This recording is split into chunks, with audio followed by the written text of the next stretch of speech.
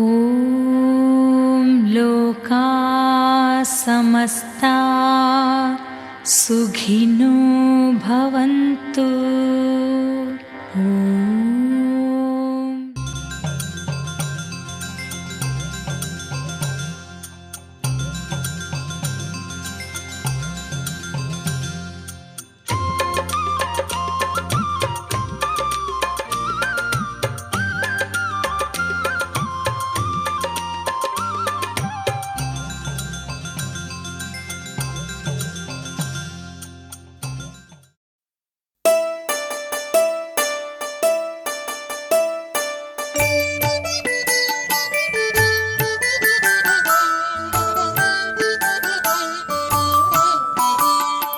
ಪುರಹರನ ರಾಣಿ ಪರಮ ಕಲ್ಯಾಣಿ ಧರೆಯೊಳ್ಕಟೀಲಪುರದಲ್ಲಿ ನಿಂತವಳೆ. ಪುರಹರನ ರಾಣಿ ಪರಮ ಕಲ್ಯಾಣಿ ಧರೆಯೊಳ್ಕಟೀಲಪುರದಲ್ಲಿ ನಿಂತವಳೆ. ಪುರಹರನ ರಾಣಿ ಕಲ್ಯಾಣಿ ಕಲ್ಯಾಣಿ.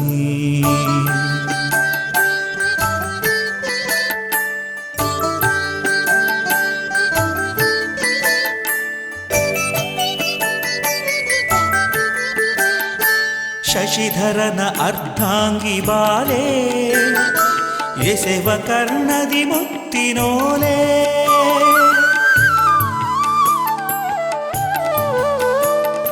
ಶಶಿಧರನ ಅರ್ಧಾಂಗಿ ಬಾಲೆ ಎಸೆವ ಕರ್ಣದಿ ಮುತ್ತಿನೋಲೆ. ನಸು ನಗುತ ಬೇಕಾದ ವರವ ಕರುಣಿಸಿದೆ, ನಸು ನಗುತ ಬೇಕಾದ ವರವ ಕರುಣಿಸಿದೆ. ವಿಸಜಾಕ್ಷಿ ಧರ್ಮ ರಕ್ಷಣೆಗೆ ಧರೆಗಿಳಿದೆ, ವಿಸಜಾಕ್ಷಿ ಧರ್ಮ ರಕ್ಷಣೆಗೆ ಧರೆಗಿಳಿದೆ. ಪುರಹರನ ರಾಣಿ ಪರಮ ಕಲ್ಯಾಣಿ ಧರೆಯೊಳ್ಕಟೀಲಪುರದಲ್ಲಿ ನಿಂತವಳೆ. ಪುರಹರನ ರಾಣಿ ಪರಮ ಕಲ್ಯಾಣಿ ಧರೆಯೊಳ್ಕಟೀಲಪುರದಲ್ಲಿ ನಿಂತವಳೆ. ಪುರಹರನ ರಾಣಿ ಕಲ್ಯಾಣಿ ಕಲ್ಯಾಣಿ.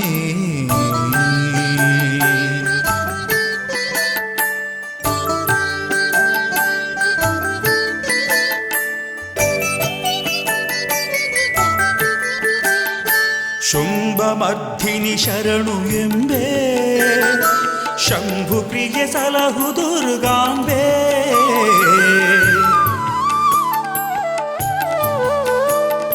ಶುಂಭಮರ್ಧಿನಿ ಶರಣು ಎಂಬೆ, ಶಂಭು ಪ್ರಿಯ ಸಲಹು ದುರ್ಗಾಂಬೆ.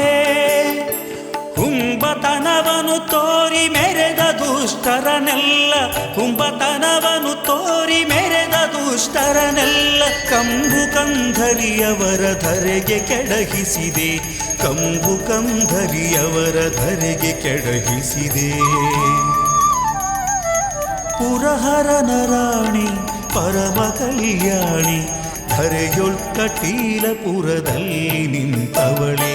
ಪುರಹರನ ರಾಣಿ ಪರಮ ಕಲ್ಯಾಣಿ ಧರೆಯೊಳ್ಕಟೀಲಪುರದಲ್ಲಿ ನಿಂತವಳೆ. ಪುರಹರನ ರಾಣಿ ಕಲ್ಯಾಣಿ ಕಲ್ಯಾಣಿ.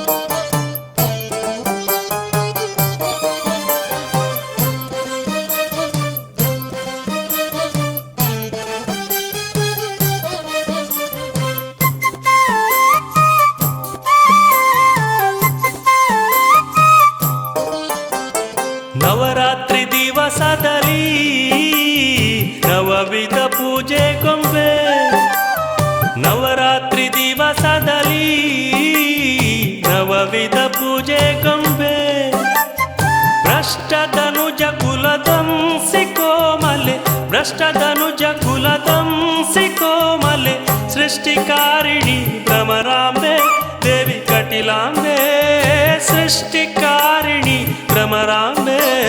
ಶರಣು ಬನ್ನಿರೋ ನಮ್ಮ ಶ್ರೀ ಕಟೀಲ ದುರ್ಗಾಂಬೆಗೆ, ಶರಣು ಬನ್ನಿರೋ ನಮ್ಮ ಶ್ರೀ ಕಟೀಲ ದುರ್ಗಾಂಬೆಗೆ.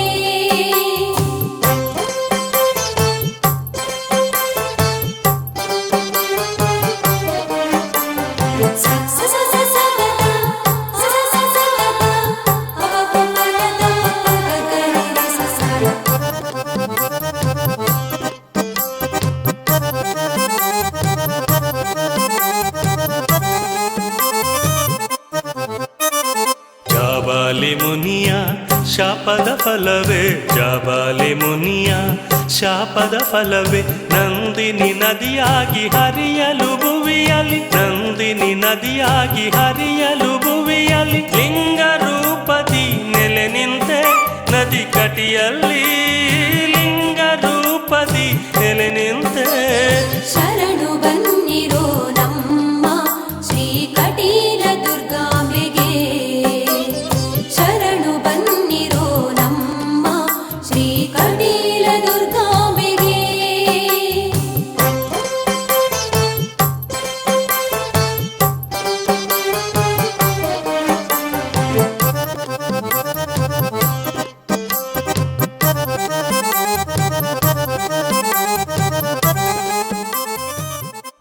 ಮುಖತೋ ಪೂರ್ಣ ನೇತ್ರ ಪದ್ಮದಳಾಕೃತಿ, ಕೋಟಿ ಸೂರ್ಯ ಪ್ರಕಾಶೇಣ ಸಭಾ ಸರ್ವಾಭಿವಂದನೋ.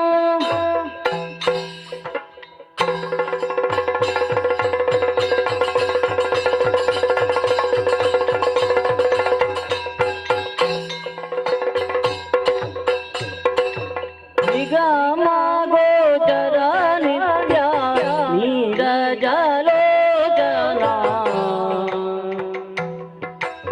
ಖಗವಾಹನ ಗಂಧರ್ವ ಗಾನ ವಿಲೋಲ ಭೃಗುವ ವಾಲ್ಮೀಕಿ ಭೂಸುರಾಜಿರುವಾಗ ಅಗಣಿತ ಗುಣ ಕರುಣೈಕ ರಘುರಾಮ ಹರೇ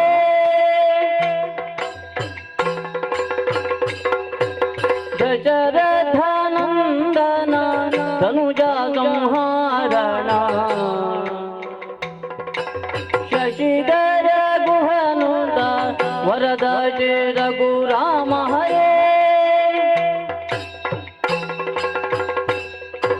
ಶರಣಾಗತ ಅಹಲ್ಯಾಜಾಪ ವಿಮೋಚನ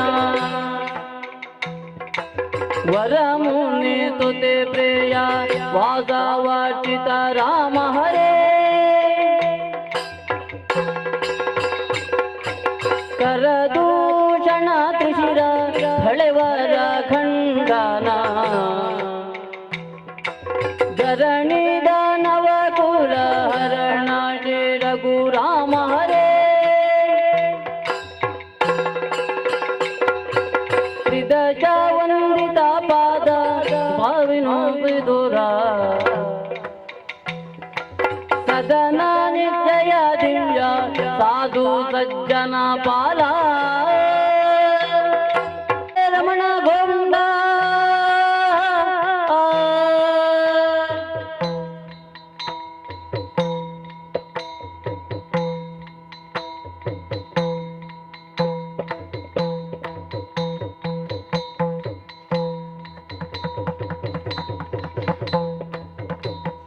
ಹರೇ ರಮಣ ಗೋವಿಂದ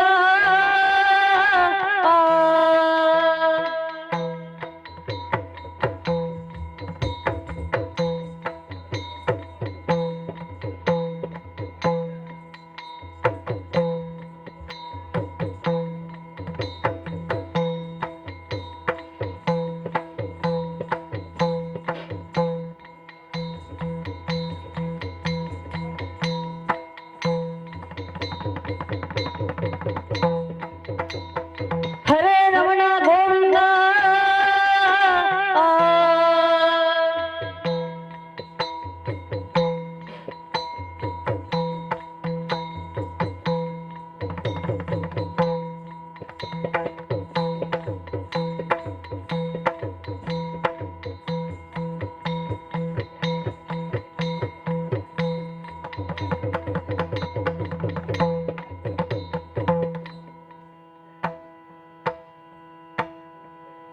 ಹೇ ರಾಮಾನುಜ ಹೇ ಜಗತ್ರಯ ಗುರು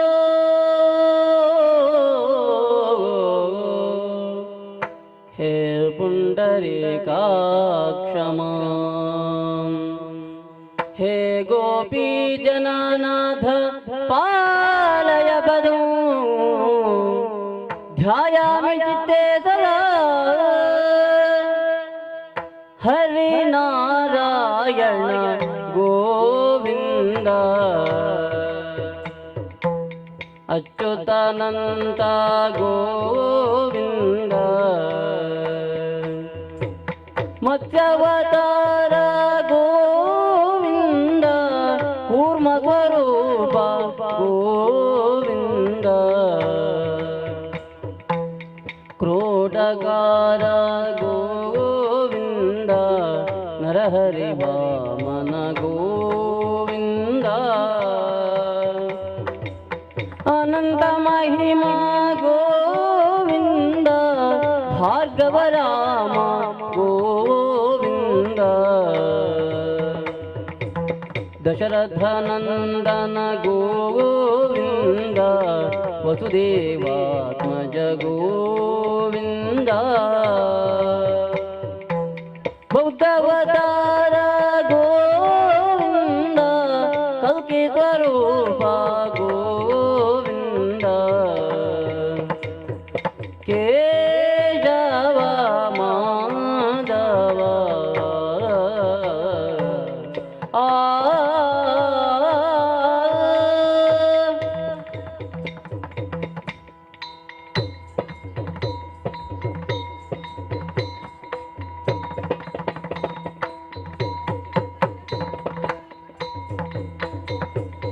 ಕೇಶವ ಮಾಧವ ಮಧುಸೂದನ ರಾಮ ದಶರಥ ನನ್ನ ದಯತ ದೀಂತನ ದಯತ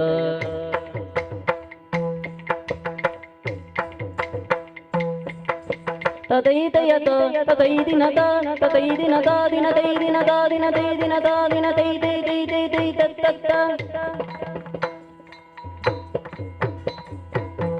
ನಂಬಿದೆನು ಪಾಲಿಸುಲೇಸ ವರ ಕೊಡ ನಗರದಿ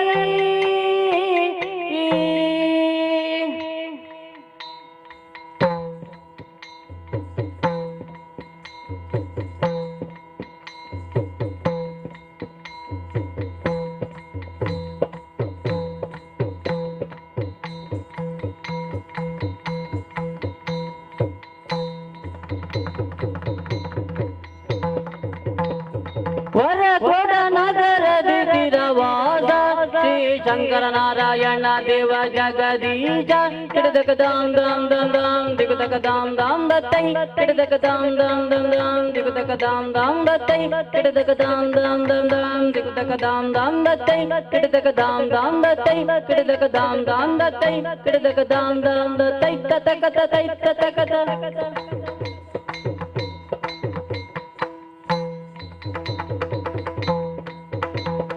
ತೋಂಗತೋ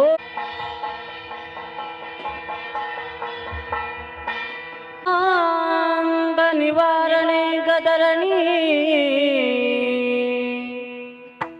ವಿಘ್ನಾಟವೀ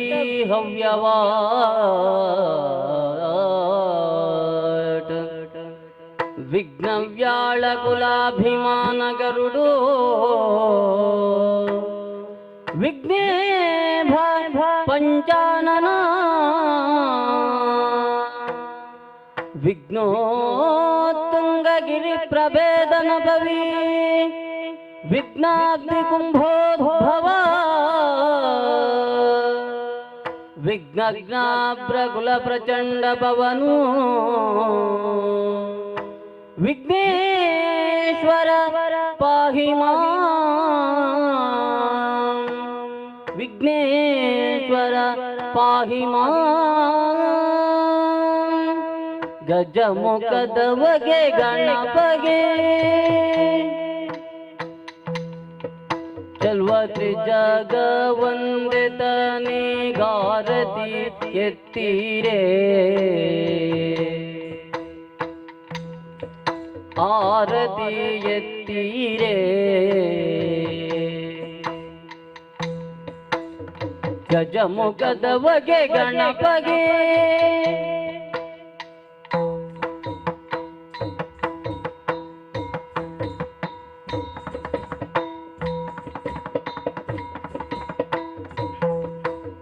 ಕರದೊಳು ಪರಶು ಪಾಶಾಂಕುಶಾಧಾರಿಗೆ ಹರುಷದಿ ಭಕ್ತರ ಪೊರೆವಗೆ ಉರಗಭೂಷಣನ ಸುಕುಮಾರ ಗಜವದನನ ಚರಣ ಕಮಲಕಾರತಿ ಎತ್ತಿರೆ ಆರತಿ ಎತ್ತಿರೆ ಗಜಮುಖದವಗೆ ಗಣಪಗೆ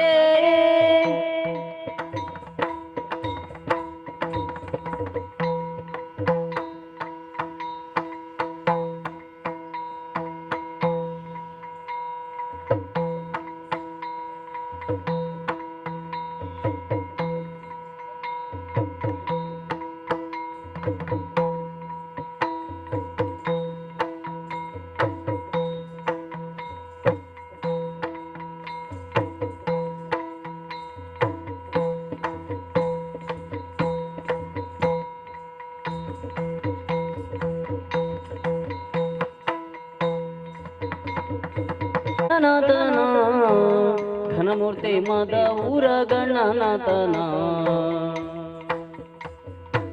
ದೇವರ ದೇವ ಕೃಪಾಕರನ ಆ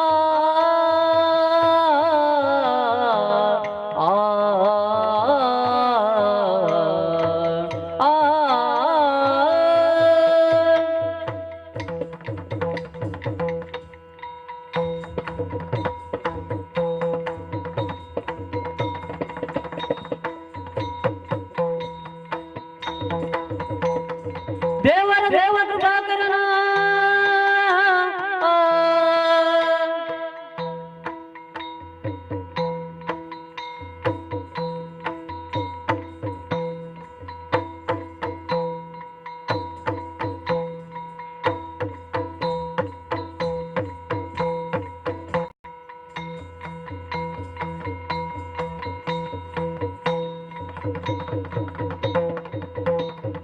ದೇವರ ದೇವ ಕೃಪಾಕರನ ಪಾವನ ಚರಿತ ಪುಣ್ಯೋದಯನ ಪಾವನ ಚರಿತ ಪುಣ್ಯೋದಯನ ಭವಜ ವಿಷಯಕ್ಕೆ ಸಿಲುಕದನ ಕೋವಿದೆ ಗಿರಿಜಯವರ ಸುತನ ಕೋವಿದೆ ಗಿರಿಜಯವರ ಸುತನ ಚಂದ್ರಗೆ ಶಾಪವಾಗಿತ್ತವನ ಆ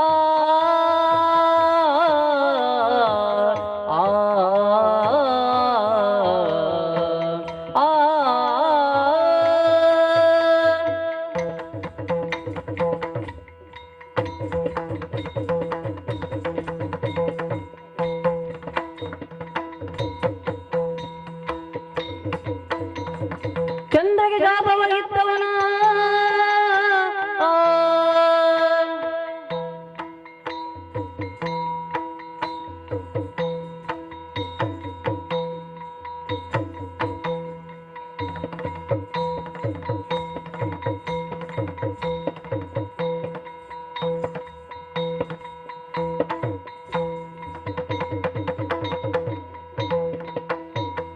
ಚಂದ್ರಗೆ ಶಾಪವಾಗಿತ್ತವನ ಅಂದ ಚಂದಾದಿಂದೋ ಹೂವ ಗಜ ಮುಖನ ಅಂದ ಚಂದಾದಿಂದೋ ಹೂವ ಗಜ ಮುಖನ ಚಂದನ ಕುಂಕುಮ ಲೇಪಿತನ ಚಂದನ ಕುಂಕುಮ ಲೇಪಿತನ ಇಂದ್ರಾದಿ ಭಕ್ತರ ಪುರೆ ಭವನ ಇಂದ್ರಾದಿ ಭಕ್ತರ ಪುರೆ ಭವನ ಸುರಮುನಿ ನಮಿತ ಸರ್ವೇಶ್ವರನ ಆ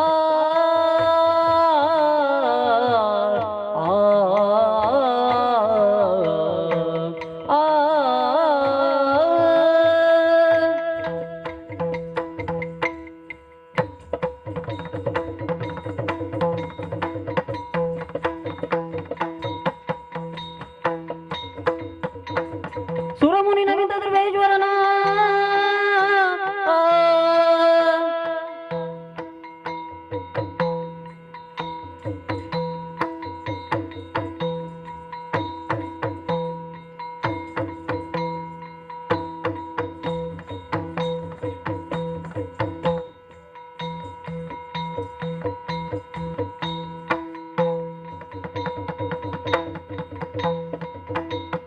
ಸುರಮುನಿ ನಮಿತ ಸರ್ವೇಶ್ವರನ ಹರಿತ ಸಿದ್ಧಿಯಾಗಿವ ಭವಹರನ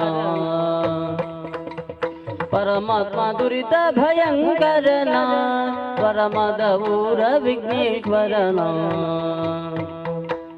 ನೆನೆಯಿದೋ ಜನರೆಲ್ಲ ಗುಣಯುತನ ಘನಮೂರ್ತಿ ಮದ ಊರ ಗಣನತನ ದಿನ ದಿನ ತೈ ದಿನ ತೈ ದಿನತ ತೋಂತನ ದಿನ ತೈ ದಿನತ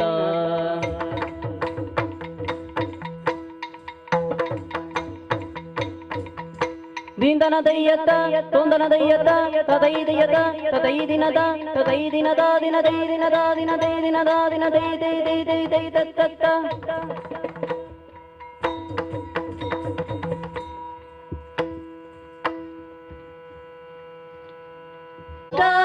ನೆನೆವೆ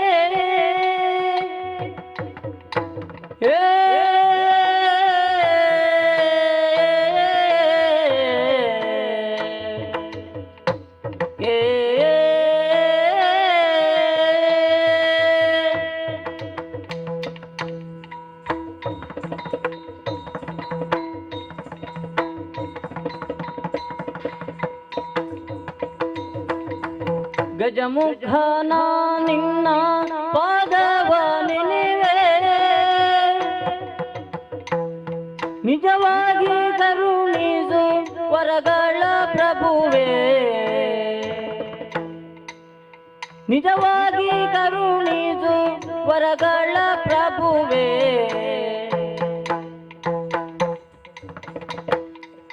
ಗಜಮುಖನ ನಿನ್ನ ಪಾದವ ನೆನೆವೆ ನಿಜವಾಗಿ ಕರುಣಿಸು ವರಗಳ ಪ್ರಭುವೇ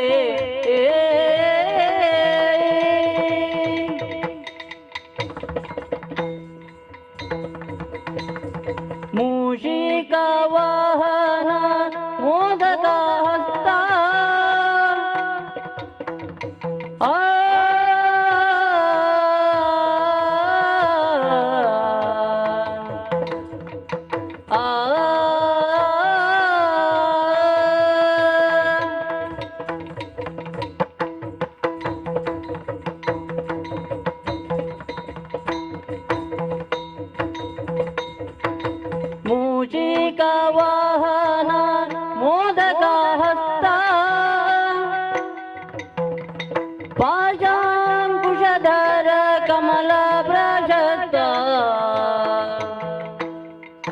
ಮೂಷಿಕ ವಾಹನ ಮೋದಕ ಹಸ್ತ ಪಾಶಾಂಕುಶರ ಕಮಲ ಪ್ರಶಸ್ತ ಶ್ಯಾಮಲ ಕರ್ಣ ವಿಳಂಬಿತ ಸೂತ್ರ ಆ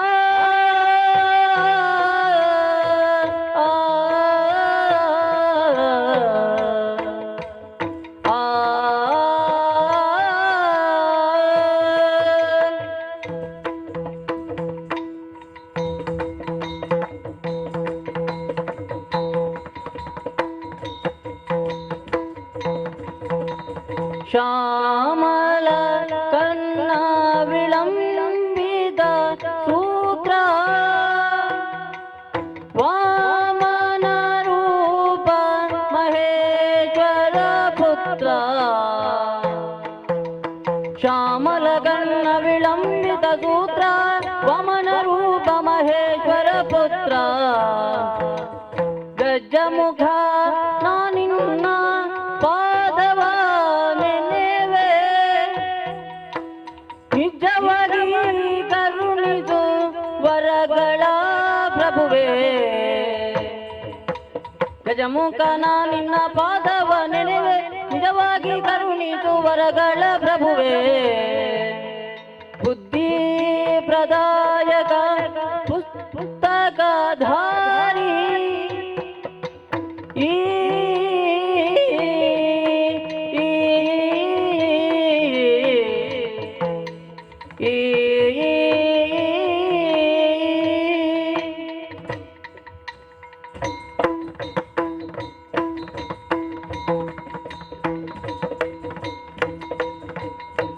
ಬುದ್ಧಿ ಪ್ರದಾಯಕ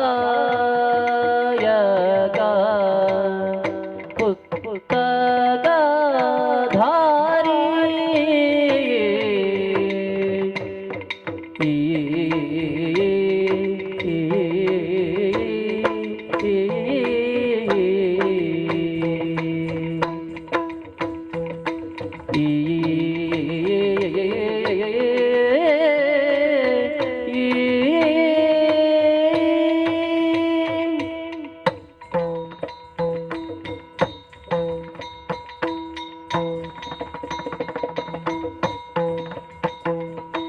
ಬುದ್ಧಿ ಪ್ರದಾಯಕ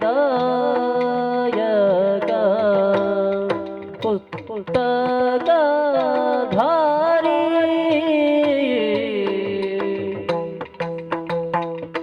ಸಿದ್ಧಿ ವಿನಾಯಕ ಪಾದ ನಮಸ್ತೆ ಬುದ್ಧಿ ಪ್ರದಾಯಕ ಪುಸ್ತಕಧಾರಿ ಸಿದ್ಧಿ ವಿನಾಯಕ ಪಾದ ನಮಸ್ತೆ ಗಜಮುಖ ನಾನಿನ್ನ ಪಾದವ ನೆನೆವೆ ನಿಜವಾಗಿ ಕರುಣಿಸು ವರಗಳ ಪ್ರಭುವೇ ಗಜಮುಖ ನಿನ್ನ ಪಾದವ ನೆನೆವೆ ನಿಜವಾಗಿ ಕರುಣಿಸು ವರಗಳ ಪ್ರಭುವೇ ದಿಂದನ ದಿಂದನ ದಿಂದನ ದಯ್ಯತ ತುಂತನ ತುಂತನ ತುಂತನ ದಯ್ಯತ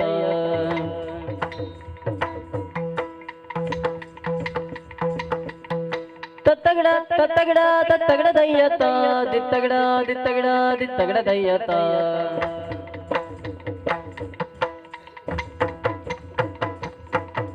ದಿಂದನ ದಯ್ಯತ ತೊಂದನ ದಯ್ಯತ ತತ್ತಗಡ ದಯ್ಯತ ದಿತ್ತಗಡ ದಯ್ಯತ ತತೈ ದಯ್ಯತ ತತೈ ದಿನತ ತತೈ ದಿನತ ದಿನತೈ ದಿನತ ದಿನತೈ ದೈ ದೈ ದೈ ದೈ ತತ್ತ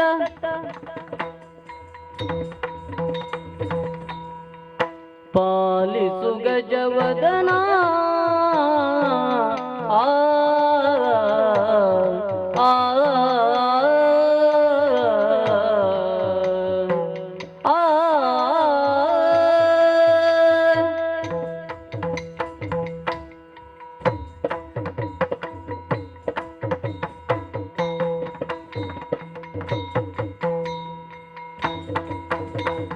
ಪಾಲಿಸು ಗಜವದನ ಸುಗುಣ ವಿಶಾಲದಯಾ ಸದನ ಸುಗುಣ ವಿಶಾಲದಯಾ ಸದನ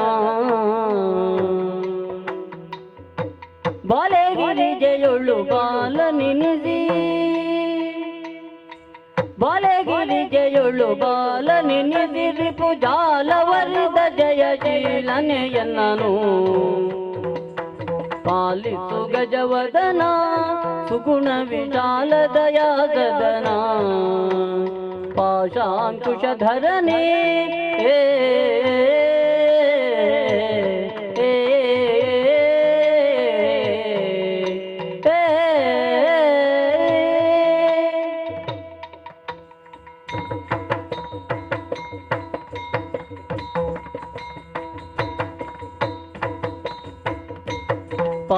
ಪಾಶಾಂಕುಶಧರನೇ ತ್ರೈ ಜಗದೀಶ ಗಣಾಧಿಪನೇ ತ್ರೈ ಜಗದೀಶ ಗಣಾಧಿಪನೇ ದೋಷರಹಿತ ಸುವಿಲಾಸಿಯ ನಿನ್ನಡಿ ದೋಷರಹಿತ ಸುವಿಲಾಸಿಯ ನಿನ್ನಡಿ ದಾಸನೆಂದು ಕರೆ ಪೋಷಿಸು ಕರುಣದಿ ಪಾಲಿಸು ಗಜವದನ ಸುಗುಣ ವಿಶಾಲದಯಾ ಸದನ ಧರೆಯೊಳು ರಂಜಿಸುವ ಆ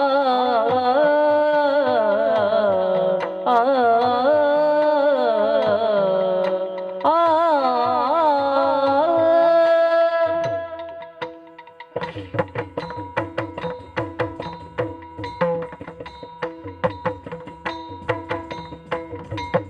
ಧರೆಯೊಳು ರಂಜಿಸುವ ಮದವುರ ಪುರದೊಳು ನೆಲೆಸಿರುವ ಮದವುರ ಪುರದೊಳು ನೆಲೆಸಿರುವ ಕರುಣದಿ ನಿಜ ಕಿಂಕರರಿಗೊಲಿದು ಕರುಣದಿ ನಿಜ ಕಿಂಕರರಿಗೊಲಿದು ಮನದಿರವನು ಪಾಲಿಸುತ್ತಿರುವ ವಿನಾಯಕ ಪಾಲಿಸು ಗಜವದನ ಸುಗುಣ ವಿಶಾಲದಯಾ ಸದನ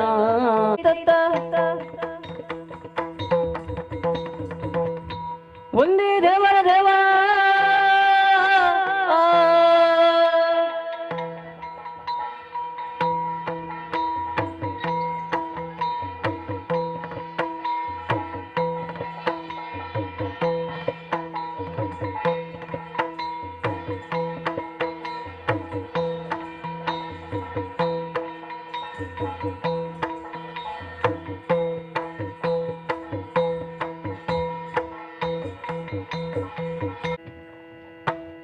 ಚಿಕ್ಕ ಪ್ರಾಯದ ಬಾಲಿ ಚದುರ ನಿನ್ನಂಗವೋ ಆ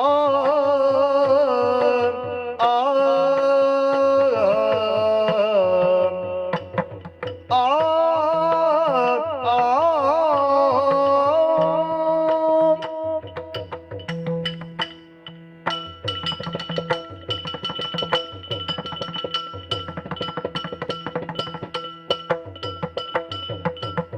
ಚಿಕ್ಕ ಪ್ರಾಯದ ಬಾಲಿ ಚದುರ ನಿನ್ನಂಗವ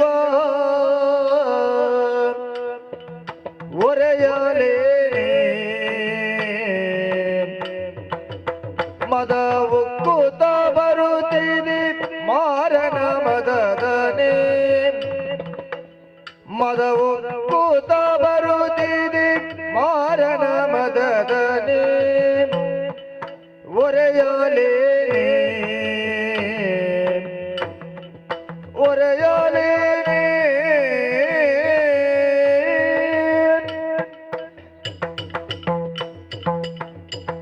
ವಾರಿ ಜಗಂದಿ ವಾರಿ ಜದಳಲೋಚನೆ ಆ ಆ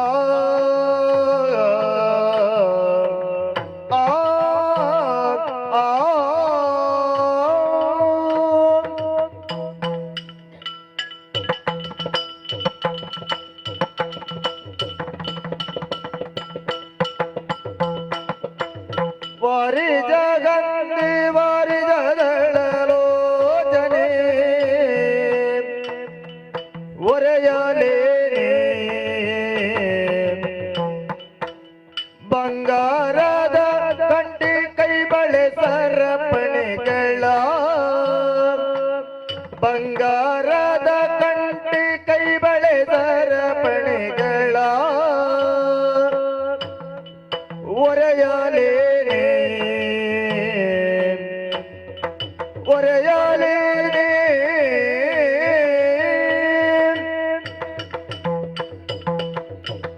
ಪಂಕಜ ಪಾಣಿಗಳ ಹಿವೆಣಿಯ ಚಂದ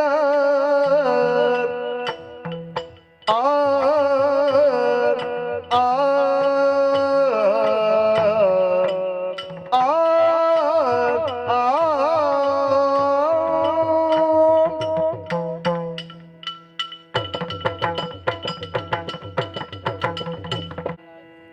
ಕಾಮಿನಿ ಕರೆದು ತಾರೆ ಶ್ರೀ ಮಂಜುನಾಥ ಸ್ವಾಮಿಯ ಬಿಟ್ಟಿರಲಾರೆ ಶ್ರೀ ಮಂಜುನಾಥ ಸ್ವಾಮಿಯ ಬಿಟ್ಟಿರಲಾರೆ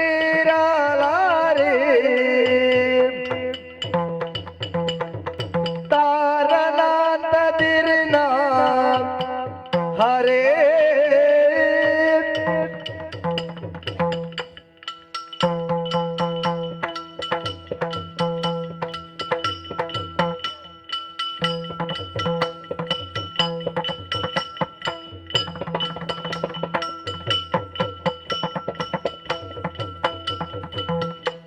ಕಾಮಿನಿ ಕರೆದು ತಾರೆ ಶ್ರೀ ಮಂಜುನಾಥ ಸ್ವಾಮಿಯ ಬಿಟ್ಟಿರಲಾರೆ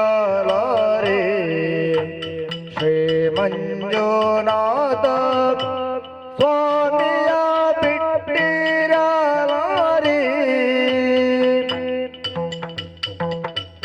ಈ ಮಹಿಯೊಳಗಿಂತ ಪುರುಷನುಳ್ಳನೆ ಕಾಂತಿ ಭೀಮ ಬಲನು ಬಲು ಸಾಮರ್ಥ್ಯನು ಇವ ಭೀಮ ಬಲನು ಬಲು ಸಾಮರ್ಥ್ಯನು ಇವ ಪ್ರೇಮದಿ ಕರೆ ದೊಡೆ ಕಾಮಿತವೀವನು ಪ್ರೇಮದಿ ಕರೆ ದೊಡೆ ಕಾಮಿತವೀವನು ಪ್ರೇಮದಿ ಕರೆ ದೊಡೆ ಕಾಮಿತವೀವನು ತೈ ತಕತ ದಿನ ತೈ ಕೆಡದಗ ತೈ ದಿಮಿತ ದಿನ ತೈ ಕೆಡದಗ ತೈ ತಕತ ದಿನ ತೈ ದಿಮಿತ ದಿನ ತೈ ದಿನ ತೈ ದಿನ ತೈ ದಿನ ತೈ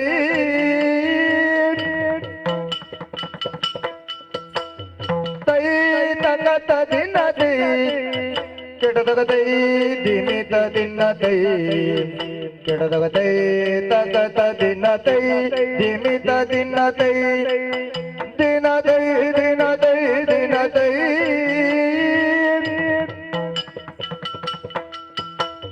ತೈ ತಕತ ದಿನ ತೈ ದಿಮಿತ ದಿನ ತೈ ತೋಂ ದಿನ ತೈ ದೀಂ ದಿನ ತೈ ದಿನ ತೈ ದಿನ ತೈ ದಿನ ತೈ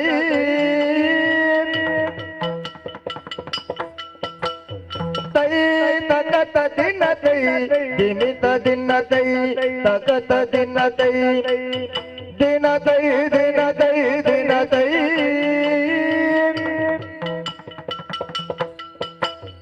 ತಾ ಜಣುತ ಜಣುತ ಜಣುತ ಜಣುತ ಜಣುತ ಜಣುತ ಜಣುತ ಜಣುತ ಜಣುತ ದೀಂ ತನ ದಿರಿ ನಾಮ್ ತೋಂ ತನ ದಿರಿ ನಾಮ್ ದೀಂ ತನ ದಿರಿ ನಾಮ್ ತೋಂ ತನ ದಿರಿ ನಾಮ್ ದೀಂ ತನ ತನ ದೀಂ ತನ ತನ ದೀಂ ತ ದೀಂ ತ ದಿನ ತೈ ತೈ ತಕತ ದಿನ ತೈ ದಿಮಿತ ದಿನ ತೈ ತಕತ ದಿನ ತೈ ದಿಮಿತ ದಿನ ತೈ ದಿನ ತೈ ದಿನ ತೈ ದಿನ ತೈ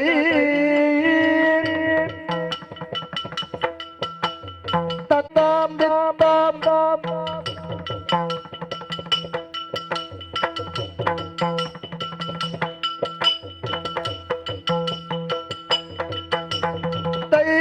ತಕತ ದಿನತೈ ದಿಮಿತ ದಿನತೈ ತಕತ ದಿನತೈ ದಿಮಿತ ದಿನತೈ ದಿನತೈ ದಿನಂ ದಿನತೈ ದಿನಂ ದಿನತೈ ದಿನಂ ತೈ ದಿನದ ದಿನತೈ ದಿನದ ದಿನತೈ ದಿನದ ದಿನತೈ ತತ್ತ ತಾರನಾಥ ದಿರಿನ ಹರೇ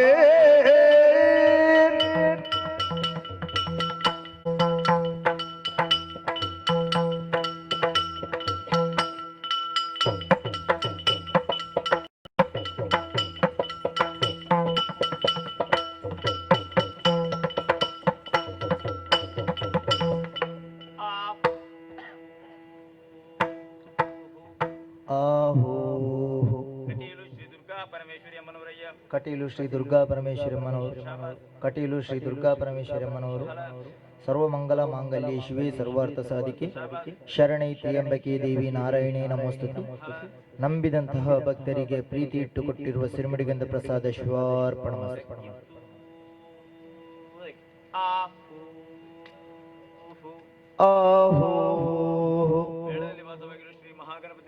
ಮೇಳದಲ್ಲಿ ವಾಸವಾಗಿರುವ ಶ್ರೀ ಮಹಾಗಣಪತಿ ದೇವರು ಮೇಳದಲ್ಲಿ ವಾಸವಾಗಿರುವ ಶ್ರೀ ಮಹಾಗಣಪತಿ ದೇವರು ವಕ್ರತುಂಡ ಮಹಾಕಾಯ ಕೋಟಿ ಸೂರ್ಯ ಸಮಪ್ರಭ ನಿರ್ವಿಘ್ನಂ ಕುರುಮೇ ದೇವು ಸರ್ವಕಾರ್ಯೇಷು ಸರ್ವದ. ನಂಬಿದಂತಹ ಭಕ್ತರಿಗೆ ಪ್ರೀತಿ ಇಟ್ಟುಕೊಟ್ಟಿರುವ ಸಿರಿಮಡಿಗಂಧ ಪ್ರಸಾದ ಶಿವಾರ್ಪಣಮಸ್ತು.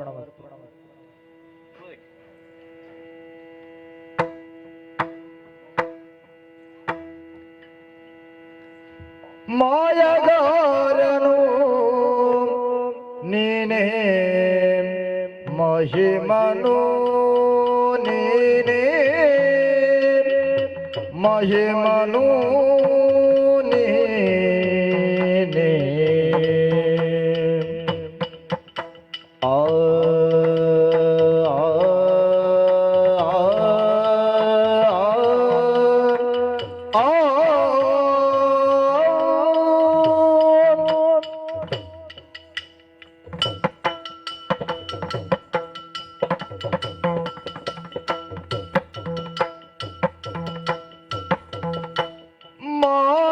ಮಾಯಗಾರನು ನೀನೇ ಮಹಿಮನು ನೀನೇ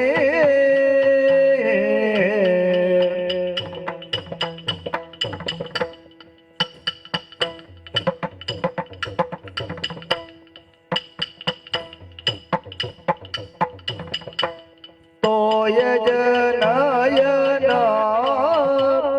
ಉದರೆಯೂ ನೀನೇ ತೋಯ ಜನಯನ ಉದರೆಯೂ ನೀನೇ ಕಾಯಜ ಪಿತಲೋಕ ನಾಯಕ ಹರಿಯೇ ಶ್ರೇಯರದ ಜಿನ್ನಿಗ ರಾಯ ಮೂರ್ತಿಯೇ ಕಾಯ ಜಪಿತ ಲೋಕನಾಯಕ ಹರಿ ಶ್ರೇಯರದ ಜಿನ್ನಿಗ ರಾಯ ಮೂರ್ತಿಯೇ ಶ್ರೇಯರದ ಜಿನ್ನಿಗ ರಾಯ ಮೂರ್ತಿಯೇ ಶ್ರೇಯರದ ಜಿನ್ನಿಗ ರಾಯ ಮೂರ್ತಿಯೇ ಶ್ರೀಯರದ ನಿಗರಾಯ ಮೂರ್ತಿ ಮಾಯಗಾರನು ನೀನೇ ಮಹಿಮನು ನೀನೇ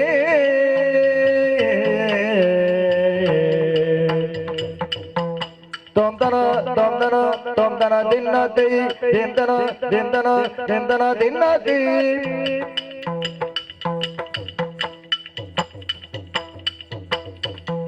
ದಿತ್ತಗಡ ದಿತ್ತಗಡ ದಿತ್ತಗಡ ದಿನ್ನತಿ ದಿತ್ತಗಡ ದಿತ್ತಗಡ ದಿತ್ತಗಡ ದಿನ್ನತಿ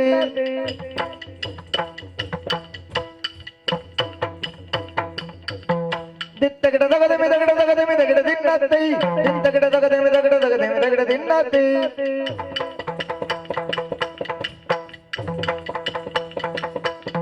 ತೊಂತನ ದಿನ್ನ ತೈ ದಿಂದನ ದಿನ ತೈ ದೈ ದಿನ ತೈ ದೈ ದಿನ ತೈ ದೈ ದಿನ ತೈ ದೈ ದಿನದ ದಿನ ದೈ ದಿನದ ದಿನ ದೈ ದಿನದ ದಿನ ದೈ ತತ್ತಂ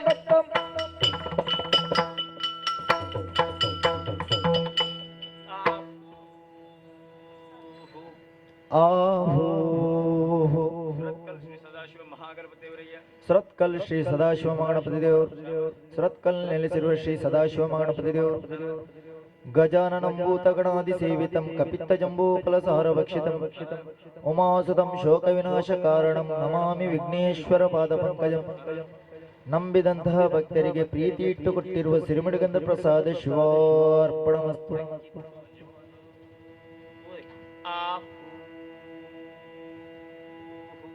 ಆಹೋ ಸಸಿತ್ಲಿನಲ್ಲಿ ನೆಲೆಸಿರುವ ಶ್ರೀ ಭಗವತಿ ಅಮ್ಮನವರು ಸಸಿತ್ಲಿನಲ್ಲಿ ನೆಲೆಸಿರುವ ಶ್ರೀ ಭಗವತಿ ಅಮ್ಮನವರು ಸರ್ವೇಶೇ ಸರ್ವರೂಪೇ ಸರ್ವಶಕ್ತಿ ಸಮನ್ವಿತೆ ಭಯಭ್ಯೋ ಸ್ಥಾಯಿನೋ ದೇವಿ ಭಗವತಿ ನಮೋಸ್ತುತಿ. ನಂಬಿದಂತಹ ಭಕ್ತರಿಗೆ ಪ್ರೀತಿ ಇಟ್ಟುಕೊಟ್ಟಿರುವ ಸಿರಿಮಿಡಿಗಂಧ ಪ್ರಸಾದ ಶಿವಾರ್ಪಣ.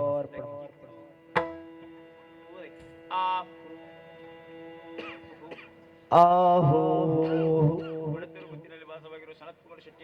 ಕೊಡೆತ್ತೂರು ಗುತ್ತಿನಲ್ಲಿ ವಾಸವಾಗಿರುವ ಸನತ್ ಕುಮಾರ್ ಶೆಟ್ಟಿಯವರು ಕೊಡೆತ್ತೂರು ಗುತ್ತಿನಲ್ಲಿ ವಾಸವಾಗಿರುವ ಸನತ್ ಕುಮಾರ್ ಶೆಟ್ಟಿಯವರು ಆರ್ತಿಗಾರರು ಕುಶಾಲ್ಗಾರರು ಮೋಜುಗಾರರು ನಂಬಿದಂತಹ ಭಕ್ತರಿಗೆ ಪ್ರೀತಿ ಇಟ್ಟುಕೊಟ್ಟಿರುವ ಪಟ್ಟೆಶಾಲು.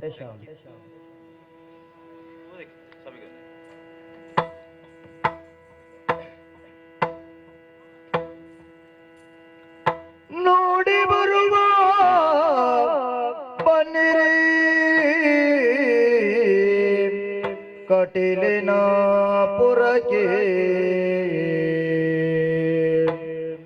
ನೋಡಿ ಬರುವ ಬನ್ನಿರಿ ಕಟೀಲಿನ ಪುರಕ್ಕೆ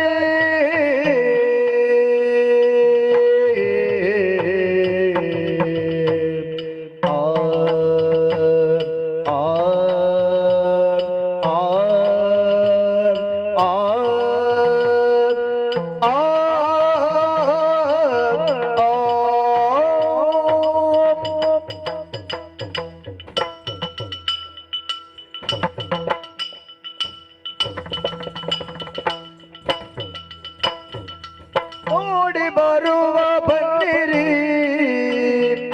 ಕಟೀಲಿನ ಪುರಕ್ಕೆ ನೋಡಿ ಬರುವ ಬನ್ನಿರಿ ಹೂವಿನ ಅಲಂಕಾರದಿಂದ ಶೋಭಿಸುವ ಮಾತೆಯ ನೋಡುವ ಬನ್ನಿರಿ ಮಾಡಿ ಅಮ್ಮನ ಪೂಜೆ ಬೇಡಿ ಗಮಿತ ಬಲವ ಸುಜನರೆಲ್ಲರೂ ಕೂಡಿ ಇರುವ ಸಮಯವನ್ನೇ ಶುಕ್ರವಾರ ದಿನದಂದು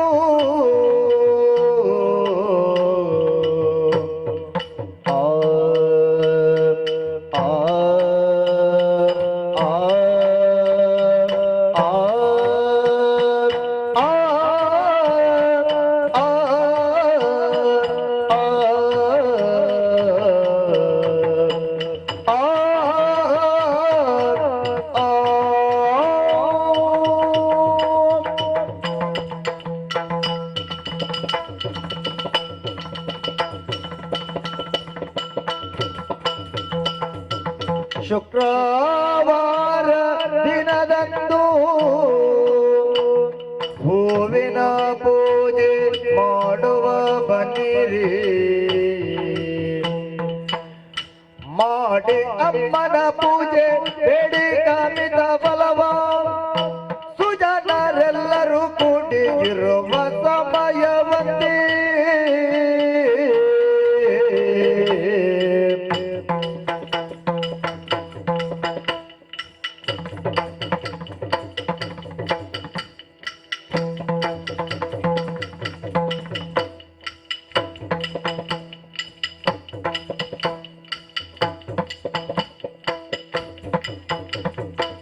ನೋಡಿ ಬರುವ ಬನ್ನಿರಿ ಕಟೀಲಿನ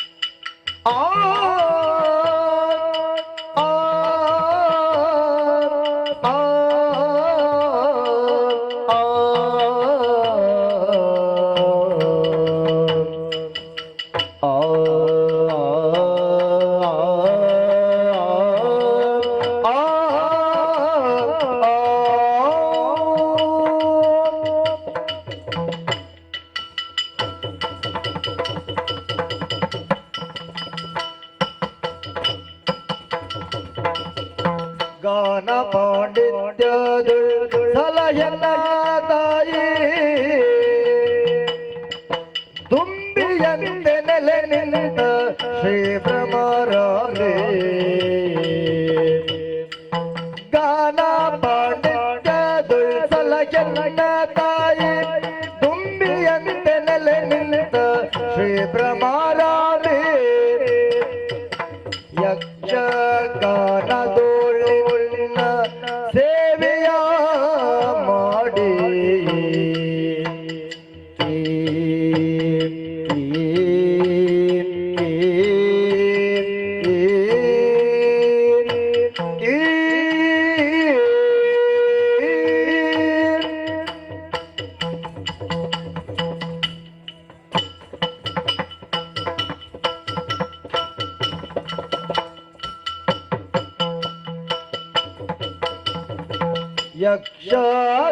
ಯಕ್ಷಗಾನದೋಳಿನ ಸೇವೆಯ ಮಾಡಿ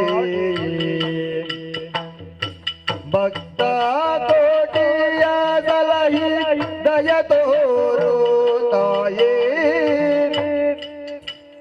ಯಕ್ಷಗಾನದೊಳಿನ ಸೇವೆಯ ಮಾಡಿ ಭಕ್ತ ಕೋಟಿಯ ಸಲಹಿ ದಯ ತೋರು ತಾಯಿ ನೋಡಿ ಬರುವ ಬನ್ನಿರಿ ಕಟೀಲಿನ ಪುರಗೆ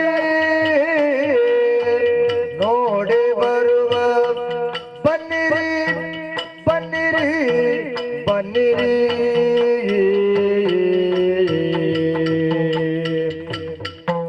ತೊಂದನ ತೊಂದನ ತೊಂದನ ದಿನ ತೈ ದಿಂದನ ದಿಂದನ ದಿಂದನ ದಿನ ತೈ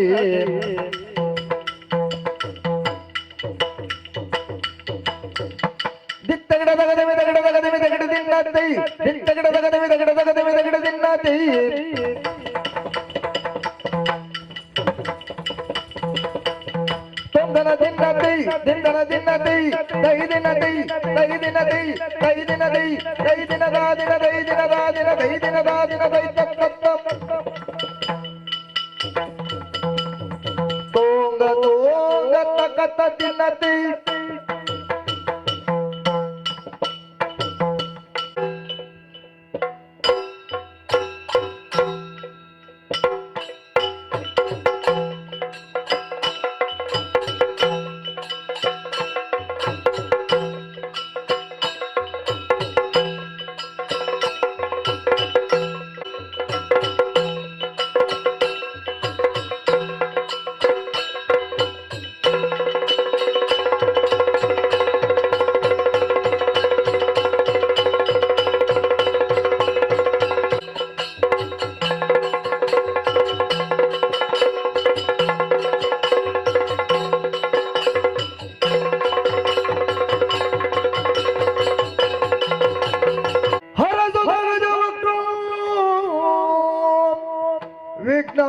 ವಿಘ್ನಾಜಿಮೂತವಾಯು ದಿನಮಣಿ ಶತ ತೇಜೋ ದತ್ತ ಭಕ್ತಿ ಸಿದ್ಧಾರ್ಥ ತಮನನು ಭೂಧರೋ ವಾರಿಜಾಕ್ಷ ಕಮಲಜ ಸುರ ಸ್ತೋತ್ರ ವೇದ ವೇದ್ಯಾಂ ನಮಾಮಿ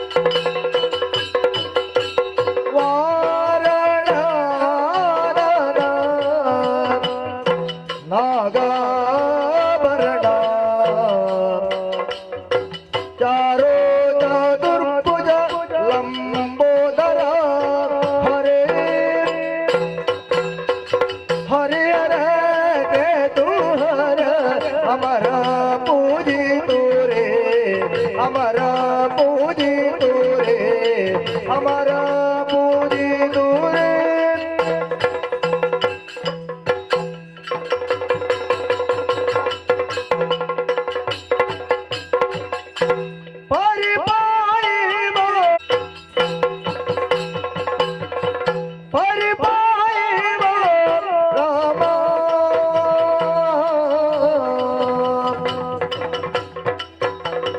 परे परे मंदी रणभीम परिणामित गुणधाम प्रणतार विराम जय जय दो जय दो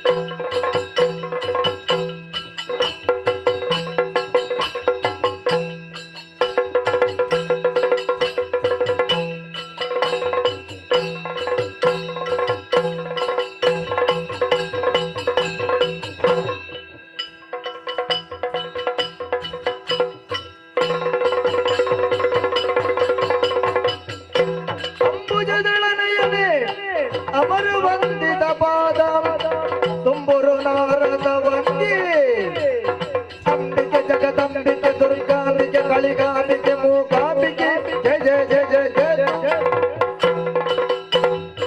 ಬದನ ಮುಜರ ಗಣಮಣಿ ದಾತಿಗೆ ಬಿಡಿಸಿ ಶಬವಣಿದ ಸುತ ಬಳಿದೆ ಪುರಮುಗತಾದ ಮದವರ ಬರದಲ್ಲಿ ನಡೆದಲ್ಲಿ ನೆಲೆಸಿ ಒಡೆಯ ವಿಘ್ನೇಶ ಜಯ ಜಯ ಜಯ ಜಯ ಜಯ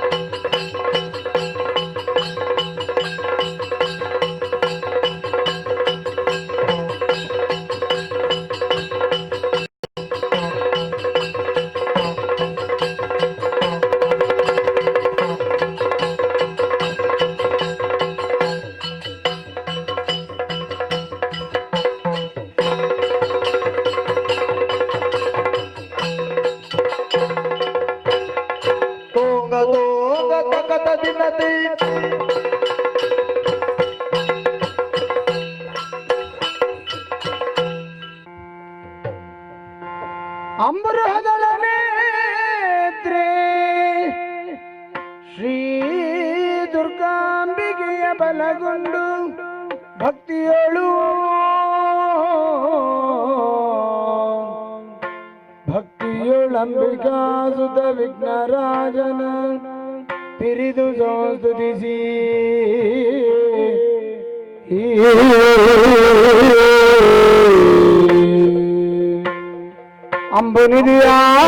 ಅಂಬುನಿಧಿಯಾತ್ಮಜಿಗೆ ಕೈ ಮುಗಿದು ಅಂಬುಜಾಜನ ವಾಣಿಯರಾಗ ಪಾದಾಂಬುಜಕ್ಕೆ ಮನಮಡಿದ ವರ್ಣಿಸಿನಿ ತಥಾಮೃತ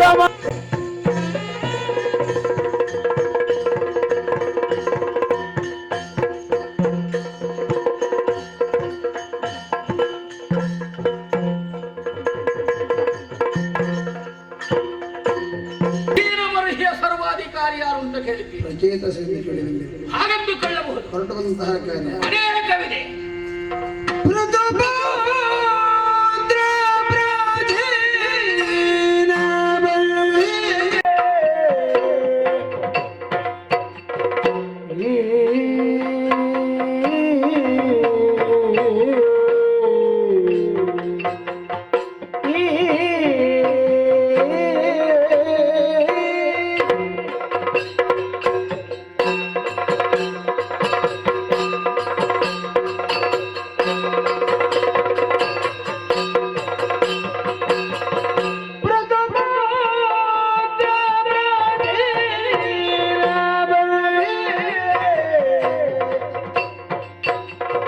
ಶತಧೃತಿಯಲ್ಲಿ ಸುತರು ವೀರೈದು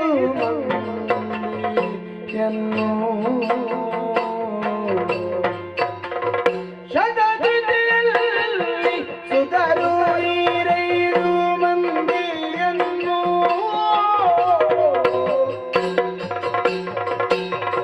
ಹಿತದಿ ಪಡೆದ ಮಾರಿಗೆ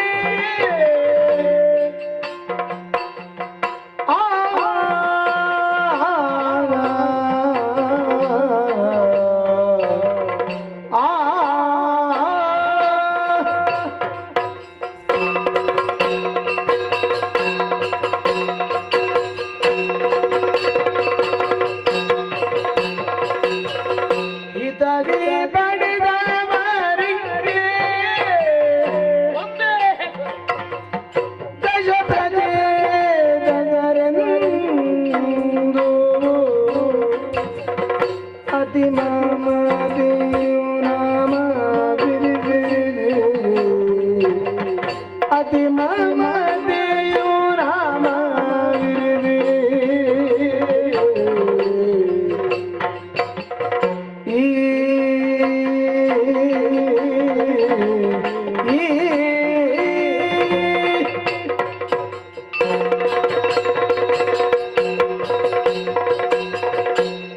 ಪ್ರಾಚೀನ ಬರ್ಹಿ ಎನ್ನುವುದು ಸುಂದರ ಮಂದಿರಗಳ ನಾಡಾಗಿ ವಿಜೃಂಭಿಸುತ್ತಿದೆ. ಇದಕ್ಕೆ ಹಿನ್ನೆಲೆ ಇಲ್ಲದೇ ಇಲ್ಲ. ಋತು ಪೌತ್ರ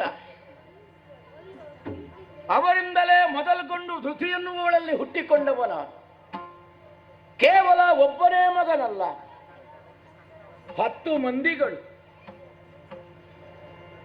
ಪ್ರಪಂಚ ಮುಖದಲ್ಲಿ ಗುರುತಿಸಿಕೊಳ್ಳಬೇಕು ಅಂತ ಇದ್ರೆ ಪ್ರತಿಯೊಬ್ಬರಿಗೂ ಒಂದೊಂದು ಹೆಸರಿರುತ್ತದೆ, ನಾಮಧೇಯವನ್ನಿರಿಸ್ತಾರೆ.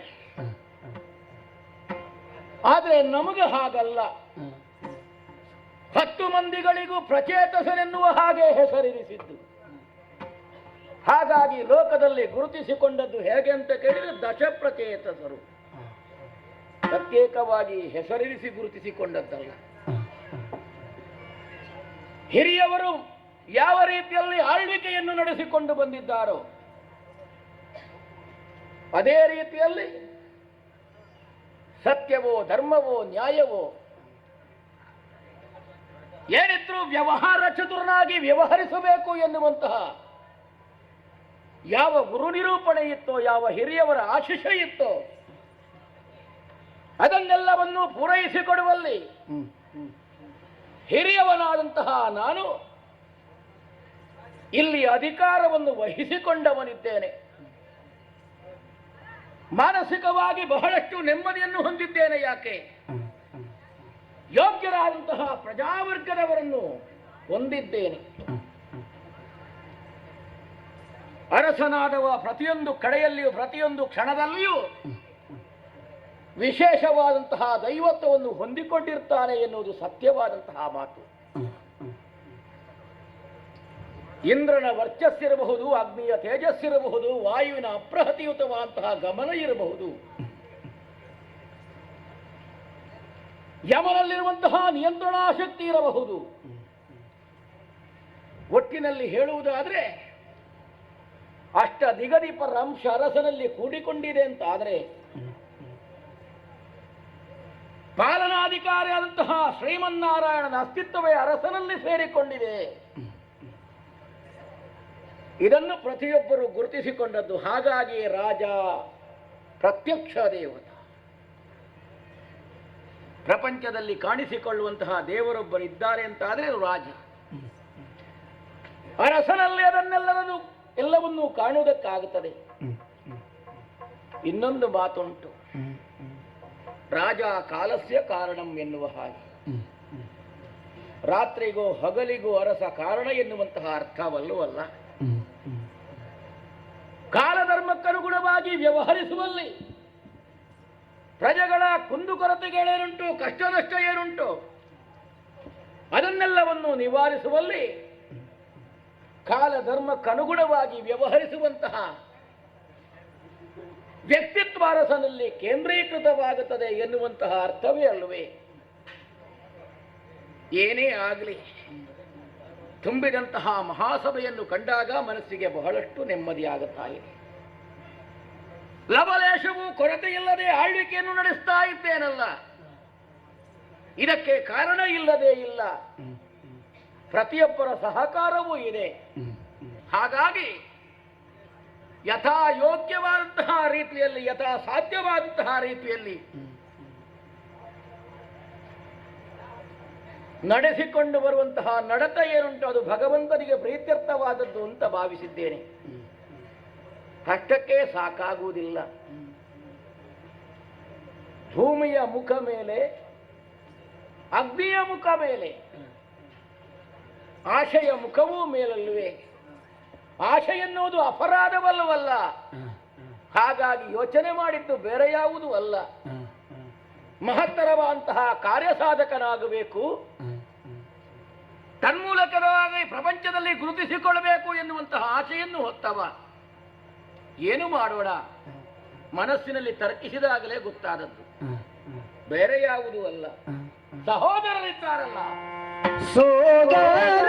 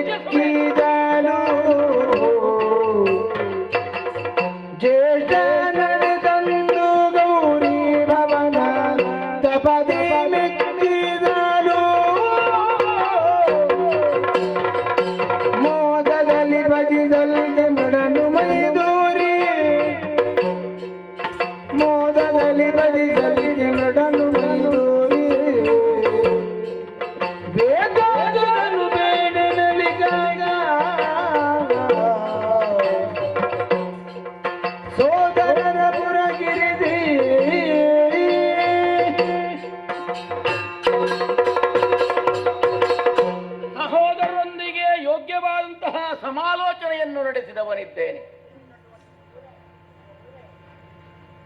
ಸೃಷ್ಟಿ, ಸ್ಥಿತಿ, ಲಯ ಎನ್ನುವಂತಹ ನಿರಂತರ ಪರಿಕ್ರಮಕ್ಕೆ ಮೂರು ಮೂರ್ತಿಗಳಿದ್ದಾರೆ. ಆ ಸೃಷ್ಟಿಯ ಮುಖ ಪ್ರತ್ಯೇಕವಾದದ್ದು. 4 ಇರಬಹುದು, 5 ಇರಬಹುದು. ಹೇಳಿ ಕೇಳಿ ದಿನವೊಂದಕ್ಕೆ 84 ಲಕ್ಷ ಜೀವರಾಶಿಗಳು.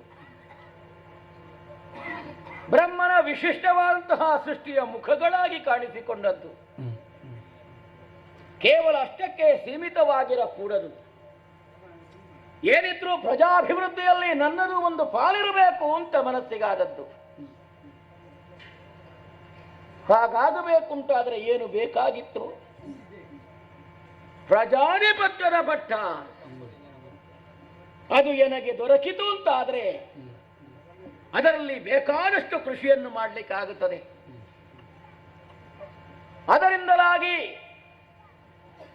ಪ್ರಚೇತಸರಲ್ಲಿ ಹಿರಿಯವನಾದಂತಹ ನಾನು ಏನು ಎನ್ನುವುದು ಲೋಕಮುಖಕ್ಕೆ ವಿದಿತವಾಗಿ ಹೋಗುತ್ತದೆ. ಈ ಕೈಂಕರ್ಯದಲ್ಲಿ ನನ್ನನ್ನು ನಾನು ತೊಡಗಿಸಿಕೊಳ್ಳಬೇಕು ಅಂತಾದ್ರೆ ಏನಾಗಬೇಕಾಗಿತ್ತು? ಇದನ್ನು ಪಡೆಯುವುದಾದ್ರೂ ಎಲ್ಲಿಂದ? ಇದಕ್ಕೆ ಯೋಗ್ಯವಾದಂತಹ ಸಹಕಾರ ದೊರಕುವುದಾದ್ರೂ ಎಲ್ಲಿಂದ? ಪರಮಾನುಗ್ರಹ ಯಾವುದರಿಂದಾದೀತು? ಹೀಗೆಂದು ಯೋಚಿಸಿದಾಗ ಕಡೆಯ ದಿಕ್ಕಿನ ಒಡೆಯನಾದಂತಹ ಮೃಡರನ್ನು ಒಲಿಸಿಕೊಳ್ಳಬೇಕು. ಅವರಿಂದಲೇ ಪಡೆದುಕೊಂಡೆ ಅಂತಾದ್ರೆ ಆ ನಿಯಂತ್ರಣ ಶಕ್ತಿ ಎನ್ನುವುದು ನಮಗೆ ವಿದಿತವಾಗುತ್ತದೆ. ಸರಿ, ತೀರ್ಮಾನಕ್ಕೆ ನಾನೊಬ್ಬನೇ ಬದ್ಧನಾದದ್ದಲ್ಲ. ಸಹೋದರರಲ್ಲಿ ವಿಚಾರವನ್ನೆಲ್ಲವನ್ನು ಅರುಹಿದಾಗ ಸಂತೋಷವಾಗಿ ಒಪ್ಪಿಕೊಂಡವರಿದ್ದಾರೆ. 9 ಮಂದಿಯನ್ನು ಈ ಪುರದ ರಕ್ಷಣೆಗಾಗಿ ಇರಿಸಿದ್ದೇನೆ.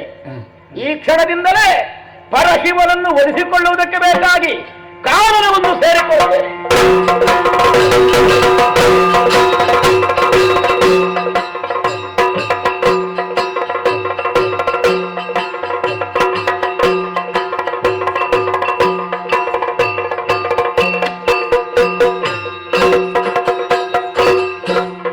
ರಮಣೀಯವಾದಂತಹ ಪ್ರದೇಶವಿದು.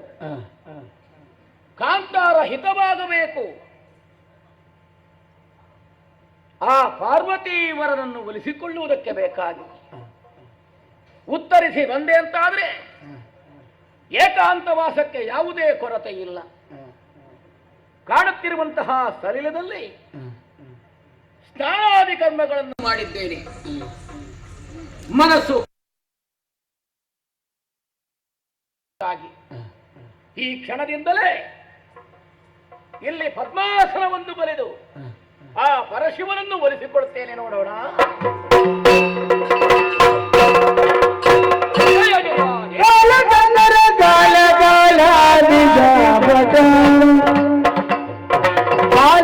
ನಯನ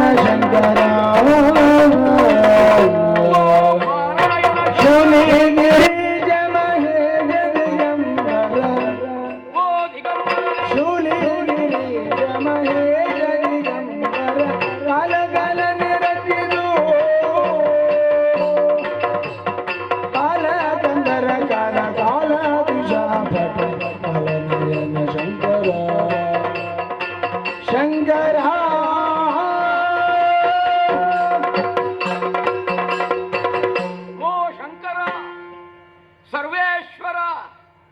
ವರದ ಭಯಂಕರ ಪಾರ್ವತೀ ವಲ್ಲಭನೆ ಹರಶಂಭೋ ಮಹಾದೇವ ವಿಶ್ವೇಶ ಅಮರವಲ್ಲಭ ಶಿವಶಂಕರ ಸರ್ವಾತ್ಮ ನೀಲಕಂಠ ನಮೋಸ್ತುತೆ. ಇದು ನಿನ್ನ ಭಜಕರಾದಂತಹ ದಶಪ್ರಚೇತಸರಲ್ಲಿ ಹಿರಿಯವನಾದ ನಾನೇ ಆರಾಧಿಸ್ತಾ ಇದ್ದೇನೆ. ಓ, ನನ್ನ ಮನಸ್ಸಿನ ಆಕಾಂಕ್ಷೆಗಳೇನುಂಟು ಅದನ್ನೆಲ್ಲವನ್ನು ಪೂರೈಸಿಕೊಡು ತಂದೆ. ಜಯ ಜಯ ಜಯ ಜಯ.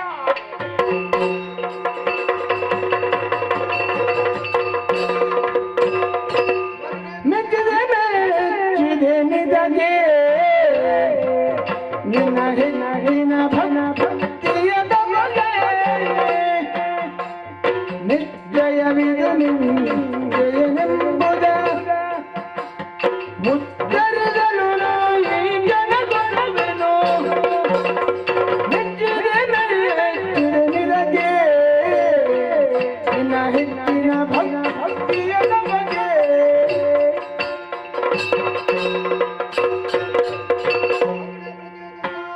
ನಿನ್ನ ಭಕ್ತಿ ಭಾವಗಳಿಗೆ ಮೆಚ್ಚಿ ಪ್ರತ್ಯಕ್ಷನಾಗಿದ್ದೇನೆ ಮಗು. ಏನು ಬರಬೇಕು ಎಂಬುದಾಗಿ ಕೇಳಿಕೋಗಂತ ಗಂಗಾಧರನೇ. ಪ್ರಜಾಧಿಪತ್ಯವ ಬಯಸಿ ಭಕುತ ಪ್ರೇಮಿಯಗೆ ಪ್ರಜಾಧಿಪತ್ಯವ ಬಯಸು. ಅಗಳಂಗ ನಿತ್ಯೆಯು ತಪವ ಅಗಳಂಗ ನಿತ್ಯೆಯು ತಪವ.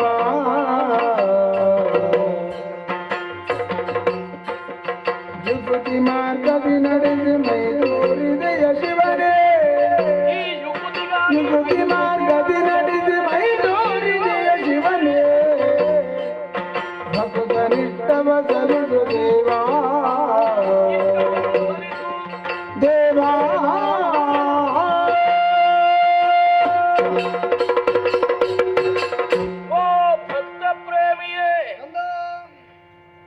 ಭಕ್ತಿಯ ಪಾಶ ನಿನ್ನನ್ನು ಈ ಕಡೆಗೆ ಸೆಳೆಯಿತಲ್ವ? ನಿನ್ನನ್ನು ಕಾಣಬೇಕು ಎನ್ನುವಂತಹ ಹಂಬಲ ಬಹುಕಾಲದ ತಪಸ್ಸೇ ಇದಕ್ಕೆ ಸಾಕ್ಷಿಯಾಯಿತು.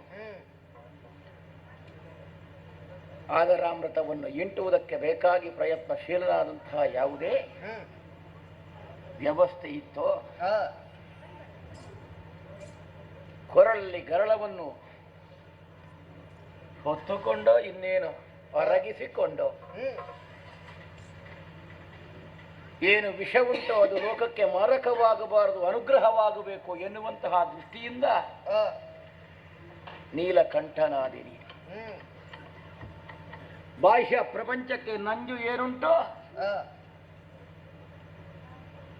ಅದಕ್ಕೆ ಅರ್ಥ ಇಲ್ಲ, ವ್ಯರ್ಥವಾಗಕೂಡದು ಎನ್ನುವುದಕ್ಕೆ ಬೇಕಾಗಿ ನಂಜುಂಡನಾದಿನಿ. ಭೋ, ಒಂದೆರಡಲ್ಲ 10 ಹಲವಾರು ನಾಮಗಳು ನಿನಗೆ. ಪ್ರತಿಯೊಂದು ನಾಮಕ್ಕೂ ಮಹತ್ತರವಾದಂತಹ ಅರ್ಥವನ್ನು ಕಲ್ಪಿಸಬಹುದಾಗಿದೆ. ಆದರೆ ಇಲ್ಲಿಯವರೆಗೆ ನಿನ್ನನ್ನು ನುತಿಸಬೇಕಾದಿದ್ರೂ ಮಹತ್ತರವಾದಂತಹ ಯೋಚನೆ ಇದೆ. ಏನದು? ಕೇವಲ ಯಕಶ್ಚಿತ್ ವ್ಯಕ್ತಿಯಾಗಿ ನಾನು ಪ್ರಪಂಚದಲ್ಲಿ ಕಾಣಿಸಕೂಡದು. ಅದೇನಿದ್ರು ಮಹತ್ತತ್ವಕ್ಕೆ ಪೂರಕವಾದಂತಹ ಯಾವ ಶಕ್ತಿ ಇದೆಯೋ ಅದನ್ನು ಹೊಂದಬೇಕು ಅಂತ ಬಯಸಿದವನಿದ್ದೇನೆ. ಪ್ರಜಾಧಿಪತ್ಯವನ್ನು ಎನಗನುಗ್ರಹಿಸಿ ನನ್ನನ್ನು ಕೃತಾರ್ಥನನ್ನಾಗಿಸಬೇಕು ಅಂತ ಕಳಕಳಿಯಿಂದ ಬೇಡಿಕೊಳ್ತಾ ಇದ್ದೇನೆ ತಂದೆ.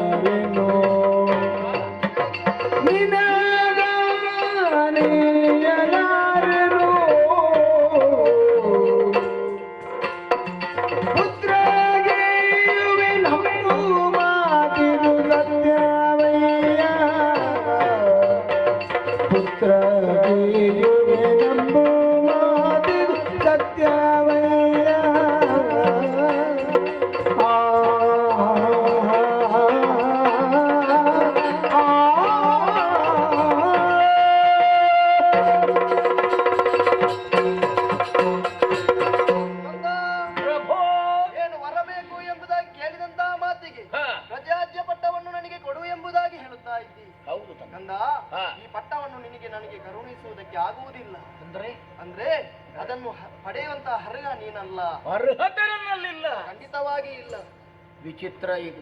ಆದುದರಿಂದ ನಿನ್ನ ಬಹುಸತ್ತಿಗೆ ನಿನ್ನ ಮಗನಿಗೆ ಮತ್ತೆ ಕರುಣಿಸಿಕೊಡ್ತೇನೆ. ಮಗನಿಗೆ ಸಿಗುತ್ತದೆ, ದೊರಕುತ್ತದೆ. ತಂದೆ, ಹೇ ಭೂತ ವಿಘ್ನಕರ್ತಾರ ತೇನಶಂತು ಶಿವಾಜ್ಞೆಯ. ಯಾವುದಿದ್ರು ಭೂತ ಭವ್ಯತೆ ನೀನಪ್ಪ ಅಧಿಪತಿ ಅಂತ ತಿಳಿದುಕೊಂಡದ್ದು. ನಮಗೆ ದೊರಕಿಕೊಳ್ಳುವಂತಹ ಭಾಗ್ಯವನ್ನು ಪರಶಿವನಿಂದಲೇ ಪಡೆದುಕೊಳ್ಳಬೇಕು ಅಂತ 2 ಕೈ ಚಾಚಿ ಬೇಡಿಕೊಂಡೆ ಅಂತಾದ್ರೆ ಚೆನ್ನಾಗಿಲ್ಲ ಅಂತಾಗಿ ಹೋಯಿತು. ಯಾವನೇ ಒಬ್ಬ ತಾನು ಸಂಪಾದಿಸಿದಂತಹ ಸಂಪಾದನೆಯನ್ನು ಮಕ್ಕಳ ಮಕ್ಕಳಿಗೂ ಕ್ರೋಢೀಕರಿಸಿ ಇಟ್ಟುಕೊಳ್ಳುತ್ತಾನೆ. ನಾನು ಹಾಗಲ್ಲ, ಮಕ್ಕಳಿಗೆ ಬೇಕು ಅಂತ ಯೋಚನೆ ಮಾಡಿದ್ದಲ್ಲ. ಏನಿದ್ರು ಕರ್ಮವನ್ನು ಮಾಡಿ ತನ್ಮೂಲಕವಾಗಿ ಬೇಕಾದ್ದನ್ನು ನಾನೇ ಪಡೆಯುತ್ತೇನೆ ಎನ್ನುವ ಯೋಚನೆಯನ್ನು ಹೊಂದಿದೆ ಅಂತ ಆದ್ರೆ ತವ ಇಚ್ಛೆಯೇ ಪ್ರತ್ಯೇಕವಾಗಿ ಹೋಯಿತು. ಭಗವನ್, ನನಗೆ ಅದು ಇಲ್ಲ ಅಂತ ಆದ್ರೆ ನಿನ್ನನ್ನು ತಪಸ್ಸು ಮಾಡಿದ್ದೇನಲ್ಲ, ನಿನ್ನನ್ನು ಒಲಿಸಿಕೊಂಡಿದ್ದೇನಲ್ಲ, ಇದಕ್ಕೆ ಏನೂ ಇಲ್ಲವೇ ನನಗೆ. ಹಾಗಾದ್ರೆ ನಿನ್ನ ಭಕ್ತಿಗೆ ಮೆಚ್ಚಿಕೊಂಡುತ್ತೇನೆ ಕಂದರಾತ್ರಿದು.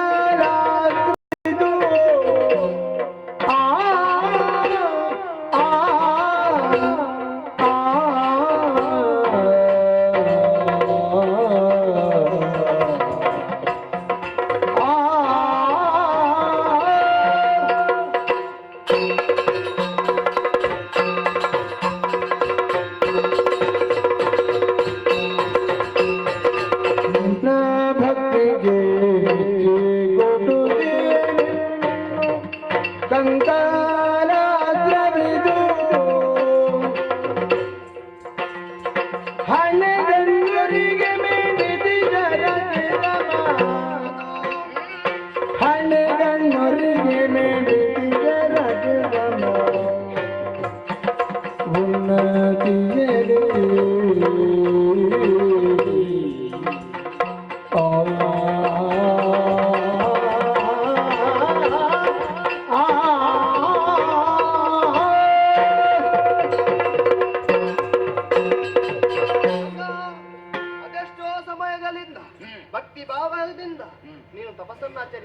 ನನ್ನ ಕುರಿತವಾಗಿ.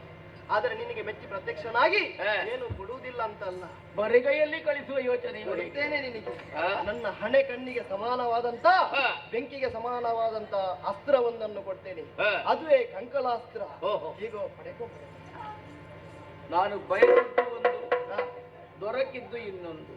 ದೇವ್ರೇ ಆದೀತು. ಇದರಿಂದ ಪ್ರಯೋಜನ ಏನು ಅಂತ ಕೇಳುವುದಕ್ಕೆ ಬಂದಲ್ಲಿ ಉಪಯೋಗ ಮಾಡು. ನಿನಗೆ ಶುಭವಾಗಲಿ.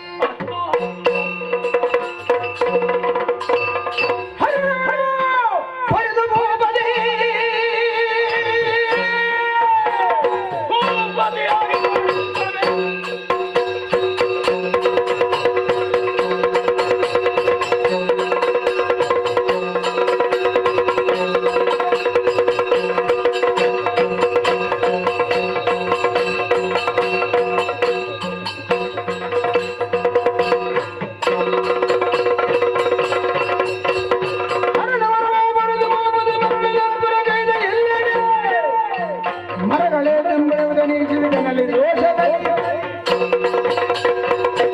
ಏನೇ ಆಗಲಿ ದೈವಿ ಸಂಕಲ್ಪವನ್ನು ಮೀರಿ ನಿಲ್ಲುವುದಕ್ಕೆ ಸಾಮಾನ್ಯರಿಂದ ಹೇಗೆ ಸಾಧ್ಯವಾಗುತ್ತದೆ?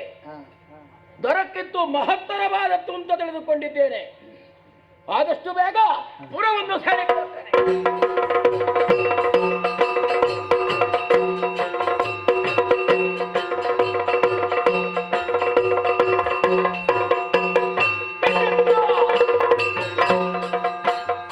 ಯಾಕೆ ಹೀಗಾಯಿತು ಅಂತ ಒಂದು ಗೊತ್ತಾಗುವುದಿಲ್ಲ. ಕಾಲದ ಕಡೆಗೆ ಲಕ್ಷ್ಯವನ್ನು ಹರಿಸಿದೆ ಅಂತಾದ್ರೆ ತಪಸ್ಸಿಗೆ ಹೋಗಿ ಒಂದೆರಡು ವರ್ಷಗಳಲ್ಲ, ಶತಮಾನಗಳೇ ಕಳೆದಿರಬೇಕು ಅಂತ ಕಾಣ್ತದೆ. ನಾನು ಗ್ರಹಿಸಿದ ಹಾಗೆ ಒಂದೂ ಇಲ್ಲವಲ್ಲ. ಕುತೂಹಲಿಗನಾಗಿದ್ದೆ. ನಮ್ಮ ರಾಜ್ಯ ಯಾವ ರೀತಿಯಾಗಿ ವಿಜೃಂಭಿಸುತ್ತದೆ ಎನ್ನುವಂತಹ ಯೋಚನೆಯೊಂದಿಗೆ ಬಂದೆ ಅಂತಾದ್ರೆ ರಾಜ್ಯ ಇದೆ ಎನ್ನುವಂತಹ ಕುರುಹುಗಳು ಕೂಡ ಇಲ್ಲಿಲ್ಲ. ಅರಮನೆ ಇತ್ತ ಎನ್ನುವ ಹಾಗೆ ಭ್ರಮಾಲೋಕದಲ್ಲಿ ನಾನು ವ್ಯವಹರಿಸಬೇಕೇ ಹೊರತು ಅರಮನೆಯ ಕುರುಹು ಇಲ್ಲ. ಎಲ್ಲಿ ನೋಡಿದರಲ್ಲಿ ಗಗನಕ್ಕೆ ಆಧಾರ ಸ್ತಂಭವಾಗಿ ಬೆಳೆದು ನಿಂತಹ ಯಾವ ವೃಕ್ಷರಾಜಿಯನ್ನು ಕಂಡಾಗ ಈ ಪ್ರದೇಶದಲ್ಲಿ ಅರಮನೆಗಳಿರಲಿಲ್ಲ, ಸುಂದರ ಸೌಧೆಗಳಿರಲಿಲ್ಲ. ಹೀಗೆಂದು ಬಿಂಬಿತವಾಗಿ ಹೋಯಿತಲ್ಲ, ಕಾರ್ಗತ್ತಲೆ ಆವರಿಸಿಕೊಂಡಿರುವಂತಹ ಪ್ರದೇಶವಾಗಿ ಕಾಣಿಸಿಕೊಳ್ತಾ ಇದೆ. ಹಾಗಾದ್ರೆ ಮುಂದೇನು? ನಾನು ಹೊಸ ಒಂದು ಪುರವನ್ನು ನಿರ್ಮಾಣ ಮಾಡಬೇಕು ಅಂತಲೋ ಅಲ್ಲ, ಹೊಸದೊಂದು ಅರಮನೆಯನ್ನು ಕಟ್ಟಬೇಕು ಎನ್ನುವ ಹಾಗೆ ದೇವತಾ ಸಂಕಲ್ಪವೇ ಆಗಿದೆ ಅಂತಾದ್ರೆ ಯಾರಲ್ಲಿ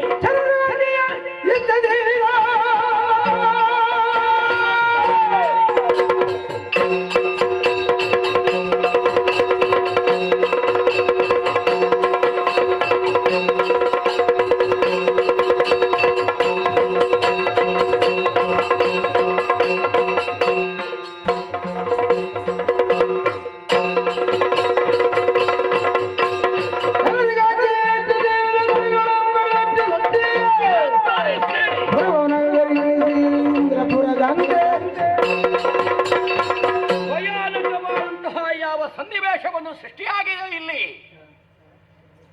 ಜನ ನಿಬಿಡವಾದಂತಹ ಪ್ರದೇಶದಲ್ಲಿ ಕಂಪಾರವೇ ಆಗಿ ಹೋಗಿದೆ ಅಂತಾದ್ರೆ ಯಾರಲ್ಲಿ ಚಾರಕರು ಹೋಗಿ ಮರಗಳೆಲ್ಲವನ್ನು ಕತ್ತರಿಸಿ ಬೆಂಕಿಗೆ ಆಹುತಿ ಕೊಡಿ, ಯೋಗ್ಯರಾದಂತಹ ಶಿಲ್ಪಿಗಳಲ್ಲಿ ಅರಮನೆಯನ್ನು ನಿರ್ಮಿಸುವುದಕ್ಕೆ ಸೂಚನೆಯನ್ನು ಕೊಡಿ. ಇದು ಎನ್ನ ಆಜ್ಞೆ. ಕಾರ್ಯಪ್ರವೃತ್ತರಾಗಿ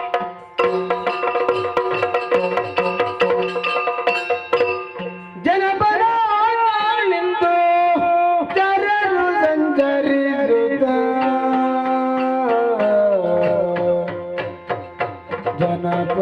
ಜನಪನಾಗಿಯೊಳಿಂದು ಜನರು ಸಂಚರಿಸುತ್ತ ವನಗಳೆಲ್ಲವನು ಸುಟ್ಟರು, ವನಗಳೆಲ್ಲವನು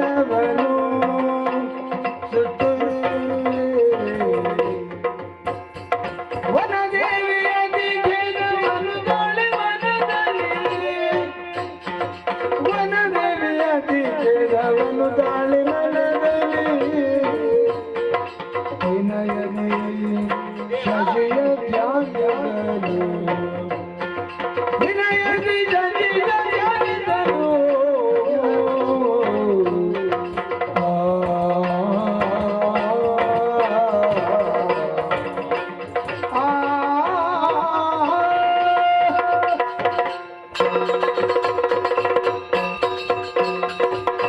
ಮಾನವರ ಸಂತೋಷವನ್ನು ಉಣಬಡಿಸುವುದಕ್ಕಾಗಿ ಪರಿಸರವೇ ದೇವರು ಕೊಟ್ಟ ಸುಂದರ ಸ್ವರ್ಗ. ಏನು ಮಾಡೋಣ, ನನ್ನನ್ನು ವನದೇವಿ ಎಂದು ಎಲ್ಲರೂ ಕೊಂಡಾಡುತ್ತಾ ಇದ್ದಾರೆ. ನನ್ನ ಗಂಡ ಯಾರಂತ ಹೇಳುವುದಕ್ಕೆ ಎಲ್ಲರೂ ಗುರುತಿಸ್ತಾರೆ. ಶಶಾಂಕ, ಶಶಿಧರ, ಹಾಗೆ ಚಂದ್ರ, ಸೋಮ ಹೀಗೆಂದೆಲ್ಲ ಹೇಳುತ್ತಾ ಇದ್ದಾರೆ. ಏನು ಮಾಡೋಣ, ಈ ಹೊತ್ತಿಗೆ ನಮಗೆ ಕಷ್ಟ ಬಂದಿದೆ. ಪ್ರತಿ ತರಸ ಈ ವನಗಳನ್ನೆಲ್ಲ ಕಡಿಯುತ್ತಾ ಇದ್ದಾನೆ, ನಾಶ ಮಾಡುತ್ತಾ ಇದ್ದಾನೆ, ಬೆಂಕಿ ಕೊಡುತ್ತಾ ಇದ್ದಾನೆ. ನನಗೆ ಕಷ್ಟ ಆಗಿದೆ. ನನ್ನ ಕಷ್ಟವನ್ನು ಯಾರಲ್ಲಿ ಹೇಳೋಣ, ಯಾರಲ್ಲಿ ಹೇಳೋಣ ಅಂದ್ರೆ ಬೇರೆ ಯಾರಲ್ಲಿ ಹೇಳುವುದು ಸರಿಯಲ್ಲ. ನನ್ನ ಗಂಡ ಇದ್ದಾರೆ ಚಂದ್ರ, ಇವರೊಂದಿಗೆ ನನ್ನ ಗಂಡನಲ್ಲಿ ನನ್ನ ಕಷ್ಟಗಳನ್ನೇ ಹೇಳುತ್ತೇನೆ. ನೋಡೋಣ. ದೇವಾ ಚಂದ್ರ ಸೋಮ ಮನದಲ್ಲಿ ಮನಸಿರಿ ವಿನಯದೆನ್ನುತ್ತಿಸಲು ಕ್ಷಣದೊಳಗ ಶಶಿನೈದೂರು ಕ್ಷಣದೊಳಗ ಶಶಿನೈದೂರು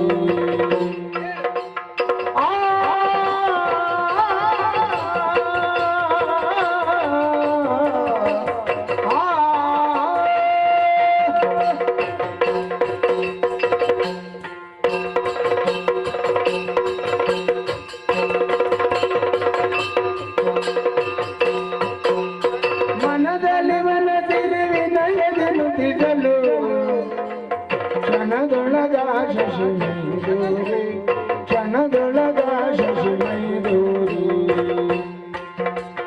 ವನಿತೆಯ ನಿರ್ಣಯ ಮನದಿತ್ತೆಯ ದೊರೆ ವನಿತೆಯ ನಿರ್ಣಯ ಮನದಿತ್ತೆಯ ದೊರೆ ಎರಳೆಂದಳುದು ಗುಡವದೋರಿ ಮನದಲ್ಲಿ ವನತಿರಿ ವಿನಯದೆನ್ನುತ್ತಿಸಲು ಕ್ಷಣದೊಳಗ ಶಶಿನೈದೂರಿ ಕ್ಷಣದೊಳಗ ಶಶಿನೈದೂರಿ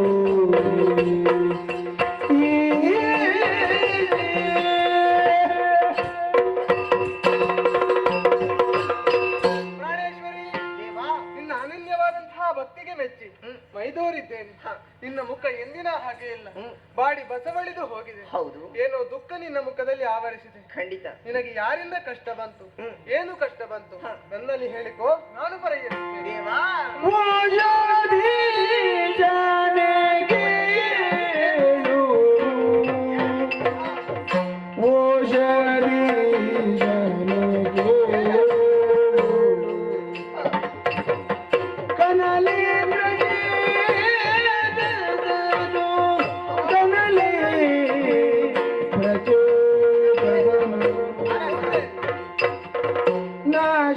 ನಾಶಗೈವನು ವನವಾನಲ್ಲ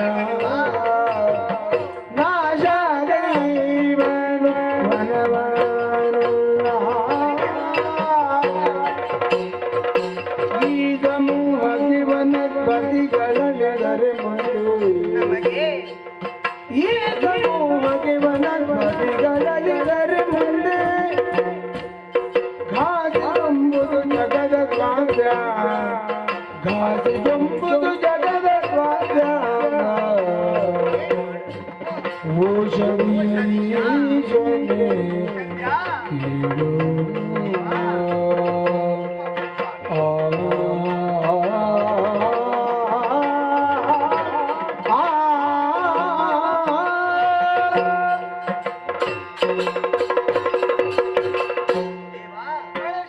ನಮ್ಮನ್ನು ಕಾಪಾಡಬೇಕು ತಂದೆ. ಎದ್ದೇಳು. ನಿಮ್ಮನ್ನು ರಕ್ಷಿಸುವುದಕ್ಕೆ ಕಾರಣ ಉಂಟು. ಏನು ಕಾರಣ? ನನಗೆ ಬಂದಂತಹ ಕಷ್ಟಗಳು. ಹೌದೇ? ನಿಮ್ಮನ್ನು ಓಷಾದಿಶ ಎಂದು ಹೇಳುತ್ತಾ ಇದ್ದಾರೆ. ಯಾಕೆ? ಮಾನವರಿಗೆ ಕಷ್ಟ ಬಂದ್ರೆ ಅದನ್ನು ಔಷಧಿ ರೂಪವಾಗಿ ಚೆಲ್ಲುವುದ ಕಾರಣ ನಿಮ್ಮನ್ನು ಓಷಾದಿಶ ಎಂದು ಹೇಳುತ್ತಾ ಇದ್ದಾರೆ. ಸತ್ಯ ಸ್ವಾಮಿ, ನಿಮಗೆ ಅನೇಕ ಹೆಸರುಗಳುಂಟು. ಶಶಾಂಕ, ಚಂದ್ರ, ಸೋಮ, ಶಶಿಧರ ಹೀಗೆಲ್ಲ ಕರೆಯುತ್ತಾ ಇದ್ದಾರೆ. ಹೌದು. ಆಕಾಶದಲ್ಲಿ ಅದೆಷ್ಟೋ ತಾರೆಗಳ ಮಧ್ಯೆ ಮಿನುಗುವವರು ನೀವು. ಆದ್ರೆ ಈ ಹೊತ್ತಿಗೆ ನನಗೆ ಕಷ್ಟ ಬಂದಿದೆ. ಹೌದೇ? ಪ್ರಚೇತ ರಸ ಇಲ್ಲಿರುವಂತಹ ವನಗಳನ್ನೆಲ್ಲ ಕಡಿಯುತ್ತಾ ಇದ್ದಾನೆ. ಹೌದೇ? ಸುಡುತ್ತಾ ಇದ್ದಾನೆ. ನಮಗೆ ನೋವನ್ನು ಉಂಟು ಮಾಡುತ್ತಾ ಇದ್ದಾನೆ. ಬದುಕುವುದಕ್ಕೆ ಕಷ್ಟ ಆಗಿದೆ. ನಮ್ಮನ್ನು ಕಾಪಾಡಬೇಕು ದೇವ.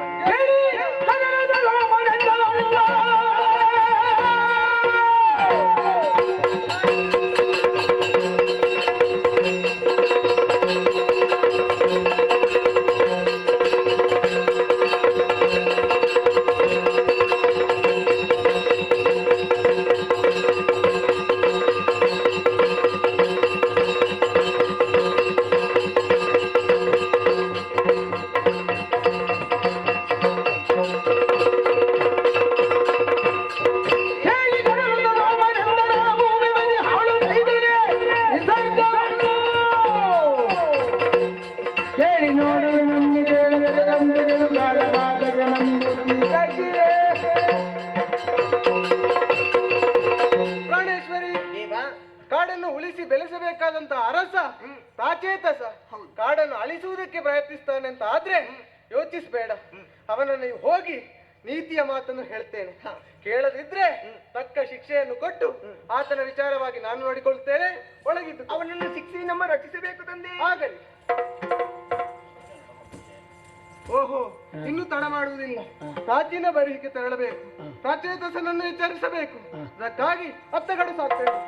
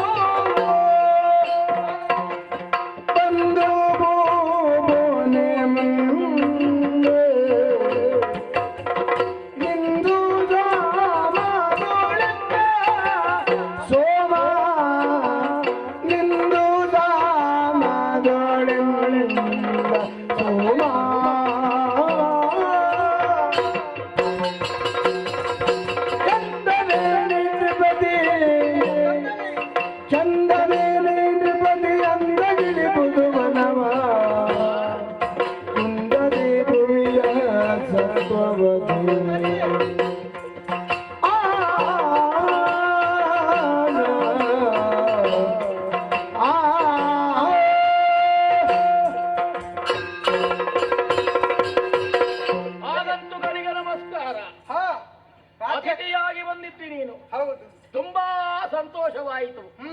ಆಸನ ಇದೆ. ಗಗನ ಸಾಮ್ರಾಜ್ಯದಿಂದ ಹೊಳೆಯುತ್ತಿರುವಂತಹ ತಟ್ಟೆಯೊಂದು ಜಾರಿ ಜಾರಿ ಜಾರಿ ಧರೆಗೆ ಬಿತ್ತೋ ಎನ್ನುವ ಹಾಗೆ ಮನಸ್ಸಿಗೆ ಬಹಳಷ್ಟು ಮುದವಾಗುತ್ತಾ ಇದೆ. ಯಾಕೆ ಯಾಕೆ? ನೀನು ಹತ್ತಿರ ಬಂದಾಗ ತಂಪಾಗ್ತದ, ಬಹಳ ಇಷ್ಟವಾಗುತ್ತದೆ ನಮಗೆ. ಹಾಗಾಗಿ ಬಂದವನನ್ನು ಯಥಾಯೋಗ್ಯ ಅಂತ ಹೇಳಿಕೊಳ್ಳುವ ಅಹಂಕಾರವಲ್ಲ, ಯಥಾ ಸಾಧ್ಯವಾದ ರೀತಿಯಲ್ಲಿ ಸತ್ಕರಿಸಬೇಕಾದದ್ದು ನನಗೆ ಕರ್ತವ್ಯ. ಹಾಗಾಗಿ ಬಹಳ ಒಳ್ಳೆಯದಾಯಿತು. ಸ್ವಲ್ಪ ಹೊತ್ತು ಇಲ್ಲಿದ್ದು ಪಟಶ್ರವ ನಿವಾರಣೆಯಾದ ಮೇಲೆ ಮುಂದೇನು ಎನ್ನುವುದರ ಬಗ್ಗೆ ಯೋಚನೆಯನ್ನು ಮಾಡಿದರಾಯಿತು. ಅಷ್ಟು ಸಾಕಲ್ಲ ಅರಸ? ನಿನ್ನ ಸತ್ಕಾರಕ್ಕೆ ನನ್ನ ಬಹಳಷ್ಟು ಸಂತೋಷಗೊಂಡಿದ್ದೇನೆ. ನಮ್ಮ ಕ್ರಮವೇ ಹಾಗೆ, ಇನ್ನೊಬ್ಬರು ಸಂತೋಷವಾಗಬೇಕು ಅಂತ ಸತ್ಕಾರ ಮಾಡುವುದಲ್ಲ, ನಮಗೆ ಕರ್ತವ್ಯ ಅಂತ ಮಾಡುವುದಷ್ಟೇ. ಅಯ್ಯ, ನೀನು ಒಳ್ಳೆಯ ಅಧಿಕಾರಿ. ಹಾಗಿರುವಾಗ ಇಲ್ಲಿ ಕಾಡು ಇದೆ. ಹೌದು, ಕಾಡನ್ನು ಬೆಳೆಸಬೇಕು. ಕಾಡಿನಿಂದ ಎಲ್ಲರಿಗೂ ಉಪಕಾರವಾಗ್ತದೆ. ಹೌದು. ಹಾಗಾಗಿ ಪ್ರಜೆಗಳನ್ನು ಕಳುಹಿಸಿ ಕಾಡನ್ನು ನಾಶ ಮಾಡ್ತಾ ಇದ್ದಾರೆ ಪ್ರಜೆಗಳು. ಹಾಗಾಗಿ ಪ್ರಜೆಗಳಂದ್ರೆ ನಿನ್ನ ನಿಯಂತ್ರಣದಲ್ಲಿ ಇರ್ಬೇಕಲ್ವಾ? ಹಾಗಾಗಿ ಹೇಳ್ತಾ ಇದ್ದೇನೆ, ಏನು ಅವರು ಕಡಿದಂತಹ ಕೆಲಸವನ್ನು ಇಲ್ಲಿಗೆ ನಿಲ್ಲಿಸ್ಲಿ. ಕಾಡನ್ನು ಕಡಿಯುವುದು ಒಳ್ಳೇದಲ್ಲ, ಇದು ಸರಿಯಲ್ಲ. ಅಂದವೇ ನಗು ನಗುದಿಂದ ಭೂಪತಿ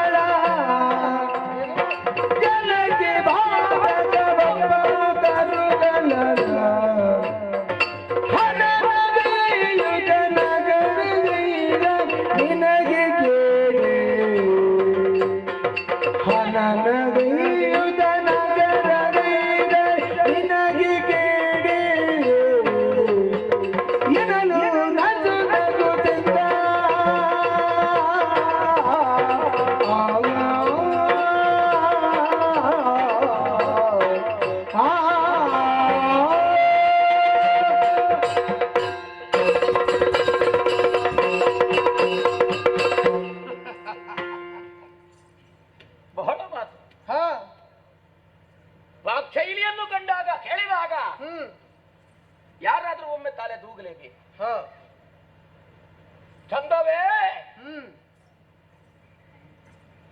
ನಾವು ಯಾವ ಕೆಲಸ ಮಾಡಿದ್ರು ಅಂದವಾಗಿರ್ತದೆ, ಚಂದವಾಗಿರ್ತದೆ. ಓಹೋ, ಇನ್ನೊಬ್ಬರಲ್ಲಿ ಕೊರತೆಯನ್ನು ಹುಡುಕುವ ಹಾಗೆ ಇರುವುದಿಲ್ಲ. ನಾನು ಭೂಪತಿ ಎನ್ನುವುದು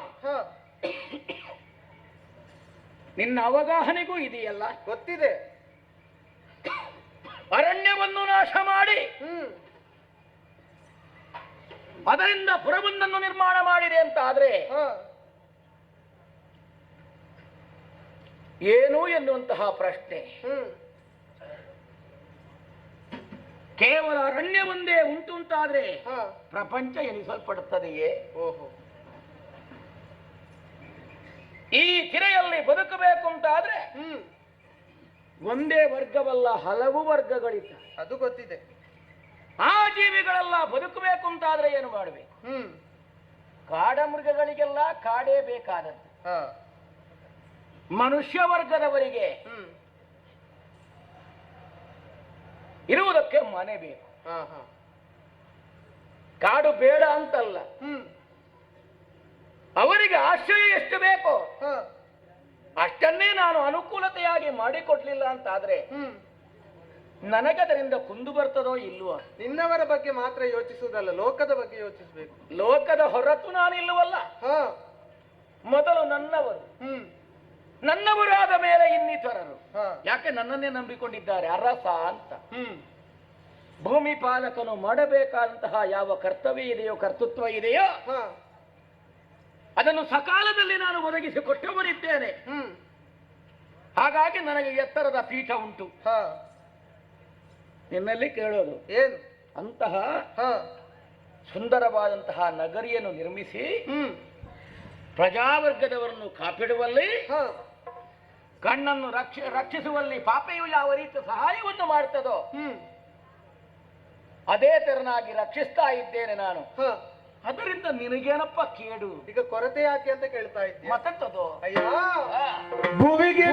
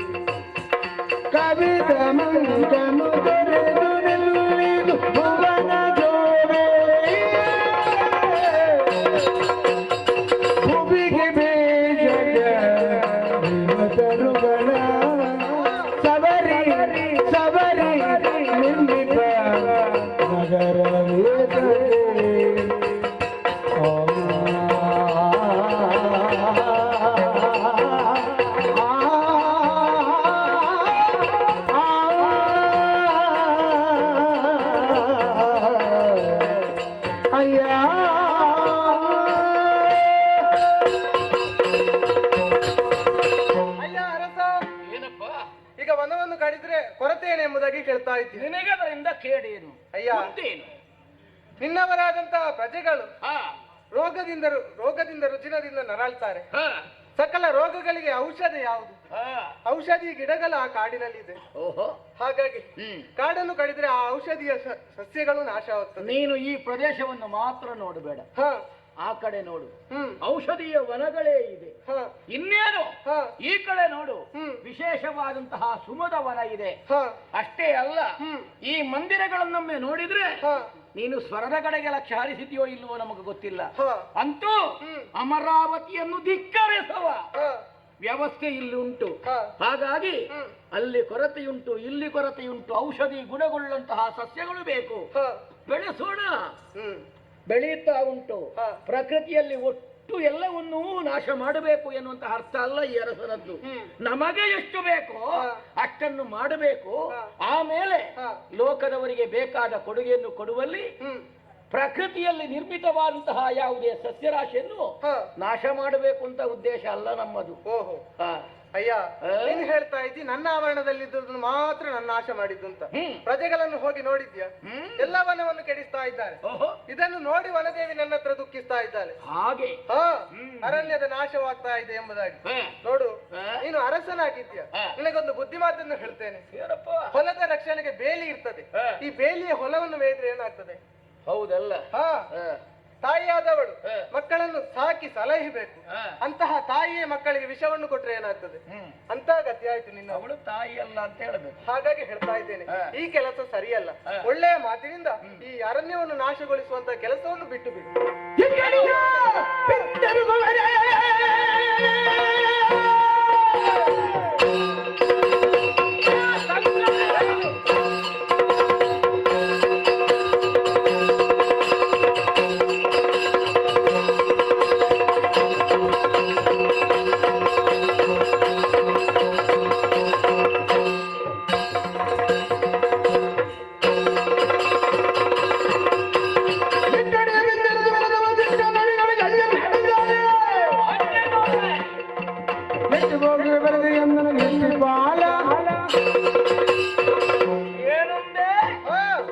ಎಚ್ಚರಿಕೆಯ ಮಾತನ್ನ ತಪ್ಪು ಎಂದು ಹೇಳ್ತಾ ಇದ್ದೇನೆ. ಹೌದೇನೋ? ಏನು? ರಾತ್ರಿಯ ಹೊತ್ತು ಮಾತ್ರ ನಿನ್ನದು. ಎಷ್ಟು ಸಮಯ ಅಂತ ಕೇಳಿದ್ರೆ ಲೆಕ್ಕ ಮಾಡಿದ್ರೆ 15 ದಿವಸ. ಅದು ಪೂರ್ತಿಯಾಗುವಾಗ ಏನಾಗುತ್ತದೆ?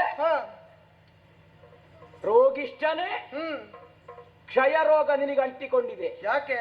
ಎಲ್ಲಿಂದ ಹೇಗೆ ಅಂತ ಕೇಳಿದ್ರೆ ನೀನು ಮಾಡಿದಂತಹ ಯಾವ ಕೃತಿಯಿಂದ ಒಬ್ಬಳಲ್ಲಿ ಮಾತ್ರ ಅತಿಯಾದ ಪ್ರೀತಿ. ರಾತ್ರಿ ಹೊತ್ತು ಜನರಿಗೆ ಬೆಳಕನ್ನು ಕೊಡ್ತೇನೆ ನಾನು. ರಾತ್ರಿ ಹೊತ್ತು ಬೆಳಕು ಬೇಕಾದದ್ದಿಲ್ಲ. ಮತ್ತೆ ಹಗಲಿನಲ್ಲಿ ಸೂರ್ಯನ ಪ್ರಖರವಾದಂತಹ ಯಾವ ಪ್ರಭೆಯಿಂದ ನೊಂದು ಬೆಂದವರಿದ್ದಾರೋ, ನೊಂದು ಬೆಂದಂತಹ ಪ್ರಕೃತಿ ನವಚೇತನದಿಂದ ಕಂಗೊಳಿಸಬೇಕು ಅಂತ ಆದ್ರೆ ನಿನ್ನ ಕಿರಣ ಅವಶ್ಯವಾಗಿ ಬೇಕಾಗ್ತದೆ. ಉಪಕಾರ ಮಾಡ್ತೇನೆ, ಉಪದ್ರ ಮಾಡುದಿಲ್ಲ ನಾನು. ಹಗಲಿಗೆ ಬೇಕು ಅಂತ ಹೇಳಿದ್ರೆ ಬರ್ತೀಯ, ನೀನು ಬರುದಿಲ್ಲ. ಇಲ್ಲ, ರಾತ್ರಿಯಲ್ಲ. ಸೂರ್ಯ ಇದ್ದಾನಲ್ಲ ಅಲ್ಲಿ. ಅಲ್ಲ, ನಾನು ಅದನ್ನು ಕೇಳಲಿಲ್ಲ. ಸೂರ್ಯ ಇದ್ದಾನೋ, ಅವನಿದ್ದಾನೋ, ಇವನಿದ್ದಾನೋ ಅಂತ. ನಿನ್ನ ಪ್ರಭಾವ ಇದ್ರೆ ರಾತ್ರಿ. ಓ ನಿಶಾಚರನೇ, ಏನು? ನಾನು ಅಡಿಯನ್ನು ಮುಂದಿಟ್ಟ ಆಗಿ ಹೋಗಿದೆ. ನೀನು ಹೇಗೆ ಹಗಲು ಹೊತ್ತಿನಲ್ಲಿ ಬರುವುದಿಲ್ವೋ, ಅಡಿಯನ್ನು ಮುಂದಿಟ್ಟಂತಹ ನಾನು ಅದೇ ತೆರನಾಗಿ ಅಡಿಯನ್ನು ಹಿಂದೆ ಇಡುವಂತಹ ಯೋಚನೆ ಇಲ್ಲ. ಅದಕ್ಕೆ ಹೇಳೋದು, ಏನು? ಶೀತಾಂಶವಾದಂತಹ ನಿನ್ನ ಕಿರಣದಲ್ಲಿ ಉಷ್ಣತೆ ಖಂಡಿತೆ ಬಂದೀತೆ ಬರುವುದಿಲ್ವಲ್ಲ. ಹಾಗಾಗಿ ನಾನು ಮಾಡಿದಂತಹ ಕಾಯಕ ಏನುಂಟ ಅದನ್ನು ಪ್ರಶ್ನಿಸುವುದಕ್ಕೆ ಬಂದೆ ಅಂತ ಆದ್ರೆ ಅರ್ಹವಾಗಿ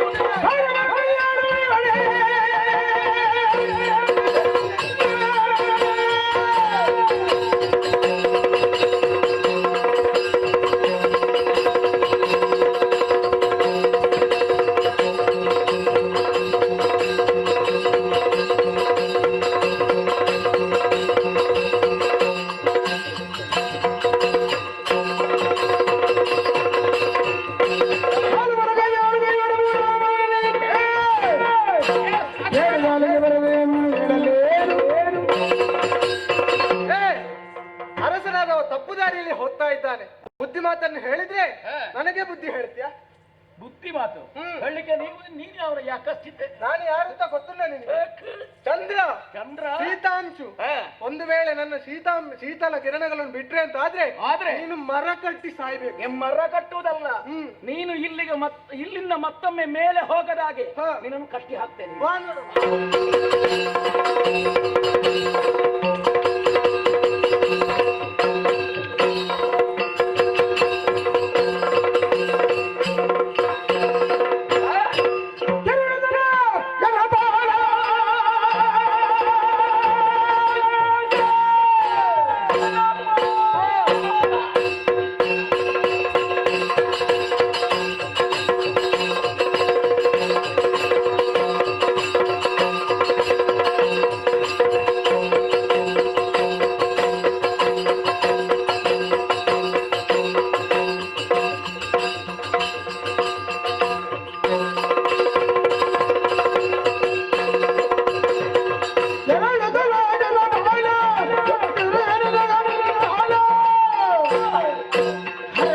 ಮಂದಿಯ ಮಂದಿರಲು ಜನ ಬೆರಗು ಬಳೆಗು ಬಳೆಗಿರಲು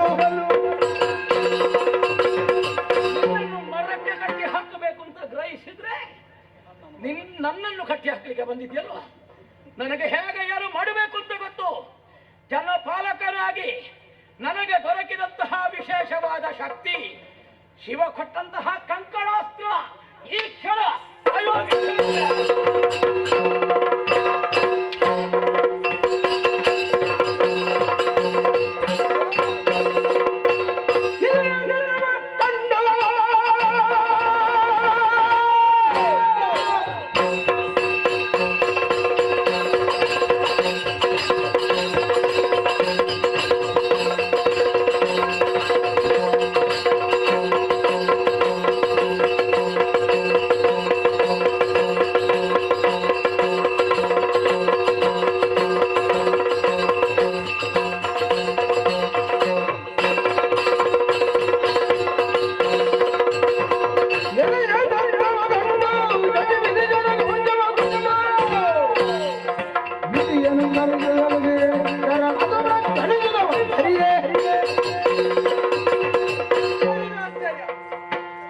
ಮುಂದುವರಿಸುತ್ತಿರುವಾಗ ಕಂಕಣಾಸ್ತ್ರವನ್ನೇ ನನ್ನ ಮೇಲೆ ಪ್ರಯೋಗಿಸುತ್ತಾನೆ.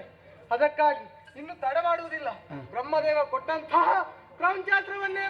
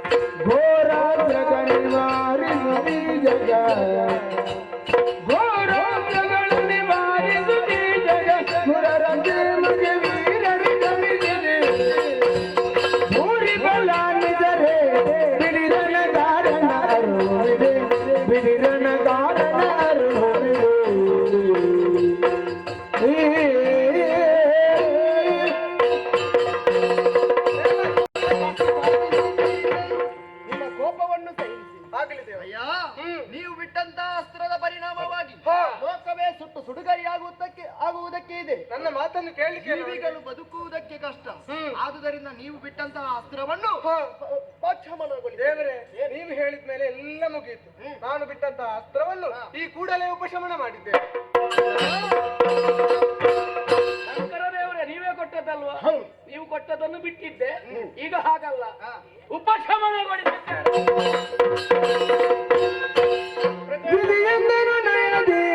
ಬಲು ವಿಧ ವಿಧ ದೃಷ್ಟಿಯ ದಯ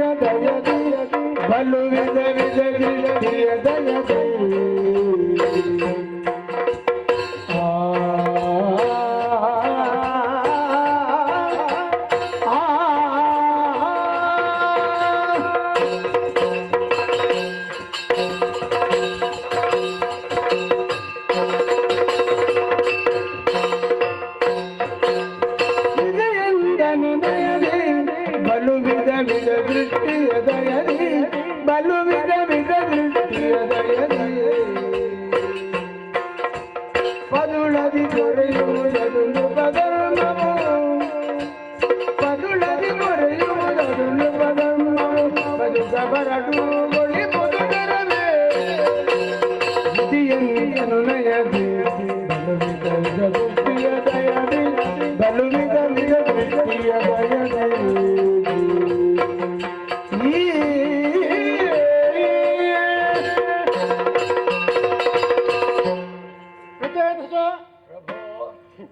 ನಾವು ಯಾವಾಗಲೂ ಒಂದು ಕಾರ್ಯವನ್ನು ಮಾಡುವಾಗ ಚೆನ್ನಾಗಿ ಆಲೋಚನೆಯನ್ನು ಮಾಡಿಕೊಳ್ಳಬೇಕಾಗುತ್ತದೆ. ನಿನ್ನ ವಂಶ ಯಾವುದು, ಯಾರ ಮಗ, ಯಾರ ಪೌತ್ರ ಎಂಬುದನ್ನು ನೀನು ಚೆನ್ನಾಗಿ ಆಲೋಚನೆ ಮಾಡಿ ಕಾಲಿಡುವ ಮೊದಲು ಕಣ್ಣಿಟ್ಟು ನೋಡಬೇಕು ಎಂಬುದಾಗಿ ಒಂದು ಮಾತು ಇದೆ. ಕಂಡಾರೆ ಕಂಡರೂ ಪರಾಂಬರಿಸಬೇಕು ಅಂತಲೂ ಹೇಳಿ. ಹೌದು. ಆದೀತು. ಋತುಪೌತ್ರಗಳಂತಹ ನೀನು ನಿನ್ನ ಹಿರಿಯರು ಮಾಡಿದಂತಹ ಕೆಲಸ ಏನು, ಯಾವ ಪುಣ್ಯ ಕಾರ್ಯವನ್ನು ಮಾಡಿದ್ದಾರೆ, ಈ ಪೃಥ್ವಿಯನ್ನು ಯಾವ ರೀತಿಯಲ್ಲಿ ಆಳಿದ್ದಾರೆ ಎಂಬುದನ್ನು ಸರಿಯಾಗಿ ನೀನು ತಿಳಿದುಕೊಂಡಿರಬೇಕು. ಅದನ್ನು ತಿಳಿಯದೆ ಶಿವನಿಂದ ಪಡೆದಂತಹ ಶಕ್ತಿಯನ್ನು ವಿನಾಕಾರಣಕ್ಕಾಗಿ ನೀನು ಪ್ರಯೋಗ ಮಾಡುತ್ತಾ ಇದೆಯಲ್ಲ, ಈ ಪ್ರಕೃತಿಯ ಯೋಗ್ಯತೆ ಏನು? ಪ್ರಕೃತಿ ರಮಣೀಯವಾದಂತಹ ಹಚ್ಚ ಹಸುರಿನ ಸುತ್ತಲೂ ಬೆಟ್ಟ ಗುಡ್ಡ ನದಿ ಪರ್ವತಗಳಿಂದ ಆವೃತವಾದಂತಹ ಈ ಭೂಮಿಯನ್ನು ಹಾಳು ಮಾಡುವಂತಹ ಅಧಿಕಾರ ಯಾರಿಗೂ ಇಲ್ಲ. ಸತ್ಯವಂತರಾದವರು ಯಾವ ರೀತಿಯಲ್ಲಿ ಇರ್ತಾರೆ, ಸತ್ಯವಂತರು ಯಾವಾಗಲೂ ಸತ್ತ ರೀತಿಯಲ್ಲೇ ಇರಬೇಕು, ತೋರಿಸಿಕೊಳ್ಳುವುದಲ್ಲ, ಬೂದಿ ಮುಸುಕಿದ ಗೆಂಡದಂತೆ ಇರಬೇಕು. ಆದ್ದರಿಂದ ನೀನು ಈ ಅಸ್ತ್ರವನ್ನು ಪ್ರಯೋಗ ಮಾಡಿ ನಿನ್ನವರಿಗೆ ಆಜ್ಞೆಯನ್ನು ಕೊಟ್ಟಿದ್ದೀನಿ, ವನವನ್ನೆಲ್ಲ ಸುಟ್ಟು ಸುಡುಕರೆ ಮಾಡಿ ಎಂಬುದಾಗಿ. ಒಂದು ಮರ ಬೆಳೆಯಬೇಕಿದ್ರೆ ವರ್ಷ ಎಷ್ಟು ಬೇಕಾಗುತ್ತದೆ? ನೀನು ಹುಟ್ಟುವ ಮೊದಲೇ ಹುಟ್ಟಿದಂತಹ ಮರಗಳು, ಅದು ಮರ ಯಾವುದು? ತಾಲ ಹಿಂತಾಲ ಸರಳ ಕೃತಾಮಾಲ ಮಕುಚ ವಿಕುಚ ತಕ್ಕೋಲ ಮಾತಲಿಂಗ ಬಿಲ್ವ ಕುಂದರ ಚಂದನ ಚಾಂಪೇಯ ಪಾಟೀಲ ಪ್ರಿಯಲ ಅಶ್ವತ್ಥ ದೇವದಾರವೇ ಮೊದಲಾದಂತಹ ಮರವನ್ನೆಲ್ಲ ಖಂಡಿಸಿ ತುಂಡರಿಸಿ ಹಾಕಿದ್ಯಲ್ಲ, ಇದು ಯಾವ ನ್ಯಾಯ ಹೇಳು? ದೇವರೇ, ಏನು? ನನಗೊಂದು ಸಂದೇಹ ಬರ್ತದೆ. ಏನು ಸಂದೇಹ? ಇದು ಯಾಕೆ ಮಾಡಿದ್ದಿ ಹೇಗೆ? ಮೊದಲು ನಮ್ಮ ಒಂದು ನಾಡಿತ್ತು, ಪ್ರಾಚೀನ ಬರ್ಹಿ ಅಂತ ಅದಕ್ಕೆ ಹೆಸರು. ಹೌದು, ನಾವು ಆಳಿಕೊಂಡಿದ್ದವರೇ. ಅಲ್ಲಿಯ ರಾಜನ ಮಗ ನೀನು, ಗೊತ್ತು ನನಗೆ. ಒಬ್ಬ ಅಲ್ಲ 10 ಮಂದಿ ಇದ್ದೀರಿ ನೀವು. ಈ ರೀತಿ ಮಾಡುವುದಾ? ಈ ರೀತಿ ಮಾಡಿದ್ದಲ್ಲ, ಮತ್ತೆ ನಾನು ತಪಸ್ಸು ಮಾಡಿ ಬರುವಾಗ ಕಾರಣವಾಗಿ ಹೋಗಿತ್ತು. ಓಹೋ, ಅರಮನೆಯೆಲ್ಲವೂ ನಾಶವಾಗಿ ಹೋಗಿತ್ತು. ಪ್ರಜಾವರ್ಗದವರೆಲ್ಲ ಎಲ್ಲೆಲ್ಲೋ ಹೇಗೆಲ್ಲೋ ಇದ್ರು. ಅರಸನಾಗಿದ್ದುಕೊಂಡು ನಾನು ಮಾಡಬೇಕಾದದ್ದು ಮೊದಲು ಏನು, ಅವರಿಗೆ ಯೋಗ್ಯವಾದಂತ ಆಶ್ರಯ ತಾಣವನ್ನು ಒದಗಿಸಿ ಕೊಡಬೇಕಾದದ್ದು. ಅಷ್ಟನ್ನು ಮಾಡಿದರಲ್ಲಿ ಈಗ ನಿನಗೆ ಕಾಡು ಕಡಿತದಲ್ಲಿ ಆಶ್ರಯ ಏನು ಅದನ್ನು ಹೇಳು. ಅಲ್ಲ, ಆಶ್ರಯ ಏನು ಅಂತ ಹೇಳಿದ್ರೆ ಅವರಿಗೆ ಮನೆ ಆಗಬೇಕಲ್ಲ, ಮನೆ ಆಶ್ರಯ. ಮತ್ತೆಂತ? ಈಗ ಈ ಮರದಿಂದಲೇ ನೀನು ಮನೆ ಕಟ್ಟುವಂತ ಆಲೋಚನೆ ಮಾಡಿದ್ದ? ಮತ್ತೆಂತ? ಮನೆ ಇಲ್ಲದೆ, ಮರ ಇಲ್ಲದೆ ಮನೆ ಆಗುದೇ ಇಲ್ವಾ? ನೀನು ಹೇಳಿದ್ದು ಸ್ವರ್ಗಕ್ಕೆ ಸಮಾನ. ನಿಮ್ಮಂತವರಿದ್ರೆ ಮರ ಇಲ್ಲದೆ ಮನೆ ಆಗುತ್ತಿತ್ತು. ವಾದ ಮಾಡುವುದಲ್ಲ ನಾನು, ನೀನೇ ನಿನ್ನ ಬಾಯಿಯಿಂದಲೇ ಹೇಳಿದ್ದಿ, ಸುಳ್ಳು ಹೇಳಬಾರದು. ನೀನೇ ಹೇಳಿದ್ದೇನು, ಸ್ವರ್ಗಕ್ಕೆ ಸಮಾನವಾದಂತಹ ಪುರವನ್ನು ನಿರ್ಮಾಣ ಮಾಡಬೇಕು. ಮೊದಲು ಇತ್ತಲ್ಲ, ಇಲ್ಲ ಸ್ವರ್ಗ ಮರದಿಂದ ಕಟ್ಟಿದ್ದ ಅಲ್ಲ. ನಾನು ಅದೆಲ್ಲ ನಿನ್ನಲ್ಲಿ ಇವಾಗ ಒಂದು ಹೋಲಿಕೆ ಕೊಡುವಾಗ ಹಾಗೆ ಆಗಬೇಕು, ಅದರಂತೆ ಆಗಬೇಕು, ಅದಕ್ಕಿಂತ ವಿಚಿತ್ರವಾದದ್ದು ವಿಶೇಷವಾದದ್ದು ಆಗಬೇಕು ಅಂತ. ಸ್ವರ್ಗದ ವಿಚಾರವನ್ನು ಬಿಡು. ಈ ಬ್ರಹ್ಮಾಂಡದಲ್ಲಿಯೇ ಹುಡುಕಿದ್ದಾದರೆ ಮರ ಇಲ್ಲದೆ ನೀರಿನಲ್ಲಿಯೇ ನೀರಿನ ತೆರೆಯಿಂದ ಒಡೆಯುವಂತಹ ಪುರವನ್ನು ನಿರ್ಮಾಣವಾದಂತಹ ದೇವತ್ವ ಉಂಟಾದ್ರೆ ಎಂತದನ್ನು ನಿರ್ಮಾಣ ಮಾಡಬಹುದು. ನನ್ನಲ್ಲಿ ವಾದಕ್ಕೆ ಬಂದದ್ದಲ್ಲ ನಾನು. ಈ ಮಾಡಿದಂತಹ ಕೃತಿ ಇದು ನಿನ್ನದ್ದು ತಪ್ಪು. ಪೃಥ್ವಿ ಯಾವಾಗಲೂ ಸಸ್ಯಶ್ಯಾಮನೆ ಆಗಿರ್ಬೇಕು. ಕಾಲೇ ವರ್ಷತು ಪರ್ಜನ್ಯ ಪೃಥ್ವಿ ಸಸ್ಯಶಾಲಿನಿ. ಬ್ರಹ್ಮದೇವರೇ, ಇನ್ನು ಬೇಡ, ನಾನು ಒಪ್ಪಿಕೊಂಡಿದ್ದೇನೆ, ತಪ್ಪಾಯಿತು. ದಾರಿಗೆ ನನಗೆ ಅದೆಲ್ಲ ಬೇಡ. ಆ ಪೃಥ್ವಿಯ ಇನ್ನೊಂದ ಮತ್ತೊಂದ ನಾನು ಮಾಡಬೇಕಾದನ್ನು ಮಾಡಿದ್ದೇನೆ ಎನ್ನುವಾಗ ತಪ್ಪಾಯಿತು ಅಂತಾದ್ರೆ ಯಾವಾತ ಶರಣಾಗತಿ ಆಗುತ್ತಾನೋ ಆಮೇಲೆ ಅವನ ಮನಸ್ಸಿನಲ್ಲಿ ಕಲ್ಮಶ ಇಲ್ಲ ಅಂತಲೇ ಅರ್ಥ. ಯಾಕೆಂತ ಕೇಳಿದ್ರೆ ಹೊರುವುದಕ್ಕೆ ಆಗದಂತಹದ್ದನ್ನು ಕೊಟ್ರೆ ಮತ್ತೆ ಏನು ಮಾಡುವುದಕ್ಕಾಗ್ತದೆ. ನಾನೊಂದು ಕೇಳಿದ್ದು ದೇವರಲ್ಲಿ ಒಂದು, ನನಗೆ ಬೇಕಾದ್ದು ಸಿಗಲಿಲ್ಲ, ಕೊಟ್ಟದ್ದು ಇನ್ನೊಂದು ಅಂತ ಆಗಿದೆ. ಇದರಿಂದ ಪ್ರಯೋಜನ ಏನು? ನಿನಗೆ ಕೊಟ್ಟದ್ದನ್ನೇ ನೀನು ಹೆಚ್ಚು ಮಾಡಿದ್ದಿ. ಇದರಿಂದ ವಿಶೇಷವಾದ ಕೊಟ್ಟದ್ದಾದ್ರೆ ಯಾರಲ್ಲಿ ಹೇಳದೆ ಕೇಳದೆ ಏನು ಮಾಡುತ್ತೆ, ಅನರ್ಥವೇ ಮಾಡುತ್ತಾ ಇದ್ದಿ. ಈಗ ಕೊಟ್ಟದ್ದರಲ್ಲೇ ಅನರ್ಥ ಆಗಿದೆ. ಆಗಲಿ, ತೊಂದರೆ ಇಲ್ಲ. ನಾನು ಅನರ್ಥಕ್ಕೆ ಬೇಕಾಗಿ ಕೊಟ್ಟದ್ದಲ್ವಲ್ಲ. ಅದೇ ನಾನು ಕೇಳುವುದು. ಸೂರ್ಯಚಂದ್ರರು ಯಾರು ಪ್ರಪಂಚದ ಕಣ್ಣಿನಂತೆ ಇರುವವರು ಅಲ್ವೋ, ಅವನ ಆ ಶೀತಳವಾದಂತಹ ಹಿಮಾಂಶು ಕಿರಣ ಬಿದ್ದದ್ದಾದ್ರೆ ಮಾತ್ರ ಆ ವನದಲ್ಲಿ ರೋಗ ನಿರ್ನಾಮವಾಗುವಂತಹ ಔಷಧಿ ಹುಟ್ಟುವುದಕ್ಕೆ ಸಾಧ್ಯ ಇದೆ. ನೀನು ಔಷಧಿ ಬೆಳೆಯುವಂತಹ ಕಾಡನ್ನು ಮರವನ್ನು ಕಡಿಮೆ ಅವರ ಇನ್ನು ಪ್ರಕೃತಿಯನ್ನು ಪೂಜಿಸ್ತೇನೆ, ಅಲ್ಲಿಗೆ ಮುಗಿಯಿತಲ್ಲ. ಈಗ ನಿಮ್ಮೊಳಗಿರುವ ಸಿಟ್ಟನ್ನು ಬಿಡಬೇಕು. ಸಿಟ್ಟು ಬಿಡಬೇಕು. ಹೌದು, ನನಗೆ ಸಿಟ್ಟಂತದಕ್ಕೆ ಹೇಳಿದ್ರೆ ಸಾಲದು, ಮತ್ತೆಂತ ಬಿಡಬೇಕು. ಅಲ್ಲ, ಹೇಳಬೇಕಾದ್ರು ಅಲ್ಲಿಂದಲೇ ಅಲ್ವ? ಹೌದು, ನಿಮ್ಮ ಮುಖದಿಂದಲೇ ಬಂದಿದೆ. ಚಂದ್ರ, ಸಿಟ್ಟು ಬಿಟ್ಟಿದ್ದೆ ಅಂತ ಒಪ್ಪಿಗೋ. ಹೀಗೆ ಬರಬೇಕು. ಹಾಗೆ ಮಹನೀಯ ಬಂಧುತ್ವ ಎನ್ನುವುದು ಶಾಶ್ವತವಾಗಿ ಇರಲಿ. ತಿರೆಗೂ ಆಕಾಶಕ್ಕೂ ಸಂಬಂಧ ಉಂಟು. ಸರಿ, ಈಗ ನೀವು ಒಂದು ನಾಣ್ಯದ ಎರಡು ಮುಖದಂತೆ ಆಗಿದ್ದೀರಿ. ಆದರೂ ನಾನೊಂದು ಮಾತನ್ನು ಹೇಳುತ್ತಾ ಇದ್ದೇನೆ. ಇನ್ನು ಆದ್ರೂ ಅಂತ ನನ್ನನ್ನು ಎಲ್ಲಿ ಸಿಲುಕಿಸುವುದಕ್ಕೆ? ಅಲ್ಲಪ್ಪ, ಹಾಗೇನು ಬೇಸಬೇಡ. ನಾನು ಯಾರನ್ನು ಸಿಲುಕಿಸುವವ ಅಲ್ಲ. ನನ್ನನ್ನು ಸಿಲುಕಿಸುವುದಕ್ಕೆ ಬಂದ್ರೆ ನಾವು ಹತ್ರ ಬಿಡುವುದಿಲ್ಲ ಅಂತ ಅಷ್ಟೇ. ಆ ವಿಚಾರ ಬಿಡು. ನಿಮ್ಮಲ್ಲಿ ಒಂದು ರೀತಿಯ ಸಂಬಂಧವನ್ನು ಬೆಳೆಸಿಕೊಳ್ಬೇಕು. ಸಂಬಂಧ ಯಾಕೆ? ಹೌದು, ಸಂಬಂಧ ಇದ್ರೆ ಅವರೊಳಗೆ ಜಗಳ ಆಗುವುದಿಲ್ಲ, ಬಾಂಧವ್ಯ ಅಲ್ಲಿ ಬೆಳೆಯುತ್ತಾ ಇರ್ತದೆ. ಆದ್ದರಿಂದ ಈ ಹಿಂದೆ ಕಂದಮುನಿ ಎಂಬವರ ತಪಸ್ಸನ್ನು ಕಳಿಸುವುದಕ್ಕೆ ಇಂದ್ರ ಪ್ರಮ್ಲೋಚನೆ ಎಂಬ ಅಪ್ಸರೆಯನ್ನು ಕಳುಹಿಸಿ ಅವಳ ತಪಸ್ಸನ್ನು ಹಾಳು ಮಾಡಿದ್ದಾರೆ. ಅದರಲ್ಲಿ ಅವರಿಬ್ಬರ ಸಂಪರ್ಕದಿಂದ ಒಬ್ಬಳಾಕೆ ಮಗಳು ಹುಟ್ಟಿದ್ದಾಳೆ. ಅವಳನ್ನು ಈ ಚಂದ್ರ ಮತ್ತು ವನದೇವಿ ಸಾಕುತ್ತಾ ಇದ್ಲು. ಪ್ರಾಯ ಪ್ರಬುದ್ಧಳಾಗಿದ್ದಾಳೆ. ಅವಳನ್ನು ನೀನು ಒಬ್ಬನೇ ಅಲ್ಲ, 10 ಮಂದಿ ಬ್ರಹ್ಮನ ಮಾತಿನಂತೆ ಅವಳನ್ನು ವರಿಸಬೇಕು. 10 ಮಂದಿಗಳು ಅವಳ ಸುಖವನ್ನು ಪಡೆದು ಪೃಥ್ವಿಯನ್ನು ಸುಖವಾಗಿ ಬಾಳಬೇಕು. ಚಂದ್ರ, ವನದೇವಿ ಒಪ್ಪಿಗೆ ಉಂಟಲ್ಲ? ಹಾಗಿದ್ರೆ ತಡ ಮಾಡುವುದು ಸರಿಯಲ್ಲ. ಒಳ್ಳೆ ಉದಾರ ಮನಸ್ಸಿನಿಂದ ನೀವು ಸಾಕಿದ ಮಗಳನ್ನು ಕೊಟ್ಟು ಬಿಡಿ. ನಿಮ್ಮ ಇಚ್ಛೆಯಂತೆ ಆಗಲಿ. ಎಲ್ಲಿದ್ದಾಳೆ?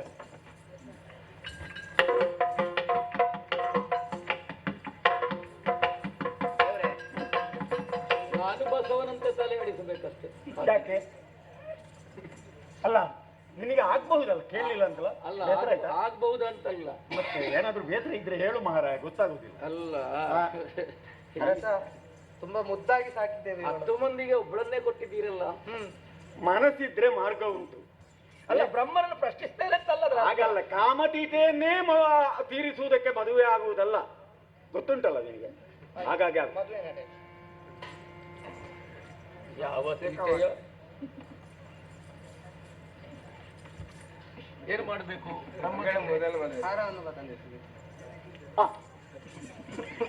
ಹಾರ ಹಾಕು, ಹಾರ ಹಾಕು. ಇನ್ನು ನೀನು ಹಾಕು.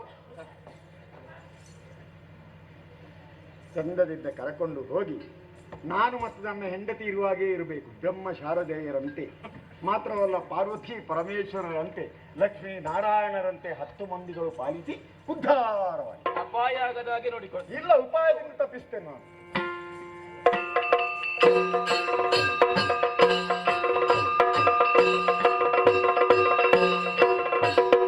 ಹರಿಯುತ್ತಿರುವಂತಹ ನದಿಯಾಗಿ ಹೋಯಿತು. ಯೋಗ್ಯರಾದಂತಹ ಉಭಯ ಕುವರರನ್ನು ಪಡೆದಿದ್ದೇನೆ. ಹಿರಿಯವನಿಗೆ ದಕ್ಷನೆನ್ನುವ ಹಾಗೆ ಹೆಸರನ್ನಿರಿಸಿದ್ದೇನೆ. ಕಿರಿಯವನಿಗೆ ರೂಕ್ಷನೆನ್ನುವ ಹಾಗೆ. ಸೂರ್ಯ ಚಂದ್ರರಂತೆ ದೇದೀಪ್ಯಮಾನವಾಗಿ ಬೆಳಗುತ್ತಾ ಇದ್ದಾರೆ. ಈಗ ಗೊತ್ತಾಯಿತು ನನಗೆ ಸಾಕು ಅಂತ. ಇಲ್ಲಿಯವರೆಗೆ ಆಗಬೇಕು ಅಂತ ವಿಧಿಯ ಸಂಕಲ್ಪ ಉಂಟು ಅಂತ ಆದ್ರೆ ಸಾಮಾನ್ಯರಾದಂತಹ ನಾವೇನು ಪ್ರಶ್ನಿಸುವುದಕ್ಕೆ? ಇನ್ನು ಉಳಿದಿರುವುದು ಒಂದೇ, ವನಾಂತರವನ್ನು ಸೇರುವುದು, ಭಗವಂತನ ಕುರಿತಾಗಿ ತಪಸ್ಸನ್ನು ಮಾಡುವುದು, ಈ ದೇಹವನ್ನು ತ್ಯಜಿಸುವುದು. ಅದಕ್ಕೆ ಬೇಕಾಗಿಯೇ ಇಲ್ಲಿ ಅಧಿಕಾರವನ್ನು ಹಿರಿಯವನಂತಹ ದಕ್ಷನಿಗೆ ಒಪ್ಪಿಸಿದ್ದೇನೆ. ಕಿರಿಯವನನ್ನು ಯೋಗ್ಯ ರೀತಿಯಿಂದ ಸಾಕಿ ಸಲಹಿ ರಕ್ಷಿಸಬೇಕು ಎನ್ನುವ ಹಾಗೆ ಹೇಳಿದವನಿದ್ದೇನೆ. ಇದು ಸಕಾಲ ಕಾನನವನ್ನು ಸೇರಿಕೊಂಡು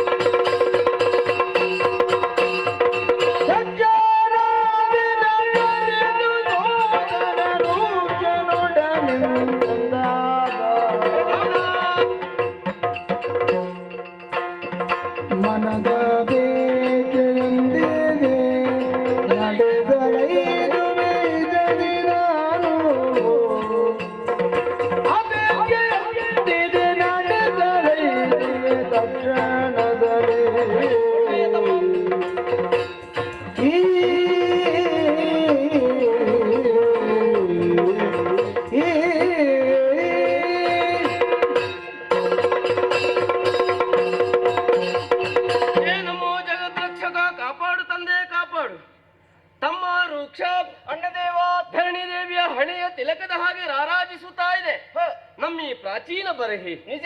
ಇಲ್ಲಿಯ ಅಧಿಕಾರಿ ಯಾರು ಅಂತ ಕೇಳಿದ್ರೆ ಸಾಕು, ಎಲ್ಲರೂ ಬೆಟ್ಟೆತ್ತಿ ತೋರಿಸುವುದು ಯಾರನ್ನು? ನಮ್ಮಪ್ಪ ಪ್ರಚೇತ ಮಹಾರಾಜರನ್ನು. ಅವರ ಮಕ್ಕಳು ನಾನು. ನಾನೇ ಹಿರಿಯವ ದಕ್ಷ, ಕಿರಿಯವನಾದಂತಹ ನೀನೇ ರೂಕ್ಷ. ನಿಜ. ಅವರ ಒಂದು ಮುಖದ 2 ಕಣ್ಣುಗಳಿದ್ದ ಹಾಗೆ, ಒಂದು ಶರೀರದ 2 ಭುಜ ಇದ್ದ ಹಾಗೆ ಬೆಳೆದವರು ನಾವು. ನಿಜ. ಯೋಗ್ಯವಾದ ಗುರುಮಠವನ್ನು ನಾನು ಸೇರಿದ್ದೇನೆ, ವಿದ್ಯಾಭ್ಯಾಸವನ್ನು ಮಾಡಿದ್ದೇನೆ. ಸಂತೋಷದ ವಿಚಾರ. ಮಾತ್ರವಲ್ಲ, ನನ್ನನ್ನು ಬಿಟ್ಟು ನೀನು, ನಿನ್ನನ್ನು ಬಿಟ್ಟು ನಾನು ಒಂದು ಕ್ಷಣ ಕೂಡ ಇದ್ದವರಲ್ಲ. ಅದು ನಿಜ. ನಮ್ಮ ಅಪ್ಪ ಕಾಡಿಗೆ ಹೋಗುವಂತಹ ಸಂದರ್ಭದಲ್ಲಿ ನಿನ್ನನ್ನು ನೋಡಿಕೊಳ್ಳುವಂತಹ ಹೊಣೆಗಾರಿಕೆ ನನ್ನ ಪಾಲಿಗೆ ಬಿಟ್ಟಿದ್ದಾರೆ. ಆದ್ರೆ ಈ ಹೊತ್ತಿನಲ್ಲಿ ನನ್ನ ಮನಸ್ಸಿನಲ್ಲಿ ಒಂದು ಆಸೆ ಹುಟ್ಟಿಕೊಂಡಿದೆ. ಅದನ್ನು ಈಡೇರಿಸಿಕೊಡುವೆಯಾ ತಮ್ಮ ನೀನು? ಏನನ್ನ ಅಣ್ಣ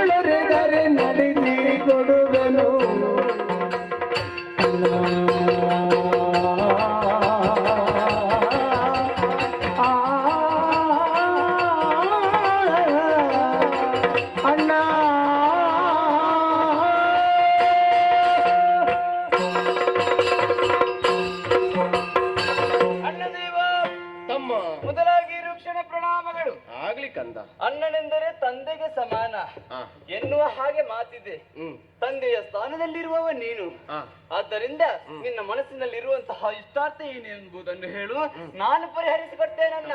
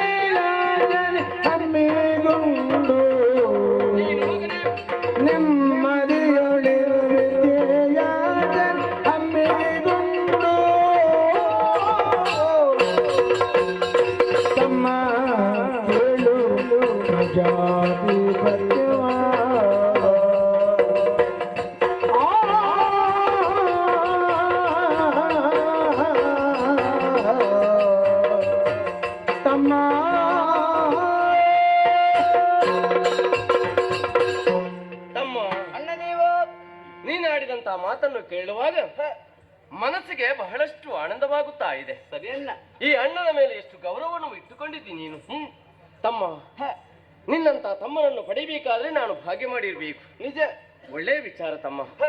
ಆದ್ರೆ ಒಂದು ವಿಚಾರ ಏನನ್ನ, ಒಬ್ಬ ವ್ಯಕ್ತಿ ಎಷ್ಟು ವರುಷ ಬದುಕಿದ ಅಂತ ಮುಖ್ಯ ಅಲ್ಲ ಮಗನೇ, ಅವ ಜೀವನದಲ್ಲಿ ಏನು ಸಾಧಿಸಿದ ಇದು ಮುಖ್ಯ. ನೀನು ಇನ್ನು ಸಣ್ಣವನು, ಲೋಕಮುಖದಲ್ಲಿ ಶ್ರೇಷ್ಠ ವ್ಯಕ್ತಿಯಾಗಿ ಮೆರೆಯಬೇಕೆಂಬುದೇ ನನ್ನ ಆಸೆ ಮಗನೇ. ಮೆರೆಯಬೇಕಂತಾದ್ರೆ ವಿದ್ಯೆ ಬೇಕು. ಯಾವನಿಗೆ ಆಗಲಿ ವಿದ್ಯೆ ಇಲ್ಲದಿದ್ದರೆ ಪಶು ಸಮಾನ. ಅದು ನಿಜ. ನಿನ್ನ ಬುದ್ಧಿ ಹಾಗೆ ಆಗಬಾರ್ದು. ನೀನು ವಿದ್ಯಾವಂತನಾಗಬೇಕು. ವಿದ್ಯಾವಂತನಾಗಬೇಕಾದ್ರೆ ಯೋಗ್ಯವಾದ ಗುರುಮಠವನ್ನು ಸೇರಿಕೊಳ್ಳಬೇಕು ಮಗನೇ. ನಮ್ಮ ಅಪ್ಪನ ಯೌವನವನ್ನು ಕುಗ್ಗಿಸುವುದಕ್ಕೆ ನಮ್ಮ ಜನ್ಮ ಅದ್ದಲ್ಲ, ನಮ್ಮ ತಂದೆಯ ಕೀರ್ತಿಯನ್ನು ಬೆಳಗಿಸುವುದಕ್ಕೆ ಬೇಕಾಗಿ ನಮ್ಮ ಹುಟ್ಟಾದ್ದು ಮಗನೇ. ಅದಕ್ಕೆ ಬೇಕಾಗಿ ನನಗೂ ನನ್ನ ಮನಸ್ಸಿನಲ್ಲಿ ಒಂದು ಆಸೆ ಅಂತ ಉಂಟು. ಏನನ್ನ? ನೇರವಾಗಿ ಕಾಡಿಗೆ ಹೋಗಬೇಕು. ಆ ವಿಧಾತನ ಕುರಿತು ತಪಸ್ಸನ್ನಾಚರಿಸಬೇಕು. ಪ್ರಜಾಧಿಪತ್ಯವನ್ನು ಪಡೆಯಬೇಕೆಂಬುದೇ ನನ್ನ ಆಸೆ. ಹಾಗಾಗಿ ನಾನು ಕಾಡಿಗೆ ಹೊರಟು ನಿಂತಿದ್ದೇನೆ. ನಿಜ. ಹಾಗಂತ ನೀನು ಮಾತ್ರ ಇಲ್ಲೇ ಇರುವುದಲ್ಲ, ಮತ್ತೆ ಮಕ್ಕಳೊಟ್ಟಿಗೆ ಜೊತೆ ಸೇರಿ ಆಟ ಆಡುವುದಲ್ಲ ಮಗನೇ.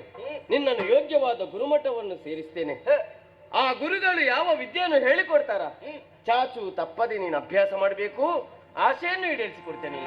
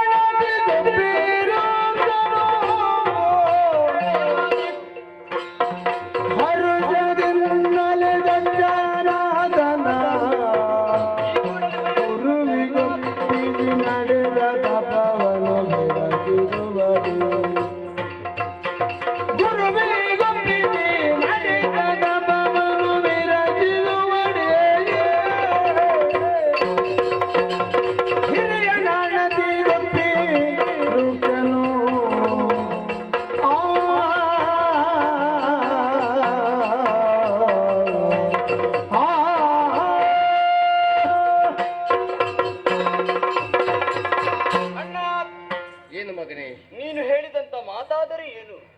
ಗುರುಮಠವನ್ನು ಸೇರಬೇಕು, ವಿದ್ಯಾಭ್ಯಾಸವನ್ನು ಹೊಂದಬೇಕು. ವಿದ್ಯಾಭ್ಯಾಸ ಇಲ್ಲದವರು ಪಶುವಿಗೆ ಸಮಾನ ಎನ್ನುವಂತಹ ಮಾತನ್ನ ಹೇಳಿದವ ನೀನು. ಸರಿ ಕಂದ. ಅಣ್ಣ, ಅಣ್ಣನ ಮನಸ್ಸಿನ ಇಷ್ಟಾರ್ಥವನ್ನು ನೆರವೇರಿಸುವುದು ತಮ್ಮನಾದ ರೂಕ್ಷನ ಕರ್ತವ್ಯ.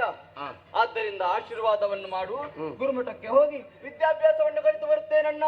ಮಗನೇ, ನಾನು ಹೇಳಿದ ಮಾತ್ರಕ್ಕೆ ನೀನು ಗುರುಮಠಕ್ಕೆ ಹೋಗುವುದಲ್ಲ. ಮತ್ತೇನಣ್ಣ? ಯಾವುದೇ ಒಂದು ವಿದ್ಯೆಯನ್ನು ಅಭ್ಯಾಸ ಮಾಡಬೇಕಾದ್ರೆ ಅದರಲ್ಲಿ ಶ್ರದ್ಧೆ ಭಕ್ತಿ ಇರಬೇಕು ಕಂದ, ನಿಷ್ಠೆ ಇರಬೇಕು. ಮಾತ್ರವಲ್ಲ, ನಿನ್ನ ವರ್ತನೆ ಏನೆಂಬುದು ನನಗೆ ಚೆನ್ನಾಗಿ ಗೊತ್ತಿದೆ. ಸರಿ, ಯಾವುದೇ ಒಂದು ಮಾತನಾಡಿದ್ರೆ ಸಾಕು ಇವನಿಗೆ ಬೇಗ ಬಿಸಿಯಾಗುವುದು. ಅದನ್ನೆಲ್ಲ ಬಿಟ್ಟು ಬಿಡಬೇಕು ಕಂದ.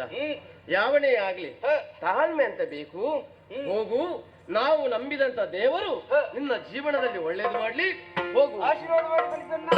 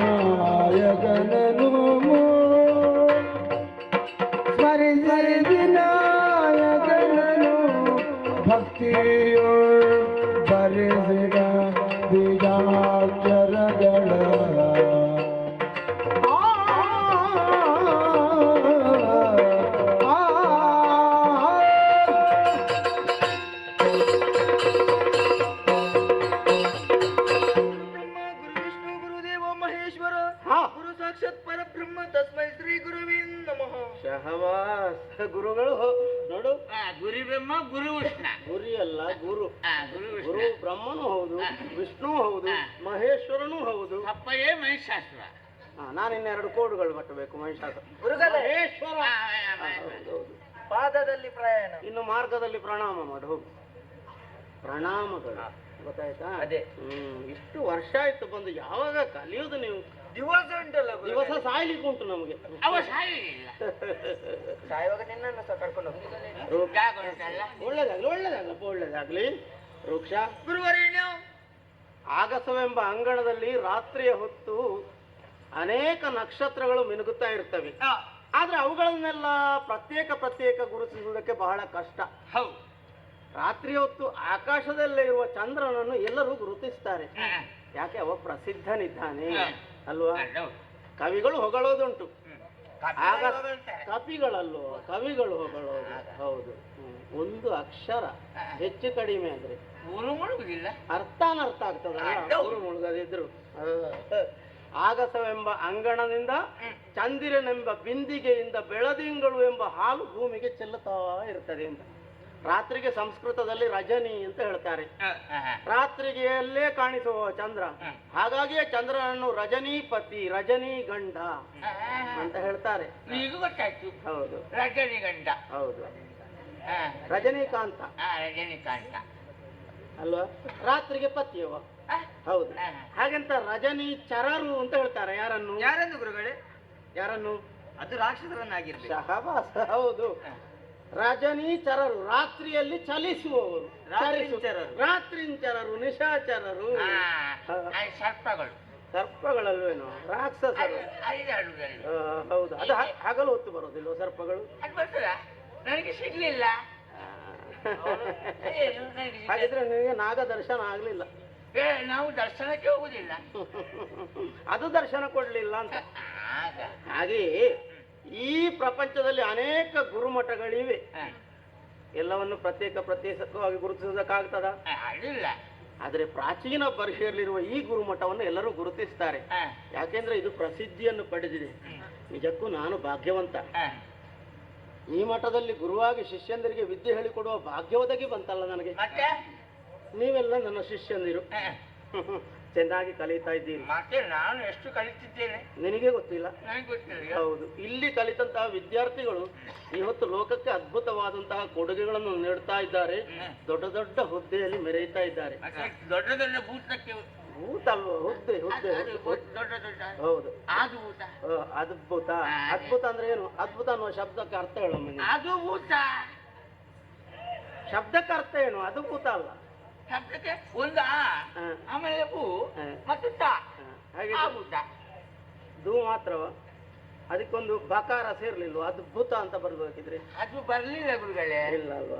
ಪಕ್ಕ ಬರ್ಲಿಲ್ಲ. ಇಲ್ಲ ಅಲ್ವಾ? ಅದ್ಭುತ ಅಂದ್ರೆ ಪ್ರಕೃತಿಗೆ ವಿರುದ್ಧವಾದುದು ಯಾವುದು ಅದು ಅದ್ಭುತ ಅಲ್ವಾ? ನೀರಿಗೆ ಮೇಲಿನಿಂದ ಕೆಳಕ್ಕೆ ಹರಿಯುವುದೇ ಧರ್ಮ. ನೀರು ಕೆಳಗಿನಿಂದ ಮೇಲಕ್ಕೆ ಹರಿದ್ರೆ ಅದು ಅದ್ಭುತ. ಪ್ರಕೃತಿಗೆ ವಿರುದ್ಧವಾದುದು ಯಾವುದೋ ಅದು ಅದ್ಭುತ.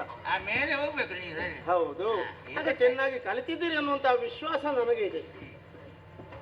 ಎಷ್ಟು ಕಲಿತಿದ್ದೀರಿ, ಏನನ್ನು ಕಲಿತಿದ್ದೀರಿ, ನಾನು ಹೇಳಿಕೊಟ್ಟದನ್ನು ಎಷ್ಟನ್ನು ಸ್ವೀಕರಿಸಿದ್ದೀರಿ ಅಂತ ನೋಡ್ಬೇಕು. ಅದಕ್ಕೆ ಪರೀಕ್ಷೆ ಮಾಡೋದು ಅಂತ ಒಂದು ತೀರ್ಮಾನಕ್ಕೆ ಬಂದಿದ್ದೇನೆ. ಪರೀಕ್ಷೆ ಬೇಕೇ ಬೇಕು. ನಿಜ ತೇರ್ಗಡೆ ಆಗ್ಲೇಬೇಕು. ಹೌದು. ನಿಜವನ್ನು ತಿಳಿಬೇಕು ಅಂತಾದ್ರೆ ಪರೀಕ್ಷೆ ಬೇಕು. ಗಂಧದ ಕೊರಡಿನಲ್ಲಿ ಪರಿಮಳ ಇರ್ತದೆ, ಅದು ಅವ್ಯಕ್ತವಾಗಿರ್ತದೆ. ಮೂಲೆಯಲ್ಲಿ ಇಟ್ಟರೆ ಪರಿಮಳವನ್ನು ಪಡೆಯುವುದಕ್ಕಾಗ್ತದ? ಹೌದು. ಅರೆಯಲ್ಲಿ ಗಂಧವ ಅರೆದರೆ ಮಾತ್ರವೇ ಪರಿಮಳವದು ಹೊರಸೂಸುವುದು. ಅರೆದರೆ ಮಾತ್ರವೇ ಕುಡಿಯುವುದು ಅಲ್ಲೋ ಪರಿಮಳ ಹೊರಸೂಸುವುದು. ಉರಿಯುವ ಬೆಂಕಿಯಲ್ಲಿ ಇರಿಸಿ ಸುವರ್ಣವ ಕಾಯಿಸಿ ಘಾತಿಸಿ ಹೊಳೆಯುವುದು. ಮೊಸರಿನಲ್ಲಿ ಬೆಣ್ಣೆ ಇರ್ತದೆ, ಪಡಿಬೇಕು ಅಂತಾದ್ರೆ ಕಡಿಬೇಕಲ್ವಾ? ಕಡೆದಾಗ ಬೆಣ್ಣೆ ಸಿಗ್ತದೆ. ಹಾಗೆ ನೀವು ಎಷ್ಟು ಕಲಿತಿದ್ದೀರಿ ಅನ್ನೋದನ್ನು ತಿಳಿಯೋದಕ್ಕೆ ಪರೀಕ್ಷೆ. ಸಿದ್ಧರಾಗಿದ್ದೀರಿ ತಾನೆ? ಸದಾ ಸಿದ್ಧರಿದ್ದೇವೆ. ಯಾವುದಕ್ಕೂ ವಿನಾಯಕನನ್ನು ಸ್ಮರಿಸಬೇಕು. ವಿನಾಯಕನನ್ನು ಸ್ಮರಿಸಿಯೇ ನಾವು ವಿದ್ಯೆ ಅಲ್ವಾ ಅಕ್ಷರವನ್ನು ಯಾವ ನಾಯಕನು? ವಿನಾಯಕ. ಮೊದಲ ಪೂಜೆ ಶಹಬಾಸ್. ಹೌದು, ಶಿವ ಗಣಪತಿ. ಶಿವ ಪೂಜೆ ಮಾಡುವುದಿದ್ರು ಮೊದಲು ಗಣಪತಿಯನ್ನು ಪೂಜಿಸಬೇಕು. ಮೊದಲ ಪೂಜೆ ಅವನಿಗೆ. ಅವನಿಗೆ ಬೇಕಾದಂತಹ ವಸ್ತುಗಳನ್ನೆಲ್ಲ ಕೊಡಬೇಕು. ಏನಲ್ಲ ಅವನಿಗೆ ಪಂಚಗಜಯ, ಕಡಬ. ಕಡಬ ಅಲ್ಲ, ಕಡುಬು, ಮೋದಕ ಇದನ್ನೆಲ್ಲ ಕೊಟ್ಟು ವಿನಾಯಕನನ್ನು ಪ್ರಾರ್ಥಿಸಿ ಆಯ್ತು.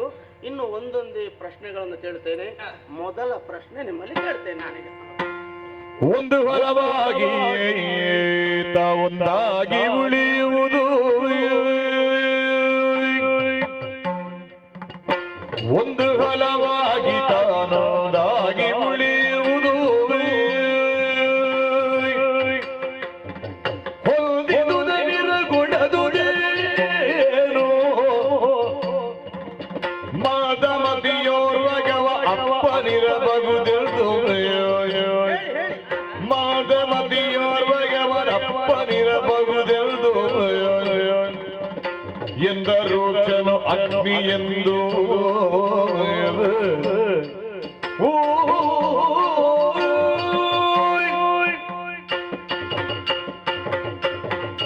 ಮೊದಲ ಪ್ರಶ್ನೆ ಕೇಳ್ತೇನೆ.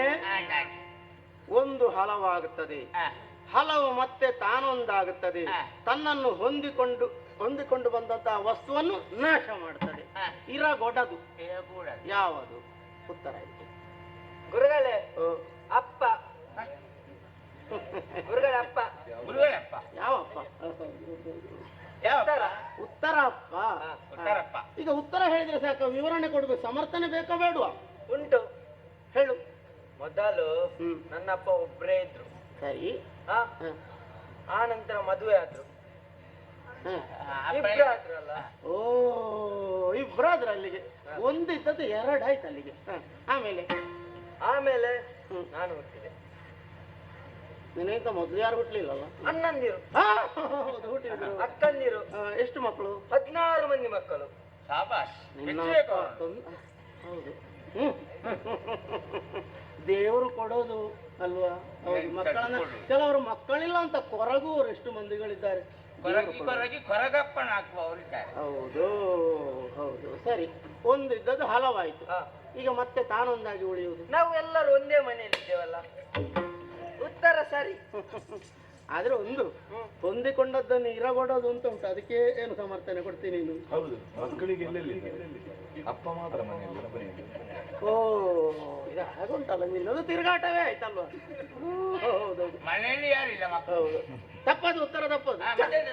ಹೌದು. ಗುರುದೇವ, ಒಂದಿದ್ದದ್ದು ಹಲವಾಗುವುದು, ಹಲವು ಮತ್ತೆ ತಾನೊಂದಾಗುವುದು, ತಾನೊಂದಾಗಿ ಹೊಂದಿಕೊಂಡ ವಸ್ತುವನ್ನು ನಾಶ ಮಾಡೋದು, ಇರಗೊಡೋದು. ಉತ್ತರ ಅಗ್ನಿ ಗುರುಗಳೇ. ವಿವರಣೆ ಕೊಡು. ಬೆಂಕಿಯ ಕಿಡಿ ಒಂದು ಇರ್ತದೆ. ಹೌದು. ಅದು ಸುಟ್ಟು ಭಸ್ಮವಾಗ್ತದೆ. ಅಲ್ಲಲ್ಲಿ ಅಲ್ಲಲ್ಲಿ ಹೊತ್ತಿ ಉರಿಯುತ್ತದೆ ಅಲ್ವಾ? ಹೌದು, ಹಲವಾಗ್ತದೆ. ಹೌದು. ಆಮೇಲೆ ಸುಟ್ಟು ಬಿಡ್ತದೆ. ಹೌದು, ಎಲ್ಲವನ್ನು. ಹೌದು, ಬೂದಿಯಾಗಿ ಕೊನೆಗೆ ಒಂದಾಗ್ತದೆ. ಶಹಬಾಸ್, ಉತ್ತರ ಸರಿ. ಸರಿ, ಇನ್ನು ಎರಡನೇ ಪ್ರಶ್ನೆ ಕೇಳೋದು ನಾನು. ಇನ್ನು ಎರಡನೇದು ಉಂಟಾ ಗುರುಗಳೇ? ಹಲವು ಸೇರುವುದು ಮತ್ತೆ ಕೆಲವಾಗುವುದು ತಿಳಿದವರು ತಿಳಿದಿರುವುದೆನಲು. ಹಲವು ಸೇರುವುದು ಮತ್ತೆ ಹಲವಾಗುವುದು ತಿಳಿದವರು ತಿಳಿದಿರುವುದೆನಲು. ಕೆಲರು ಹಾಲಿನೇ, ಕೆಲರು ತಾಂಬೂಲವಿದೆ, ಕೆಲರು ಹಾಲಿನ ಕೆಲರು ತಾಂಬೂಲವಿದೆ. ರೂಪ ಜಲ ಬಿರುದನ ಸುನಗುತ್ತಲದಕ್ಕೆ ಅದಕ್ಕೆ.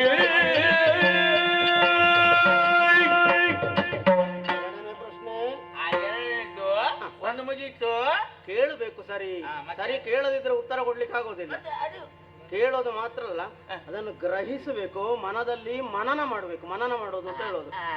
ಸರಿ, ಹಲವು ಸೇರಿ ಒಂದಾಗುತ್ತದೆ, ಆ ಒಂದು ಮತ್ತೆ ಹಲವಾಗುತ್ತದೆ. ಏನದು? ಹಲವು ಸೇರಿ ಒಂದಾಗ್ತದೆ, ಮತ್ತೆ ಹಲವಾಗ್ತದೆ. ಏನು? ನನಗೆ ಗೊತ್ತುಂಟು ಗುರುಗಳೇ. ಹೇಳಪ್ಪ, ಹೇಳು. ಗುರುಗಳೇ, ನನಗೆ ವಿಷಯ ಗೊತ್ತುಂಟು. ಇದು ಎಲ್ಲ ಅಡಿಕೆ ತಾಂಬೂಲ. ತಾಂಬೂಲ. ಹೌದು. ನನ್ನ ಅಜ್ಜ ಉಳಿದ್ರಿ ಮನೆಯಲ್ಲಿ. ಈಗಲೂ ಇದ್ದಾರ? ದೇವ್ರೆ, ಒಂದು ಎಲೆ ತಕೊಂಡು, ಎಲೆ ತಕೊಂಡು, ಆಮೇಲೆ ಸ್ವಲ್ಪ ಸುಣ್ಣ ತಕೊಂಡು, ಅದನ್ನು ಎಲೆಗೆ ಉಚ್ಚಿ ಉಚ್ಚಿ ಉಚ್ಚಿ. ಎಷ್ಟು ಉಜ್ಜೋದ ನೀನು. ಸುಣ್ಣ ಉಚ್ಚುವುದು ಎಲೆಗೆ. ಅಜ್ಜಿ. ಅಜ್ಜಿ ಸುಣ್ಣ ಉಚ್ಚುವುದು. ಆ ಒಂದು ಅಡಿಕೆ ತೆಗೆದು ಬಾಯೊಳಗೆ ಹಾಕಿದ್ರು. ಅಡಿಕೆ ಮೊದಲು ಹಾಕುವುದ ಅಲ್ಲ ಎಲೆಗೆ ಸುಣ್ಣ ಉಜ್ಜೋದು ಮೊದಲು? ಮೊದಲು ಸುಣ್ಣ ಉಜ್ಜಿದ ಅಜ್ಜಿ, ಆಮೇಲೆ ಅಡಿಕೆಯನ್ನು ಮಳೆಯೊಳಗೆ ಹಾಕಿ. ಬಹುಶಃ ಇವನ ಅಜ್ಜಿಯ ಕ್ರಮ ಆಗಿರಬೇಕು. ಆಮೇಲೆ ಅದನ್ನು ಮಡಚಿ ಮಡಚಿ ಮಡಚಿ ಬಾಯಿಗೆ ಹಾಕಿದ್ರು. ಕೆಲವರು ಎಲ್ಲ ತಿನ್ನೋದು ನೋಡಿದ್ದೇನೆ. ಒಂದು 5 ಎಲೆ ಎಲ್ಲ ಬೇಕಾಗ್ತದೆ. ಒಂದಕ್ಕೆ ಸುಣ್ಣ ಉಜ್ಜಿದ್ರು, ಈ ಬೆರಳ ಎಡೆಯಲ್ಲಿ ಇಟ್ರು. ಮತ್ತೊಂದಕ್ಕೆ ಸುಣ್ಣ ಉಜ್ಜಿದ್ರು, ಈ ಬೆರಳ ಎಡೆಯಲ್ಲಿ ಇಟ್ರು. ಇರ್ಬೋದು. ಎಲೆ ಅಡಿಕೆ ಬಾಯಿಗೆ ಮೊದಲು ಹೋಯ್ತು, ಒಂದು ಹೋಯ್ತು. ಆಮೇಲೆ ಸುಣ್ಣ ಮತ್ತು ಎಲೆ ಹೋಯ್ತಾ, 2 ಬಗೆ ಹೋಯ್ತು. 3 ಬಗೆ ಹೋಯ್ತು. ಸುಣ್ಣ ಉಂಟು, 3 ಬಗೆ ಉಂಟು. ಹೌದು. ಆಮೇಲೆ ಹೊಗೆ ಸೊಪ್ಪು ಅದನ್ನು ಹೀಗೆ ತೆಗೆದು ಅದರಲ್ಲಿ ಹೊಯ್ಗೆಲ್ಲ ಇರ್ತದೆ. ಆಮೇಲೆ ಹಿಂಗೆ ಮಾಡಿದ್ರು. ಕೆಲವರಿಗೆ ಹಾಗೆ ಮಾಡೋದಕ್ಕಿಂತ ಮೊದಲು, ತಿನ್ನುವುದಕ್ಕಿಂತ ಮೊದಲು ಹೊಗೆ ಸೊಪ್ಪನ್ನು ಮೂಸುವ ಅಭ್ಯಾಸ ಉಂಟು ಕೆಲವರಿಗೆ. ನನ್ನಜ್ಜಿಗೆ ಒಮ್ಮೊಮ್ಮೆ ಮೂಸುವ ಅಭ್ಯಾಸ ಉಂಟು, ಮತ್ತೆ ಒಮ್ಮೊಮ್ಮೆ ಮೂಸುವುದಿಲ್ಲ. ಸರಿ ಸರಿ, ಅವಸರದಲ್ಲಿ ತಿಂದು. ಹೌದು ಹೌದು. ಈ 4 ಬಗೆ ಹಲವಿದ್ದದ್ದು ಒಂದಾಯ್ತು. ಆಮೇಲೆ ಮತ್ತೆ ಹಲವಾಗಬೇಕಲ್ಲ. ಆಮೇಲೆ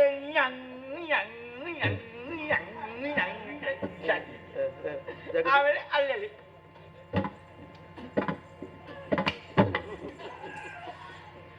ಹೇಗೆ ಗುರುಗಳೇ ನನ್ನ ಉತ್ತರ? ಒಳ್ಳೆ ಯೋಚನಾ ಲಹರಿ ಉಂಟು ಇವನಿಗೆ. ಹೌದು, ಆದ್ರೆ ಉತ್ತರ ತಪ್ಪದು.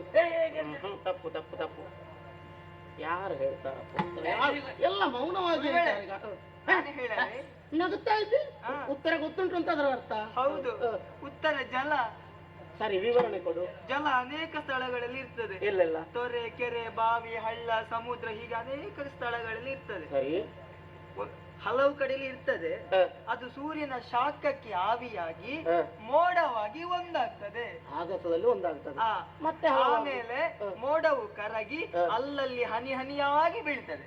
ಸರಿ ಉತ್ತರ, ಸರಿ ಸರಿ. ಧನ್ಯವಾದ. ಇನ್ನು ಮೂರನೇ ಪ್ರಶ್ನೆ. ಇದ್ದಿಲ್ಲದ ನಿದ್ದೆ ಇದ್ದರದಿ ಬಳಿ ಇದ್ದು ಸೇವಿಪುದೇನೋ ತೇನಿ,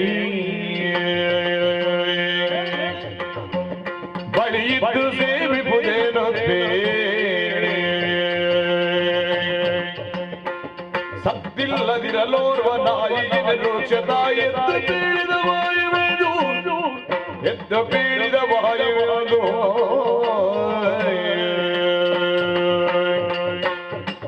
ಮೂರನೇ ಪ್ರಶ್ನೆ. ಇದ್ದೂ ಇಲ್ಲದಂತೆ ಸದ್ದು ಮಾಡದೇ ಇರುತ್ತದೆ. ಸದ್ದು ಮಾಡದೇ ಇರುತ್ತದೆ. ನಿದ್ರಿಸುವಾಗಲೂ ಎಚ್ಚರವಾಗಿರುವಾಗಲೂ ನಮ್ಮ ಬಳಿ ಇದ್ದು ಸೇವಿಸುತ್ತದೆ. ಅದೇನು? ಗುರುಗಳೇ ನಾಯಿ. ಧರ್ಮಕ್ಕೆ ನಮ್ಮ ಗುರುಗಳ ನಾಯಿ ಆಗ. ಗುರುಗಳೇ ನಾಯಿ. ಎಂತದ್ದು? ಉತ್ತರ. ನಾನು ಬಂತ ಅಂತ ಭಾವಿಸಿದ್ದು. ಹೌದು, ಉತ್ತರ ನಾಯಿ. ಹೌದು, ವಿವರಣೆ ಕೊಡು.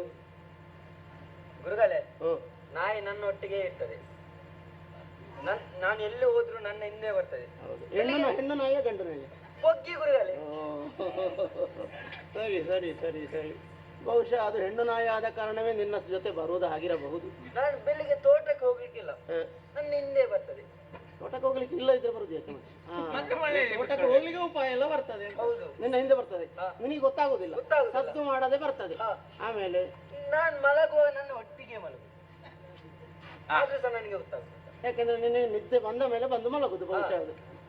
ಎಚ್ಚರ ಆಗುವಾಗ ನಾಯಿ ಅದುವೇ ಎಚ್ಚರ ಮಾಡ್ತದ ನಿನ್ನಲ್ಲ? ಅದೇ ಎಚ್ಚರ ಮಾಡುದು. ಹೇಗೆ? ಬೆಳಿಗ್ಗೆ ಬಂದು ನೆಕ್ಕುದು ಗುರುಗಳೇ. ಆಗಲ್ಲ, ಅದು ಎಚ್ಚರ ಆಗ್ತದಲ್ಲ. ಮುಖ ನಕ್ಕುತ್ತದೆ ಅಲ್ವ? ನಾಯಿಗೊಂದು ಸ್ವಭಾವ ಉಂಟದು.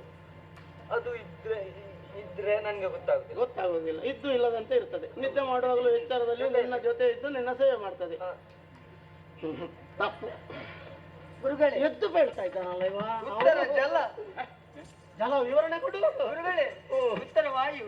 ಸರಿ ಸರಿ ಸರಿಯಪ್ಪ, ವಾಯು ಸರಿಯಾದ ಉತ್ತರ. ಹೌದು. ಈ ಪ್ರಪಂಚದಲ್ಲಿ ಪ್ರತಿಯೊಂದು ಜೀವಿರಾಶಿಗಳಿಗೂ ಕೂಡ ಜೀವಿಸಬೇಕಾದರೆ ಪ್ರಾಣ ಸ್ವರೂಪನಾಗಿರುವವ ವಾಯು. ಪ್ರಾಣ ರೂಪನಿಪ್ಪ ವಾಯು. ಹೌದು ಹೌದು. ಸದಾ ಸಮಯ ನಮ್ಮ ಜೊತೆಯಲ್ಲಿ ಇರ್ತದೆ, ಇದ್ದರೂ ಕೂಡ ಗೊತ್ತಾಗುವುದು, ಕಣ್ಣಿಗೆ ಕಾಣಿಸೋದಿಲ್ಲ. ಹೌದು. ಅದು ಅವ ಅಲೌಕಿಕ ಪ್ರಭಂಜನ. ಹೌದು ಹೌದು. ನಿತ್ಯ ಮಾಡುವಾಗಲೂ ಎಚ್ಚರವಾಗಲು ಬಳಿ ಇದ್ದು ಸೇವಿಸು ಈ ಸಮಯದಲ್ಲಿ ಇರ್ತದೆ, ಗೊತ್ತಾಗುದಿಲ್ಲ. ಹಾಗೆಂತ ನಾವು ಸೇವಿಸ್ತಾ ಇರ್ತೇವೆ. ಹೌದು, ನಾವು ಬದುಕಬೇಕಾದ್ರೆ ಸೇವಿಸಬೇಕೋ ಬೇಡ. ಇನ್ನು ಪ್ರಶ್ನೆ ಬೇಕಾ?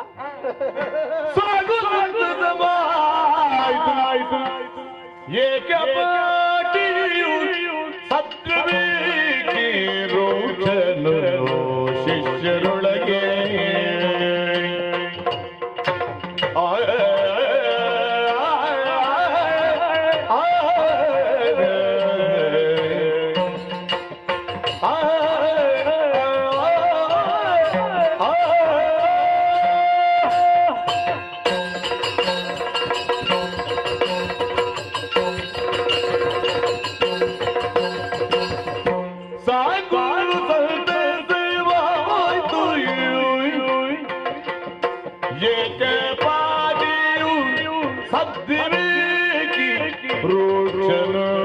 ಶಿಷ್ಯರೊಳಗೆ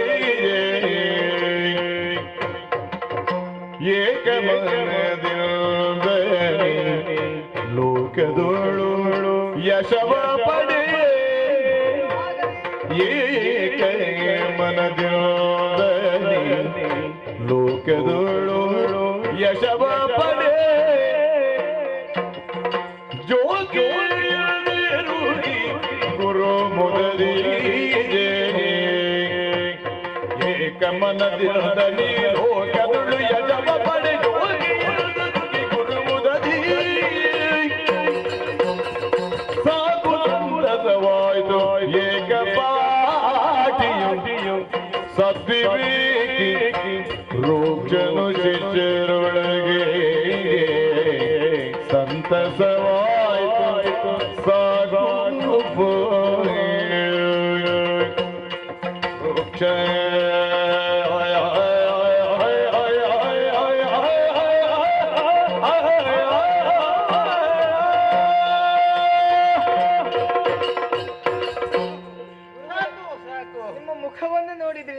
ಸಂತೋಷ ಕಾಣುತ್ತಾ ಇದೆ ಗುರುಗಳೇ. ರೇಖೆಗಳನ್ನು ಗುರುತಿಸಬಲ್ಲೆ ಅಲ್ವಾ ನೀನು ಮುಖದಲ್ಲಿ? ಯಾವುದು ಗುರುಗಳೇ ಸಾಕು? ನನ್ನ ಪ್ರಶ್ನೆಗಳಿಗೆ ನೀನು ಹೇಳಿದ ಉತ್ತರಗಳನ್ನು ಕೇಳಿಸಿಕೊಂಡಾಗ ಇನ್ನೆರಡು ಪ್ರಶ್ನೆಗಳನ್ನು ಸಾಕು. ಪ್ರಶ್ನೆಗಳು ಇಷ್ಟು ಬೇಗ? ಸಂತೋಷವಾಯ್ತಪ್ಪ. ನೀವು ಕೇಳಿದಂತಹ ಪ್ರಶ್ನೆಗಳಿಗೆ ಇನ್ನಷ್ಟು ಉತ್ತರವನ್ನು ಕೊಡಬೇಕೆನ್ನುವಂತಹ ಆಸೆ ಆಗ್ತದೆ. ಅನ್ನ ಬೆಂದಿದಂತ ನೋಡ್ಲಿಕ್ಕೆ ಎಲ್ಲ ಆಗುಗಳನ್ನು ಮುಟ್ಟಬೇಕಾ ನಾವು? ಒಂದನ್ನು ತೆಗೆದು ನೋಡಿದ್ರೆ ಆಗುಗಳನ್ನು ಹೆಚ್ಚುಕ್ಕೆ ನೋಡಿದ್ರೆ ಸಾಕು. ನೀನು ಎಷ್ಟು ಅಂತ ಮೂರೇ ಪ್ರಶ್ನೆಯಲ್ಲಿ ನೀನು ವಿವೇಕಿ ವಿವೇಕಿ ಅನ್ನೋದು ಗೊತ್ತಾಗಿದೆ ನನಗೆ. ಧನ್ಯನಾದೆ ಗುರುಗಳೇ. ಹಾಗಾಗಿ ಸಾಕು ಅಂತ ಹೇಳಿದ್ರು. ವೃಕ್ಷ ಗುರುದೇವ, ಏನೋ ಒಂದು ಬಿರುದು ಪಡಬೇಕು ಅಂತ ಇದೆ ನನಗೆ. ಇಷ್ಟು ಬೇಗ? ಹೌದು. ಬಿರುದು ಹೌದು ಹೌದು, ದೊಡ್ಡದೇ ಕೊಡ್ತೀರಾ? ಗೊತ್ತಾಗ್ತದೆ ಕೊಡುವಾಗ ನಿನಗೆ. ಹೌದು ಗೊತ್ತಾಗ್ತದೆ, ನಿಲ್ಲ ಅವಸರ ಮಾಡಬೇಡ. ಎಳೆಯ ಮಕ್ಕಳ ಮನಸ್ಸು ಅಂದ್ರೆ ಹಾಗೆ ಹಸಿ ಗೋಡೆಗೆ ಕಲ್ಲು ಹೊಡೆದಾಗೆ ಪಕ್ಕನೆ ಗ್ರಹಿಸಿ ಬಿಡ್ತಾರೆ. ಆದ್ರೆ ನಿಮಗೆಲ್ಲ ಆ ಸ್ವಭಾವ ಇಲ್ಲ. ನಾನು ಅಷ್ಟು ಸಮಯದಿಂದ ನಿಮ್ಮೊಟ್ಟಿಗೆ ಇದ್ದೇನೆ, ನನಗೆ ಕೊಡುದಿಲ್ಲ ನೀವು? ಕೊಡುವಾಗ ಆಗು ನೀನು, ಮತ್ತೆ ಕೊಡ್ತೇನೆ. ನನ್ನ ಜಾಗವನ್ನೇ ಬಿಟ್ಟು ಕೊಡ್ತೇನೆ, ಹೆದರಬೇಡ. ಗುರುಗಳೇ, ನಿಮ್ಮ ಜಾಗ ಸಾಕು ಅಂತ ಆಗಿದೆ ಒಮ್ಮೆ ಮನೆಯಲ್ಲಿ ಕೂತ್ಕೊಳ್ಳುವ ಅಂತ. ತಯಾರಾಗ್ಬೇಕು ಮಾತ್ರ ಜಾಗಕ್ಕೆ. ಹೌದು ಹೌದು. ವೃಕ್ಷ ಗುರುಗಳೇ, ಒಮ್ಮೆ ಹೇಳಿದ್ರೆ ಸಾಕು, ಅದನ್ನು ಗ್ರಹಿಸಿ ಕಂಠಪಾಠ ಮಾಡ್ತಾನೆ ಬಾ. ಹಾಗಾಗಿ ನಿನಗೊಂದು ಬಿರುದು. ಹೇಗೆ? ಏಕಪಾಟಿ. ಪಾಪಿ ಬೇಕಿತ್ತ ಇವನಿಗೆ? ಯಾವುದು? ಏ ಪಾಪಿ ಅದಲ್ವಾ, ಕಪಾಟಿ. ಕಪಾಟಿ ಅಲ್ಲ, ಏಕಪಾಟಿ. ಒಮ್ಮೆ ಹೇಳಿದ್ರೆ ಸಾಕು, ಅದನ್ನು ಬಾಯಿಪಾಠ ಮಾಡುವಂತಹ ಸ್ವಭಾವ ಇದ್ದವರಿಗೆ ಕೊಡುವ ಬಿರುದು ಅದು. ವೃಕ್ಷ ಸಾಲದಪ್ಪ. ವಿಶ್ವವಿದ್ಯಾನಿಲಯದಲ್ಲಿ ಓದಿ ಪದವಿ ಪಡೆದರೆ ಸಾಲದು, ವಿಶ್ವ ಎಂಬ ವಿದ್ಯಾನಿಲಯದಲ್ಲಿ ಓದಿ ಪದವಿ ಪಡಿಬೇಕು. ಅಂದ್ರೆ ಸಾಮಾನ್ಯ ಜ್ಞಾನ ಬೇಕು ಅಂತಾದ್ರೆ ಅವ ಲೋಕಜ್ಞಾನವನ್ನು ಹೊಂದಬೇಕು.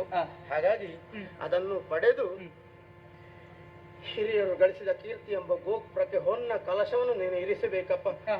ಕೀರ್ತಿವಂತನಾಗು, ಕೀರ್ತಿವಂತನಾಗು. ತುಂಬಾ ಆಶೀರ್ವಾದ ಗುರುಗಳೇ. ಹೀಗೆ ಬನ್ನಿ, ಒಳಗಿಟ್ಟುಕೊಳ್ಳ.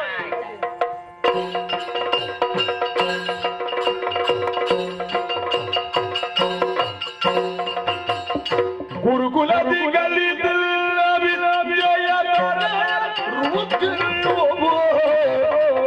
ಜಂಬದ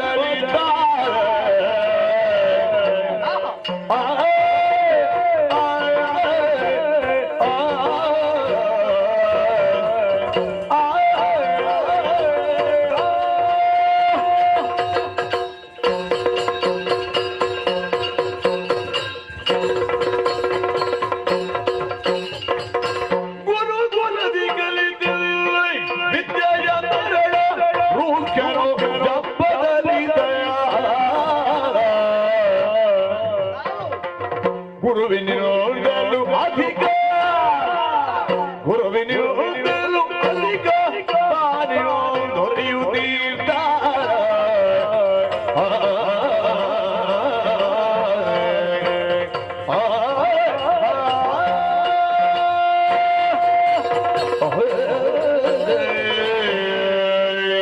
ಓ ಎನ್ನಯ ಪ್ರೀತಿಯ ಸಹಪಾಠಿಗಳೇ, ನಾನಾಡುವಂತಹ ಮಾತುಗಳನ್ನು ಗಮನವಿಟ್ಟು ಕೇಳಬೇಕು. ಅದೆಷ್ಟೋ ಸಮಯಗಳಿಂದ ವಿದ್ಯಾರ್ಜನೆಗಾಗಿ ಗುರುಮಠವನ್ನು ಸೇರಿದವರು ನಾವಿದ್ದೇವೆ. ನನಗಿಂತ ಮೊದಲು ನೀವು ಬಂದವರಿದ್ದೇವೆ. ಆದ್ರೆ ಇವಾಗಿಂತ ಶ್ರೇಷ್ಠವಾದಂತಹ ಗೌರವ ನನಗೆ ದೊರಕಿದೆ. ಗುರುಗಳು ಕೇಳಿದಂತಹ ಪ್ರಶ್ನೆಗೆ ಸಮರ್ಪಕವಾದಂತಹ ಉತ್ತರವನ್ನು ಕೊಟ್ಟವ ಈ ರೂಕ್ಷಲಿದ್ದಾನೆ. ಸಂತೋಷಗೊಂಡಂತಹ ಗುರುಗಳು ಏಕಪಾಠಿ ಎನ್ನುವಂತಹ ಬಿರುದನ್ನು ಕೊಟ್ಟಿದ್ದಾರೆ. ಹಾಗಾದರೆ ಅದೆಷ್ಟೋ ಸಮಯಗಳಿಂದ ಕಳೆದಂತಹ ವಿದ್ಯೆಗೆ ಸಾರ್ಥಕತೆ ಇಂದಿನ ದಿನ ದೊರಕಿದೆ. ಗುರುಗಳೆಲ್ಲ ಕೇಳಿದಂತಹ ಎಲ್ಲ ಪ್ರಶ್ನೆಗಳಿಗೂ ಕೂಡ ಕ್ಷಣ ಮಾತ್ರದಲ್ಲಿ ಉತ್ತರಿಸಿದ್ದೇನೆ. ಹಾಗಾದ್ರೆ ಈ ಹೊತ್ತು ಗುರುಗಳಿಗಿಂತಲೂ ಅಧಿಕ ಹೇಳುವುದರಲ್ಲಿ ಯಾವ ಸಂದೇಹವೂ ಇಲ್ಲ ಅಲ್ವಾ? ಆದ್ರೆ ಒಂದುಂಟು, ಅಲ್ಲ ನನಗೆ ಯೋಚನೆ ಆಗುವುದು. ಈಗ ಗುರುಗಳು ಕೇಳಿದ ಪ್ರಶ್ನೆಗಳಿಗೆ ಉತ್ತರ ಕೊಟ್ಟಿದ್ದೇನೆ. ಈಗ ನಮ್ಮ ಮನಸ್ಸಿನಲ್ಲಿ ಏನಾದ್ರೂ ಪ್ರಶ್ನೆ ಅಥವಾ ಸಂದೇಹ ಮೂಡಿದ್ರೆ ಉತ್ತರ ಕೊಡಬೇಕಾದ್ದು ಯಾರು? ಗುರುಗಳಲ್ವಾ? ನೀವು ಕೇಳಿದ್ದೀರಾ? ಗುರುಮಠವನ್ನು ಸೇರಿ ಇಷ್ಟು ವರ್ಷಗಳಾಯ್ತು, ಒಂದಾದರೂ ದಿನ ಗುರುಗಳನ್ನು ಪ್ರಶ್ನಿಸಿದ್ದೀರಾ? ಇಲ್ವಲ್ಲ. ಹಾಗಾದ್ರೆ ಒಂದು ಕೆಲಸ ಮಾಡೋಣ, ನೇರವಾಗಿ ನನ್ನ ಜೊತೆಯಾಗಿ ಬರ್ಬೇಕು. ಮುಂದೆ ಬರಬಾರ್ದು, ಹಿಂದೆ ನಿಲ್ಬೇಕು. ನಾನಾಡುವಂತಹ ಮಾತುಗಳಿಗೆ ಪ್ರೋತ್ಸಾಹ ಕೊಡ್ಬೇಕು ಅಲ್ವಾ? ಇದ್ದೀರಲ್ಲ? ಹಾಗಾದ್ರೆ ಇಲ್ಲಿ ಯಾಕೆ? ಹೋಗುವ ಬನ್ನಿ.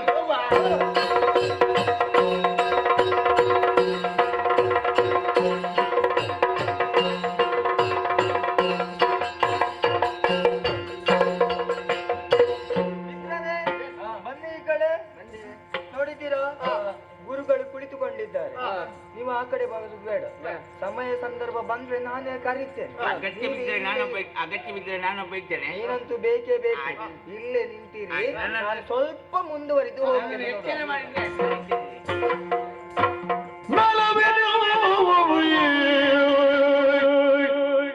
ನಡೆದ ಗುರುಪದಕ್ಕೆ ಮಣಿದಂತ ಹೊಂದಿಸಿಕೊಳ್ಳುತ್ತಾ ಇದ್ದೇನೆ ಗುರುಗಳೇ. ನಲವಿನಿಯೂ ನಡೆದು ಗುರುಪದಕ್ಕೆ ಮಣಿದಂದ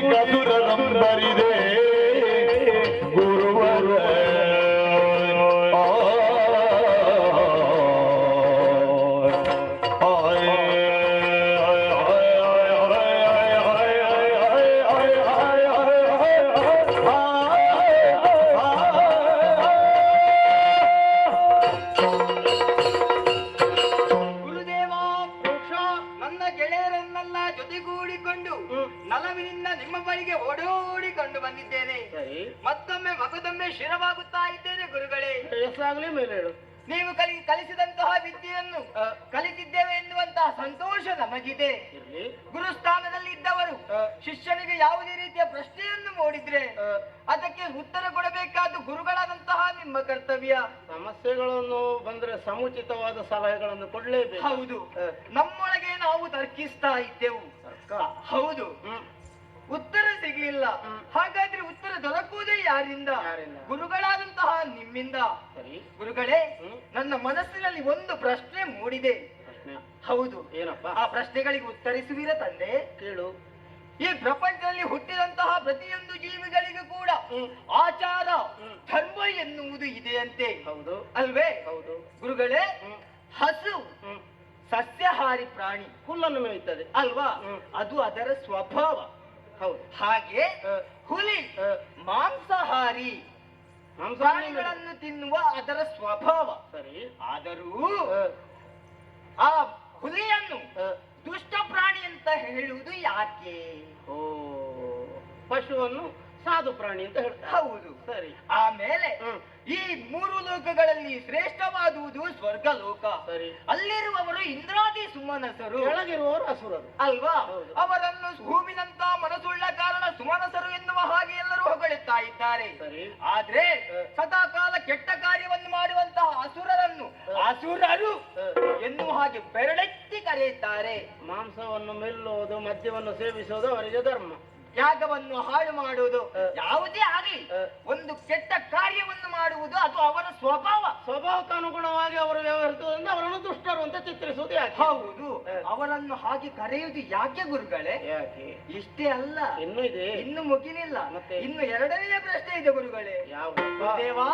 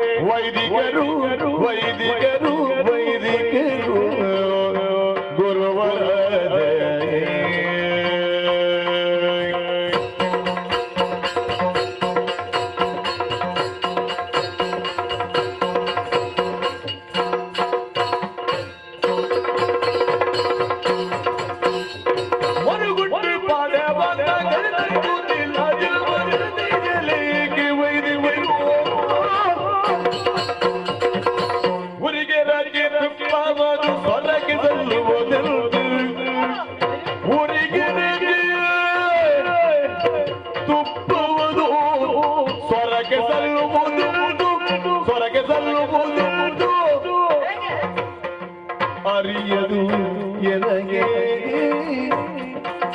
ಅರಿಯದೆನಗೆ ಅರುಹು ಗುರುದೇವ ಅರಿಯದೆನಗರು ಗುರುದೇವ ಎನಗರಿಯದು ಅರುಹು ಗುರುದೇವ.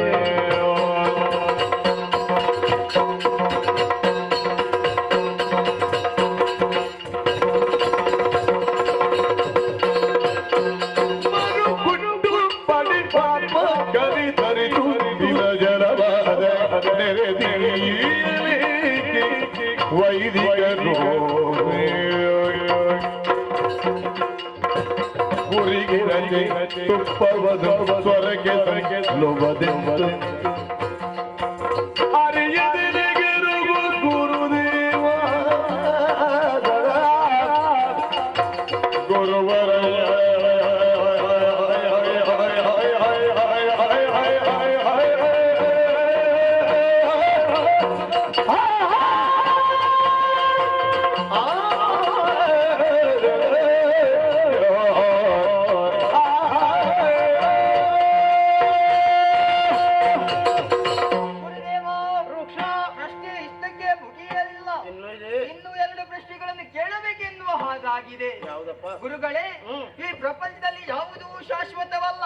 ಹುಟ್ಟಿದಂತಹ ವ್ಯಕ್ತಿ ಒಂದಲ್ಲ ಒಂದು ದಿನ ಸಾಯಲೇಬೇಕು. ಅವಿನಾಶಿ ವಿದ್ಯೆ ಮಾತ್ರ. ಜಾತಸ್ಯ ಮರಣಂ ಧ್ರುವಂ ಅಲ್ವೇ?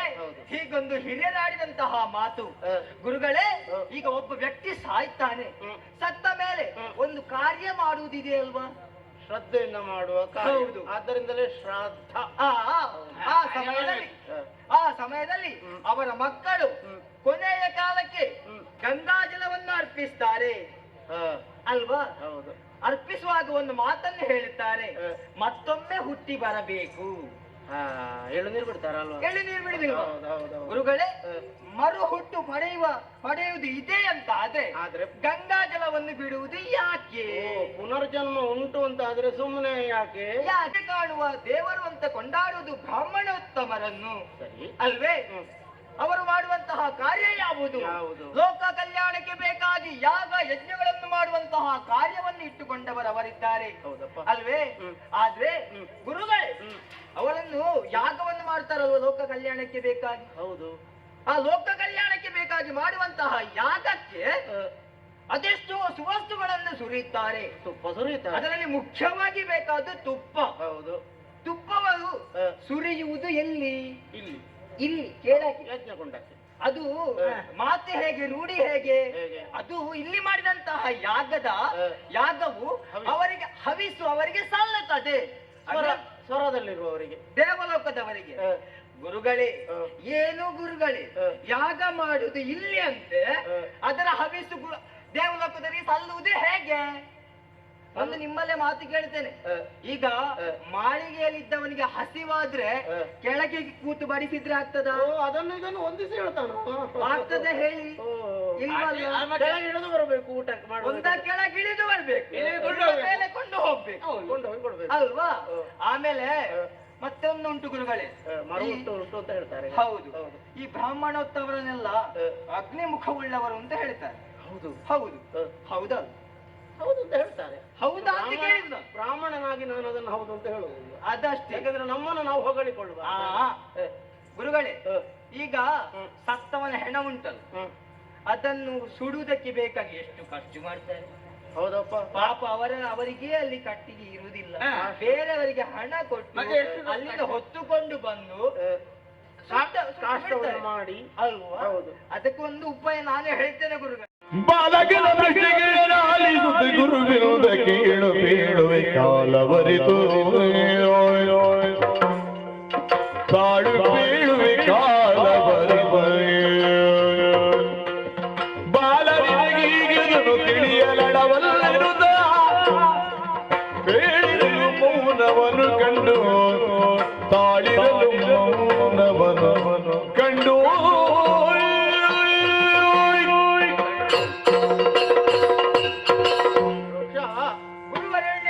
ಉತ್ತರವಿಲ್ಲದ ಪ್ರಶ್ನೆಗಳಲ್ಲ ನೀನು ಕೇಳಿದ, ಉತ್ತರ ಇದೆ. ಈ ಪ್ರಪಂಚದಲ್ಲಿ ಪ್ರತಿಯೊಂದು ಪ್ರಶ್ನೆಗಳಿಗೆ ಉತ್ತರ ಇದೆ. ಉತ್ತರ ಇಲ್ಲದ್ದು ಒಂದು ಪ್ರಶ್ನೆಯೇ ಇಲ್ಲ. ಸರಿ ತಾನೆ? ಸರಿ. ಹಾಗಂತ ಈಗ ಹೇಳುವುದಕ್ಕಾಗೋದಿಲ್ಲ. ಒಂದು ಪಾತ್ರ ಇರ್ತದೆ, ಅದರಲ್ಲಿ ಇಷ್ಟೇ ವಸ್ತುಗಳನ್ನು ತುಂಬಿಸಬಹುದು ಅನ್ನುವಂತ ನಿಯಮ ಇರ್ತದೆ. ಅಧಿಕವಾಗಿ ವಸ್ತುಗಳನ್ನು ತುಂಬಿಕೊಂಡಾಗ ಏನಾಗ್ತದೆ? ಪಾತ್ರೆ ಹರಿದು ಹೋಗುತ್ತದೆ. ಹಾಗಾಗಿ ನಾನು ನೀಡುವ ಉತ್ತರವನ್ನು ಧರಿಸಿಕೊಳ್ಳುವುದಕ್ಕೆ ನಿನ್ನ ಮನಸ್ಸು ಎಂಬ ಪಾತ್ರೆ ಸಿದ್ಧವಾಗಿಲ್ಲ. ಹಾಗಾಗಿ ಕಾಲ ಬಂದಾಗ ಹೇಳ್ತೇನೆ. ಗುರುಗಳೇ, ನಾನು ಕೇಳಿದಂತಹ ಪ್ರಶ್ನೆಗಳಿಗೆ ಉತ್ತರವಿದೆ, ಅದನ್ನು ಧರಿಸುವುದಕ್ಕೆ ನನಗೆ ಸಾಮರ್ಥ್ಯ ಇಲ್ಲ. ಕಾಲ ಬರುವಾಗ ನೀವೇ ಹೇಳುವುದು. ನಿನಗೆ ಕಾಳ ಬರ್ಬೇಕಂತೆ. ನಿನಗೆ ಕಾಳ ಬರ್ಬೇಕಂತೆ. ಓ ಮಿತ್ರರೇ, ಕೇಳಿದಿರ ನೀವೆಲ್ಲ?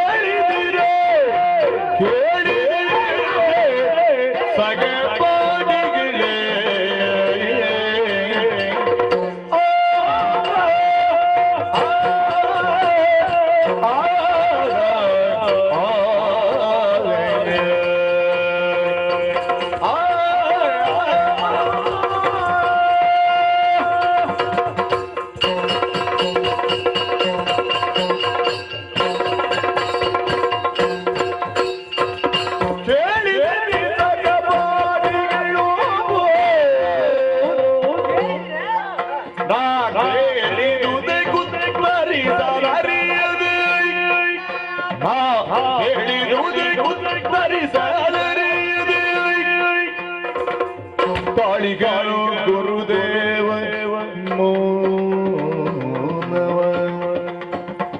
ತಾಳಿಗನು ಗುರುದೇವ ಮೌನವ ಬೇಡಲೇನೋ ಬೇಡಲೇನೋ ಕೇಳಿದಿರಿ ಬೇಡಲೇನೋ ಬೇಡಲೇನೋ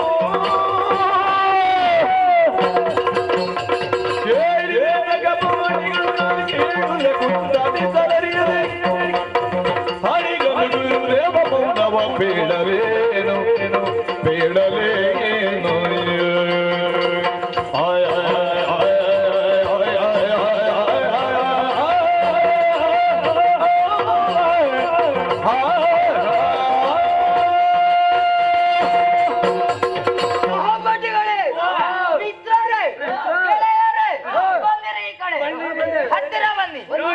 ಆನಂದಿಸಿರಿ. ಯಾವುದು ಎಂತದ್ದು? ಆನಂದ ಪಡಬೇಕಾದ್ದು ನಾವು, ಇನ್ನೊಬ್ಬರಿಗೆ ಆನಂದ ಪಡಿಸುವುದಲ್ಲ. ಕೇಳಿದಿರೇ ಸಹಪಾಠಿಗಳೇ? ನಾನು ನೀನು ಕರೆಯುವಾಗ ಬನ್ನಿರಿ, ಕೇಳಿರಿ, ನೋಡಿರಿ, ಆನಂದಿಸಿರಿ ಅಂತ ಹೇಳಿದಾಗ ಏನು ಪ್ರಚಾರಕ್ಕೆ ಹೊರಟದ್ದ? ನಾನು ಆಡುವಂತಹ ಮಾತನ್ನು ಕೇಳಿದಿರಾ? ನಾನು ಗುರುಗಳಲ್ಲಿ ಪ್ರಶ್ನೆಯನ್ನು ಕೇಳಿದೆ, ಆದ್ರೆ ಕೇಳಿದಂತಹ ಪ್ರಶ್ನೆಗೆ ಉತ್ತರ ಇದ್ದೆ ಧರಿಸುವುದಕ್ಕೆ ಸಾಧ್ಯವಿಲ್ಲ. ಕಾಲ ಬರುವಾಗ ಹೇಳುತ್ತೇನೆ. ಕಾಲ ಬರ್ತದೆ ಅಂತ ಹೇಳಿದ್ದಾರೆ. ಯಾರಿಗೆ? ನನಗಲ್ಲ ಕಾಲ. ನೀನು ಕಂಡು ನೀನು ಅವರು ಹೇಳುವಂತಹ ಉತ್ತರಕ್ಕೆ ಸಮಯ ಸಂದರ್ಭ ಒಳ್ಳೆ ಅವಕಾಶ ಬರುವಾಗ ಹೇಳ್ತೇನೆ ಎನ್ನುವ ಹಾಗೆ ಹೇಳಿ ನೋಡಿದೀರಾ? ಸುಮ್ಮನೆ ಮೌನವಾಗಿ ಕುಳಿತುಕೊಂಡಿದ್ದಾರೆ. ಅವರೀಗ ಸುಮ್ಮನೆ ಮೌನವಾಗಿ ಕೂತದ್ದಲ್ಲ, ಅಲ್ವಾ? ಅವರು ಜಪ ಮಾಡಿರುವುದು. ಜಪ ಅಲ್ಲ, ಕರ್ಮ ನಿನ್ನದು. ಮಲಗಿದ್ದಾರ ಅಂತ ಜಪ ಮಾಡುವಂತಹ ಇದು ಸಮಯವಾ? ಈಗ ಅವರ ಮುಖ ನೋಡು, ಕಣ್ಣು ಮುಟ್ಟಿದ್ದಾರೆ, ಉಸಿರಷ್ಟು ವೇಳೆ ಹೋಗಿ. ಅದು ಹಾಗಲ್ಲ. ನಾನು ಕೇಳಿದಂತಹ ಪ್ರಶ್ನೆಗೆ ಉತ್ತರಿಸುವುದಕ್ಕೆ ಸಾಧ್ಯವಾಗದೆ ಸುಮ್ಮನೆ ಕುಳಿತುಕೊಂಡಿದ್ದಾರೆ. ಹಾಗಾದರೆ ಇವರೆಲ್ಲ ಯಾಕೆ ಹೀಗೆ ಮಾಡುದು ಗೊತ್ತೇ? ಉದರ ಭೂಷಣೆಗೆ ನುಗ್ಗಾವಿಪ್ರರು ವಿಧ ವಿಧದ ವಿದ್ಯೆಗಳ ಸೃಷ್ಟಿಸಿ ಕೇಳಿರೆ ಸಗಪಾಠಿಗಳೇ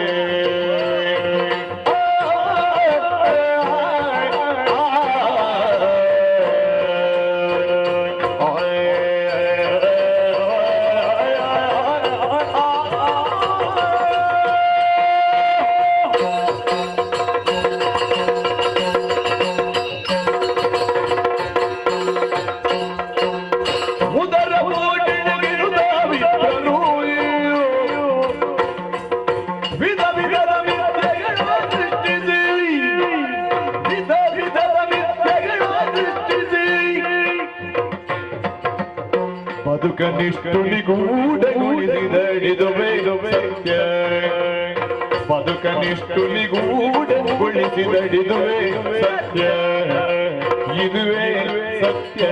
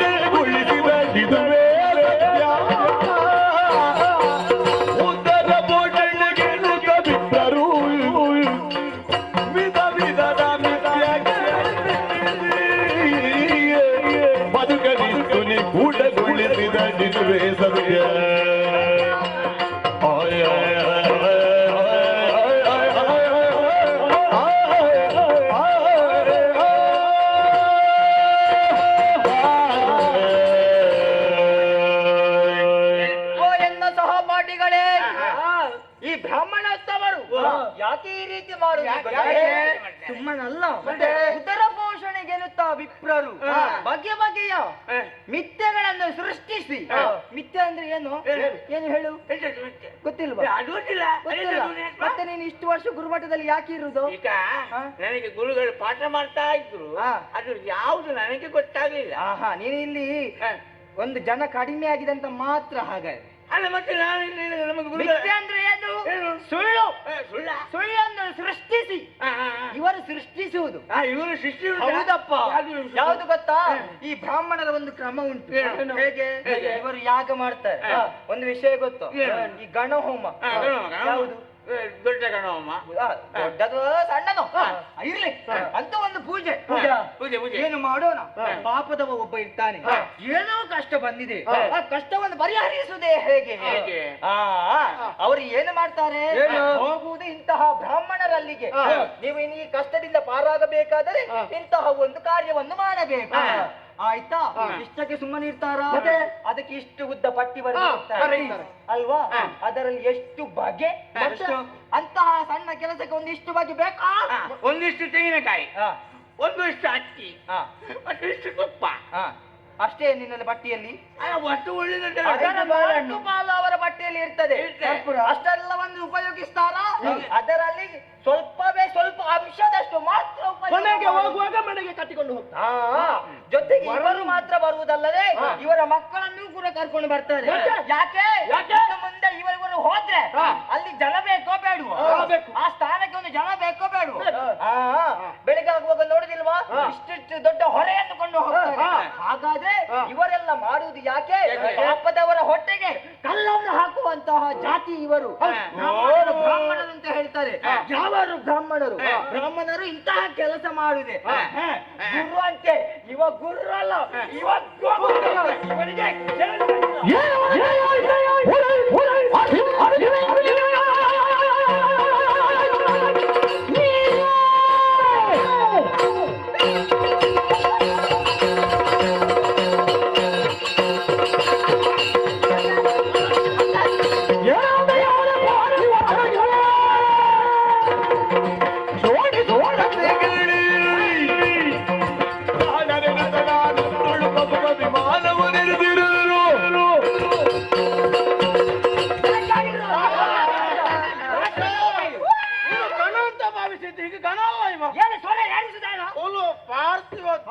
ಮನುಜ ನೀನು.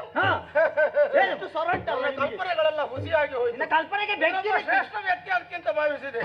ಆದ್ರೆ ಬ್ರಾಹ್ಮಣರನ್ನು ನಿಂದಿಸಿದ್ಯಾ ನೀನು? ಬ್ರಾಹ್ಮಣರನ್ನು ನಿಂದಿಸಿದ್ದೇನೆ. ಅವನು ಮಾಡಿದಂತಹ ಕಾರ್ಯವನ್ನು ಹೇಳಿ ನಿಂದಿಸಿದ್ದು. ನನ್ನನ್ನು ನಿಂದಿಸಾದ್ರೆ ಬ್ರಾಹ್ಮಣ ಕುಲವನ್ನೇ ನಿಂದಿಸಿದೆ. ನಿನ್ನಂತವರೆಲ್ಲರೂ ಮಾಡುವಂತಹ ಕೆಲಸ ಇದೆ. ಅದೇ ನನ್ನ ಮನಸ್ಸಿಗೆ ನೋವಾದದ್ದು. ನಿನಗೆ ಸರಿಯಾದ ಶಿಕ್ಷೆ ಆಗ. ಏನು ಮಾಡ್ತೀಯ? ಕಲಿತದ್ದು ಅತಿ ಆಯ್ತು. ಹಾಗಂತ ನೀನಲ್ವ ಹೇಳುದು? ವಿದ್ಯೆ ವಿನಯಕ್ಕೆ ಭೂಷಣ. ವಿನಯ ಬೇಕು ವಿದ್ಯೆ. ನಮ್ಗೆ ಯಾವುದಕ್ಕೆ ಭೂಷಣ ಅಂತ ನಿನ್ನಿಂದ ಕಲಿಬೇಕಾದಿಲ್ಲ. ನಿನಗೆ ಅಹಂಕಾರ ಕೊಟ್ಟಿತ್ತು ವಿದ್ಯೆ. ಅಹಂಕಾರ ಕೊಡುವಂತ ವಿದ್ಯೆ ಬೇಕಾ ನಿನಗೆ? ಅಹಂಕಾರ ಯಾರಿಗೂ? ಅವರಿಗೆ. ನಾನೊಬ್ಬ ಗುರು, ನನಗೆ ಇಷ್ಟು ಮಂದಿ ಶಿಷ್ಯರಿದ್ದಾರೆ ಅಂತ ಅಹಂಕಾರ ನಿಮ್ಮ ತಲೆಗಳಲ್ಲಿ ಕಲಿತ ವಿದ್ಯೆ ನಿನಗೆ ಪ್ರಯೋಜನಕ್ಕೆ ಬರಬಾರದು. ಹಾಗಾಗಿಯೇ ಹಿಡಿ ಶಾಪ. ಶಾಪ ಅಂತೆ, ಶಾಪ.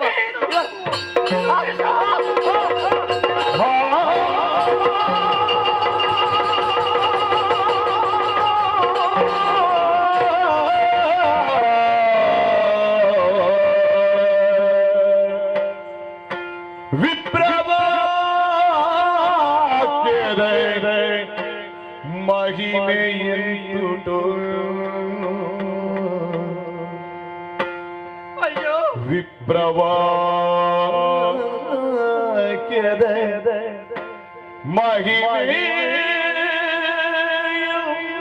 ಮಹಿಮೆಯುಂಟು ಕ್ಷಿಪ್ರದಲ್ಲಿ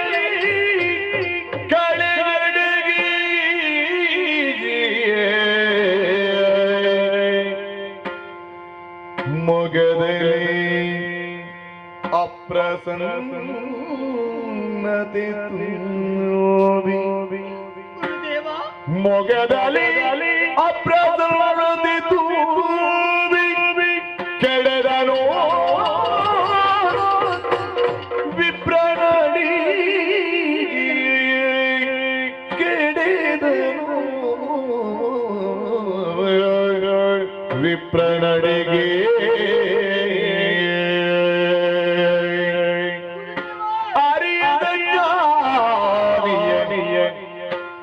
ತೋದನುಳಿ ಕೇಳಿಗಿಂತು ಅರಿಯಾದ ಜ್ಞಾನಿಯ ತೋದನುಳಿ ಗೈಗಿಂತು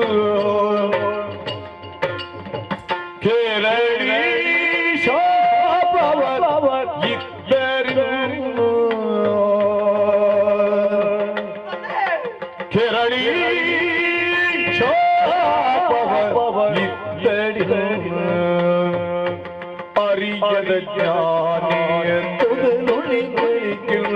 ಕೆರಳಿ ಶಾಪವ ಇದ್ದರಿರೋ ಪೊರೆವ ಬರೋರು ಒಲಿದು ಪಾಲಿಸಬೇಕು ಪೊರೆವ ಬರೋರು ಒಲಿದು ಪಾಲಿಸಬೇಕು ಒಲಿದು ಪಾಲಿಸಬೇಕು ಕರುಣಾಳು ತವ ಶಿಷ್ಯನನ್ನು ಕರುಣಾಳು ತವ ಶಿಷ್ಯನನ್ನು ಕ್ಷಮಿಸಪರಾಧವನು ಹೇ ಗುರುದೇವ ಕ್ಷಮಿಸಪರಾಧವನು ಗುರುವರ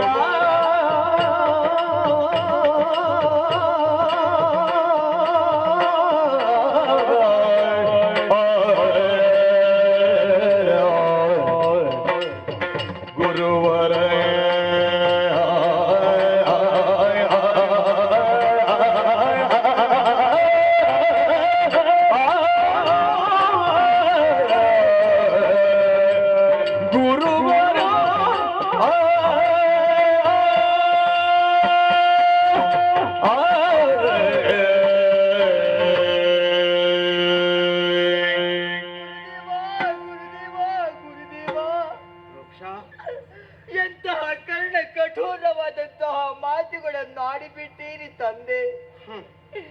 ಯಾಕೋ ಏನೋ ಕ್ಷಣ ಕಾಲ ವಿದ್ಯೆಯನ್ನು ಕಲಿತಿದ್ದೇನೆ ಎನ್ನುವಂತಹ ಅಹಂಕಾರ ನನ್ನ ತಲೆಗಡರಿ ಹೋಯ್ತು ತಂದೆ.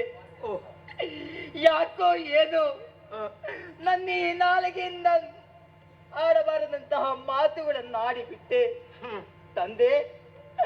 ನನ್ನ ಈ ತೊದಲು ನುಡಿಗಳಿಂದ ಕೆರಳಿ ಶಾಪವನ್ನು ಕೊಟ್ಟಿದ ತಂದೆ, ನನಗೆ ಶಾಪವನ್ನು ಕೊಟ್ಟಿದ ತಂದೆ.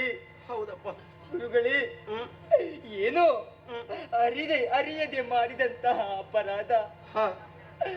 ಸದಾಕಾಲ ಶಿಷ್ಯರ ಒಳಿತನ್ನೇ ಬಯಸುವ ಗುರುಗಳು ನೀವು. ಗುರುಗಳಾದಂತಹ ನೀವಿಂದು ನಮ್ಮನ್ನು ಕೈ ಬಿಟ್ರೆ ಮುಂದೆ ನಮ್ಮನ್ನು ಪಾಲಿಸುವವರು ಯಾರಿದ್ದಾರೆ ತಂದೆ? ಯಾರಿದ್ದಾರೆ? ಗುಬ್ಬಿಯ ಮೇಲೆ ಬ್ರಹ್ಮಾಸ್ತ್ರವನ್ನೇ ಪ್ರಯೋಗಿಸಿ ಬಿಟ್ಟಿರಲ್ಲ ಗುರುದೇವ. ತಾಯಿಯ ತೊಡೆಯಲ್ಲಿ ಕುಳಿತಂತಹ ಮಗು ಎದೆ ಹಾಲನ್ನು ಉಣ್ಣುತ್ತದೆ, ಆಗ ತಾಯಿ ಎದೆಗೆ ತುಳಿತದೆ. ಹಾಗಂತ ತಾಯಿಯಾದವಳು ಕೋಪಗೊಳ್ಳುತ್ತಾಳೆ? ಖಂಡಿತವಾಗಿ ಇಲ್ಲ. ಮತ್ತಷ್ಟು ಪ್ರೀತಿಸ್ತಾಳೆ, ಮತ್ತಷ್ಟು ಬುದ್ಧಿಸ್ತಾಳೆ. ಗುರುದೇವ, ಆ ಮಗುವಿನಂದದಿ ನಾನು ನಿಮ್ಮ ಮಗುವೆನ್ನು ಹಾಗೆ ಭಾವಿಸಿ ಅರಿಯದೆ ಅಪರಾಧವನ್ನು ಮಾಡಿದ್ದೇನೆ ಗುರುದೇವ. ಅನ್ಯಥಾ ಶರಣಂ ನಾಸ್ತಿ, ತ್ವಮೇವ ಶರಣಂ ಮಮ, ರಕ್ಷಾ ರಕ್ಷಾ ರಕ್ಷಾ ಪಾಹಿ. ಪ್ರಬುದ್ಧ ಅಂತ ಭಾವಿಸಿದ್ದು ನಾನು.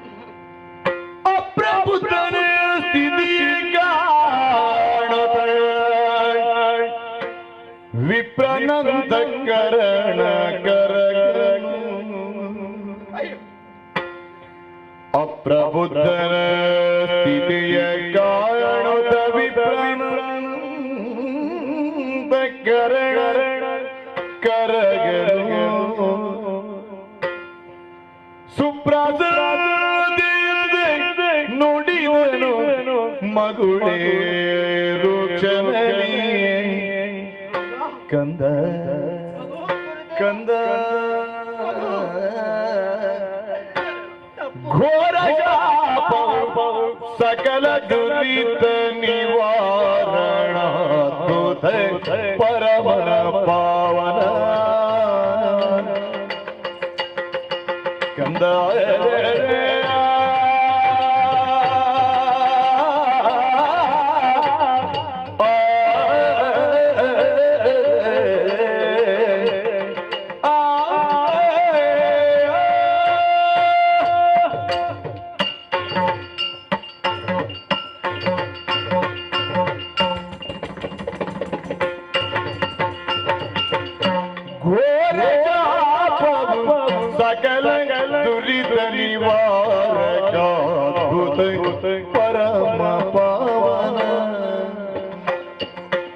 ತಾರಕವ ಪಟಿಲ್ಗಿ ಸಲಿ ಪರಿಗಾರ ಹೊಂದುವುದೆನ್ನುತ್ತ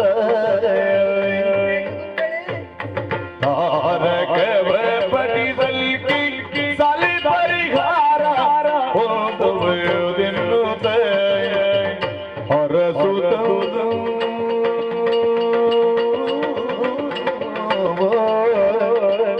ಕಂದ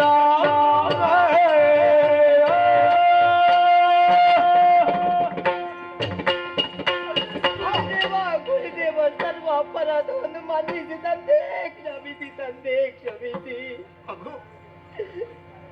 ವೃಕ್ಷ ಗುರುದೇವ ಮೇಲೇಳಪ್ಪ. ಮೇಲೆ ಇಳುವಂತಹ ಚೈತನ್ಯವನ್ನು ಕಳೆದುಕೊಂಡು ತಂದೆ. ಗುಬ್ಬೆಯ ಮೇಲೆ ಬ್ರಹ್ಮಾಸ್ತ್ರ ಪ್ರಯೋಗಿಸಿದ ಎಷ್ಟು ಸರಿ ಅಂತ ನೀನು ಪ್ರಶ್ನಿಸ್ತಿ. ನಾವೇ ಸಾಕಿದ ಗುಬ್ಬಿ ಗಿಡಗಳಾಗಿ ಬೆಳೆದರೆ ಪ್ರಯೋಗಿಸುವ ಅನಿವಾರ್ಯತೆ ಬಂತು ಮಗು. ಇಂದಿನ ದಿನ ನಾನು ಗಿಡುಗನಾದೆ. ಗೊತ್ತಾಯ್ತು ತಾನೇ ನಿನಗೆ? ಈಗ ಅರಿಯಿತು. ನನ್ನ ಶಾಪದ ಮಾತುಗಳನ್ನು ಕೇಳಿದಾಗ ನರೆಗುರುಳಿದೆ ನೀನು. ಹೌದು. ತರಣಿಯ ತಾಪಕ್ಕೆ ತುಹಿನ ಗಿರಿಯು ಕರಗಿ ನದಿಯಾಗಿ ಹರಿಯುವಂತೆ ಕಣ್ಣೀರು ಸುರಿಸುತ್ತೇವೆ ಅಪ್ಪ. ಮಗು, ಗುರುದೇವ ರಸೆಯಲ್ಲಿ ಋಷಿ ಶಾಪ ಹುಸಿಯಾಗದು ತಾನೇ? ಹಾಗಾದ್ರೆ ನಿಮ್ಮ ಶಾಪವು ನನಗೆ ಶಾಪಕ್ಕೆ ಪರಿಹಾರ ಇಲ್ವೇ? ನಿಮ್ಮ ಶಾಪದಂತೆ ನಾನು ಆಗಬೇಕೆ ತಂದೆ? ನಿಷಾದನ ಆಗಲೇಬೇಕು. ಆದ್ರೆ ಶಾಪಕ್ಕೆ ಸ್ವರೂಪ ಮಾತ್ರ ಕೊಟ್ಟುದು ನಾನು. ಕಾಲ ನಿರ್ಣಯವನ್ನು ಮಾಡಲಿಲ್ಲ ತಾನೇ? ನಿನಗೆ ಮತ್ತೆ ಉತ್ತಮನಾಗುವಂತಹ ಭಾಗ್ಯವನ್ನು ಕರುಣಿಸ್ತೇನಪ್ಪ ನಾನು. ಉತ್ತಮನಾಗುವುದಕ್ಕೆ ಭಾಗ್ಯ? ಹೌದು. ಹೇಗೆ ಗುರುಗಳೇ? ಕಾಲವನ್ನು ನಿರ್ಣಯಿಸುವ ಹಕ್ಕಿಲ್ವಪ್ಪ, ಕಾಲವನ್ನು ಕಾಯಬೇಕೆಲ್ಲರೂ. ಆಗಲಿ ತಂದೆ. ಒಂದೊಂದು ದಿನ ಘೋರ ದುರಿತ ನಾಶಕವಾದ ಪರಮ ಪಾವನವಾದಂತಹ ತಾರಕ ಮಂತ್ರವನ್ನು ಪಠಿಸುವಂತಹ ಆ ಸಂದರ್ಭ ನಿನಗೆ ಒದಗಿ ಬರ್ತದಪ್ಪ. ತಾರಕ ನಾಮ? ಹೌದು. ಅದು 2 ಅಕ್ಷರದ ಮಂತ್ರ. ಹೇಗೆ? ಮಹಾತ್ಮರೇ ನಿನಗೆ ಅದನ್ನು ಬೋಧಿಸ್ತಾರೆ, ನಾನು ಅದನ್ನು ಈಗ ಹೇಳೋದಿಲ್ಲ ನಿನಗೆ. ಪರುಷಶಿಲೆ ಇದೆ ಮಗನೇ ಸ್ವರ್ಗದಲ್ಲಿ. ಯಾವ ಲೋಹ ಪರುಷಶಿಲೆಗೆ ಸೋಂಕಿದರೂ ಅದು ಬಂಗಾರವಾಗುತ್ತದೆ. ಅವರ ಸಂದರ್ಶನದಿಂದ ಮತ್ತೆ ಹೊಳೆಯುವ ಹೊನ್ನಾಗಿ ನೀನು ರೂಪುಗೊಳ್ಳುವೆಯಪ್ಪ. ನಿಮ್ಮ ಆಶೀರ್ವಾದ. ಆ ಕಾಲಕ್ಕಾಗಿ ಕಾಯು, ಆ ಕಾಲಕ್ಕಾಗಿ ಕಾಯು ಮಗನೇ.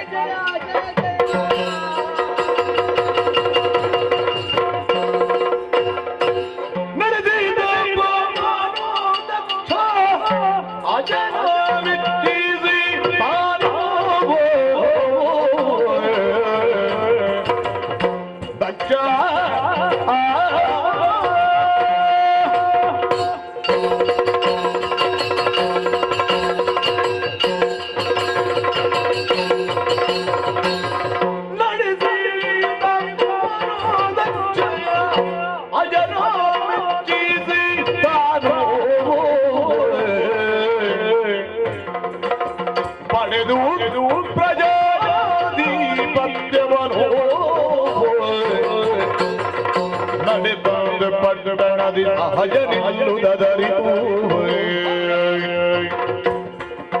ಒಡವಿ ಪದಿಗರಿಸಿದನು ಗುರುವ, ಒಡವಿ ಪದಿಗರಿಸಿದನು ಗುರುವ.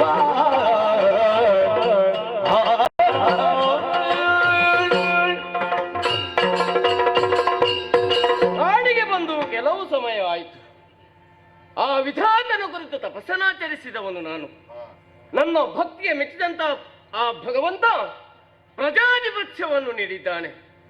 ಸಂತೋಷಗೊಂಡಂತಹ ನಾನು ನೇರವಾಗಿ ಪುರದ ಕಡೆಗೆ ಬಂದಿದ್ದೇನೆ.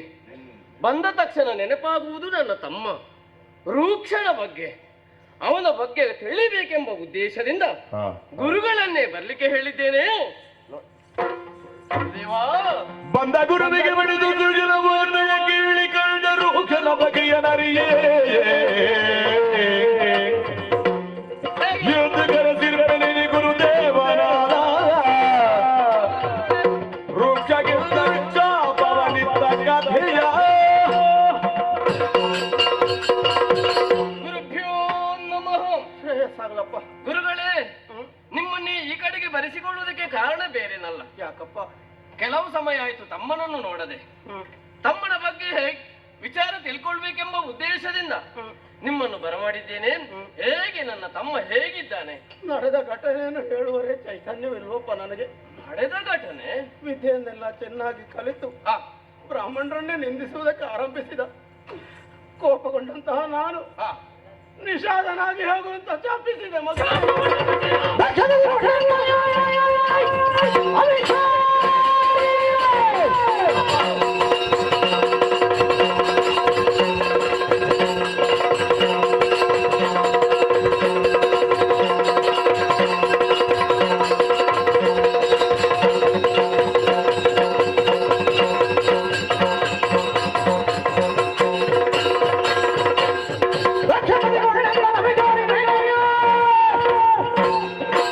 ಶಿಕ್ಷಣದ ಹೊಡೆಗೆ ತುಳಿಬೇಕೆ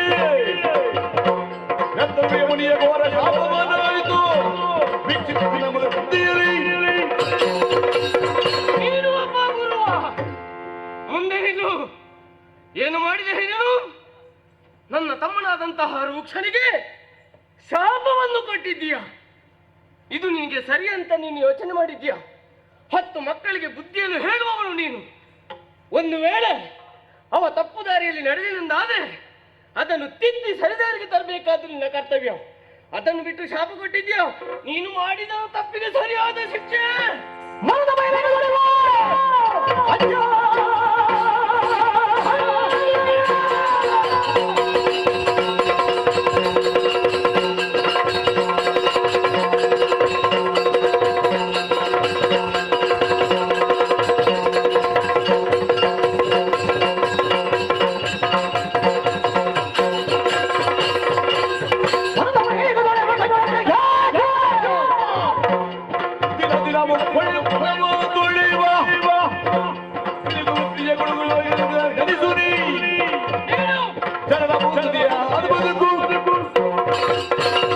ನನ್ನ ತಮ್ಮ ಎಷ್ಟು ಒಳ್ಳೆಯವ ಅನ್ನುವಂತ ವಿಚಾರ ನನಗೆ ಗೊತ್ತಿದೆ.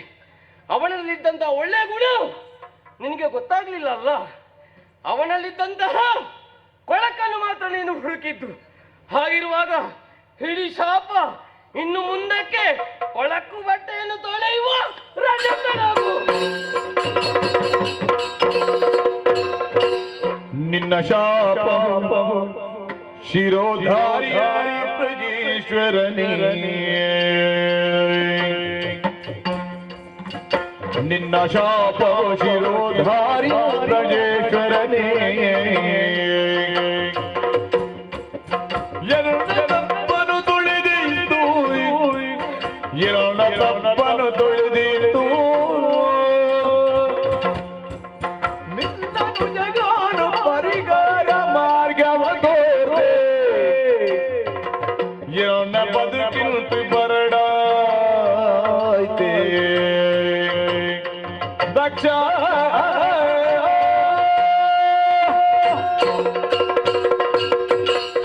ರಾಜೇಶ್ವರ, ಏನು? ನಿನ್ನ ಶಾಪ ಶಿರೋಧಾರ್ಯ. ಆದ್ರೆ ನಿನ್ನ ತಮ್ಮನಿಗೆ ನಾನು ಪರಿಹಾರಕ್ಕೆ ದಾರಿ ಸೂಚಿಸಿದ್ದೇನೆ. ನನಗಿಲ್ವೇ ಹೇಳು. ಮರುಗದಿರುಳಿ ಶಾಪ ಪರಿಮಾರ್ಜನೆಯ ಗುರುದಿ ತೆರಳುತ್ತವ ಚಿತ್ತರಿನೊಂದಿಗೆ ಮರಳಿ ಪುಗವಿದ ಬದುಕ ಹೊಂದಿರುವ ಒಲವರಿದು ಕರುಣಾಳು ದಾರಿ ತೋರುವನು. ಕರುಣಾಳು ದಾರಿ ತೋರುವನು. ಮರುಗದಿರುಳಿ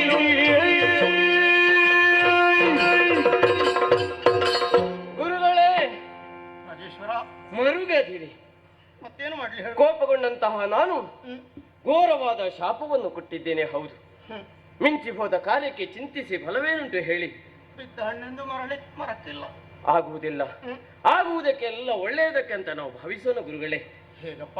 ಕೊಟ್ಟ ಶಾಪಕ್ಕೆ ಪರಿಹಾರ ಇಲ್ಲ ಅಂತ ಚಿಂತಿಸಬೇಡಿ. ಪರಿಹಾರ ನಾನೇ ಹೇಳುತ್ತೇನೆ ಗುರುಗಳೇ. ಇಷ್ಟರವರೆಗೆ ಸಿಕ್ಕಿದ ಮಕ್ಕಳಿಗೆ ನೀವು ವಿದ್ಯಾಭ್ಯಾಸವನ್ನು ಮಾಡ್ತಾ ಇದ್ದವರು. ಇನ್ನು ಮುಂದಕ್ಕೆ ಹಾಗಲ್ಲ. ನನ್ನ ತಮ್ಮನಾದಂತಹ ರೂಕ್ಷ ನಿಮಗೆ ಗುರುವಾಗಿ ಬರ್ತಾನೆ. ಆ ಹೊತ್ತಿನಲ್ಲಿ ನಾನು ಕೊಟ್ಟ ಶಾಪ ಪರಿಹಾರ ಆಗ್ತದೆ. ಹೋಗಿ ಶುಭವಾಗಲಿ. ನನ್ನನ್ನು ನಿಂದಿಸುವವನಾಗಿ ಬರೋದಿಲ್ಲ, ಕರುಣಾಳುವಾಗಿ ಬರುವನೆ. ಹೌದು, ಸರಿಯಪ್ಪ, ಒಳ್ಳೆಯದಾಗ್ಲಿ.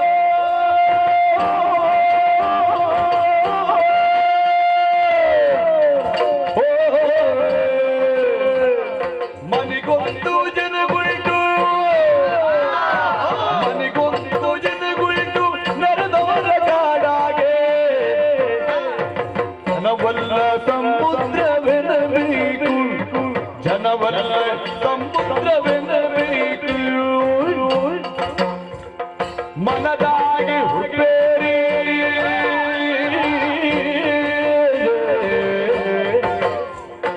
ಮನದಾಗಿ ಹುಟ್ಟೇರಿ ಬಿಲ್ಬಾಣ ಕೈ ಸೇರೆ ಮನದಾಗಿ ಬಾಡೂಟ ಉಣಬೇಕು ಮನದಾಗಿ ಬಾಡೂಟ ಉಣಬೇಕು ಮನದಾಗಿ ಬಾಡೂಟ ಉಣಬೇಕು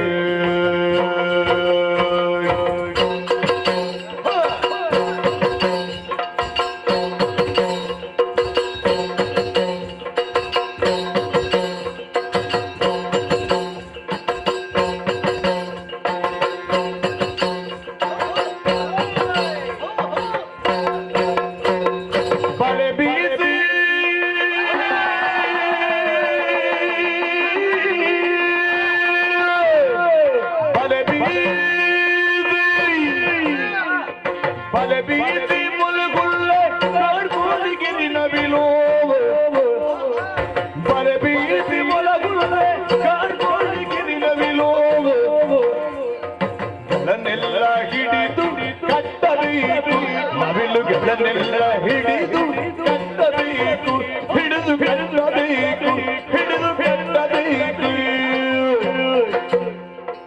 ಹುಲಿ ಸಿಂಗ ಹುಲಿ ಸಿಂಗ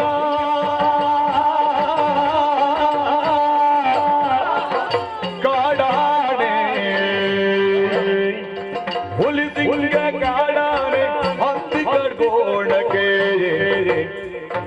ಸುಡಿವರಿದು ಬಾಣವ ಬಿಡಬೇಕು ಸುಡಿವರಿದು ಬಾಣವ ಬಿಡಬೇಕು ಸುಡಿವರಿದು ಬಾಣವ ಬಿಡಬೇಕು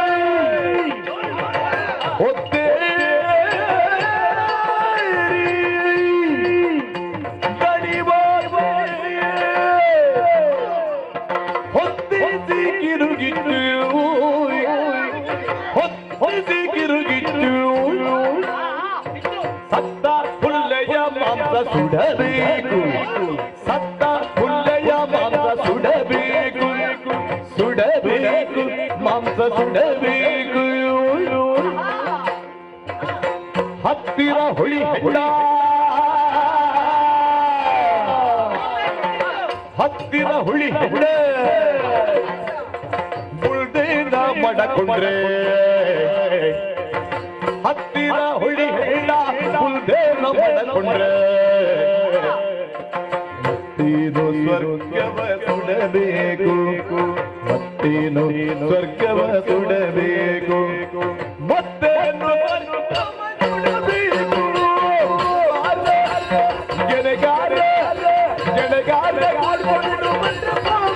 ನಮ್ಮ ಬಲದಾಗೆ ಜಾಟೆಗೆ ಬಂದ್ರಪ್ಪೋ ನಮ್ಮ ಬಲದಾಗೆ ಜಾಟೆಗೆ ಬಂದ್ರಪ್ಪೋ ನಮ್ಮ ಬಲದಾಗೆ ಬ್ಯಾಟೆಗೆ ಬಂದ್ರಪ್ಪೋ ಬ್ಯಾಟೆಗೆ ಬಂದ್ರಪ್ಪೋ ಬ್ಯಾಟೆಗೆ ಬಂದ್ರಪ್ಪೋ ಓಹೋ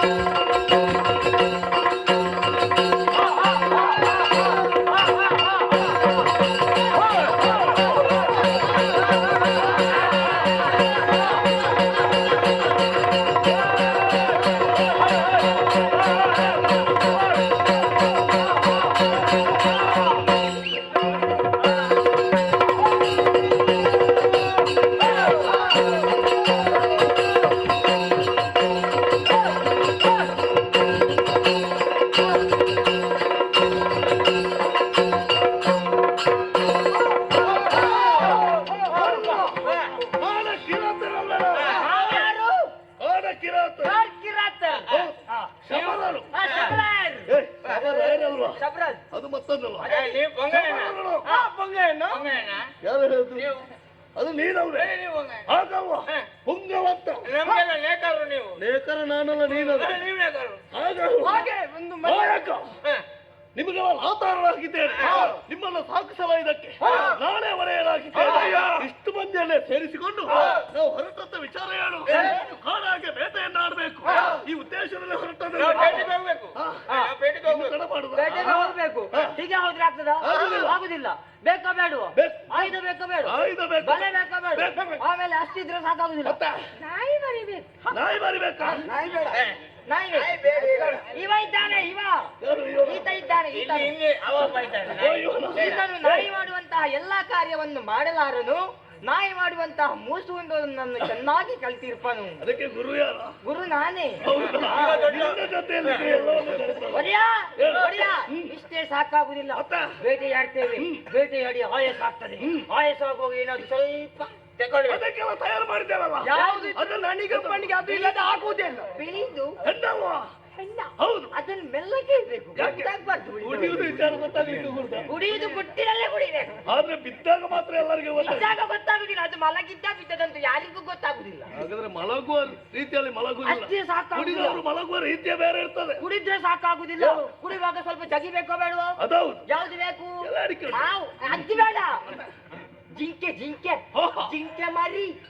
ಅದನ್ನು ಸತ್ತ ಜಿಂಕೆ ಮರಿಯನ್ನು ಸುಡಬೇಕು. ಚೆನ್ನಾಗಿ ಕಾಯಿಸಬೇಕು. ಅದು ಒಂದೇ ಅಲ್ವಾ? ಚೆನ್ನಾಗಿ ಸುಡುದು ಕಾಯಿಸುದು ಒಂದೇ ಅಲ್ವಾ? ಅದು ಒಂದೇ. ಅದನ್ನು ಬೇರೆ ಬೇರೆ ಉದ್ದ ಮಾಡಬೇಕು. ಆ ಮಾಂಸವನ್ನು ಚೆನ್ನಾಗಿ ಜಗಿಬೇಕು. ಆವಾಗ ಒಂದು ರುಚಿ ನೋಡ್ಬೇಕು. ಇಷ್ಟೆಲ್ಲ ಆಗ್ಬೇಕಂದ್ರೆ ಇಲ್ಲಿ ನಿಂತ್ರ ಆಗ್ಲಿಕ್ಕೆ ಕಾಡಾಗಿ ಬೇಟಾಡ್ಬೇಕಲ್ಲ.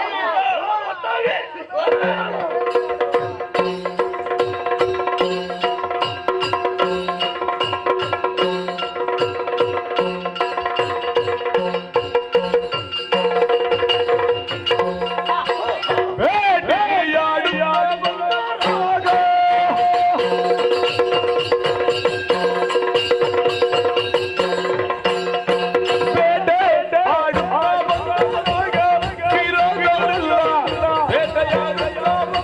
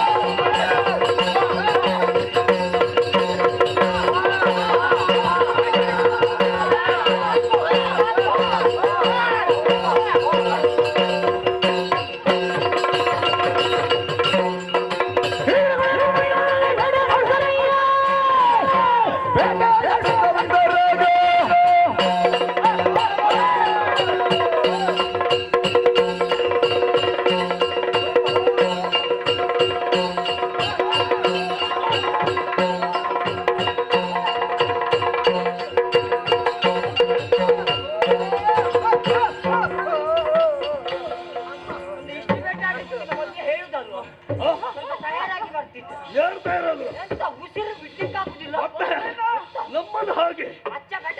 ಏಯ್, ನಾವು ಹೊರಟ ಮೇಲೆ ನಿಲ್ಲಿಸುವ ಹಾಗೆಲ್ಲ ಒಳ್ಳೇದು. ಹೇಗೆ ಭರ್ಜರಿ ಬೇಟ. ಭರ್ಜರಿ ಬೇಟೆ. ಎಲ್ಲರಿಗೂ ಆಯಾಸ ಆಗಿಲ್ಲ, ವಿಶ್ರಾಂತಿ ಬೇಕಂತ ಎಲ್ಲರೂ ಕೇಳ್ತಾ ಇದ್ದಾರೆ. ಅಷ್ಟಕ್ಕೆ ಸಾಲದು. ಏಯ್, ಇಡ್ಲಿ ಸಾಂಬಾರ್, ಇಡ್ಲಿ ಸಾಂಬಾರ್, ಇಡ್ಲಿ ಸಾಂಬಾರ್. ಯಾವುದು ಇಡ್ಲಿ ಸಾಂಬಾರ್ ಈಗೆಲ್ಲ ಅದಲ್ಲ. ಅದು ಮತ್ತೆ ಮತ್ತೆ ಈಗ ಇಡ್ಲಿ ಸಾವುದಾನ್. ಎಲ್ಲವೂ ಏಯ್, ನಿಲ್ಲಿಸಿದಲ್ಲೇ ನಿಂತವು. ಈಗ ಮೃಗಗಳೆಲ್ಲ ನಿಂತು ಮೃಗಗಳು ಯಾವುದು ಒಂದು ಕೂಡ ತಲೆ ಎತ್ತುವುದಿಲ್ಲ, ಎಲ್ಲ ಅಲ್ಲಿಗೆ ಅಡ್ಡ ಗಾಳಿ ಹಾಕಿ. ಎತ್ತಲಿಕ್ಕೆ ಕೆಲವು ಕೂಡಬೇಕು. ಗೋಣಿಗೆ ಬೇಕಾಗಿದೆ. ಎಲ್ಲ ನೆಲ್ಕೊಂಡು ಬನ್ನಿ, ಬೆಂಕಿ ಹಾಕಿ ಕಾಯಿಸಿ. ಅಷ್ಟು ಮಾತ್ರ ಅಲ್ಲ, ಅದೆಲ್ಲಿಟ್ಟು ತಂದದ್ದು ಯಾವುದು? ಅದನ್ನೊಂದು ಬಿಟ್ಟು ಹೊರಡುಗಡೆ ಯಾವುದನ್ನು ಜಾಗ್ರತೆ ಅದು ಕೂಡ ಮಾಡ್ಲಿಕ್ಕಿಲ್ಲ. ನೀನೊಬ್ಬ ಬಿಡ್ಲಿಕ್ಕೆ ಅದನ್ನೊಂದು ಜಾಗ್ರತೆಯಲ್ಲಿ ಇಡ್ತೇವೆ ನಾವು. ಯಾರ ಕೈಗೂ ಸಿಗಲಿ ಅವೈಜ್ಞಾನ ಮತ್ತೊಬ್ಬ ಫ್ರೂಟಿಯಲ್ಲೇ ಇಡುದು. ಶಾಂತಂ ಪಾಪ. ನಿನಗೆ ಅವನು ಬೇಗ ನೆನಪು. ಅದುಂಟು ಅದು. ಎಲ್ಲ ತಯಾರಾಗಿರಲ್ಲ, ಇನ್ನು ತಡ ಮಾಡಲ್ಲ. ಹೇಗೆ? ಕುಡಿಯುವುದೇ ಕುಡಿಬೇಕಾದ್ರೆ ಹಾಗೆ ಕುಡಿಲಿಕ್ಕೆ ಆಗ್ತದೆ. ಎಂತದು ಇದು? ಮಾಂಸ ಒಳ್ಳೆ ಮಾಂಸ. ಒಂದು ಇದು ಬೇಕು, ಎಂತದ್ದು ಒಂದು ಇದು ಬೇಕು. ಅದು ಬೇಡ. ಕುಡಿದು ಒಳ್ಳೆ ಕೆಲಸ, ಅದರಲ್ಲಿ ಒಂದು ಶಿಸ್ತು ಬೇಕು. ಒಂದು ಇದು ಬೇಕು. ನೀನು ಕೂತ್ಕೊಳ್ಳ. ಒಂದು ಕುಳಿತುಕೊಳ್ಳೋದಕ್ಕೆ ಒಂದು ಕ್ರಮ ಇಲ್ವಾ? ಕ್ರಮವ? ಮಧ್ಯದಲ್ಲಿ ನೀವು ಕುಡಿಯುವವರಿಗೆ ಒಂದು ಕ್ರಮ ಅಂತ ಉಂಟಾ? ನಮ್ಮದು ಕ್ರಮ ಬೇರೆ, ಹೇಗೆ? ನಾವೇ ಬೇರೆ, ನಿಮ್ಮ ಕ್ರಮವೇ ಬೇರೆ. ಅದು ಬೇಡ, ಅದು ಅವರಿಗೆ ಬಿಟ್ಟ. ಹೋಗಲ್ಲ ತಂದೆಲ್ಲ ಕುಡಿಯೋದಕ್ಕೆಲ್ಲ ತಯಾರು ಮಾಡಿ. ಓ, ಇಲ್ಲಿ ನಾವು ಇದು ಮೊದಲು ಪ್ರಾರಂಭ ಮಾಡುದು ನೀವಾ ನಾನು? ಎಂತದ್ದು? ಎಂತದಕ್ಕೆ? ನಿಮ್ಮ ದೊಡ್ಡ ಸ್ಥಾನ ನಿಮ್ಮದಲ್ವಾ? ಯಾವುದು? ಪ್ರಾರ್ಥನೆ ಮಾಡಿ. ಇದರಲ್ಲಿ ದೊಡ್ಡ ಇದರಲ್ಲಿ ಇದು ಯಾರು? ಯಾರು? ಅದು ನಾನೇ. ಇವರೇ ನಮ್ಮ ಮನೆ ಇವರೇ ಪ್ರಾರಂಭ ಮಾಡುವ. ನಮ್ಮದಲ್ಲ. ಹಾಗಾದ್ರೆ ಪ್ರಾರಂಭ ಮಾಡುವುದಲ್ಲ. ಏಯ್, ತಳ್ಳಿರಲ್ಲ. ಬೇಡರೆ ಬೇಡರೆ ಒಡಗರಿಯ ಮಾಡಿ ನೋಡಿ ನುಡಿದಲೊಳಗೆ ಇದು ಕಡೆಗೆ ಪುಳಿಯೊಂದು ಮತ್ತೆಗೆ ನೋಡುತ್ತವರು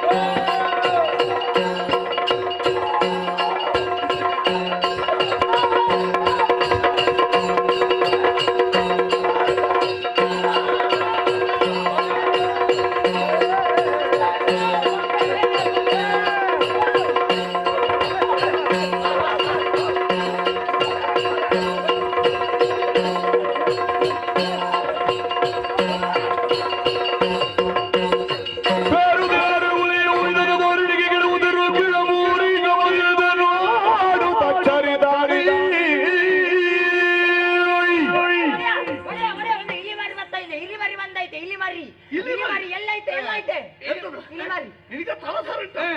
ಇಲ್ಲಿ ಬರೀ ಅಲ್ಲ, ಸಿಂಹವಂತಲ್ವಾ? ಕುಡಿದ ಮತ್ತಲ್ಲಿ ಗೊತ್ತಾಗುದಿಲ್ಲ. ನನ್ನ ಮೇಯ ಮೇಲೆ ಬಿದ್ದಾತು. ಎಲ್ಲಿ ಉಂಟು?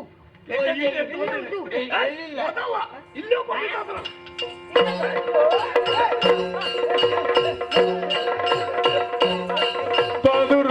ದೊರೆಯಲ್ಲಿ ಮಲಗಿಸುವುದು ಪುಂಗವ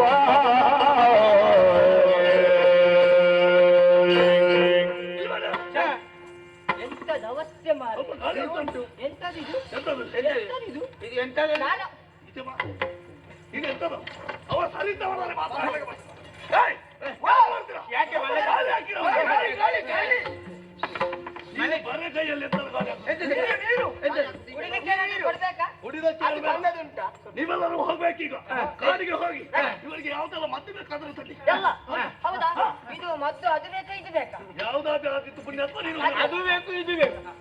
ಇಲ್ಲೇ ಇರ್ತೀರಲ್ವಾ? ನಾನು ಇಲ್ಲೇ ಇದ್ದೇನೆ. ಮಾಂಸ ಎಲ್ಲ ಮುಕ್ಕುದಲ್ಲ ನಮ್ಗೆ ಗೊತ್ತಿದೆ. ಮಾಂಸ ತಿನ್ನುವುದನ್ನು ಕುಡಿದರೆ ಓಯ್ ಹೀಗೆ ಬಿಟ್ಟು ಆಗ್ಲಿಕ್ಕೆಲ್ಲ. ಇವರನ್ನೆಲ್ಲ ಕಳಿಸಿದ ಇದನ್ನು ಇನ್ನು ಏನ್ ಮಾಡ್ಲಿಕ್ಕೆ ಸಾಧ್ಯ ಇಲ್ಲ. ಅವಳೇ ಎಲ್ಲಿದ್ದಾಳೆ? ಯಾರು? ನನ್ನ ಮಗಳು. ನನಗೆ ಮಗಳಪ್ಪಳಿದ್ದಾಳೆ. ಶೈರಿಣಿ ಶೈರಿಣಿ. ಇವಳನ್ನು ಕರೆದ್ರೆ ಸ್ವಲ್ಪ ಉಪಚಾರ ಮಾಡ್ಲಿಕ್ಕೆ ಮಕ್ಕಳು ಒಳ್ಳೆದಲ್ವಾ? ಹೌದಪ್ಪ, ಅವರೇ. ಮಗಳ ಏ ಮಗಳ ಮಗಳ ಏ ಶೈರಿಣಿ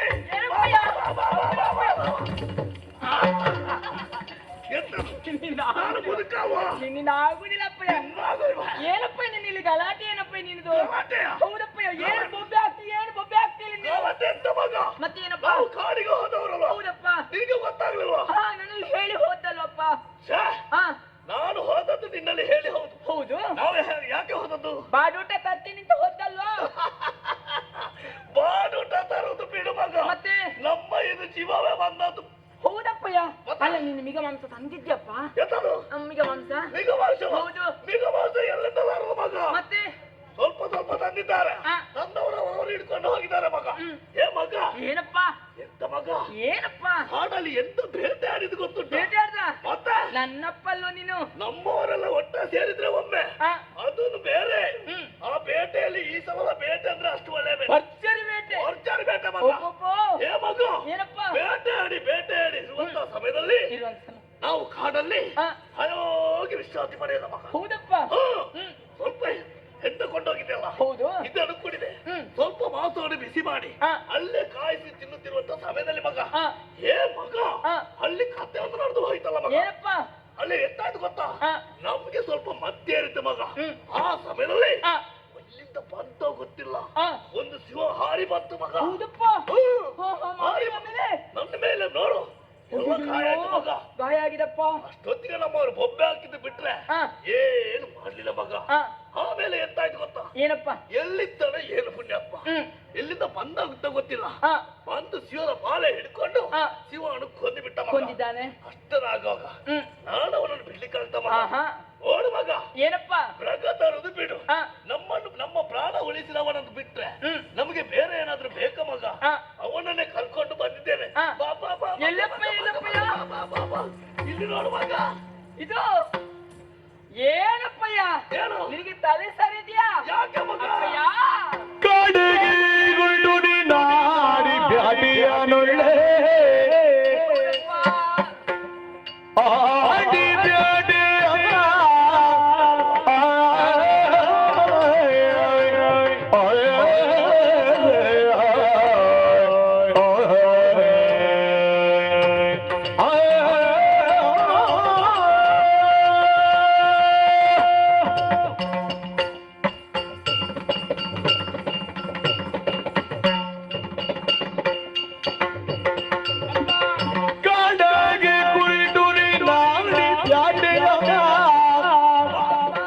ಒಳ್ಳೆ ಬಾಡ ತಪ್ಪುದ ತೊರೆದು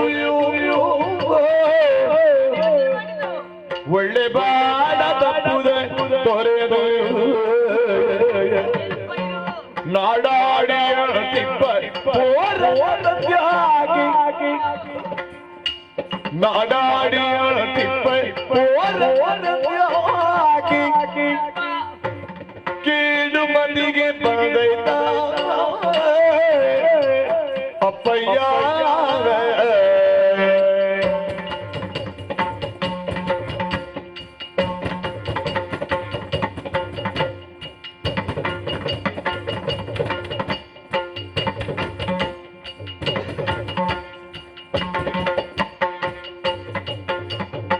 ಕಾಡಾಗಿ ಹೊರಟು ನಿನ್ನಾಡಿ ಬೆಳೆಯನುಳ್ಳೆ ಬಾಡ ತಪ್ಪುದ ತೊರೆದು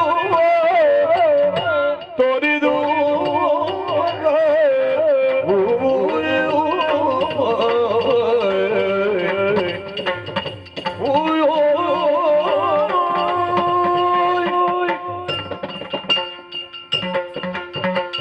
ಏನಪ್ಪಯ್ಯ? ನಿನಗೆ ಶಾಲೆ ಬುದ್ಧಿ ಕೆಟ್ಟೋಗಿದಪ್ಪಯ್ಯ ನಿಂದು. ಅಂದ್ರೆ ಏನೇನು ಯೋಚನೆ ಏನಿದು? ನೀನು ಹೇಳಿದ್ದೆ ಅನ್ನ, ಇಲ್ಲಿಂದ ಹೋಗೋ ಹೇಳಿದ್ದು. ನಾನು ಕಾಡಿಗೆ ಹೋಗಿ ಬೇಟೆ ಆಡಿ ನಾನು ಬಾಡೂಟ ತರ್ತೀನಿ ಅಂತ ಹೇಳಿ ಹೋದ. ಈಗ ತಂದದ್ದು ಏನು? ನಾಡಾಗಿರುವಂತ ಈ ಪೋರನ ನೀನು ತಂದಿದ್ಯಲ್ಲ, ನಿನ್ನ ಬುದ್ಧಿಗೆ ನಾನು ಏನು ಅಂತ ಹೇಳಿ ಅಪ್ಪಯ್ಯ. ನಿನ್ನ ಬುದ್ಧಿ ಸರಿ ಇಲ್ಲ ಅಂತ ಹೇಳು. ಅಪ್ಪ, ನೀನು ಜಾಣ ಅಲ್ಲಪ್ಪ, ನೀನು ಕೋಣಪ್ಪ.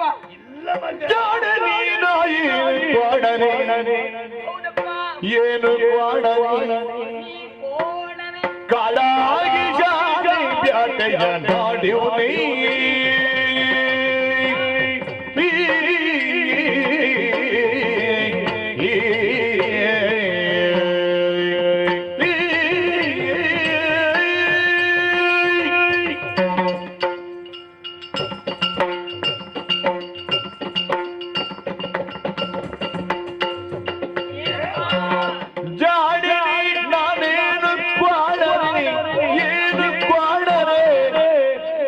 ಕಾಡಾಗೆ ಶಾದಿ ಬ್ಯಾಟೆಯ ನಾಡಿಯುಡಿ ಕಾಡಾಗೆ ಶಾದಿ ಬ್ಯಾಟೆಯ ನಾಡಿಯುಡಿ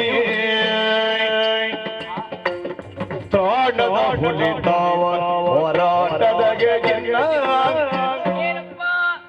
ತ್ರಾಣದ ಹುಲಿತಾವ ಹೋರಾಟದಗೆ ಪ್ರಾಣವ ಉಳಿಸೋನೇ ಸೈರಿ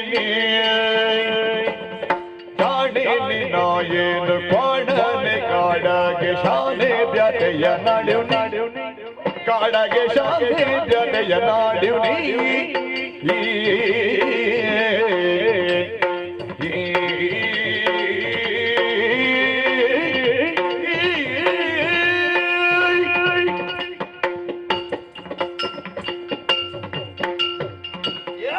ಅಪ್ಪಯ್ಯ ಅಪ್ಪಯ್ಯ ನೀ ಕೋಣ ಕೋಣ ಹೌದಪ್ಪ ನಾನು ಕೋಣವಾಗಿ ನಿನ್ನ ಬುದ್ಧಾಚರಣ ಆಯ್ತಲ್ಲ ನೀನು ನನ್ನ ಮಗಳಾಗಿ ಹೇಳಿದ ಮಗ ಮತ್ತೆ ಹಾಗಲ್ಲ ಮಗೆ ಮತ್ತೆ ನಾನು ಕಾಡಿನಾಗಿ ನಿನ್ನ ಮಾತಿನಂತೆ ಬೇಟೆಗಾಗಿ ಹೋದೆ ಹೌದು ಅಷ್ಟು ಮಂದಿಯನ್ನು ಸೇರಿಸಿಕೊಂಡು ಕಾಡಲ್ಲಿ ಸುತ್ತಾಡಿ ಮೃಗಗಳನ್ನೆಲ್ಲವನ್ನು ಕೊಂದೆ ಮಗ ಹೌದು ಬೇಕಾದಷ್ಟು ಮೃಗಗಳನ್ನು ಕೊಂದ ಮೇಲೆ ಆಡೂಟ ಮಾಡಿ ಎಲ್ಲ ತರಬೇಕಂತ ಯೋಚನೆ ಮಾಡಿದ ಹೌದಪ್ಪ ಈ ಕ್ಷಣಕ್ಕೆ ನಾನು ಕತೆ ಹೇಳಿದಲ್ಲ ಮಗ ಅದೇ ಕಥೆ ಇಲ್ಲಿ ಆಯ್ತು ಹೌದು ಆ ಕಥೆಯಲ್ಲಿ ಏನಂತ ಎಂತ ಮಾಡುದು ಮಗ ಹೌದು ಬದುಕುದಕ್ಕೆ ಏನಾದ್ರು ನೋಡ್ಬೇಕು ಮಾಂಸ ತಿನ್ನೋದಾದ್ರೆ ಮತ್ತೆ ಬದುಕಿದ ಮೇಲೆ ತಿನ್ಬಹುದು ಹೌದು ಹಾಗಾಗಿ ಕೋಣನ ಆಗ್ಲಿಲ್ಲ ಮಗ ನಾನು ಜಾಣನಾದೆ ಯಾಕೆ ಗೊತ್ತಾ ಯಾಕಪ್ಪ ನಮ್ಮ ಪ್ರಾಣವನ್ನು ಯಾವನೊಬ್ಬ ಉಳಿಸ್ತಾನೋ ಅಂತವನ ಪ್ರಾಣವನ್ನು ಉಳಿಸಬೇಕಾದ ನಮ್ಮ ಕರ್ತವ್ಯ ಮಗ ಉಪಕಾರಕ್ಕೆ ಪ್ರತಿ ಉಪಕಾರ ಮಾಡಲೇಬೇಕಲ್ವ ಅಷ್ಟಾಗಿ ನಾವು ಹುಟ್ಟಿದ್ವಿ ಅನ್ನೋದು ಪ್ರಾರಂಭ ಮಗ ಹೌದಪ್ಪ ಅದಕ್ಕಾಗಿ ಧರ್ಮ ಎಂಬುದನ್ನು ಕಾಪಾಡೋದಕ್ಕಾಗಿ ಇಷ್ಟು ಮಂದಿಗೆ ಬುದ್ಧಿ ಹೇಳುವವ ನಾನಲ್ವೇ ನಿಜ ನಾನು ತಪ್ಪು ಮಾಡಿದ್ರೆ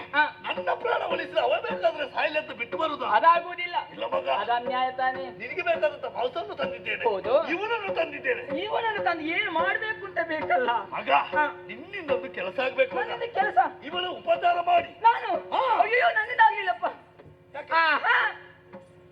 ಯಾಕೆ ಏ ಮಗ ನಮ್ ಪರಿಚಯ ನಿನ್ನ ಅಪ್ಪನ ಪ್ರಾಣ ಉಳಿಸಲ್ಲ ಈಗ ಅವರಿಗೆ ಏನಾದ್ರು ಗೊತ್ತುಂಟಾ ಈಗ ಗೊತ್ತಿಲ್ಲ ಗೊತ್ತಿಲ್ಲ ಹಾಗಾದ್ರೆ ನಾವು ಯಾರು ಅಂತ ಗೊತ್ತಿಲ್ಲ ಗೊತ್ತಿಲ್ಲದ ರೀತಿಯಲ್ಲಿ ಬಿತ್ತಿದ್ದಾರೆ ಬುದ್ಧಿ ಎಂಬುದಂತೂ ಎಲ್ಲ ಹೊರತೋಗಿದೆ ಹೌದು ಹಾಗಾಗಿ ಅವನನ್ನು ಉಪಚರಿಸಿ ಅವ ಹೇಳ್ಬೇಕು ಬದುಕಬೇಕು ಬದುಕು ಹಾಗೆ ಮಾಡ್ಬೇಕು ಅಪ್ಪಯ್ಯ ಏನ್ ಮಾಡ್ಬೇಕು ಅಂತ ಏನ್ ಮಾಡ್ಬೇಕು ನಮ್ಮ ದೇವರಿದ್ದಾರಲ್ಲ ಹೌದು ಯಾರು ಕುಲದೇವಿ ಮಾರಮ್ಮ ಮನಸ್ಸಿನಲ್ಲೇ ಧ್ಯಾನಿಸಿ ಪ್ರಾರ್ಥಿಸಿ ಈ ತನಗೊಂದು ಪ್ರಸಾದ ಹಾಕಿ ಆಮೇಲೆ ನೀನು ಹೇಳ್ಬೇಕು ಮಗ ಅದನ್ನೆಲ್ಲ ಮಾಡ್ಬೇಕು ಅಪ್ಪಯ್ಯ ನನ್ನ ಪ್ರಯತ್ನ ನಾನು ಮಾಡ್ತೇನೆ ನೀನು ಭೇಟಿ ಆಡಿದ್ಯಾ ಆಯ್ತು ಮಗ ಆಯ್ತಪ್ಪ ಅವ ಕಣ್ಣು ಬಿಟ್ಟಾಗ ಖಂಡಿತ ಕರೀತೇನೆ ಅಪ್ಪ ಹೇಳಿದಂತೆ ಮಾಡ್ಬೇಕು ತಾನೆ ಸಿದ್ಧತೆ ಆಗ್ಬೇಕಲ್ಲ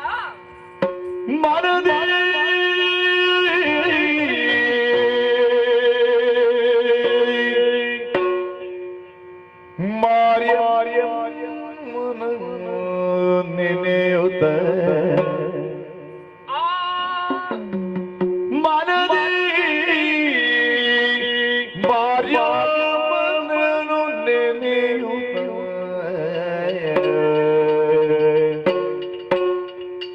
ನೆನೆಯುತ್ತ ನೆನೆಯುತ್ತ ಮಾರ್ಯಮ್ಮನನು ನೆನೆಯುತ್ತ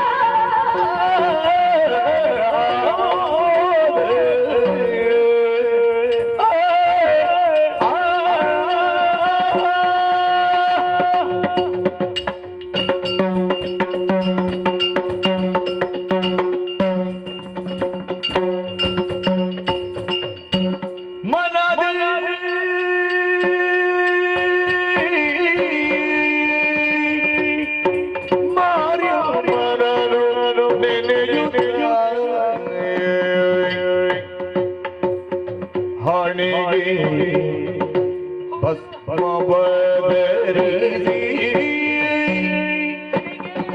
ಹಣಿಗೆ ಪದ್ಮವ ಧರಿಸಿ ಮಂತ್ರದಿ ಮಂತ್ರದಿ ತನುವಿಗಿತ್ತು ಸುರಕ್ಷೆ ಮಂತ್ರದಿ ತನುವಿಗಿತ್ತು ಸುರಕ್ಷೆ ಮಂತ್ರದಿ ತನುವಿಗಿತ್ತು ಸುರಕ್ಷೆ ಮನ ನೆನೆಯುತ್ತೆ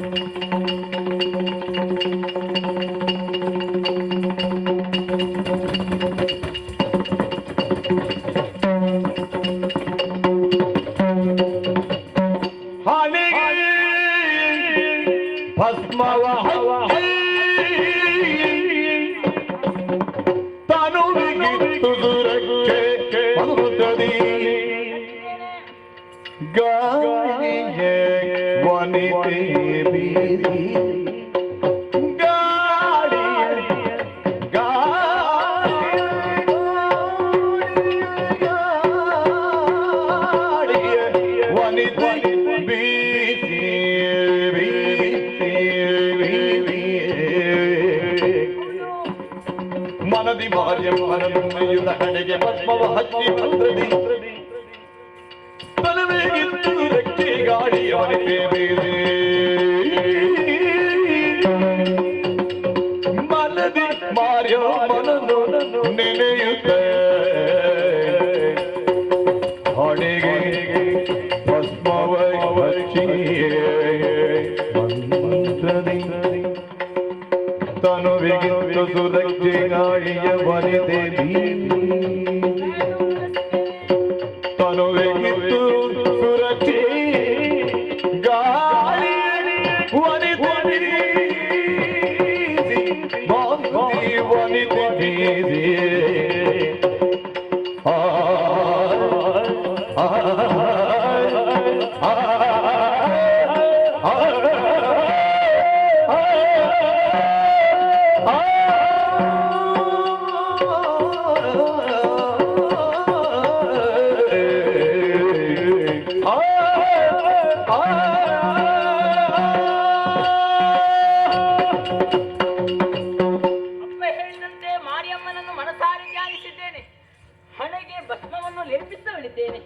ಕಾರ್ಯಕ್ಕೆ ತಾಯ್ತವನ್ನು ಕಟ್ಟಿದ ಹಾಗಾಯ್ತು. ಏನು ಪ್ರಯೋಜನ ಆಗ್ಲಿಲ್ಲ ಅಂತ ಕಾಣ್ತದೆ. ಇವನದು ಸುದ್ದಿಯೇ ಇಲ್ಲಪ್ಪ. ಅಲ್ಲ, ನನ್ನ ಅಪ್ಪನಿಗೆ ತಲೆ ಸರಿಯಿಲ್ಲ. ಹೌದಪ್ಪ, ಈ ಮೃತದೇವನು ತಂದಿಲ್ಲಿ ಮಲಗಿಸ್ತೇನಲ್ಲ, ಅಲ್ಲ ಇಷ್ಟು ಉಪಚಾರ ಮಾಡಿದ್ರು ಹೇಳಲಿಲ್ಲ ಅಂತಾದೆ ಏನು ಪ್ರಯೋಜನ ಅಂತ ಬೇಕ? ಬೇಡಪ್ಪ, ಇನ್ನು ಒಳಿದಿರುವುದು ನನ್ನದು ಒಂದೇ ಕರ್ತವ್ಯ.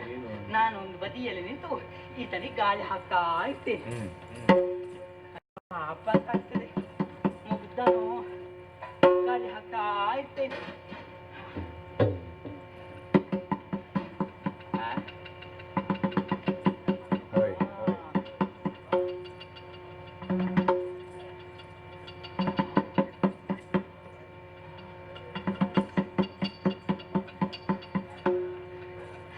ಅಪ್ಪಯ್ಯ ಅಪ್ಪಯ್ಯ ಅಪ್ಪಯ್ಯ ಅಪ್ಪಯ್ಯ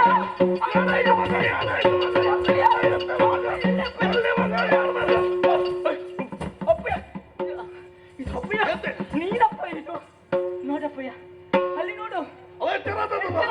ಅವ ನಿನ್ನ ಗಲಾಟೆ ನೋಡಿ ಅವರು ಹೆದರಿಕೆ. ಅಯ್ಯೋ ಮತ್ತೆಂತದಿದು? ನಾನಿಲ್ಲಿ ಇನ್ನು ನೋಡ್ಲಿಲ್ಲ ಮನುಷ್ಯರನ್ನು? ಇಲ್ಲಪ್ಪ, ನನಗೆ ಭಯ ಆಗ್ತಾ ಇದೆ. ಅಪ್ಪಯ್ಯ, ಏನಾದ್ರೂ ಮಾತಾಡುವಿದ್ರೆ ನೀನೆ, ನಾನು ಸುತ್ತಿಗಿಲ್ಲ. ಇನ್ನು ನಾನು ಸುತ್ತಿಗಿಲ್ಲ ಮಾಡ್ತೀಯಲ್ಲ. ಅಯ್ಯೋ ಬಾಬಾ, ಇಲ್ಲಿ ಬಾ, ಹೆದರ್ಬೇಡ. ನಿನ್ನಾಗೆ ನಾನು ಇದಲ್ಲ ಮನುಷ್ಯ ಅಂತ. ಅಪ್ಪಯ್ಯ ಬೇಡ, ಪರಿಚಯ ಹತ್ರ ಕೇಳಿಬಿಡು. ಆಮೇಲೆ ವಿಳಾಸಕ್ಕೆ ಸರಿಗೆ ತಲುಪಿಸಬಹುದಲ್ಲ?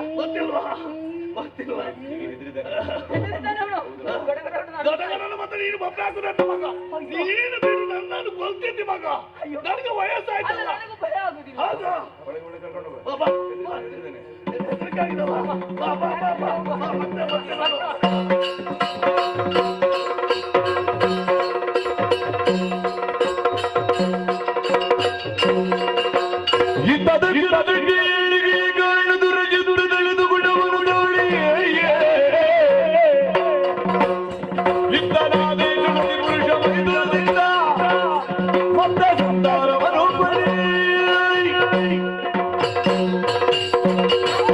ಅನುಗ್ರಹದಿಂದ ಸೃಷ್ಟಿ ಕಾರ್ಯವನ್ನು ನಾನು ಪ್ರಾರಂಭಿಸಿದೆ.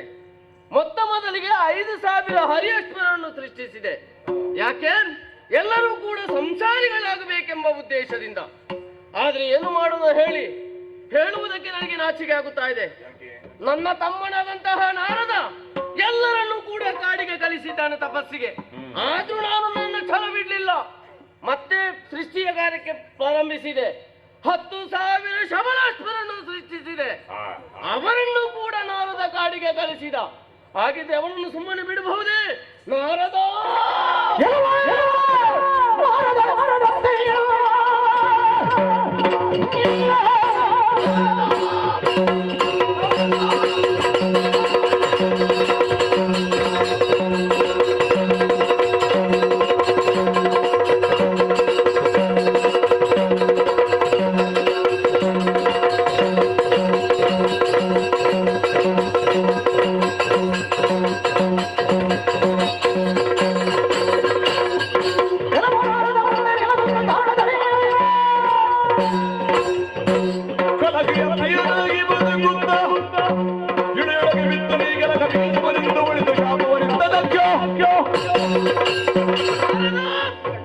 ಮುಂದೆ ನಿಲ್ಲು. ಮಾತಾಡಿದ್ರೆ ಜಾಗೃತೆ. ಏನು ಅನ್ಯಾಯ ಮಾಡಿದೆ ಹೇಳು. ಹೌದು, ಮತ್ತೆ ಯಾರು? ನಾನು ಸೃಷ್ಟಿಸಿದಂತಹ ಎಲ್ಲರನ್ನೂ ಕೂಡ ನೀನು ಕಾಡಿಗೆ ಕಲಿಸಿದಲ್ಲ. ಮಾತಾಡ್ಬೇಡ. ತುಟಿ ಎತ್ತಿದ್ರೆ ಜಾಗೃತೆ. ದೊಡ್ಡ ಅಧಿಕ ಪ್ರಸಂಗ ಅಲ್ವಾ ನೀನು? ಅನ್ಯಾಯ ಮಾಡ್ತೀಯಲ್ವಾ? ಹಾಗಿದ್ರೆ ನೀನು ನಿಂತಲ್ಲಿ ನಿಂತ್ರೆ ಮಾತ್ರ ಅನ್ಯಾಯ ಮಾಡುವುದು.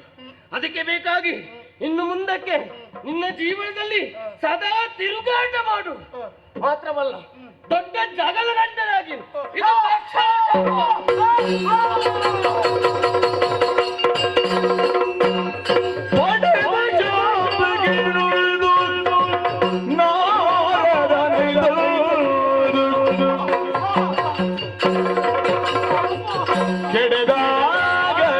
ವಿಧಿಯ ಪಾದದಲ್ಲಿ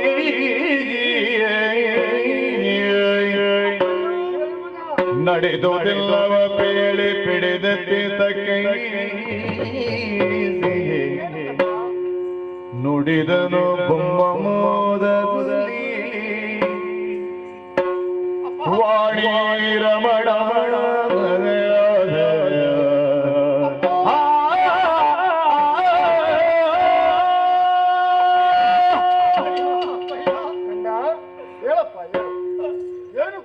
ಇದ್ದಿ? ಕಣ್ಣೀರು ಸುರಿಸುವಾಗ ಆಯ್ತು. ಯಾಕೆ ಈ ರೀತಿಯಲ್ಲಿ ದುಃಖ ನಿನಗೆ? ಇದಕ್ಕೆಲ್ಲ ಕಾರಣ ನನ್ನ ಅಣ್ಣ ದಕ್ಷ ಪ್ರಜೇಶ್ವರ. ಏನು ಮಾಡಿದವ? ಒಂದು ತಾಣದಲ್ಲಿ ತಿರುಗಾಡುತ್ತಾ ಕಲಹಪ್ರಿಯನಾಗಿ ಬದುಕುವನ್ನು ಹಾಗೆ ಶಪಿಸಿದ್ದಾನಪ್ಪ, ಶಪಿಸಿದ್ದಾನೆ. ಮಗನೇ, ಕಂದು ಬೇಡ ಬಾರಿಂದ ಶಾಪವ ನೀನು ಓದಿಯತ್ತಿದು ಲೋಕದೊಳಿದರೆ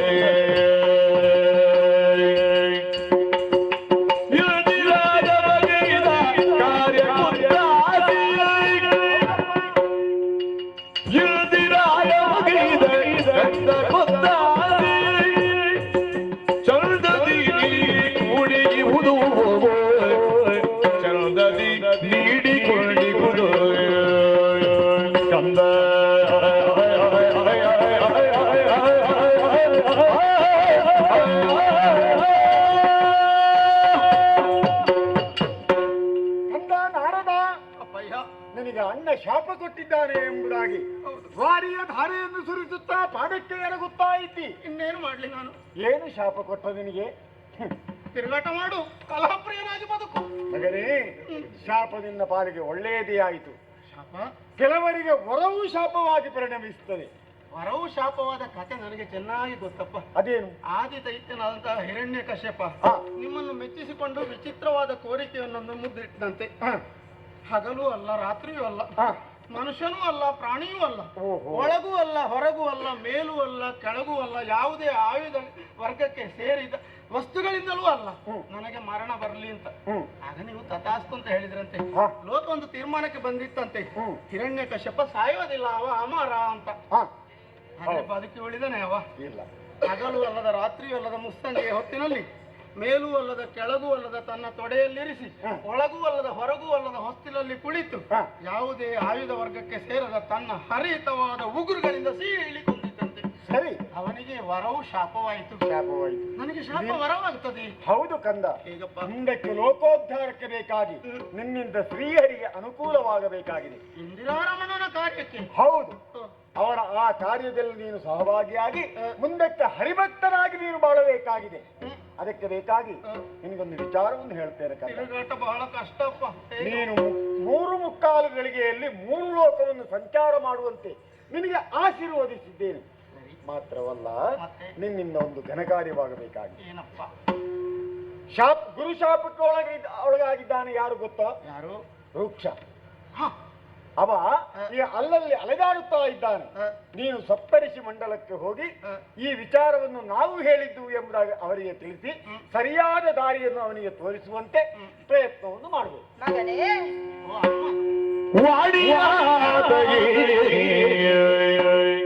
ಸರ್ವ ಸಂಗೀತ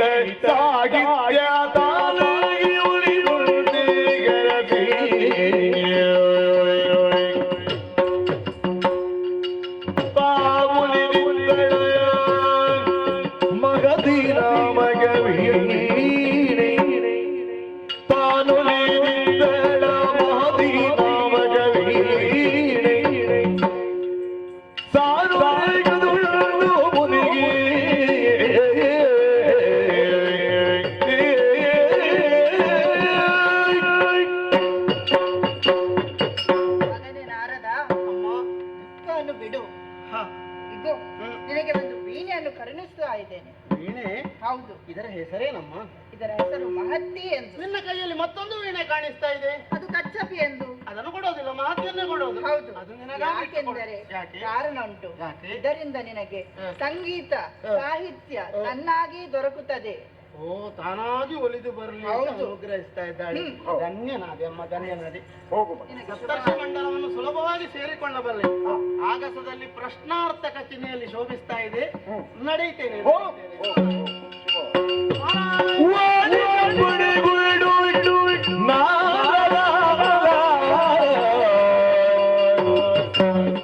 ವೀಣೆ ಮಿಡಿಯುತ್ತಿದ್ದವರ ಭಾರತ ಋಷಿ ಮಂಡಲಕ್ಕೆ ವಹಿಲದಲ್ಲಿಯೇ ಕಾಣುತ್ತವನು ತಾಳುತ್ತಿರಿ ಮೌನಿವರಿಯರು ಕುಶಲ ಪ್ರಶ್ನ ಸಾಧಿಗೆ ಇದು ತೊಡಿಸೋತಿಯಲ್ಲಿ ಕೊಳ್ಳಿರಿಸಿ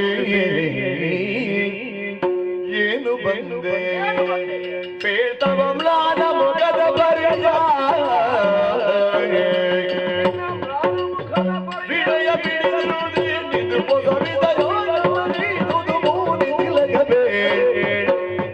ಏನು ಮಂದಿಗೆ ಬೇಡವ ಮಗದ ಪರಿಯ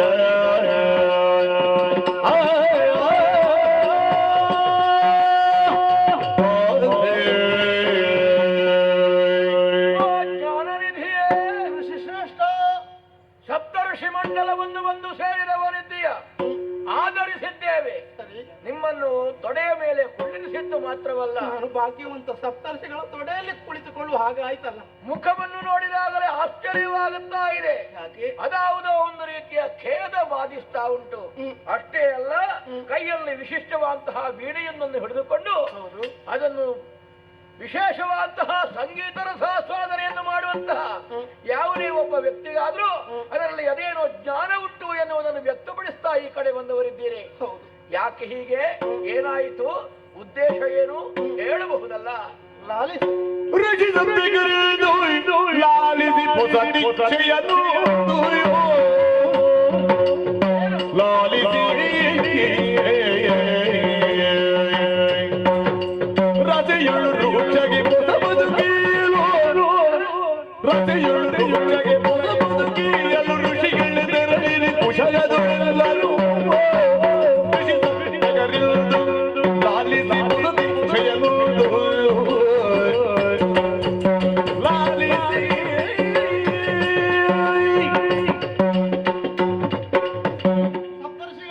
ಶಾರದಾ ಬಾಲಕ, ಮತ್ತೆ ಮತ್ತೆ ನಿಮ್ಮ ದಿವ್ಯ ಪಾದಗಳಿಗೆ ಅಭಿವಾದನಗಳನ್ನು ಸಲ್ಲಿಸ್ತಾ ಮುಖವು ಕುಂದಿ ಹೋಗುವುದಕ್ಕೆ ಕಾರಣವಿದೆ. ಅಣ್ಣನಿಂದ ಶಾಪಕ್ಕೊಳಗಾದವನು ನಾನು. ಶಾಪ?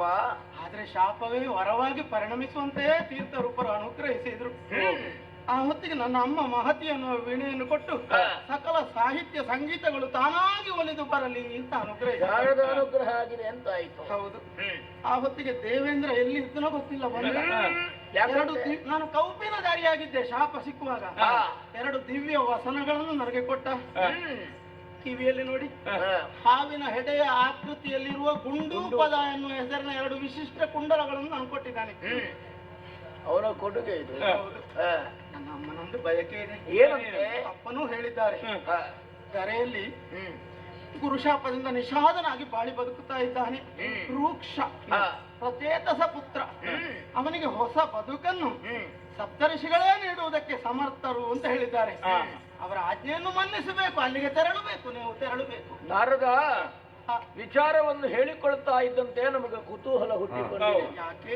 ಬೇರೇನೂ ಅಲ್ಲ, ಹಿನ್ನೆಲೆ ಏನು ಅಂತ ಕೇಳಿ ತಿಳಿದುಕೊಳ್ಳೋಕ್ಕಿಂತ ವಿಶಿಷ್ಟವಾಗಿ ಅದು ಏನು ಎನ್ನುವುದನ್ನು ನೋಡುವಂತಹ ತವಕ ಇದೆಯಲ್ಲ. ದೂರದಲ್ಲೇ ನಡೆಯುವ ದೃಶ್ಯಗಳನ್ನು ಇಲ್ಲಿಂದಲೇ ನೋಡಬೇಕು. ಅದಕ್ಕಾಗಿ ಚಾಕ್ಷುಷ ವಿದ್ಯೆಯನ್ನು ಅನುಕರಿಸಿ ರೂಕ್ಷನ ಸ್ಥಿತಿಯನ್ನು ಇದೋ ನಿಮಗೆ ತೋರಿಸ್ತೇನೆ.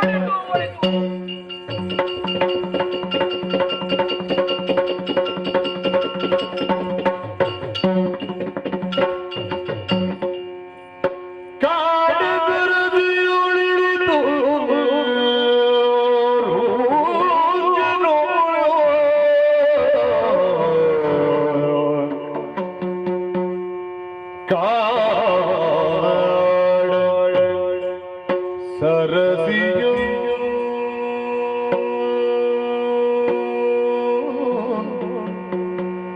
ಇಳಿದು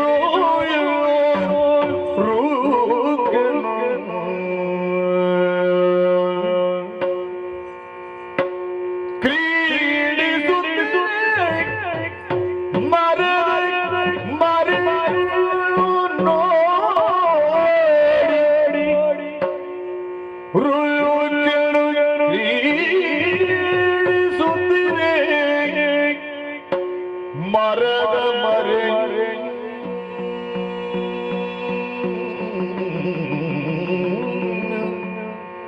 ನೋಡಿ ಸೈರಣಿ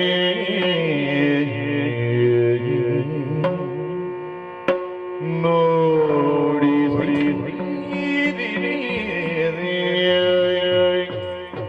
ಸ್ಮರಣ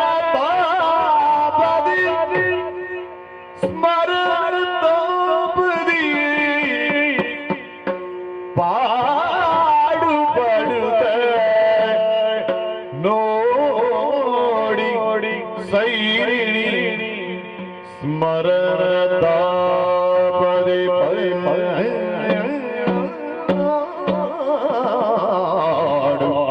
ಪಡುತ್ತಾರೆ ಚಂದ್ರಶಿಲೆಯೋ ಕಡೆದಾಗ ವಿಗ್ರಹದ ಮೈಮಾ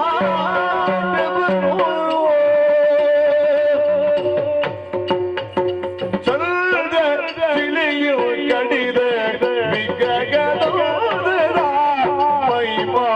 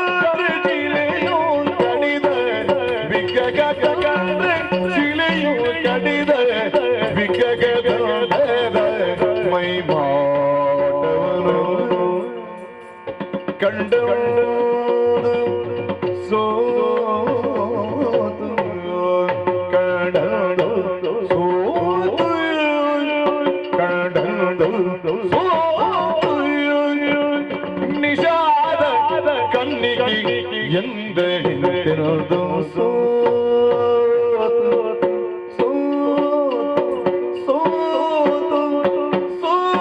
ನಿಷಾದ ಕಣ್ಣಿಗೆ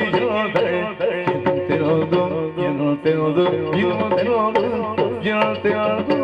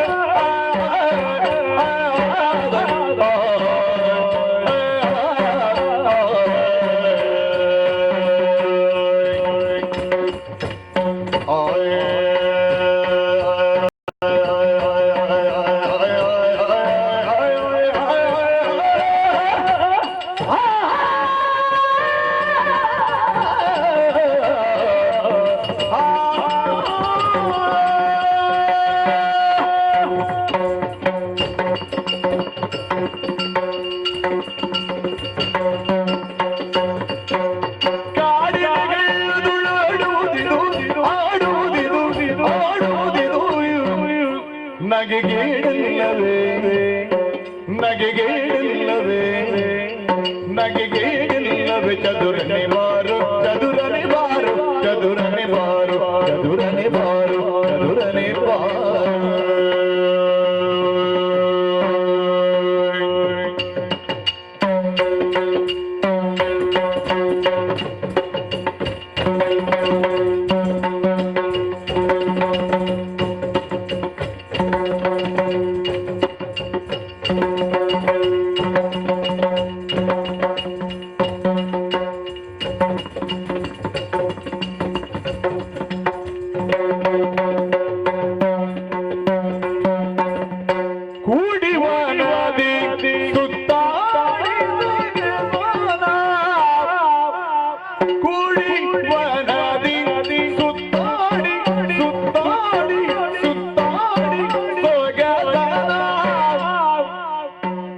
ನೋಡಿ ನಲಿವ ಚೆನ್ನಿಗೆ ಬಾರೋ ನೋಡಿ ನಲಿವ ಚೆನ್ನಿಗೆ ಬಾರೋ ಚೆಲುವನೆ ಬಾರೋ ಚೆನ್ನಿಗೆ ಬಾರೋ ನೋಡಿ ವನದಿ ಸುತ್ತಾಡಿ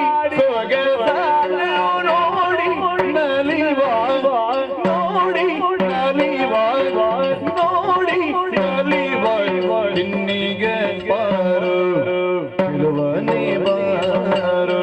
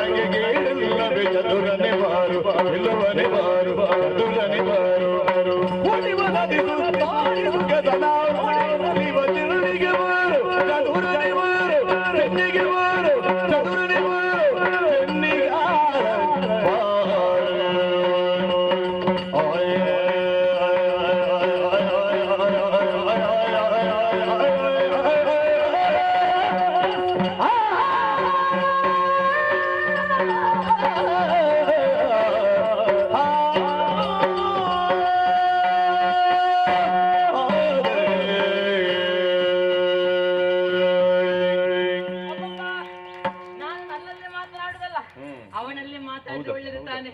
ಅಯ್ಯೋ ಪಾಪ ಅಂತ ಅನಿಸ್ತದೆ. ಹೇಗೆ ಮಾತಾಡುದು ಈಗ? ಪುರುಷರಲ್ಲಿ ಮಾತಾಡೋ ಅಭ್ಯಾಸವೇ ಇಲ್ಲ, ಆದ್ರೆ ಪ್ರಯತ್ನ ಮಾಡ್ಬೇಕು, ನನ್ನ ಕರ್ತವ್ಯ ತಾನೆ. ಹೋಯ್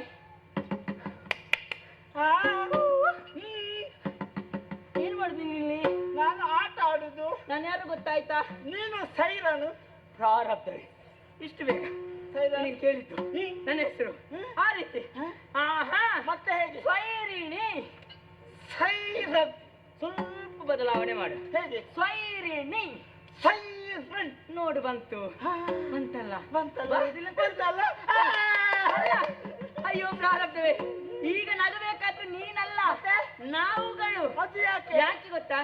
ನೀನಿಲ್ಲಿ ಏನು ಮಾಡ್ತಾ ಇದ್ದಿ? ನಾನು ನಾನು ಆಟ ಆಡುವುದು, ಅಯ್ಯಯ್ಯೋ ಸ್ನಾನ ಮಾಡುವುದು. ನಿನ್ನ ನೀರಾಟವೇ ಅದರದೊಂದು ಚಂದವೇ.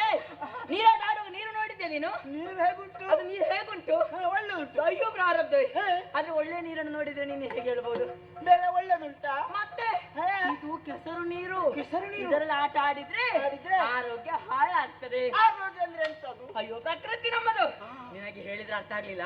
ಇಲ್ಲಿ ಆಟ ಆಡುವುದಲ್ಲ, ಮತ್ತೆ ನಿನಗೆ ಆಟ ಆಡದ ಸ್ಥಳವೇ ಬೇರೆ ತೋರಿಸ್ತೇನೆ.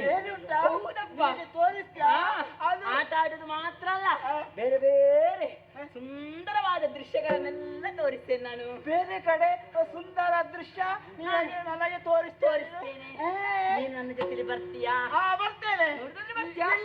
ನನ್ನ ಜೊತೆಯಲ್ಲಿ ಬರ್ಬೇಕು. ನಾನು ಮುಂದಿನಿಂದ, ನನ್ನ ಹಿಂದಿನಿಂದ ನೀನು ಬರ್ಬೇಕು. ನಾನು ಹಿಂದೆ, ಹೌದು, ನೀನು ಮುಂದೆ. ಎಲ್ಲಿ ಕೂಡ ತಪ್ಪಿಸಬಾರ್ದು. ಇದು ಕಾಡಲ್ವಾ? ನಾವು ಜಾಗೃತರಾಗಿರ್ಬೇಕು. ತಡ ಮಾಡು ಸರಿಯಲ್ಲ, ಅತಿ ಅವಸರದಲ್ಲಿ ಸೇರಬೇಕು. ನನ್ನ ಜೊತೆ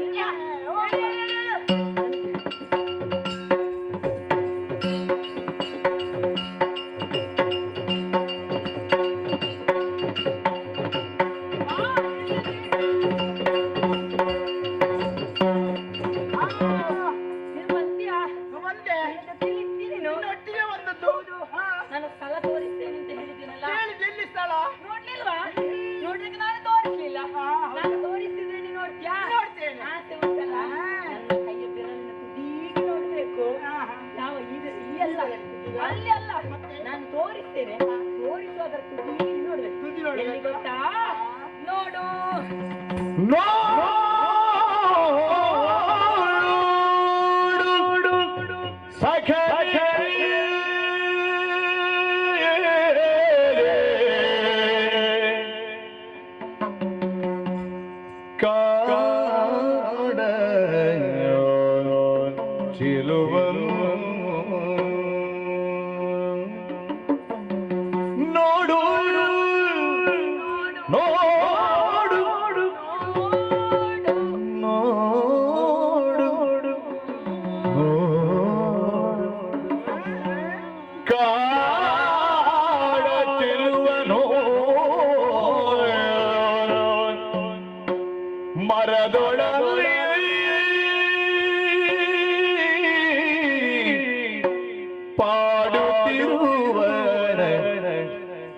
ಗಳಿರವನು ಚೆಲುವನು ಇರವನು ಸಖನೆ ಸಖನೆ ನೋಡು ಸಖನೆ ಕಾಡ ಚೆಲುವನು ನೋಡು ಸಖನೆ ಕಾಡ ಚೆಲುವನು ಸಖನೆ ನೋಡು ಸಖನೆ ಕಾಡ ಚೆಲುವನು ಚೆಲುವನು ಚೆಲುವನು ಸಗನೆ ಸಗನೆ ನೋಡು ಚೆಲುವ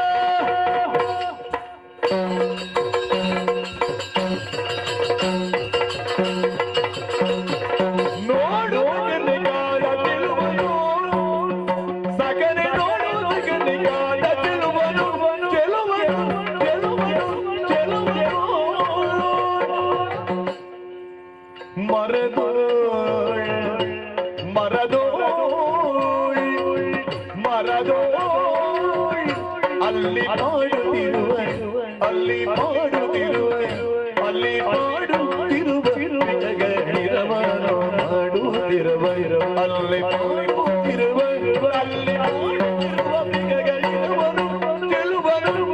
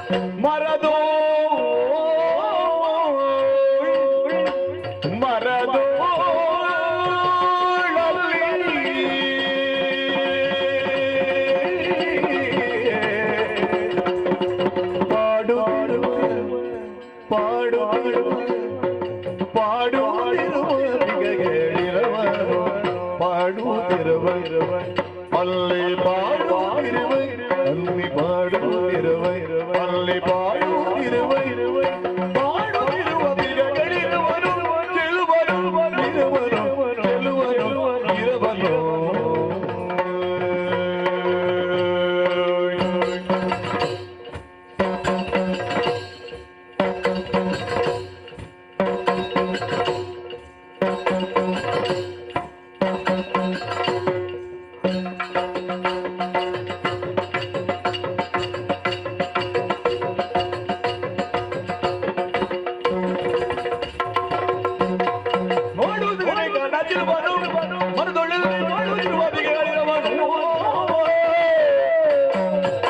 ನೋಡಿ ಮುಗಿಲ ಕುಣಿಬಾಣವಿಲ ನೋಡಿ ಮುಗಿಲ ನೋಡಿ ಮುಗಿಲ ನೋಡಿ ಮುಗಿಲ ನೋಡಿ ಮುಗಿಲ ಕುಣಿಬಾಣವಿಲ ಕುಣಿಬಾಣವಿಲ ಕುಣಿಬಾಣವಿಲ ಕುಣಿಬಾಣವಿಲ ಕುಣಿಬಾಣವಿಲ ಕುಣಿಬಾಣವಿಲ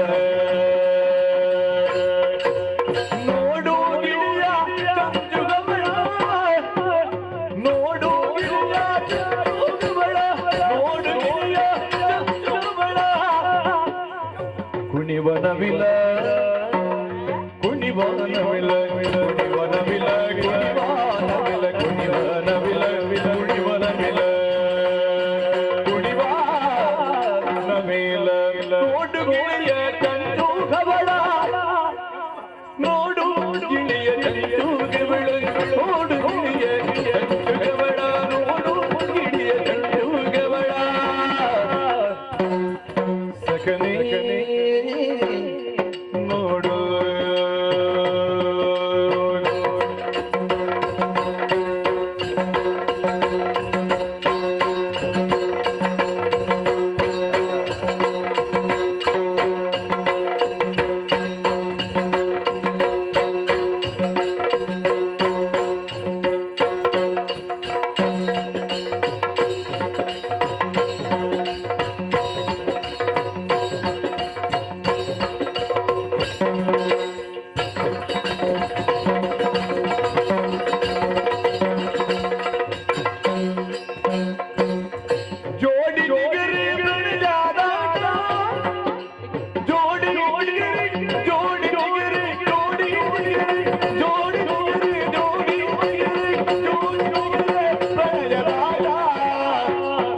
ಹಾಡುತ್ತಿರುವ ಸೊಗದ ನೋಟ ನೋಡು ನೋಡು ಸಕನಿ ನೋಡು ಸಕನಿ ನೋಡು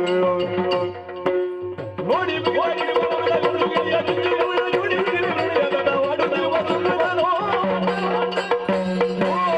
ನೋಡು ಸಕನೆ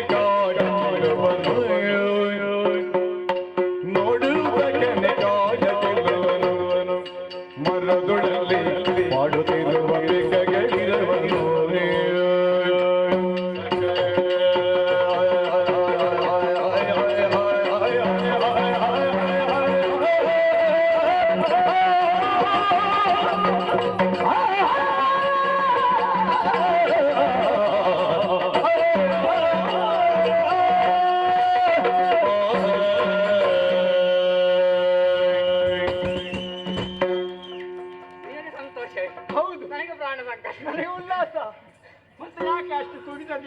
ಅವಕಾಶ ಸಿಕ್ಕಿತಲ್ಲ. ಓಹೋ, ಆ ಅವಕಾಶ ಸಂತೋಷ ಸಿಕ್ಕಿದ್ರೆ ಬಿಡುದಿಲ್ಲ. ಯಾವಾಗ್ಲೂ ಇಲ್ಲಿಗೆ ತಂದೆ ಬರ್ಲಿಕ್ಕೆ ಬಿಡ್ತಾರಾ? ಇಲ್ಲ ಇಲ್ಲ, ಇಲ್ಲಿ ಬಿಡುದಿಲ್ಲ. ಉಪಯೋಗ ಮಾಡಿಕೊಳ್ಳಬೇಕು. ಹೌದಪ್ಪ, ನಾನು ಸ್ವಲ್ಪ ಕುಳಿತುಕೊಂಡು ಮಾತಾಡ್ತೇನೆ.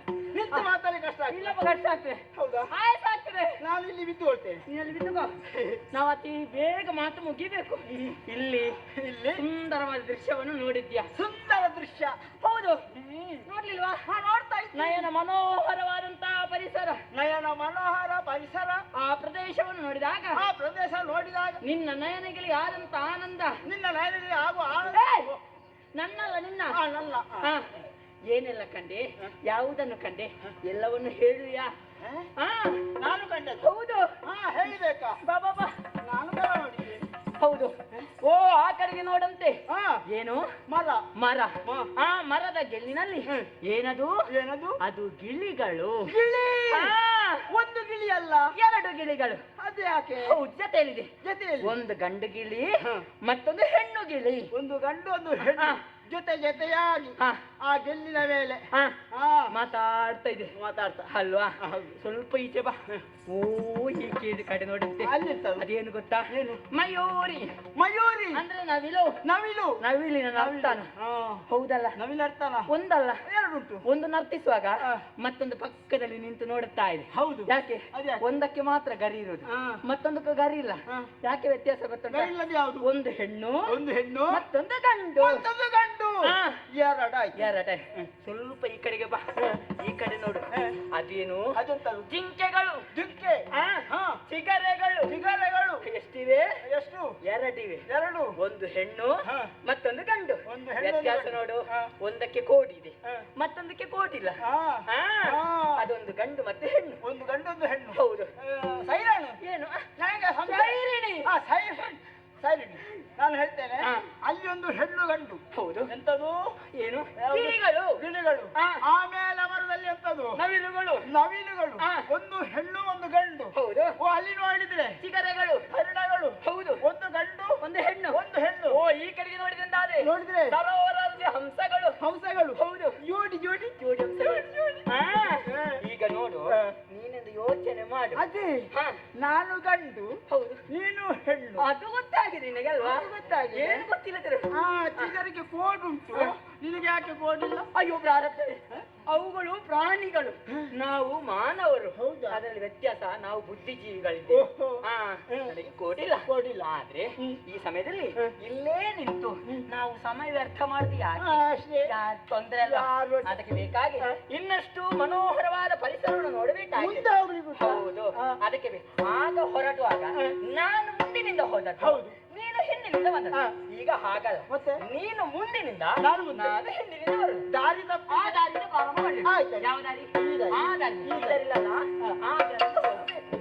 ಎಲ್ಲ ನಾನು ನೋಡಿಕೊಳ್ಬೇಕು. ಅಯ್ಯೋ, ಹೋಗಿ ಹಾಗಪ್ಪ. ಸೈರಣಿ. ಬಂದೆಯ? ಬಂದೆಯ ಸೈರಣಿ? ಬಂದೆಯ? ಎಲ್ಲಿ ನೀನು? ನಾನಿಲ್ಲೇ ಇದ್ದೆ. ನೋಡಿಲ್ಲಿ ನನ್ನ ಸೀರೆ ಸರಕು ಮುಳ್ಳಿಗೆ ಸಿಲುಕಿದೆ, ಬಿಡಿಸೋ. ಹೌದಾ? ನನ್ನಿಂದ ಸೆರಗು ಮುಳ್ಳಿನಲ್ಲಿ. ಬಿಡಿಸು. ನೀನು ಬೆದರಬೇಡ, ನಾನು ಬಿಡಿಸ್ತೇನೆ. ಬಿಡಿಸು. ನೀನಲ್ಲೇ ಬಿಡಿಸು.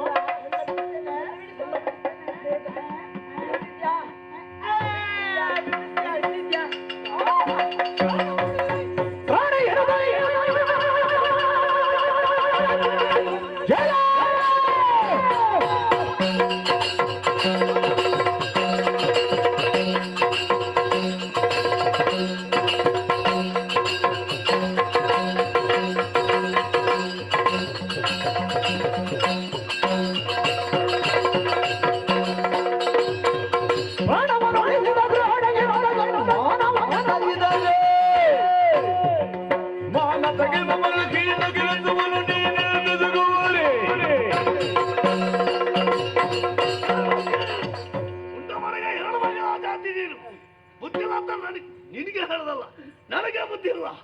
ನೀನು ಸರಿಯಾದಾಗ ನೀನು ಕಳಿಸಬೇಕಿತ್ತು. ನನ್ನ ಮಗಳ ಜೊತೆ ಬಿಟ್ರೆ ಏನ್ ಮಾಡ್ತಿದ್ದಿ? ನಿನ್ನ ಬುದ್ಧಿಯಲ್ಲಿ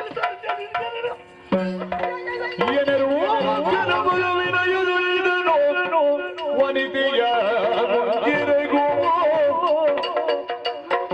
ವನದೇ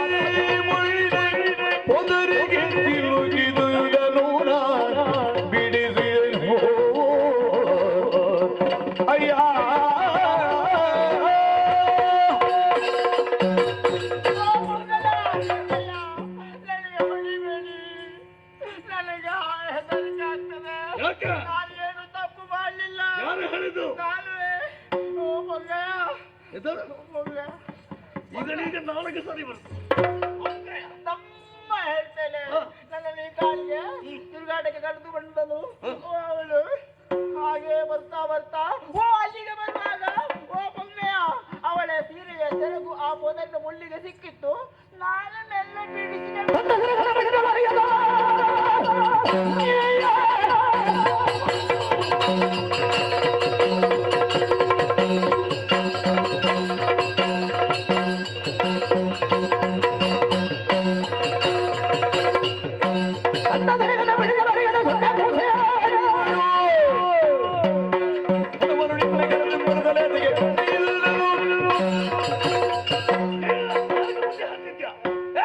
ನೀನು ಹೇಳ್ತಾನಲ್ಲ ನಂಬಬೇಕಾ?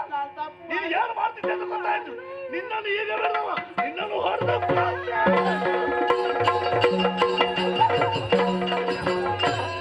ಮುಚ್ಚು ಮರೆಯುಬೇಕಿ ಮನದಲ್ಲಿ ಮೆಚ್ಚಿಸೋತಿಗೆ ನಿವನ ಚೆಲುವಿಗೆ ಮೆಚ್ಚುವುದಿದ್ದಾಗಿ ಎಲ್ಲ ಕೊಡುವೆ ಸ್ವಚ್ಛ ಮನದಿ ಮೆಚ್ಚುವುದಿದ್ದಾಗೆ ಕೊಡುವೆ ಸ್ವಚ್ಛ ಮನದಿ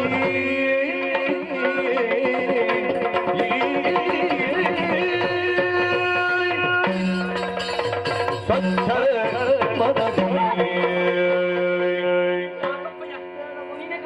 ಕೋಲಿದ್ರೆ ಸಾಕು, ಯಾರು ಸಿಕ್ಕಿದ್ರು ಬಾರಿ ಬಾರಿದ್ರು ಬೇಡದ ಮಾಡಿದ ಬಿಡುದಲ್ಲ. ಇನ್ನು ಮುಂದೆ ಯೋಚಿಸಬೇಕಪ್ಪ. ವಿದ್ಯಾಮಾನ ಚೆನ್ನಾಗಿ ಅರ್ಥವಿಸಿ ಅಪ್ಪಯ್ಯ, ರಾಜ್ಯರಾಡಿದ ನುಡಿ ಉಂಟು ನೋಡು. ನಾವು ಕಾಲಿಡುವುದಕ್ಕಿಂತ ಮೊದಲಾಗಿ ದೃಷ್ಟಿಯನ್ನು ಇರಿಸಬೇಕು. ಯಾವುದೇ ವಿಚಾರವನ್ನು ನಾವು ಸೂಕ್ಷ್ಮವಾಗಿ ಅರಿತ ಮೇಲೆ ಅದಕ್ಕೆ ಸರಿಯಾದ ಬುದ್ಧಿಯನ್ನು ಹೇಳುವುದಕ್ಕೆ ಮುಂದಾಗಬೇಕು.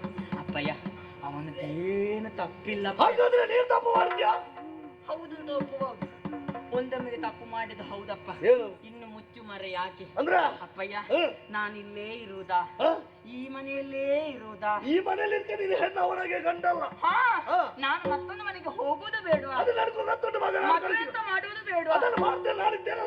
ಅದಕ್ಕೆ ಅವಕಾಶವೇ ಕೊಡ್ಲಿಲ್ಲಪ್ಪ. ನಾನು ಮನಸಾರೆ ಒಪ್ಪಿದಂತ ವರನಿಗೆ ನನ್ನನ್ನು ಮದುವೆ ಮಾಡಿ ಕೊಟ್ರೆ ನಿನ್ನ ಆಶಾ ಗೋಪುರ ಉತ್ತುಂಗ ಶಿಖರವನ್ನೇ ಇರ್ತದೆ ಅಪ್ಪಯ್ಯ. ಯಾರು ಯಾರು ಯಾಕಪ್ಪಯ್ಯ? ನಮ್ಮ ಕೂಟದಲ್ಲಿದ್ದಾರ? ನಮ್ಮ ಕೂಟದಲ್ಲಿ ಯಾಕೆ? ಒಂದು ಪ್ರಯೋಜನ ಇವತ್ತಿನದು ಇವತ್ತಿಗೆ, ನಾಳೆದು ನಾಳೆಗೆ. ಅವರೆಲ್ಲ ಬೇಡ ನನಗೆ, ಅವರವರ ವಿಚಾರ ಬೇಡ. ನಾನೇ ಒಂದು ವರನನ್ನು ತೀರ್ಮಾನ ಮಾಡಿದ್ದೇನೆ. ಬೇರೆ ಯಾರು ಅಲ್ಲ ಅಪ್ಪಯ್ಯ. ಅಪ್ಪಯ್ಯ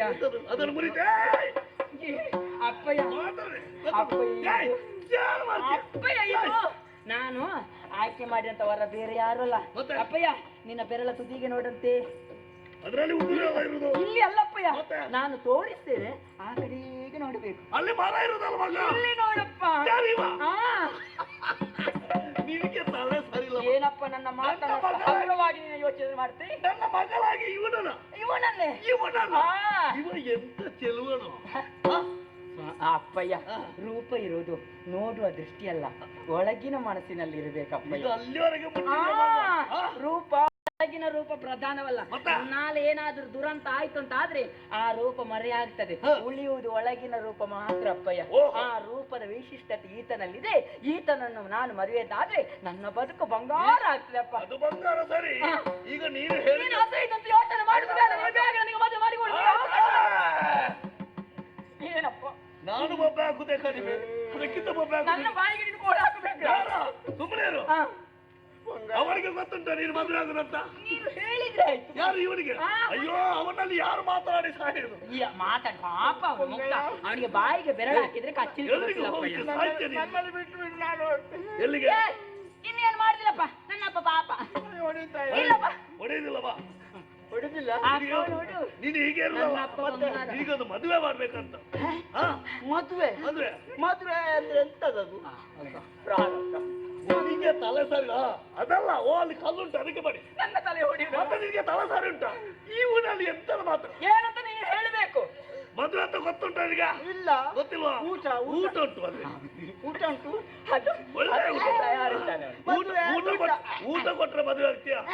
ಸರಿ, ಅಲ್ಲಿಗೆ ಊಟಕ್ಕೆ ಮದುವೆ ಆಗುದಾ? ಮತ್ತೆ ಮದುವೆ ಏನಂತ ಹೇಳಿ, ವಿಚಾರ ಹೇಳಿ ನೀವು ಬಿಡಿ. ಮದುವೆ ಯಾರಲ್ಲಿ ಆಗೋದು? ಮದುವೆ ಯಾರಲ್ಲಿ? ಇವಳನ್ನು, ನನ್ನ ಮಗಳನ್ನು ನೀನು ಮದುವೆ ಆಗ್ಬೇಕು. ಮಗಳನ್ನು?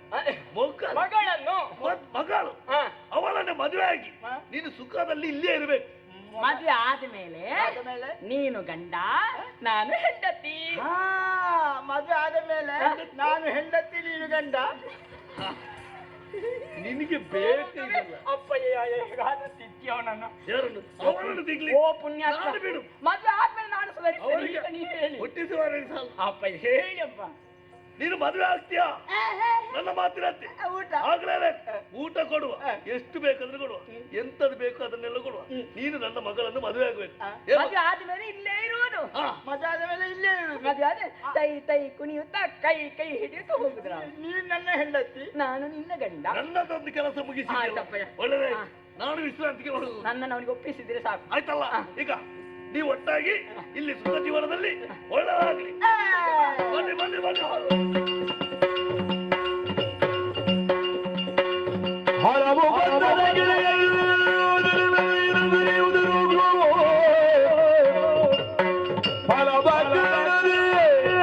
ಹಲವು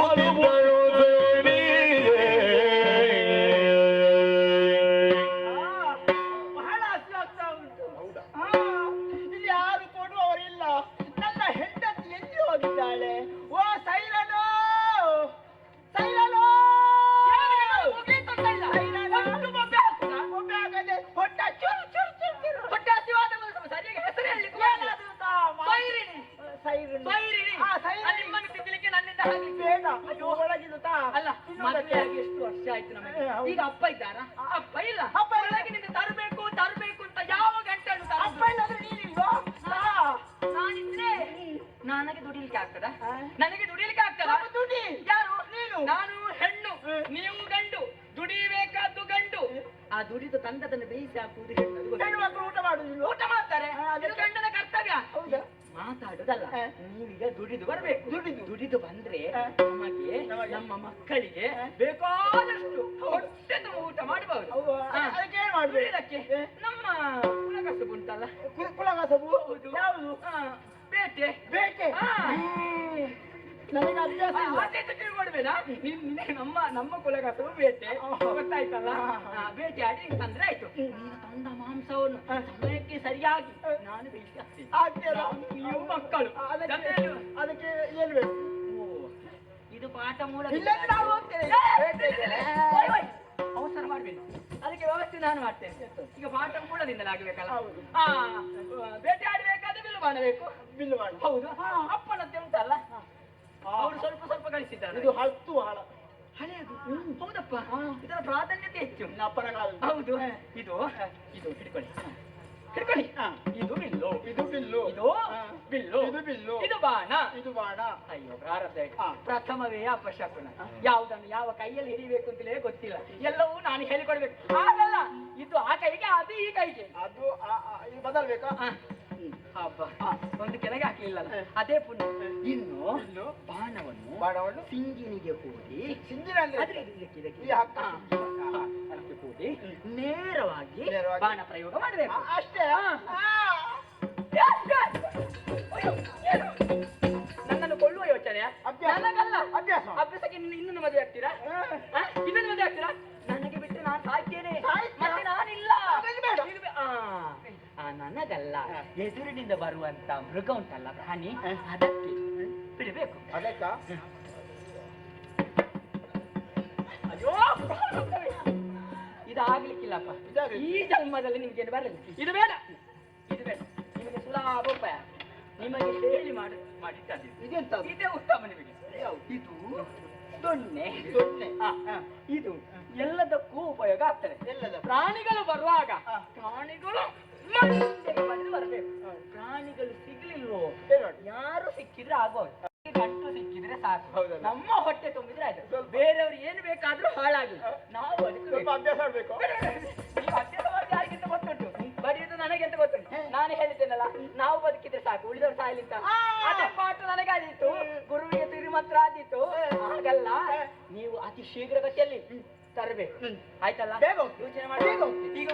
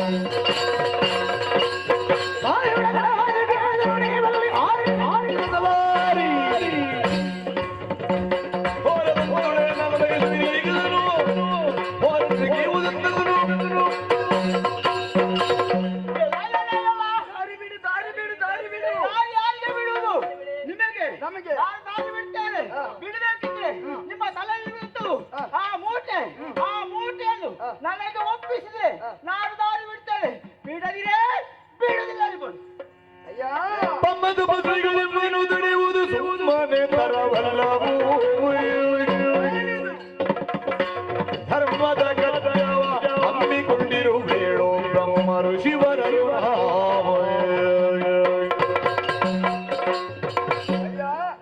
ಒಂದು ಊರಿಂದ ಮತ್ತೊಂದು ಊರಿಗೆ ಹೋಗಿ ನಾವು ವ್ಯಾಪಾರ ಮಾಡುವವರು ಮಾತ್ರವಲ್ಲದೆ ನಮ್ಮ ಹೆಂಡತಿ ಮಕ್ಕಳನ್ನು ನಾವು ಸಾಕುವವರು. ನಮ್ಗೆ ಈ ಗಂಟಲ್ಲಿದ್ದ ವಸ್ತುಗಳನ್ನು ಮಾರಿದ್ರೆ ಮಾತ್ರ ನಮಗೆ ಜೀವನ ತೆಗೆಯಬಹುದು.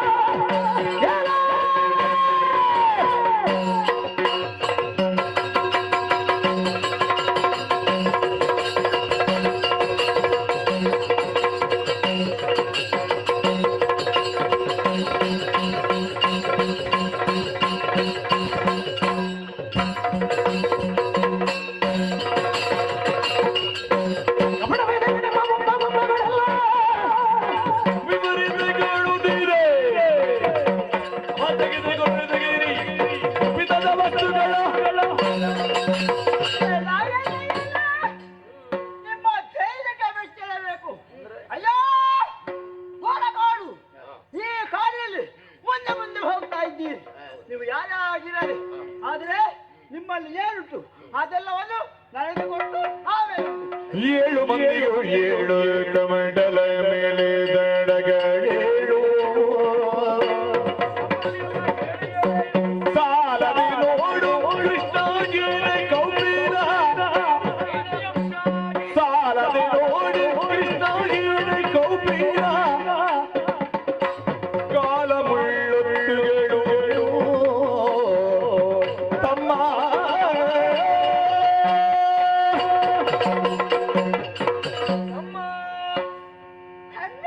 ನಮ್ಮನ್ನು ಸರಿಯಾಗಿ ನೋಡು. ಹೌದು, 7 ಮಂದಿಗಳಿದ್ದೇವೆ. ದಂಡವು 7, ಜಪಸರವು 7, ಕೃಷ್ಣಾಜಿನ 7, ಕೌಪಿನ 7. ಒಟ್ಟಿನಲ್ಲಿ ಅದು ಬಿಟ್ರೆ ಬೇರೆ ನಮ್ಮಲ್ಲಿ ಎಂತದ್ದು ಇಲ್ಲ.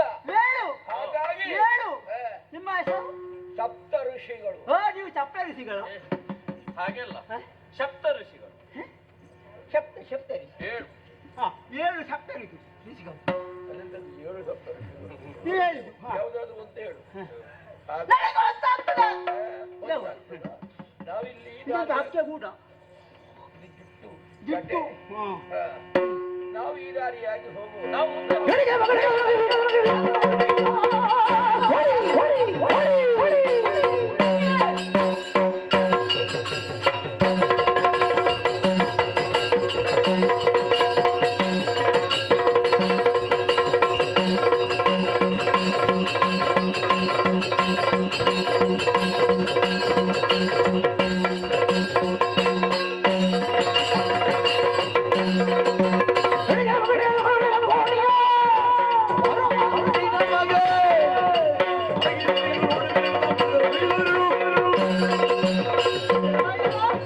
ಸಪ್ತಋಷಿಗಳು 7 ಮಂದಿ.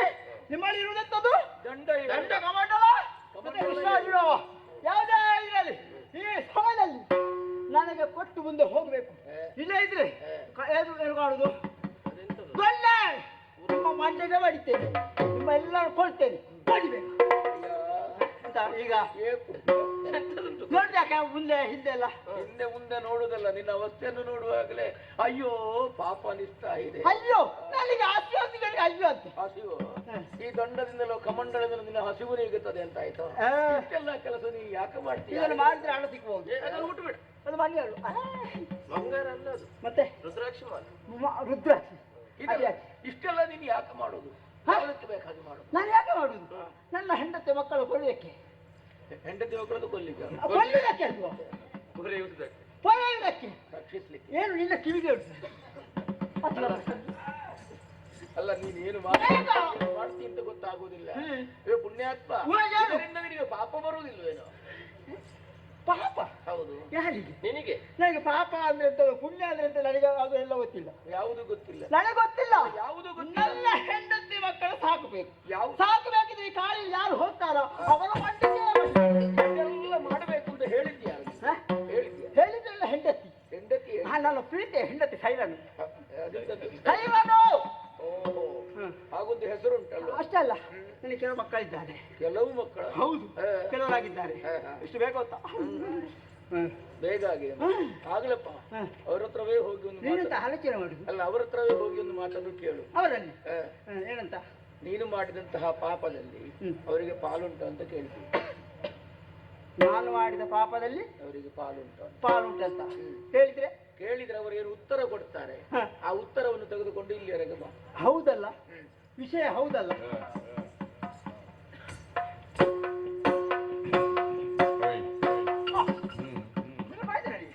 ಗೊತ್ತಾಗಿದೆ ಮೆಲ್ಲರನ್ನು ಸುಳ್ಳು ಹೇಳಿ ಜಾರುವ ಬುದ್ಧಿ ನನ್ನಲ್ಲಿ ತೋರಿಸ್ತಾ ಇದ್ದಲ್ಲಿ ಸುಳ್ಳು ಹೇಳಿ ಜಾರುವ ಬುದ್ಧಿ ಅದಕ್ಕೆ ನಾನು ಅವಕಾಶ ಕೊಡುವುದಿಲ್ಲ ನಾನು ಮಾಡಿದ ಪಾಪದಲ್ಲಿ ಪಾಲು ಉಂಟಾ ಇಲ್ಲವೋ ಎಂಬುದಾಗಿ ನನ್ನ ಹೆಂಡತಿಯಲ್ಲಿ ಕೇಳಬೇಕು ಕೇಳ್ತೇನೆ ಆದರೆ ನಿಮ್ಮ ನಂಬುದಕ್ಕೆ ಆಗುತ್ತಿಲ್ಲ ಕಾರಣ ಉಂಟು ಎಲ್ಲ ಮೋಸ ಮಾಡುದು ನನಗೆ ಕೆಲವರು ಮೋಸ ಮಾಡಿದ್ದ ಕೆಲವರು ಮಾಡಿರಬಹುದಪ್ಪ ನಾವು ಮೋಸ ಮಾಡ್ತೇವೆ ಅಂತ ನನಗೆ ಧೈರ್ಯ ಇಲ್ಲ ಅಲ್ಲ ನಮ್ಮನ್ನು ನೋಡುವಾಗ ಮೋಸ ಮಾಡುವರು ನಿಮ್ಮ ಪ್ರಶ್ನೆಗೆ ಉತ್ತರ ಮಾಡಿದ ಇಲ್ಲಿ ಬರುವವರೆಗೆ ನಿಮ್ಮಲ್ಲಿ ಏನ್ ಮಾಡ್ತಾರೆ ಬಲ್ಲಿರೋ ಓ ಅಲ್ಲಿ ಎಂತದು ಮರ ಹೆಮ್ಮರ ನಿನಗೆ ಮರ ಏನು ಕಾಣುದು ಇಲ್ಲ ಇರುವುದು ಮರ ಏನು ಆ ಮರಕ್ಕೆ ಬಂಧಿಸ್ತೇನೆ ಪ್ರಶ್ನೆ ಪಡ್ಕೊಂಡು ಬರ್ತೇನೆ ನಿಮಗೆ ತಿಳಿಸ್ತೇನೆ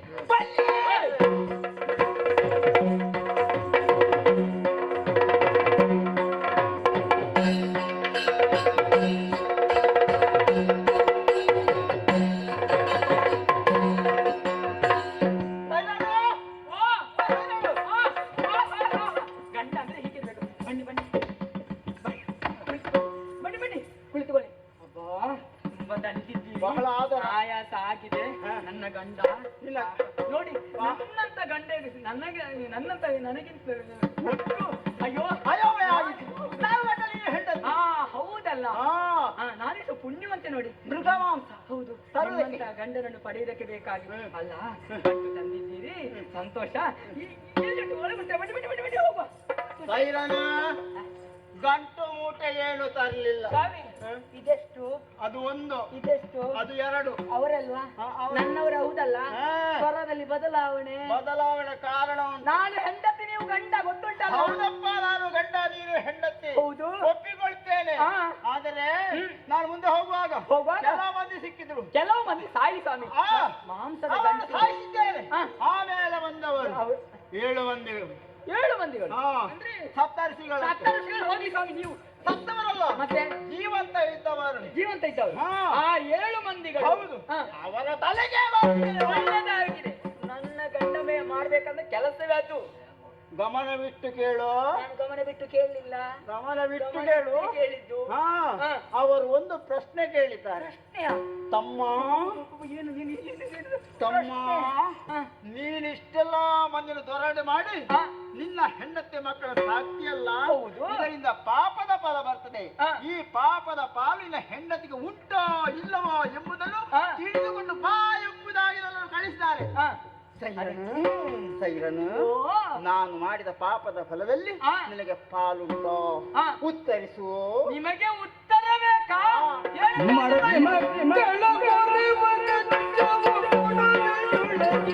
ಪುರುಷರಿಗೆ ಸಗಜವು ಒಡಮೆ ಕಳಿಸಿದ ಪಾಪವೆಲ್ಲನ್ನು ಅಡಸೋದಿದರು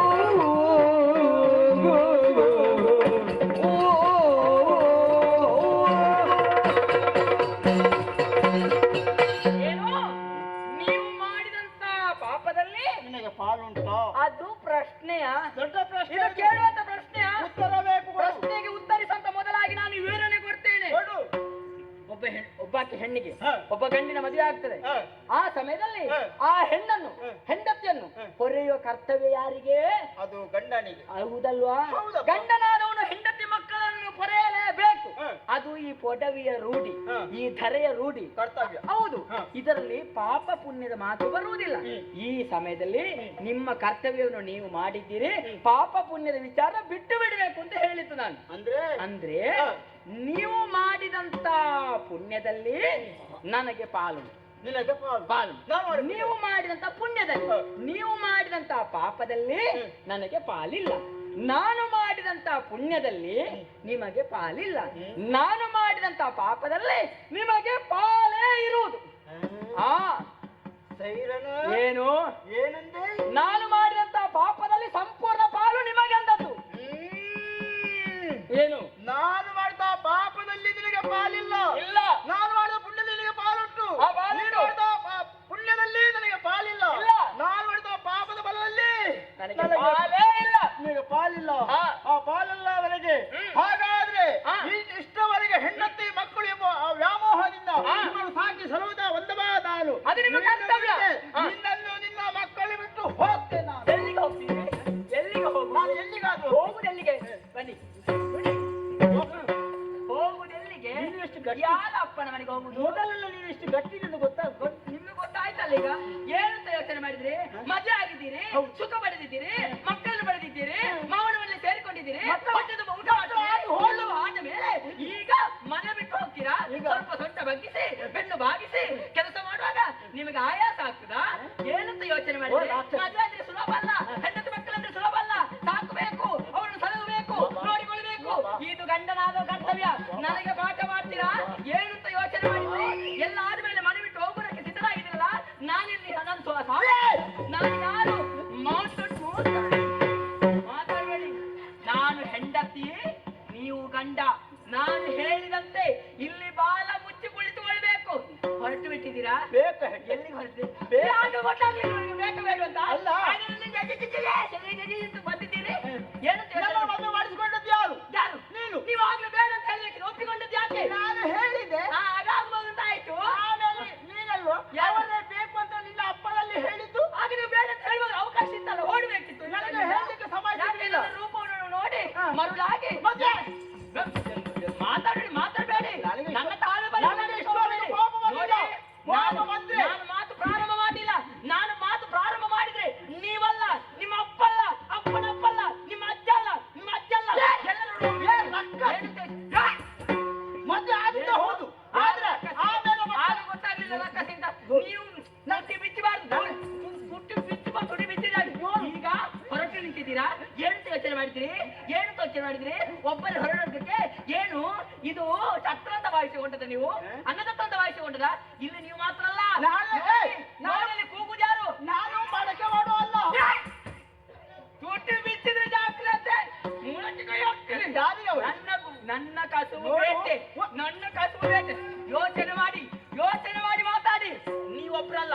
ಹೋಗುದಿದ್ರೆ ನೋಡಿ, ಅಲ್ಲಿ ಚೀರ ಆಗ್ತಾ ಇದೆ, ಕೂಗಾಡ್ತಾ ಇದೆ. ನಿಮ್ಮ ಪಾಪದ ಪಿಂಡ ಅದನ್ನು ಕೊತ್ಕೊಂಡು ಹೋಗಬೇಕು.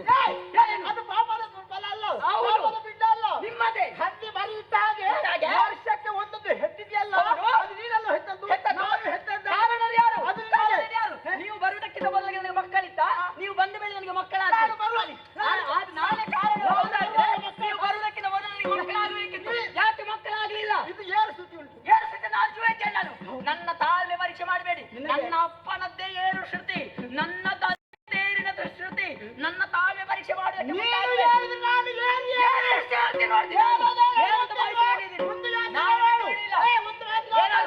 ಏನು? ಗುಡ್ಡೆಯಲ್ಲಿ ಹೋರಿಗಳು ಹಸುಗಳು ಜೋಡಿ ಆಗ್ತವೆ. ಹೌದು. ಕರು ಹುಟ್ಟುತ್ತದೆ. ಕರು ಹೋಲಿಯಟ್ಟಿ ಹೋಗ್ತದ, ಹಸುವಿನ ಹಟ್ಟಿಗೆ ಹೋಗ್ತದೆ. ಹೌದು. ಅದು ಪ್ರಕೃತಿ ಧರ್ಮ. ಅದು ನಾನು ಹೇಳಿದ್ದೇನು, ನೀವು ಬರುವುದಕ್ಕಿಂತ ಮೊದಲು ನನಗೆ ಮಕ್ಕಳಿರ್ಲಿಲ್ಲ. ನೀವು ಬಂದ ಮೇಲೆ ನನಗೆ ಮಕ್ಕಳಾದ್ರು. ನಾವು ನ್ಯಾಯ ತೀರ್ಮಾನದಲ್ಲಿ ಮಾಡುವ. ನಾನು ಅಡಿಗೆ ಮಾಡುವ, ನಾನು ಅಡಿಗೆ ಮಾಡಿಸುವ, ನೀನು ಪಾತ್ರೆ. ನಾನು ಪಾತ್ರೆ. ನನಗೆ ಅಡಿಗೆ ಮಾಡಿ ಆಯ್ತು, ಊಟ ಮಾಡಿ ಆಯ್ತು. ಮತ್ತೆ ಹೋಗುದು ಎಲ್ಲಿಗೆ?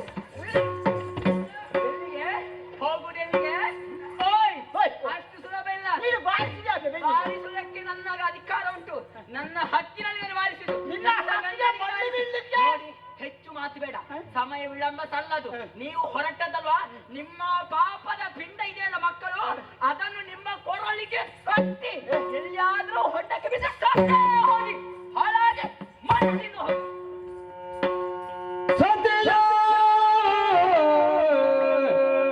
ಕಟು ನುಡಿಕೆ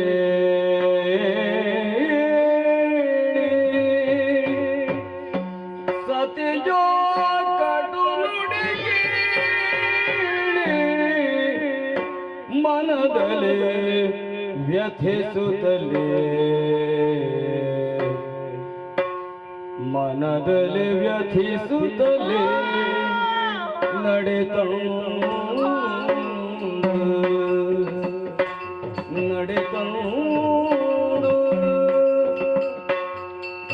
ಬಂದಿದ್ದ ಜಗವರೇ ಬಿಡಿಸಿ ಒಂದೇ ಸುತ್ತಿನೊಂದ ವಿನಯದಲ್ಲಿ ಸತಿಸುತ್ತಿರು ಕೈ ಬಿಟ್ಟರೆನ್ನು ಸತಿಸುತ್ತರು ಕೈ ಬಿಟ್ಟರೆನ್ನನು ಜೊತೆಯ ಪಾಪದ ನೆರಳ ತೊರೆದರೆ ಜೊತೆಯ ಪಾಪದ ನೆರಳ ತೊರೆದರೆ ಕ್ಷಿತಿಯೊಳನೆ ಗಾಗಿ ಕ್ಷಿತಿಯೊಳನೆ ಗಾಗಿ ಎನ್ನನು ಪೊರೆವುದೀಗೆನಲು ಎನ್ನನು ಪೊರೆವುದೀಗೆನಲು ಆಗ ಆಗ ಆಗ ಆಗ ಆಗ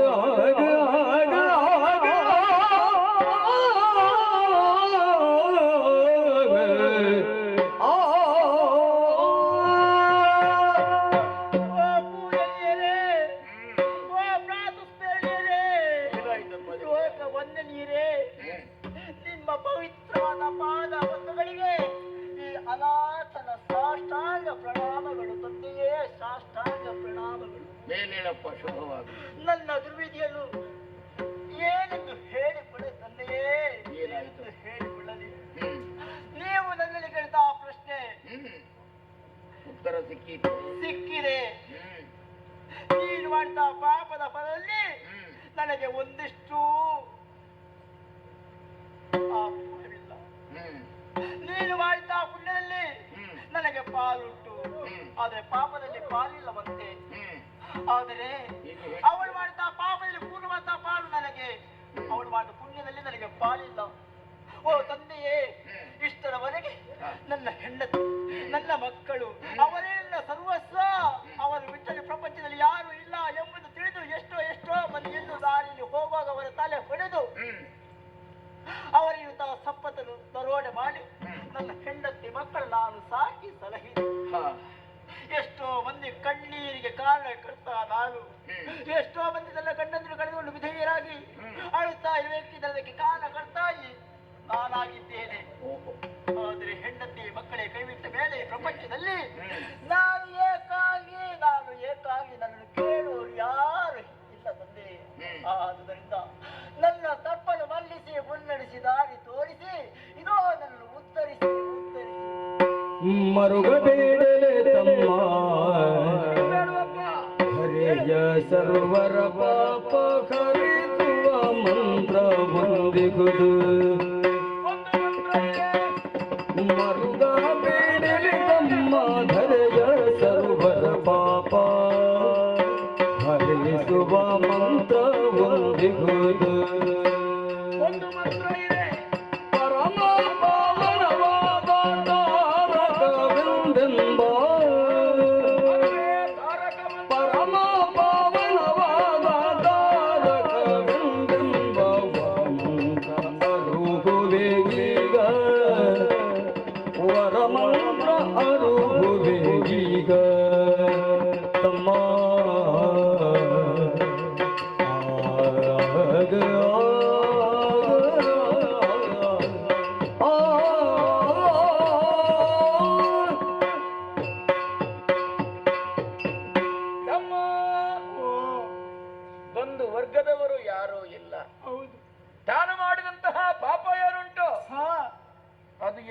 ಅಂಟಿಕೊಂಡಿದೆ. ಹೌದು, ಅದರಲ್ಲಿ ಪಾಲು ವಹಿಸಿಕೊಳ್ಳುವರು ಯಾರೂ ಇಲ್ಲ.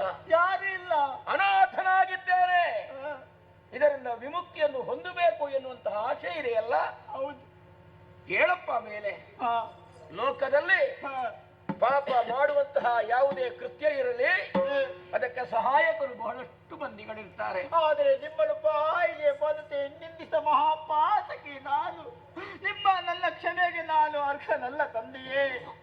ಅರಿಯದೆ ಇಂತಹ ಕೃತ್ಯ ನಿನ್ನಿಂದಾಗಿ ಹೋಯಿತು. ಅದಕ್ಕೆ ಪೂರಕವಾಗಿಯೋ ಪ್ರೇರಕವಾಗಿಯೋ ನಡೆದದ್ದಿರಬಹುದು. ಆದ್ರೆ ಅದನ್ನೆಲ್ಲವನ್ನು ತಿಳಿದು ಮಾಡಿದ್ದೆಲ್ಲವೂ ಅಪರಾಧ ಎನ್ನುವಂತಹ ಅಪರಾಧಿ ಪ್ರಜ್ಞೆ ಕಾಡುತ್ತಿದೆ. ಯಾವನಲ್ಲಿ ಜಾಗೃತವಾಯಿತೋ ಅವ ಭವಿಷ್ಯತ್ತಿನಲ್ಲಿ ಒಬ್ಬ ವ್ಯಕ್ತಿ ಆಗುತ್ತಾನೆ. ಯೋಚನೆ ಮಾಡಬೇಕಾದದ್ದಿಲ್ಲ. ಪಾಪ ಎಲ್ಲವೂ ತೊಳೆದು ಹೋಗಬೇಕು ಅಂತ ಆದ್ರೆ ಅದಕ್ಕೆ ಯೋಗ್ಯವಾದಂತಹ ವ್ಯವಸ್ಥೆಯು ಲೋಕದಲ್ಲಿ ಕಲ್ಪಿತವಾಗಿದೆ. ತಾರಕ ಮಂತ್ರ ಒಂದಿದೆ, ರಾಮ ಎನ್ನುವಂತಹ 2 ಅಕ್ಷರದ ಮಂತ್ರ. ಅದರಿಂದ ಸಕಲ ಪಾಪವೂ ದೂರವಾಗುತ್ತದೆ. ಯಾರದನ್ನು ನಿತ್ಯವೂ ಉಚ್ಚರಿಸ್ತಾನೋ ಅವನಿಗೆ 7 ಜನ್ಮದಲ್ಲಿ ಮಾಡಿದಂತಹ ಪಾಪ ಇದ್ರೂ ಕೂಡ ಪರಿಹಾರವಾಗುತ್ತದೆ. ಆ ತಾರಕ ಮಂತ್ರವನ್ನು ನೀನು ಪಠಿಸಿದೆ ಅಂತಾದ್ರೆ ಖಂಡಿತವಾಗಿ ಪಾಪ ಎಲ್ಲವೂ ತೊಳೆದು ಹೋಗುತ್ತದೆ. ರಾಮ ಅಂತ ಹೇಳಪ್ಪ.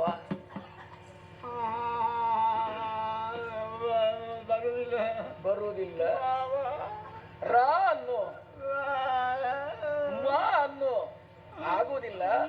ಹೀಗೆ ಬಾ ಇಲ್ಲಿ ನಿಂತು ಕಲ್ಲಿ. ಆ ಕಡೆ ಏನಿರುವುದು? ಓ ಅಲ್ಲಿ ಆ ಕಡೆ ಮರ, ಈ ಕಡೆ ನೋಡು. ಓ ಈ ಬದಿಗೆ ಅಲ್ಲೊಂದು ಮರ, ಇಲ್ಲೊಂದು ಮರ, ಆ ಕಡೆ ಅಲ್ಲೊಂದು ಮರ, ಓ ಅಲ್ಲಿ ಅಲ್ಲೊಂದು ಮರ, ಓ ಇಲ್ಲಿ ಇಲ್ಲೊಂದು ಮರ, ಅಲ್ಲೊಂದು ಮರ, ಹೇಳು. ಅಲ್ಲೊಂದು ಮರ, ಇಲ್ಲೊಂದು ಮರ, ಅಲ್ಲೊಂದು ಮರ, ಮರ ಮರ ಮರ ಮರ ಮರ ಮರ ಮರ ರಾಮ. ಒಳ್ಳೆದಾದ್ರೆ ನೋಡ್ತಾ ಹೇಳುತ್ತಿರುವುದು ತಾರಕ ಮಂತ್ರ. ರಾಮ ರಾಮ ಅದು ಎಲ್ಲಿಂದ ಕೇಳುತ್ತಾ ಇದೆ? ಕೇಂದ್ರ ಬಿಂದು ಯಾವುದು ಅಂತ ನೋಡಿದ್ರೆ ವಾಲ್ಮೀಕ ಒಂದು ಬೆಟ್ಟದೋಪಾದಿಯಲ್ಲಿ ಬೆಳೆದು ನಿಂತಿದೆ. ಅದರ ಒಳಗೆ ವಿಶಿಷ್ಟವಾದಂತಹ ಶಕ್ತಿಯ ಉತ್ಪತ್ತಿಯಾಗಿದೆ ಅಂತ ಪ್ರತ್ಯೇಕವಾಗಿ ಆಡಬೇಕಾಗಿಲ್ಲ. ಹಾಗಾಗಿ ನಾವು ಮಾಡಬೇಕಾದದ್ದು ಒಂದೇ, ಆ ವ್ಯಕ್ತಿಯನ್ನು ಕಾಣಬೇಕು ಅಂತ ಇದ್ರೆ ಪರ್ಜನ್ಯ ಮಂತ್ರವನ್ನು ಸ್ತುತಿಸುತ್ತಾ ಈ ಹುತ್ತವನ್ನು ಕರಗಿಸಿ ಆಮೇಲೆ ಅವನನ್ನು ಮೇಲಕ್ಕೆತ್ತೋಣ.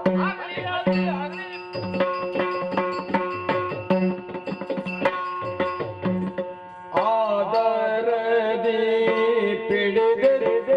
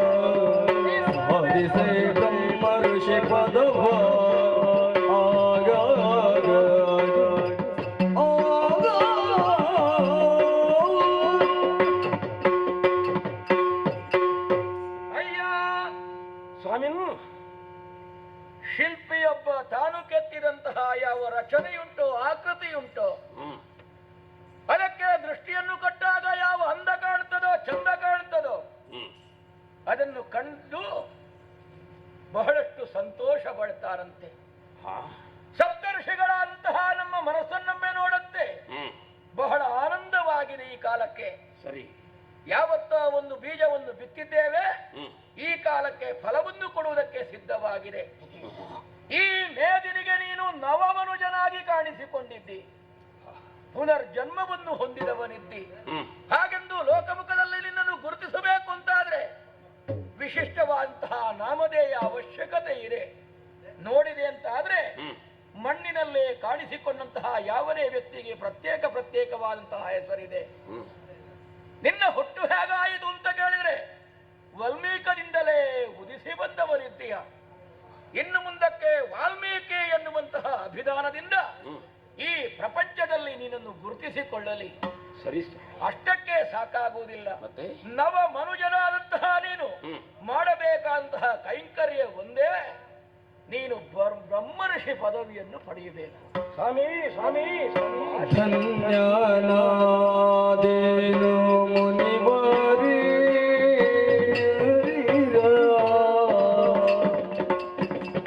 ನಾನುಂದೆ ಉನ್ನಾದದ ಪದವ ಪಡೆಯುವಡೆ ನಾನುಂದೆ ಉನ್ನಾದದ ಪದವ ಪಡೆಯುವಡೆ ಮುನ್ನಂತೆ ತಪವಯಸಗುತ್ತಿಗೆನೋ ಮುಂದಿನಂತೆಯ ತಪವಯಸಗುವೆನು ಎನ್ನುತ್ತ ಶಿರವನ್ನು ಬಾಗುತ್ತ ಮನಿದನವನು ಶಿರವನ್ನು ಬಾಗುತ್ತ ಮನಿದನವನು ಧನ್ಯನಾದೆನು ಮುನಿವರೇಣ್ಯರಿರ ಆಗ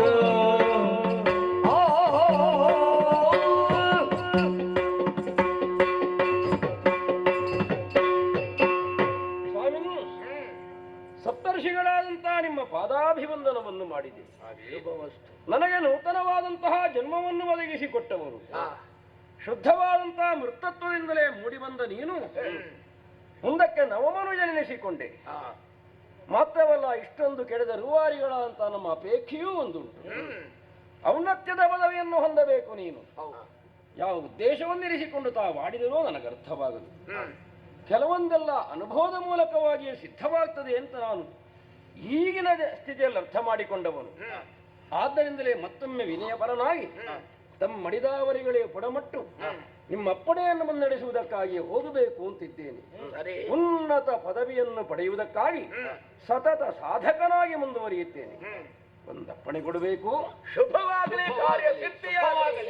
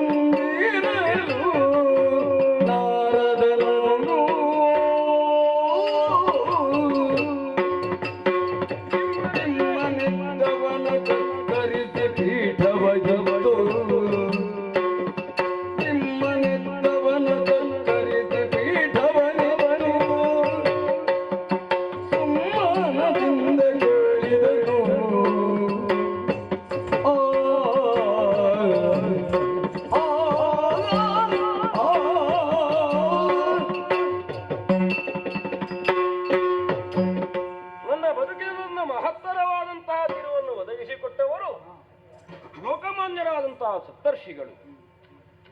ಅವರ ನಿರ್ದೇಶನ ಏನುಂಟೋ ಅದಕ್ಕನುಗುಣವಾಗಿ ಒಂದೆಡೆಯಲ್ಲೇ ಕುಳಿತು ಸತತ ಸಾಧಕನಾದುದು. ಎಷ್ಟು ವರ್ಷಗಳು ಸಂದು ಹೋದುವೋ ನನಗರ್ಥವಾಗದು. ಕೊನೆಗೆ ದೇವತಾ ಮಹತ್ವಿಕೆ ಎನ್ನುವ ಉಪಾಧಿಯಲ್ಲಿ ನೀನು ಬ್ರಹ್ಮರ್ಷಿಯಾದೆ ಎನ್ನುವಂತಹ ಹೇಳಿಕೆಯನ್ನು ಹೊರಹೊಮ್ಮಿದ ಪಾಲಕ್ಕೆ ಬ್ರಹ್ಮರ್ಷಿ ಪದವಿಯನ್ನು ನಾನು ಹೊಂದಿದ್ದೇನೆ ಎನ್ನುವಂತಹ ಸಮಾಧಾನ ನನಗೆ. ಆಗ ನಾನು ಮತ್ತೊಮ್ಮೆ ಈ ಎತ್ತರಕ್ಕೆ ಇರುವುದಕ್ಕೆ ಕಾರಣಗಳೇನು ಅನ್ನುವುದನ್ನು ಚಿಂತಿಸುವುದಕ್ಕೆ ತೊಡಗಿದ್ದು. ಯಥಾರ್ಥವಾಗಿ ನೋಡಿದೆ ಅಂತ ಆದ್ರೆ ಹುತ್ತದೊಳಗೆ ಸೇರಿದ ಹಾವೋ ಹಾವಿನೊಳಗೆ ಹುತ್ತವೋ ಹಾಗಾಯ್ತಲ್ಲ ನನ್ನ ಬದುಕು. ಹೃದಯ ಎಂಬಂತಹ ಹುತ್ತದೊಳಗೆ ತುಂಬಿಕೊಂಡದ್ದು ಘೋರ ವಿಷಸರ್ಪಗಳೋಪಾದಂತಹ ದುರ್ಭಾವಗಳು, ದುಷ್ಕಾಮನೆಗಳು. ಅದೆಲ್ಲವೂ ಹೊರಟು ಹೋದ ಮೇಲೆ ಉಳಿದುಕೊಳ್ಳುವುದು ಶುದ್ಧವಾದಂತಹ ಮಣ್ಣಿನ ತತ್ವ ಎನ್ನುವುದು ಹೌದು. ಅಂತೆಯೇ ನಾನಾಗಿದ್ದೇನೆ ಅಂತಾದ್ರೆ ಕಾರಣ ಏನು? ನನ್ನ ಪಾಪಭಾರವನ್ನು ಹೊರುವುದಕ್ಕೆ ನೀವು ಸಿದ್ಧರೋ ಎನ್ನುವ ಹಾಗೆ ಸಚಿಸುವುದರಲ್ಲಿ ಕೇಳಿದ್ರೆ ಎಷ್ಟಕ್ಕೂ ನಾವು ಸಿದ್ಧರಲ್ಲ ಅಂತವರು ಆಡಿದ್ದು. ಅದೇ ಅವರ ಮೇಲೆ ವೈರವಾಗಿ ಪರಿಣಮಿಸಿತು. ಸಾಧನೆ ಮಾಡುವುದಕ್ಕೂ ಮೊದಲ ಮೆಟ್ಟಿಲಾಗದು. ಪರಿಣಾಮದಿಂದಲೇ ನಾನು ಎತ್ತರವನ್ನು ಏರಿದೆ, ಉದ್ಧತನಾದೆ. ಪ್ರಾಪಂಚಿಕವಾದಂತಹ ಸಕಲ ಸಂಘವನ್ನು ಕಳೆದು ತೊರೆದು ನಾನು ಎತ್ತರಕ್ಕೆ ಏರಿದೆ ಎನ್ನುವಾಗಲೇ ಯೋಚನೆ ಬರ್ತದೆ, ನನ್ನವರು ಎನ್ನಿಸಿಕೊಂಡವರು ನಾನು ಎತ್ತರಕ್ಕೇರುವುದಕ್ಕೆ ಕಾರಣರಾದವರು ಎಲ್ಲಿದ್ದಾರೆ, ಹಾಗಿದ್ದಾರೆ. ಅವರನ್ನು ಹೊಂದಬೇಕು ಎನ್ನುವಂತ ಅಪೇಕ್ಷೆ ನನ್ನದ್ದಲ್ಲ.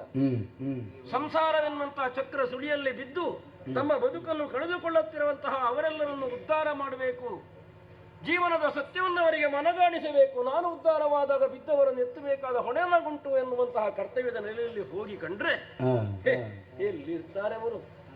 ಕಾಲ ಪ್ರವಾಹದಲ್ಲಿ ಕೊಚ್ಚಿಯೇ ಹೋದರಲ್ಲ ಅವರೆಲ್ಲ.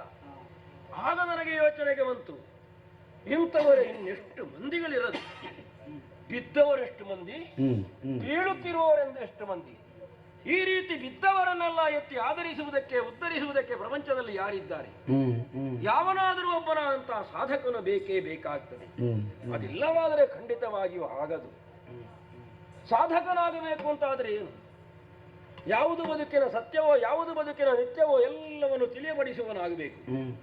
ಹುಟ್ಟಿಕೊಂಡಂತಹ ಜೀವನಾದವನಿಗೆ ಯಾವುದೋ ಧ್ಯಾನಕ್ಕಾಗಿ ಒಂದು ಮಂತ್ರ ಬೇಕು, ಅದು ಧ್ಯಾನ ಮಂತ್ರ. ತನ್ನ ಕರ್ಮವನ್ನು ತಾನು ನಡೆಸುವಂತಹ ಸಂದರ್ಭದಲ್ಲಿ ಅವನಿಗೆ ರಕ್ಷಣೆಯನ್ನು ಕೊಡುವುದಕ್ಕಾಗಿ ಮತ್ತೊಂದು ಮಂತ್ರ ಬೇಕು, ಅದು ರಾಜಮಂತ್ರ. ಧ್ಯಾನ ಮಂತ್ರ ರಾಜಮಂತ್ರ ಎರಡೂ ಸೇರಿದಂತಹ ಒಂದು ಪ್ರಭುಶಕ್ತಿ, ಒಂದು ದೇವತಾ ಮಹತ್ವ ಮತ್ತೊಂದು ಮಾನವ ಮಹತ್ವ, ಎರಡನ್ನೂ ಸೇರಿದಂತಹ ಒಂದು ಪ್ರಭುಶಕ್ತಿ ರೀತಿಯಲ್ಲಿ ಉಳಿಯಿತು ಅಂತ ಅದರ ದಂಡದರತ್ವ ಪೂರ್ಣವಾಗಿ ಸಿದ್ಧವಾಗ್ತದೆ. ಆಗ ಹದಗೆಟ್ಟ ಸಮಾಜವನ್ನು ಸರಿಗೊಳಿಸುವುದಕ್ಕಾಗ್ತದೆ ಎನ್ನುವಂತಹ ಯೋಚನೆಗಳು ನನಗೆ ಬಂದು ಹೋದ ಕಾಲಕ್ಕೆ ಯಾವನಿದ್ದಾನೆ ಎನ್ನುವಂತೆ ಒಂದು ರೀತಿಯ ಮಾನಸಿಕವಾದ ತೊಳಲಾಟದಲ್ಲಿರುವಾಗ ಬಂದರಲ್ಲ ನಾರದ ಮಹರ್ಷಿಗಳು. ಮಹತಿನಿನಾದವನ್ನು ಮಾಡುತ್ತಾ ಬಂದಂತಹ ನಾರದರನ್ನು ಕಂಡಾಗ ಧಿಮ್ಮನೆ ಅವರನ್ನು ಕರೆತಂದು ಸ್ವಾಗತಿಸಿ ನನ್ನ ಅಂತರಂಗವನ್ನೆಲ್ಲ ಅವರಲ್ಲಿ ವಿಸ್ತರಿಸಿದ ಕಾಲಕ್ಕೆ ಅವರೆಲ್ಲ ಹೇಳುತ್ತಾರೆ ವಿಷಯ. 16 ವಿಶೇಷ ಗುಣಗಳನ್ನು ಅವರ ಮುಂದೆ ಪ್ರತಿಪಾದಿಸಿ, ಇಂಥವನು ಯಾರಿದ್ದಾನೆ ಅಂತ ನಾನು ಕೇಳಿದ್ದು. ಕೋನ್ ಮಸ್ಮಿನ್ ಸಾಂಪ್ರತಂ ಲೋಕೆ ಗುಣವಾನ್ ಕಶ್ಚ ವೀರ್ಯವಾನ್ ಧರ್ಮಜ್ಞಶ್ಚ ಕೃತಜ್ಞಶ್ಚ ಸತ್ಯವಾಕ್ಯೋ ದೃಢವ್ರತಃ ಎನ್ನುವಂತಹ 16 ವಿಶೇಷ ಗುಣಗಳನ್ನು ಹೊಂದಿದವನಿದ್ದಾನೆಯೋ ಪ್ರಭು ಅನ್ನುವ ಹಾಗೆ ಈ ಕಾಲಕ್ಕೆ ಅಂತ ಕೇಳಿದ್ರೆ ಆದರಾರದ ಮಹರ್ಷಿಗಳು ಹೇಳುತ್ತಾರೆ, ನೀನು ಹೇಳಿದಂತಹ ವ್ಯಕ್ತಿಗಳು ಇರುವುದು ತೀರಾ ವಿರಳ. ಹಾಗೆಂದು ಇಲ್ಲವೇ ಇಲ್ಲ ಅಂತ ಆಡುವುದಕ್ಕಾಗುವುದಿಲ್ಲ. ವರ್ತಮಾನ ಕಾಲದಲ್ಲಿ ದಶರಥನ ಮಗನಾಗಿ ದಾಶರಥಿ ನಾಮಕನಾಗಿ ಅಥವಾ ದಾಶರಥಿ ರಾಮ ಎನ್ನುವಂತೆ ಹೆಸರುಕೊಂಡ ವ್ಯಕ್ತಿ ಇದ್ದಾನೆ ಅನ್ನುವಂತೆ ಅಂತರಂಗದ ಮನೆಗೆ ಕರೆದೊಯ್ದು ದಾಶರಥಿಯ ಕುರಿತಾದಂತಹ ಸರ್ವ ವೃತ್ತಾಂತವನ್ನು ಹೇಳಿದ ಕಾಲಕ್ಕೆ ಒಂದು ರೀತಿಯ ತನ್ನ ಹುಂಪುಳಿಯೋದು. ಯಾವ ತಾರಕ ಮಂತ್ರವು ನನ್ನ ಬದುಕಿನಲ್ಲಿ ಮಹತ್ತರವಾದ ಬದಲಾವಣೆಯನ್ನು ಒದಗಿಸುವ ಮೂಲಕವಾಗಿ ನಾನು ಬ್ರಹ್ಮರ್ಷಿ ಪದವಿಯನ್ನು ಏರುವುದಕ್ಕೆ ಕಾರಣವಾಯಿತು ಅಂತ ಮಂತ್ರರೂಪದ ಧರಿತ್ಯಲ್ಲಿ ವ್ಯಕ್ತಿಯಾಗಿ ತಾನು ಸಂಚರಿಸುತ್ತಾ ಇದೆ ಎನ್ನುವುದನ್ನು ತಿಳಿದಾಗ ಮನಸ್ಸಿಗಾದ ಆನಂದ ಅಷ್ಟು ಇಷ್ಟು ಎಂದು ಹೇಳಲಾರೆ. ಬಹಳ ಸಮಾಧಾನ. ಅದನ್ನೇ ಮನಸ್ಸಿನಲ್ಲಿ ಎಣ್ಣಿಸಿಕೊಳ್ಳುತ್ತಿರುವಾಗಲೇ ಕಾಣುತ್ತದೆ ನನಗೆ, ಒಮ್ಮೆ ಹಾಗೆ ತಮಸೆ ಹತ್ರ ಹೋಗಿ ಮಿಂದು ಶುದ್ಧನಾಗಿ ಬರಬೇಕು ಅಂತ. ನೋಡೋಣ ಆ ಕಡೆ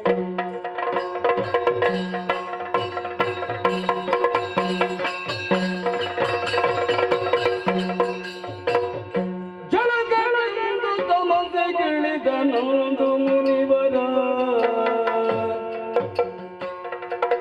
ಜಳಗಳೆಂದು ತಮಸೆಗಿಳಿದನೊಂದು ಮುನಿವರ, ಉಳಕಗೊಂಡು ಕೇಳುತ್ತಂದು ಪಕ್ಷಿಗಿಂಚರ, ಉಳಕಗೊಂಡು ಕೇಳುತ್ತಂದು ಪಕ್ಷಿಗಿಂಚರ, ಪಕ್ಷಿಗಿಂಚರ.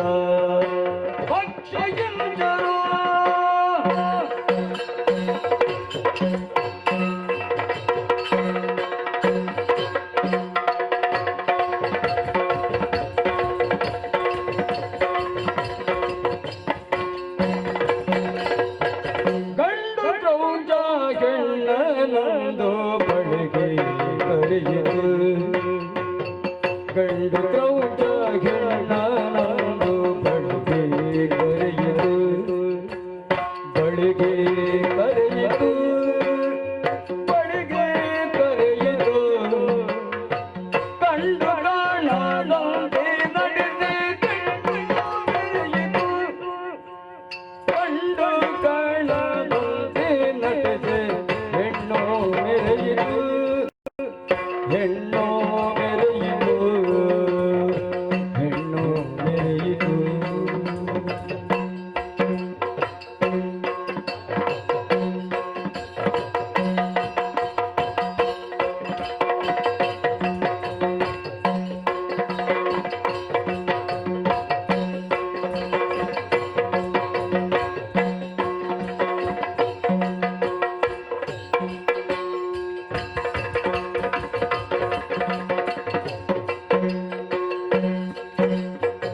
ನಿನ್ನ ದೊರೆದು ಬೇರೆ ಗೆಣ್ಣ ಬೆರವೇ ನಿನ್ನ ದೊರೆದು ಬೇರೆ ಗೆಣ್ಣ ಬೆರವೇ ತನ್ನಕ್ಕೆ ಅರಳಿ ಸಲಿಕೆ ಹೆಣ್ಣು ತಡೆಯುವ ತನ್ನರೆಕ್ಕೆ ಅರಳಿ ಸಲಿಕೆ ಹೆಣ್ಣು ತಡೆಯುವ ಹೆಣ್ಣು ತಡೆಯುವ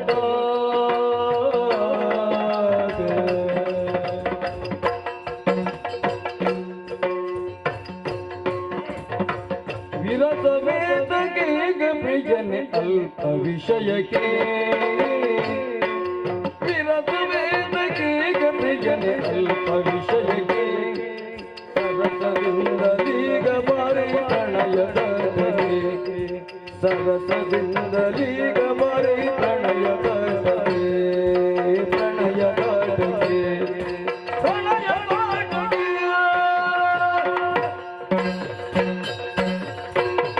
ಖಗಗಳೆಂದು ರಮಿಸುತ್ತಿರಲಿ ದೂರಲಿ ಖಗಗಳೆಂದು ರಮಿಸುತ್ತಿರಲು ಖಗಗಳೆಂದು ರಮಿಸುತ್ತಿರಲು ಮುನಿಪ ದೂರಲಿ ಮುಗುಳು ನಗುತ್ತ ನೋಡುತ್ತ ನದಿಯ ತೀರಲಿ ಮುಗುಳು ನಗುತ್ತ ನೋಡುತ್ತಿದ್ದ ನದಿಯ ತೀರಲಿ ನದಿಯ ತೀರಲಿ ನದಿಯ ತೀರಲಿ ಅಂದನಾಗ ಬೇಟೆಗೆಂದು ಕೋರಿರುತ್ತ ಬಂದನಾಗ ಬೇಟೆಗೆಂದು ಕೋರಿರುತ್ತ ತಂದ ಬಲೆಗೆ ಕಾದನಾಗಿ ರಾಜ ತಂದ ಬಲೆಗೆ ಕಾದನಾಗಿ ರಾಜ ಕಾದನಾಗಿ ರಾಜ ದೂರದಲ್ಲಿ ಖಗಗಳಿಗಳ ಬೇಡ ದೂರದಲ್ಲಿ ಖಗಗಳಿರವ ಬೇಡ ದೋಷವೇ ದೂರ ಶರವ ಜಯದ ಬೇಡ ರೋಷಣಿ ದೂರ ಶರವ ಜಯದ ಬೇಡ ರೋಷಣಿ ಬೇಡ ರೋಷಣಿ ಬೇಡ ರೋಷಣಿ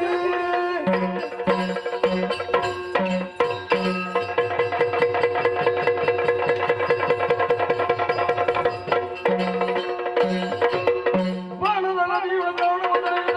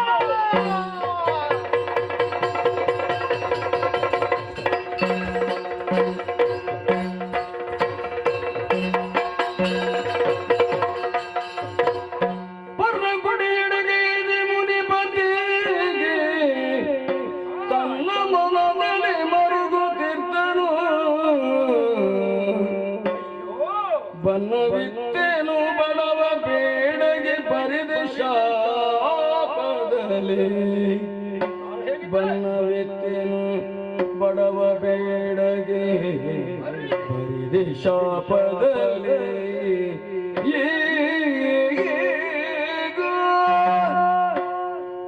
ಮನ ತುಂಬಾ ಯಾವುದೋ ಸಂತೋಷ ವಿಷಯವನ್ನೇ ಕೇಳಿ ಅದರಲ್ಲೇ ರಮಿಸುತ್ತಿದ್ದಂತಹ ನಾನು ತಮಸಾ ತೀರದಲ್ಲಿ ಮಿಂದು ಪುಣ್ಯಸ್ನಾತನಾಗಬೇಕು ಎನ್ನುವಂತಹ ಉದ್ದೇಶಕ್ಕಾಗಿ ತಾನೆ ಯಥಾರ್ಥವಾಗಿ ನೋಡಿದರೆ ಹಾಗೇ ತಾನೆ ತಮಸೋಮ ಜ್ಯೋತಿರ್ಗಮಯ ಎನ್ನುವಂತಹ ಹೇಳಿಕೆ. ಕತ್ತಲಿಂದಲೇ ಬೆಳಕಿನೆಡೆಗೆ ಸಾಗಬೇಕು ಅಂತಾದರೆ ಬೆಳಕನ್ನು ನರಸಬೇಕಾದ್ದು ಕತ್ತಲೆಯ ಗರ್ಭದಲ್ಲಿ ಎನ್ನುವ ಸಂಕೇತವಾಗಿ ನದಿ ತೀರಕ್ಕೆ ತೆರಳಿದೆ ಅಂತಾದರೆ ನಾನು ಎಣ್ಣಿಸಿದ್ದಕ್ಕಿಂತ ವಿರುದ್ಧವಾಗಿಯೇ ಆಗಿ ಹೋಯಿತಲ್ಲ.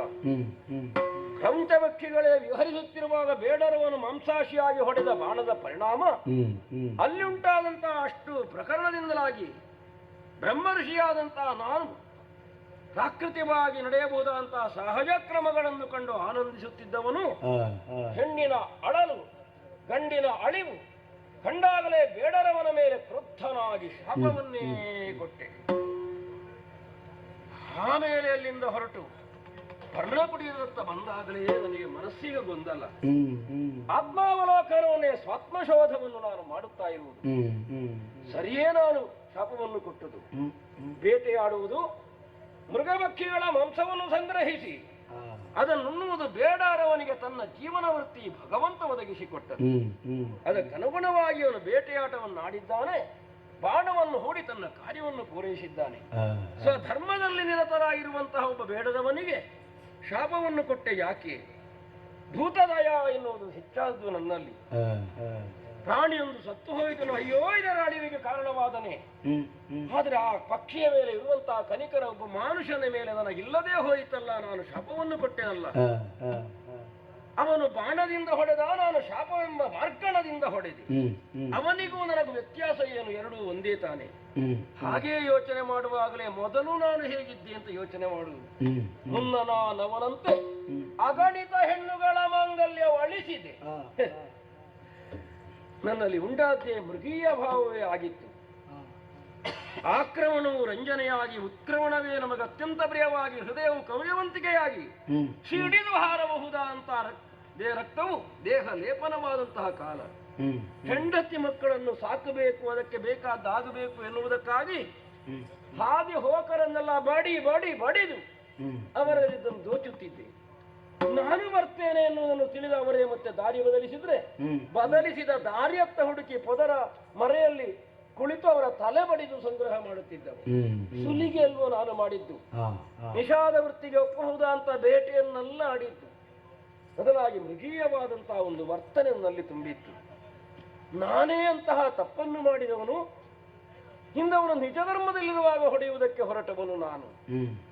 ಅದಕ್ಕಿಂತ ಹೆಚ್ಚಾಗಿ ಕಾಡುವುದಲ್ಲ. ಶಾಪವನ್ನು ಚರಿಸಿದೆ, ಶಾಪ ವಾಕ್ಯ ಹೊರಹೊಮ್ಮಿತು. ನನ್ನ ಎಣಿಕೆಯ ಮೀರದೆ ಆಯಿತಲ್ಲ.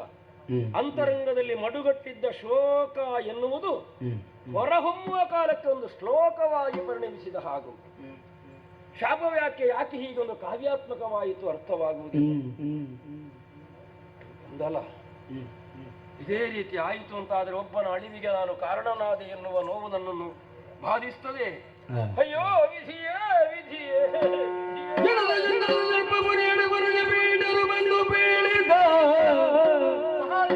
ಮನದಿ ತುಗಿಡವಿದೆ ಮುನಿ ಬದಿ ಬರಿದೆ ನಿನಗೆ ನೋತಾಗ.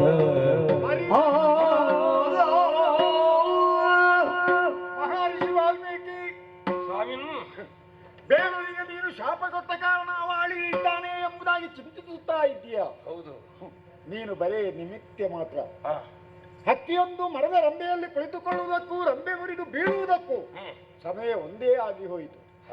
ಪ್ರತಿಯೊಬ್ಬರಿಗೂ ಆಯುಷ್ಯದ ರೇಖೆಯನ್ನು ಬರೆಯುವವನೇ ನಾನು. ಅವನ ಆಯುಷ್ಯವೇ ಮುಗಿದು ಹೋಗಿದೆ. ಶಾಪ ಕೊಟ್ಟೆ ನಾನು. ನಿನ್ನ ಶಾಪಕ್ಕೂ ಅವರಿಗೂ ಏನೂ ಸಂಬಂಧವೇ ಇರುವುದಿಲ್ಲ. ಶಾಪವು ಬೇಡನಿರವನ್ನು ಬಾಧಿಸುವುದಿಲ್ಲ. ಅವನ ಕರ್ತವ್ಯವನ್ನು ಮಾಡಿದ್ದಾನೆ. ಅವನ ಆಯುಷ್ಯದ ರೇಖೆಯನ್ನು ಮುಗಿದಿದ್ದಾನೆ. ಉತ್ತಮ ಅಂತ ಸ್ಥಳವನ್ನೇ ಸೇರಿದ್ದಾನೆ. ಹಾಗಾದ್ರೆ ಯಾಕೆ ಹೀಗಾಯಿತು? ನಿನ್ನ ಬಾಯಿಯಿಂದ ಬಂದಂತಹ ಶಾಪರೂಪವಾದಂತಹ ವಾಕ್ಯ ಇದೆಯಲ್ಲ, ಅದು ಕಾವ್ಯ ರೂಪವಾಗಿತ್ತು. ಹೌದು, ಅಲ್ಲದೆ ತಂದೆ ಸ್ವರೂಪವಾಗಿತ್ತು. ಹಾಗಾಗಿ ನನ್ನ ಮನಸ್ಸಿನಲ್ಲಿ ಒಂದು ಸಂಕಲ್ಪ ಇತ್ತು, ಸಂಕಲ್ಪದಂತೆ ನೀನು ಮಾಡಿದ್ದಿ. ಏನೋ ಅದು? ಈ ಲೋಕದಲ್ಲಿ ಪ್ರಜಾಪತಿಯಾಗಿ ಉತ್ತಮನೊಬ್ಬರು ನಡೆಸುತ್ತಾ ಇದ್ದಾನೆ. ಈ ಪ್ರಪಂಚದಲ್ಲಿ ಕವಿಗಳು ಎಷ್ಟೋ ಮಂದಿಗಳಿದ್ದರೂ ಕೂಡ ಒಬ್ಬ ಉತ್ತಮನಾದಂತಹ ಕವೀಶ್ವರ ಬೇಕು ಎಂಬುದಾಗಿ ನನ್ನ ಸಂಕಲ್ಪ ಇತ್ತು. ಅದಕ್ಕೆ ಯಾರು ಎಂಬುದಾಗಿ ಆಲೋಚನೆ ಮಾಡಿದಾಗ ಬ್ರಹ್ಮ ಋಷಿಯಾದಂತಹ ನೀನೇ ಯೋಗ್ಯನಾಗಿದ್ದಿ. ನೀನು ಮುಂದಕ್ಕೆ ವಿಶೇಷವಾದಂತಹ ಕಾವ್ಯವನ್ನು ಬರೆದು ಕವೀಶ್ವರ ಎಂಬ ಹೆಸರನ್ನು ಪಡಿಬೇಕು ಎಂಬುದಾಗಿ ನಾನು ಸಂಕಲ್ಪ ಮಾಡಿದ ಕಾರಣ ಇಷ್ಟು ಕಥೆ ನಡೆದು ಹೋಯಿತು. ದೇವರೇ ದೇವರೇ ದೇವರೇ, ಏನು ಯಾಕೆ ಹೀಗೋ ಎನ್ನುವಂತ ಒಂದು ಗೊಂದಲಮಯವಾದಂತಹ ವಾತಾವರಣಕ್ಕೆ ಒಳಗಾಗಿ ನಿತ್ತಲ್ಲಿ ನಿಲ್ಲುವುದಕ್ಕಾಗದೆ ಶತ ಪಥ ಸುತ್ತುತ್ತಾ ಇರುವಂತಹ ನನ್ನೆಡೆಗೆ ವಿಧಿ ತಾನೊಲಿದು ಬಂದಾಡಿದಂತಹ ಮಾತು. ಸರಿ, ನಿನ್ನ ಶಾಪವಾಕ್ಯವು ಬೇಡ ನಿರವನ್ನು ತಾನು ಬಾಧಿಸದು. ಯಾವನು ದೀರ್ಘಕಾಲದ ಬದುಕನ್ನು ತಾನು ಬದುಕುವುದಕ್ಕೆ ಸಾಧ್ಯವೇ ಇಲ್ಲ. ಬದುಕದೇ ಇರಬಹುದಾದಂತ ಒಬ್ಬ ವ್ಯಕ್ತಿಗೆ ನೀನು ಬದುಕದಿರು ಅಂತ ಹೇಳಿದ್ರೆ ಶಾಪವಾಕ್ಯಕ್ಕೆ ಅರ್ಥ ಉಂಟು? ಇಲ್ಲ. ಯಾವನಿಗಾದ್ರೂ ಒಂದು ಆಯು ಪರಿಮಿತಿ ಎನ್ನುವುದು ಉಂಟು. ಹಾಗಾದ್ರೆ ಯಾಕೆ ಹೀಗಾಯಿತು ಎನ್ನುವ ಹಾಗೆ ಯೋಚನೆ ಮಾಡಿದ್ರೆ ವಾಣಿಲೋಲನಾದಂತಹ ನಿನ್ನ ಸಂಕಲ್ಪವೇ ಕಾರಣವಾದ್ದು. ಮಾನುಷ ಕೋಟಿಗೆ ಜೀವನ ಸಂದೇಶವನ್ನು ಸಾರಬಲ್ಲಂತಹ ಕಾವ್ಯ ಪ್ರಪಂಚಕ್ಕೆ ಒಬ್ಬ ಅಧಿಷ್ಠಾತ್ರವಾಗಬೇಕು ಎನ್ನುವಂತಹ ನಿಮ್ಮ ಸಂಕಲ್ಪವನ್ನು ನೆರವೇರಿಸುವಲ್ಲಿ ನನ್ನನ್ನು ನೀವು ಉಪಯೋಗಿಸಿಕೊಂಡದು ಎನ್ನುವುದರ ತಿಳುವಳಿಕೆಯನ್ನು ನೀವು ನನಗೆ ಕೊಟ್ಟಾಗ ಒಂದು ರೀತಿಯ ಸಮಾಧಾನ ಶ್ಲೋಕ ರೂಪವಾಗಿ ಬಂತು. ಯಾಕೆ ಶೋಕವು ಮತ್ತೆ ಮತ್ತೆ ಹೇಳಬಹುದಾದ ರೀತಿಯಲ್ಲಿ ಉಂಟು ಎನ್ನುವುದರಿಂದ ಅದು ಶ್ಲೋಕವಾಗ್ತದೆ. ಒಳ್ಳೆಯ ಛಂದೋಬದ್ಧವಾಗಿ ಉಂಟು ಎನ್ನುವ ಹಾಗೆ ಅನುಷ್ಠು ಛಂದಸ್ಸು ಎನ್ನುವುದರಲ್ಲೂ ಅದು ಇದೆ. ಅದು ಸರಿ. ಹಾಗಾದ್ರೆ ನಾನು ಕಾವ್ಯ ಪ್ರಪಂಚಕ್ಕೆ ಒಡೆಯನಾಗಬೇಕು ಎನ್ನುವುದು ನಿಮ್ಮ ಹೇಳಿಕೆ. ಸ್ವಾಮಿ, ಏನು ಕಾವ್ಯ ಬರೆಯಬೇಕಾದ್ರೆ ಒಂದು ಕಥೆ ಬೇಡವೋ ಸ್ವಾಮಿ? ಯಾವ ಕಥೆ ಅಂತ ಬೇಕಲ್ವ? ಯಾವುದನ್ನು ಮಾಡಬೇಕಿದ್ರು ಒಂದು ವಸ್ತು ಬೇಕೇ ತಾನೆ? ಹೌದು. ನೀನು ಮುಂದಕ್ಕೆ ವಸ್ತು ರೂಪವಾಗಿ ಪ್ರಪಂಚದಲ್ಲಿ ಹೆಸರನ್ನು ಗಳಿಸಿದಂತ ಶ್ರೀರಾಮಚಂದ್ರನ ಪೂರ್ಣ ಕಥೆಯನ್ನು ಬರೆದು ಕವೀಶ್ವರ ಎಂಬ ಹೆಸರನ್ನು ಬರೆದು ನನಗದು ಗೊತ್ತಾದೀತು. ನನ್ನ ಮಡದಿಯ ಅಂತ ವಾಣಿದೇವಿಯ ಪೂರ್ಣಾನುಗ್ರಹ ನಿನ್ನಲ್ಲಿ ಉಂಟು. ನಿನ್ನ ಜಿಲ್ಲೆಯಲ್ಲೇ ಅವನು ಗೆಲ್ಲುತ್ತಾಳೆ. ತಥಾ ತಥಾ ತಥಾ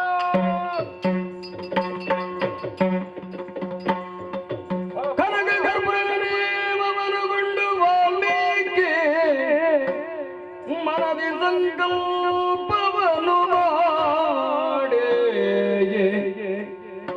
ಘನಕಾವ್ಯ ರಚನೆಗಾರಂಭಗೈದನು.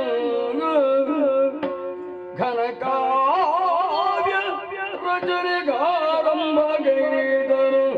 ಮೊದಲು ಬೆನಕನಂ ಪೂಜಿಸುತ್ತ ಮನದೇಗೆ ಬೆನಕನಂ ಪೂಜಿಸುತ್ತ ಮನದೇ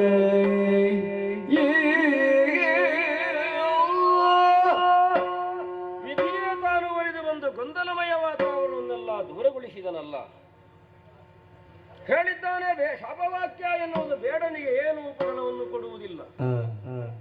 ಹೇಳುವುದಕ್ಕೆ ಮಾತ್ರ ಹೋಗಲಿಲ್ಲ, ಮತ್ತೆ ನಿನಗೆ ಅರ್ಥವಾಗ್ತದೆ ಅಂತ ಅವರು ಆಡಿದ್ದರಿಂದ ಸಮಾಧಾನವನ ಚಿತ್ತನಾಗುವುದು ನಾನು. ಸಂಕಲ್ಪದ ಹಾಗೆ ವೈಖರಿ ಉಂಟು ಅಂತಾದರೆ ಅದು ನಡೆಯಲೇಬೇಕಲ್ಲ. ಮಾನಿಷಾದ ಪ್ರತಿಷ್ಠಾಂ ತಮಗಮ ಶಾಶ್ವತಿ ಸಮ ಯತ್ರಂಚ ವಿಧನಾದೇ ಕಮ್ಮವದಿ ಕಾಮಮೋಹಿತಂ ಅನ್ನುವಂತೆ ನಾನು ಆಡಿದ್ದು ಅಂತರಂಗದ ಸಂಕಲ್ಪವೇ ಆಗಿತ್ತು. ಸಂಕಲ್ಪ ವೈಖರಿಯಲ್ಲಿ ಬಂದರೆ ಯಾಕೆ ಪರಿಣಮಿಸುವುದಿಲ್ಲ? ಹಾಗೆಂದು ಸಂಕಲ್ಪ ವೈಖರಿಯಲ್ಲಿ ಬರುವಾಗ ಒಂದು ಸ್ವಲ್ಪ ಬದಲಾವಣೆ ಆಯಿತು ಅಂತಾದರೆ ಏನೋ ಆಗಿಬಿಡುತ್ತದೆ ಅನ್ನುವುದಕ್ಕಾಗಿ ವೃತ್ರವದ ಪ್ರಕರಣದ ಉದಾಹರಣೆಯನ್ನು ಕೊಟ್ಟು ಹೇಳುತ್ತಾರೆ.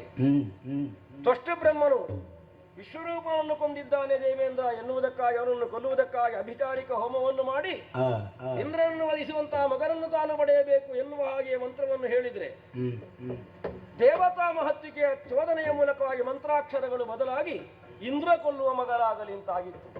ಹಾಗಾದ್ರೆ ಯಾಕೆ ನಡೆಯುವುದೆಲ್ಲ ದೇವಚಿತ್ತ ಲೋಕೋಪಕಾರಕ್ಕಾಗಿ ದೀರ್ಘಕಾಲ ಬದುಕದಿರುವಂತೆ ನಿನ್ನ ಬಾಯಿಯಲ್ಲಿ ಹೇಳಿಸಿದ್ದು ನಾವು. ಹಾಗಾದ್ರೆ ಯಾಕೆ ಎನ್ನುವುದಕ್ಕಾಗಿ ಆಡಿದ್ದು ನಿನ್ನ ಅಣ್ಣ ದಕ್ಷ ಪ್ರಜಾಪತಿ ಇದ್ದೇನೆ, ಪ್ರಜಾಭಿವೃದ್ಧಿಗಾಗಿ ಪ್ರಯತ್ನಶೀಲನಾಗುವ ನೀನು ಕಾವ್ಯ ಪ್ರಪಂಚಕ್ಕೆ ಅಧಿಷ್ಠಾತ್ರವಾಗಬೇಕು ಎನ್ನುವ ನಮ್ಮ ವಾಣಿದೇವಿಯ ಉದ್ದೇಶ. ಅದಕ್ಕನುಗುಣವಾಗಿ ನಡೆದ ಮಗು ಇದವನ್ನೇ ಮೂಲ ಶ್ಲೋಕವನ್ನಾಗಿಸಿ ನಾರದರಿಂದ ಉಪದಿಷ್ಟನಾದಂತಹ ನೀನು ಯಾವನ ಚರಿತೆಯನ್ನು ಕೇಳಿದೆಯೋ ಅದೇ ರಾಮಚಂದ್ರನ ಘನಚರಿತ್ರೆಯನ್ನೇ ನೀನು ಬರೆದು ಕೃತಕೃತ್ಯನಾಗುವ ಅದು ನವರಸಭರಿತವಾಗಿರಲಿ, ರಹಸ್ಯವಾಗಿಯೂ ಪ್ರಕಾಶವಾಗಿಯೂ ಇದ್ದು ಎಲ್ಲವನ್ನು ತಿಳಿಯಬಡಿಸುವವರು ನಾವು. ಅನ್ನುವಂತೆ ಅವರು ಆಡಿದಾಗ ನನ್ನಲ್ಲಿ ದೋಷವಿಲ್ಲ ಎಂಬ ಸಮಾಧಾನ ನನಗೆ.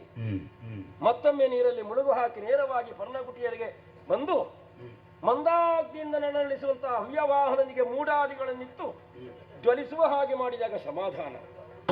ಕಾವ್ಯ ಪ್ರಪಂಚವನ್ನು ತೊಡಗಬೇಕು ಎನ್ನುವಾಗಲೇ ಮೊದಲಾಗಿ ವಿಘ್ನಗಳು ಬಾರದಿರಲಿ ಎನ್ನುವ ಹಾಗೆ ಮೊದಲು ನೆನೆದು ಪೂರ್ವ ಸೂರಿಗಳ ಅನೇಕರಿದ್ದಾರೆ ಅವರಿಗೆಲ್ಲ ಮುಡಿದಲೆಯನ್ನು ಬಾಗಿ ತನ್ಮೂಲಕವಾಗಿ ಮಾನಿಷಾದ ಎನ್ನುವಂತಹ ಶ್ಲೋಕವನ್ನೇ ಮೂಲ ಶ್ಲೋಕವನ್ನಾಗಿಸಿ ಹಿರಣ್ಯ ಗರ್ಭನನ್ನು ಮನಸ್ಸಿನಲ್ಲಿ ನೆನೆಯುತ್ತಾ ಕಾವ್ಯವನ್ನು ಬರೆಯುವುದಕ್ಕೆ ಮೊದಲಾಗ್ತೇನೆ.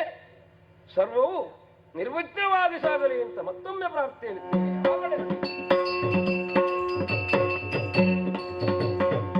ಬಳಿಕ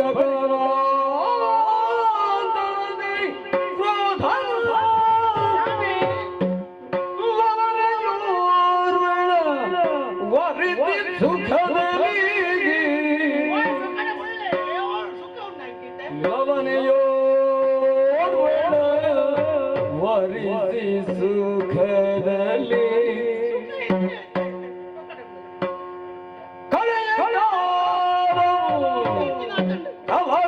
ಅಂಕುರಿಸಿದುದು ಅಡಿಗಡಿಗೆ ಕಳೆಯ ಕಾಲವು ಕಲಗ ಅಂಕುರಿಸಿದುದಡಿಗಡಿಗೆ ಲಲನೆಯೋರ್ವಳ ವರಿಸಿ ಸುಖದಲ್ಲಿ ಸುಖದಲ್ಲಿ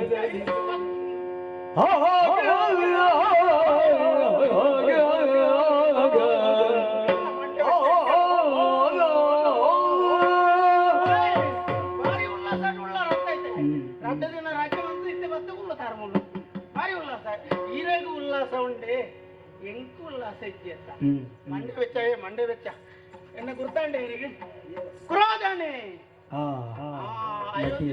ಮಧ್ಯೆ ಮಧ್ಯೆ ಆಗ ಸೇರಿ ರಾಜಕೀಯ ಇಂಚ ಒಂದ ಬಂದ್ಪೇರು ದಾಯ ಕ್ರೋಧನ ಅಂದ ಇಂಕ ಬುದರ್ದಿಯರು ಸೊರಗೊಟ್ಟಿತ್ತಿನಾಕ್ಲ ಯಾರು ಆಕ್ಲ ಪಾತಿರ್ನ ಭಾಷೆವು ಸಂಸ್ಕೃತ ಐಟ್ ಕ್ರೋಧ ಉಂಟ ಕೋಪ ಅಂದು ಪಿಸುಂಟೆ ಐ ಕೊಂಚ ನಾ ಸೇರ್ತಾಯ ಕ್ರೋಧನ ಕ್ರೋಧ ಇಚ್ಚಿ ಕೋಪ ಇಚ್ಚಿ ಇಂಕು ಬಜಿ ಪಾಪ ತಾಯ ಅಂತ ಅರ್ಥ ಅಂಡ ಇತ್ತೆ ಇಂಕು ಕೋಪ ಉಂಡು ದಾಯ ಕುಂಟು ರಾಸಿ ಕೊಡ್తుండు ಅಟ್ಟಿ ಆವಡು ಏರು ಒಳ್ಳೆ ರೀತಿಗಳು ನಾನು ಒರಿಯಂಡ ಮದುವೆ ಏನು ಮದುವೆ ಆಪುಚ್ಚಿ ಇಂಕ ಬಂಗ ಒಂದು ಬಂಡೆ ಅಪ್ಪ ಶೆಟ್ಟಿಗಾರರು ಬಂಡೇರು ಬಂಗ ಅಂಡ ಯಾನು ಒಳ್ಳೆ ಈ ಮದುವೆ ಅಲ್ಲ ಹೊರಡತ್ತೆ ತಾಂಗ್ ಕೊಡತ್ತೆ ದುಡ್ಡು ಅಂತ ಸಕಾಯ ಇತ್ತೆ ಯಾರು ಉಳ್ಳೇರ ಎಂಕ ಬಂಗ ಉಳ್ಳೇರ ಓಯ್ ಬುಡೇ ತಿಚ್ಚಿತ್ತೆ ಅಪ್ಪ ಇಲ್ಲ ಮಾರ್ಮೆತ್ತಿ ಅಪ್ಪ ಇಲ್ಲ ಅಪ್ಪ ಇಲ್ಲ ಎಲ್ಲೇ ಬರ್ಪೆಯನ್ನು ಬಂದದು ಪೋಯಿ ನಾಡು ಅಂತೆ ದಿನ ಎನ್ನುವ ಎಂಕು ಬುಡೇತಿ ಬೋಡ ದಾಯ ಬಾಯಿ ಅಲ್ಲ ಅಪ್ಪೆ ಸಾವು ಪೋಯಿ ನಾನು ಬುಡೇತಿನ ಬುಡುಪುಣಿ ಎಂದೊಂದು ತೀರ್ಮಾನ ಅಂತದೈತೆ ಎಣ್ಣನ್ನು ತೂತು ನಾನು ಇತ್ತಿನ ಕಲ್ಪಡು ಬುಡೇತಿನ ಬುಡಿಯ ಬುಡೇತಿನ ಬುಡು ಕೋಪ ಅಂತ ನೆಂತೇನೆ ಎಂಕು ಬುಡೇತಿ ಬಡ್ಸಿ ಬರುವಳತ್ತ ಇಲ್ಲಾಗ ಪೊಗ್ಗ್ಯಾರ ಬಿಡ ಹೇಳಿ ಬಾಕಿ ಮಾಡಿದ್ರು ಇನಿಯತ್ತಿ ಎಲ್ಲೇ ಒಲೆವೆಲ್ಲ ತಚ್ಚಿವೆಲ್ಲ ರಾಮಣ್ಣ ಎತ್ತು ಧೂಮಣ್ಣೆ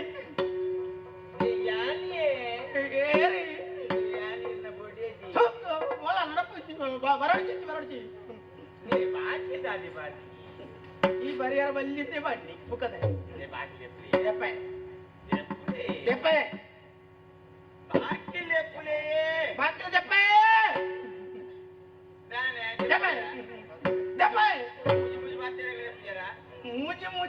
ಮೂಜಿ ಬಾತೇರಾಗ ಆಜಿ ಬಾತೇರಗಳು ರೂಪಾಯಿ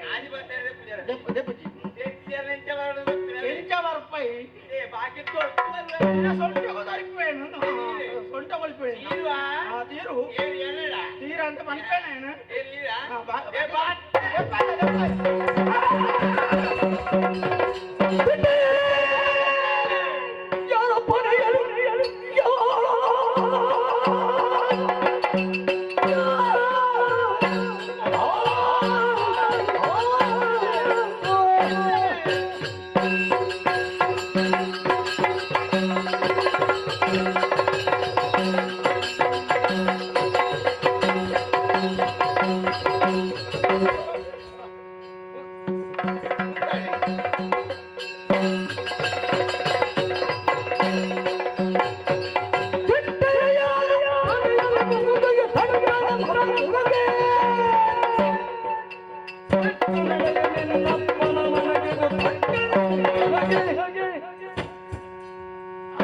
ಬೆಟ್ಟಗಮ್ಮೆ ಅಷ್ಟು ಇಂಚಾಂಡ್ ಬಗ್ಗೆ ಬೆಟ್ಟಿಗಮ್ಮೆ ಅಂತ ಗುಲ್ವಾ ಎಂಕ ಹೂ ಮೆಟ್ಟು ಬತ್ತೀನಿ ಮೆಟ್ಟು ಭೂತಾತ್ತು ಬರ್ತೀನಿ ಬಕ್ಕ ಎಂಟು ಕೋಪ ಬರ್ತೀನಿ ಉಂಟುಣಾಗ ಕೋಪ ಹೊತ್ತು ನನ್ನ ಚಾಟಿ ಅಂದ ನಿಂದು ಎಣ್ಣ ಇಲ್ಲ ಬೊಕ್ಕ ಯಾರು ಹತ್ತೊಂದು ಬಂಡೇನ ದಾಯ ಬಗ್ಗೆ ಒಳಗೆ ಎನ್ನ ಅಪ್ಪನ ಎತ್ತಿಂದ ಬಗ್ಗ್ಯಾರ ಇದು ಕಂಡನಿ ಅತ್ತ ಅತ್ತ ಅಂದ ಗಂಡಣಿ ಇಂಚೆಲ್ಲ ಕೆಣ್ಣ ಕ್ರಮ ಉಂಡ ಈ ಬುಡತಿ ಅತ್ತ ಕೇಳಂತ ಒಳಗೆ ಬಗ್ಗೆ ಅತ್ತ ಏನಂದೆ ಬರ್ತೀನಿ ಅಪ್ಪ ಇಲ್ಲೊಡೆ ಬೋದು ಎಲ್ಲ ಬರ್ಪೆಂದು ಮಂಡದು ಬೋದು ಈತ ತಡ ಮಾಡ್ತತ್ತ ನಿಕ್ಕಿ ಎಲ್ಲೊಡೆ ಜಾಗ ಐತಿ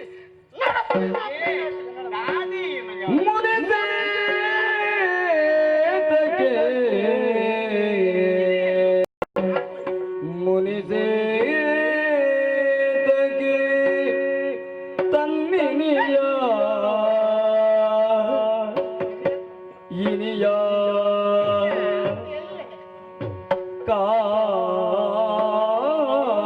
ಕಾಂತ ರಮಣ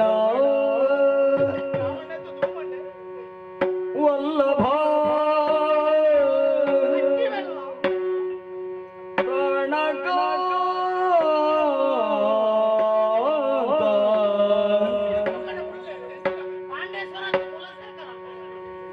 ಮುನಿಸೇತಕಿ ತನ್ನಿಜನ ಪಾದವಿ ವನಿತೆಗೆ ಗತಿಯಂತೆ ತನ್ನಿಜನ ಪಾದವಿ ವನಿತೆಗೆ ಗತಿಯಂತೆ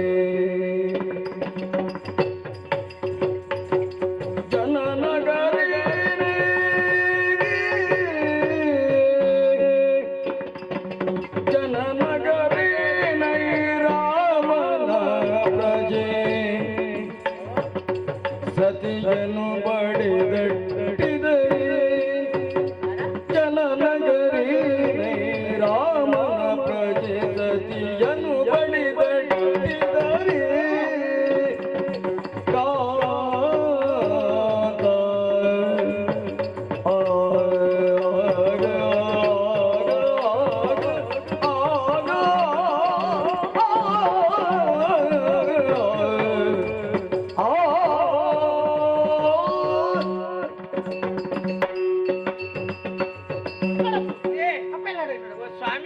ಸ್ವಾಮಿ ಮಟ್ಟೊಟ್ಟು ಸ್ವಾಮಿ ಸ್ವಾಮಿ ಸ್ವಾಮಿ ಸ್ವಾಮಿ ಮಟ್ಟೊಟ್ಟು ಸ್ವಾಮಿ ಸ್ವಾಮಿ ಕಂಡನಿ ಬಂಡಂಡಿ ಎಂಚ ಅಂದ್ ಗೊತ್ತಿದೆ ಎಂಚ ಎಂಚನೆ ಬುಕ ಇಂದು ಕಂಡನಿ ಕಂಡನಿ ಕಂಡನಿ ಬಂಡ ದೇವೇರು ಆನು ಮಗೆ ಕ್ರೋಧನಿ ದೇವರು ಅಂದು ಅಂದು ಕಂಡನಿ ಬಂಡ ದೇವರು ಏನ್ ದೇವರು ಅಂದು ಓಯ್ನಿಯಾ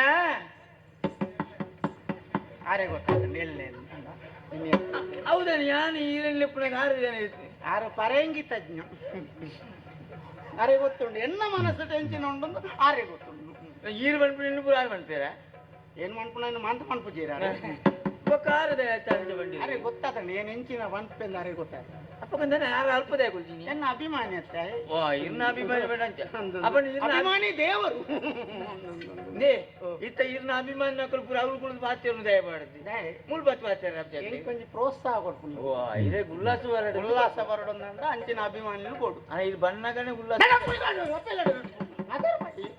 ಬಂದಾನೆ ಈರು ಯಾನು ಪೋತಿನ ದಾಯನ್ನು ಗೊತ್ತು ಜೈರಗಿ ಯಾನು ಪೋನಾಗಪ್ಪ ದುಂಬಿ ಬಂತಿ ಜೈರಿಡ ಅಪ್ಪೆ ಹುಷಾರಿದ್ದ 4 ದಿನ ಆತನಿಂದ ಬಂತಿಜ 2 ದಿನ ದುಂಬು ಬಂತ ಪೋನಾಗಪ್ಪ ಅಂತಾನ ಪೋನಾಗ ಪಂಡಿಜಿನ ತಾನೆ ಈರು ಜಾಲಗ ಬಣ್ಣಗ ಅಂಬೆಡದ ಮರ ತುತ್ತಿಜಾರ ತುಟ್ಟೆ ಆಯ್ಕೆ ಕತ್ತಿ ಕೊಡ್ತಿತ್ತು ಜಾನು ಏನು ಅಂಬಡೆ ಅಂತ ಕಂಡಣಿ ಅಂಬಡೆ ಕಂಡಡಿ ನನ್ನ ಮುಕ್ಕೊಯ್ ಅಂಬಡೆ ಅಂಬೆಡದ ಮರ ಗುರ್ತ ಮಾಡ್ತೀನಿ ಕತ್ತಿ ಕೊಡಪ್ಪ ಬಣ್ಣ ಗೊತ್ತಾಗಿ ನೋಡಿ ಅಪ್ಪೆಲ್ಲೆಡೆ ಪೋತಾಳನ್ನು ಗುರ್ತೋಗ ಅಂಬಡದ ಮರಕ್ಕೆ ಕತ್ತಿ ಕೊಡ ಅಪ್ಪೆಗೆ ಹುಷಾರಿದ್ದು ಪೋತೀನಿ ದಿನ ಎತ್ತಾಯಿನಿ ಎಲ್ಲೇ ಬರ್ಪಂದು ಪೋತಿನ ಅಂದಿ ಬರೋಳಿತ್ತು ನಾನು ದಾನ ಮಾಡ್ತೀನಿ ದಿನ ಅಪ್ಪ ಒಂಚೂರು ಲಕ್ಕದ ಕುಳ್ಳಿಯದು ವಿನೀತ ಲಕ್ಕದ ಕುಳ್ಳಿಯದು ಬರೋಳಿತ್ತು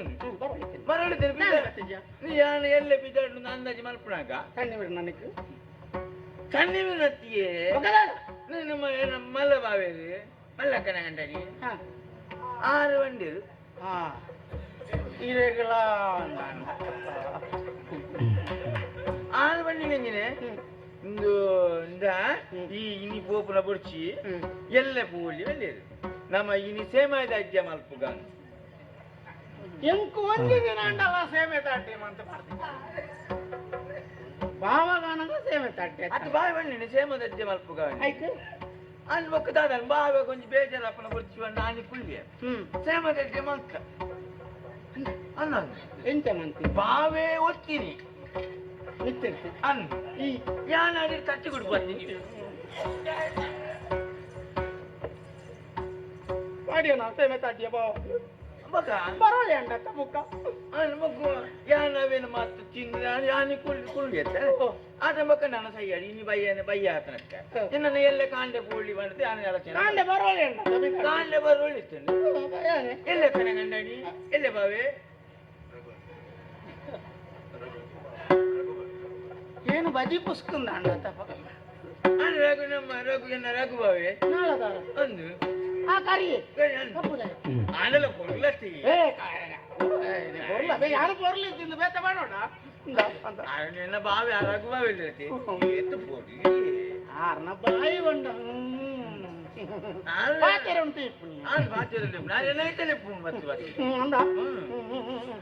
ಗೊತ್ತಿದೆ ಆರು ಬಂಡರು ನಮ್ಮ ಎಲ್ಲ ಪುಂಜಿ ಅನ್ಪುಗ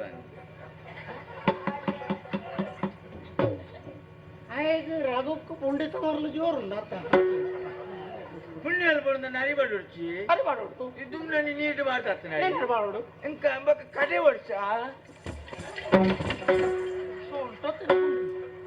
ಸೊಂಟ ವೈಪರಿ ಕಡೆ ಹೊಡೆದು ಇಂಚ ಕೈ ಕತ್ತ ಮಾಡ್ಕೊಂಡು ಇಂಚ ಸೊಂಟ ತಿರ್ಗಾ ಇಂಚ ನೀನೇ ಗೊತ್ತಾവുದು ಅವ್ರು ಯಾರು ಇಂಚ ಕಡೆ ನಿಂದಿದೆ ಅಪ್ಪಿನಾಗ ಮಣ್ಣು ಹೊಟ್ಟೆ ಅದು ಗೊತ್ತಾಗ್ಬಿಟ್ಟ ಅಲ್ಲಿ ಪುಂಡಿ ಮಾಡ್ತೀನಿ ಮಂದಿ ನೀರು ಹಾಕುವವೆ ಎಲ್ಲ ಯಾರು ಒಟ್ಟಿಗೆ ಸೇರಿ ಮಾಡ್ತೀನಿ ಅಂಚೆ ಅನ್ಕೊಳು ಅಂಚೆ ಆನಿ ರೂಕ ಮಾಡೋದೆಲ್ಲ ಕೊಡಿ ಅಂಚೆ ಅಲ್ಲ ಇದ್ದಾಳೆ ಇದೆ ಈ ಈತ ಈತ ಮಾತ್ರ ಪಾತಿರಿ ಇರತ್ತೆ ನಾನು ಅಪ್ಪೆಲ್ಲೆಡೆ ಪೋಯ ಏನು ಮದುವೆ ಸಮಯ ತಂದು ಗೊತ್ತು ನೀರಿಗೆ ಇದು ಈ ನಡಪು ಇಲ್ಲ ನಡಪು ಬಿಡ್ಲಿ ನಾನು ಕೇಳಿದ ಪ್ರಶ್ನೆಗೆ ಉತ್ತರ ಕೊಡು ಮದುವೆ ಸಮಯ ಉದಾಹರಣೆ ಬಂದತ್ತ ಮದುವೆ ಸಮಯ ತಂದಿ ಸಮಯ ಉದಾಹರಣೆ ಬಂದತ್ತ ಅಯೋಧ್ಯೆ ಒಂದು ವಿಷಯ ಅವು ವಿಷಯ ಬರ್ತೀನಿ ಅವು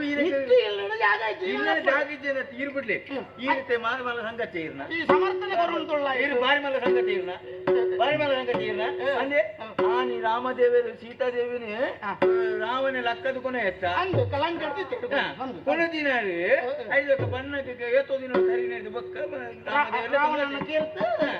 ಬರ್ತೀರಿ ಅಂಚಿನ ಸೀತಾದೇವರನ್ನೇ ಅಮ್ಮನೇ ರಾಮದೇವರು ಕುಲ್ಲ ತಿರುಗಿಲ್ಲ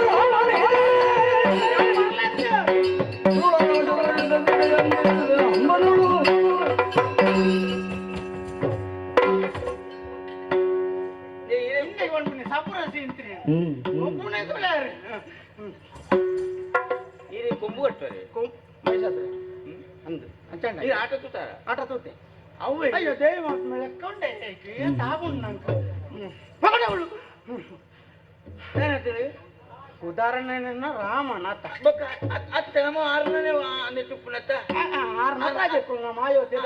ಅಯೋಧ್ಯೆ ತಪ್ಪೇನ ಕಣತ್ತಿ ಇಲ್ಲದವಳ ಸೇರ್ಸಾತೇರು ಅಂಚ ನಿನ್ನನ್ನು ಸೇರ್ಸಾಯರ ರಾಮನ ಲೆಕ್ಕ ಮರಲೇನು ಮರಲೇ ಹಂಗೆ ಮರಲೇ ತಣಪು ಯಾನ್ ಕಂಡ್ ಇನ್ನಿಡ್ತು ಬುಕ್ಕ ಈ ಎನ್ನ ಕಂಡನಿ ಇತ್ತು ಯಾನು ನಿನ್ನ ಬಿಡೈತಿ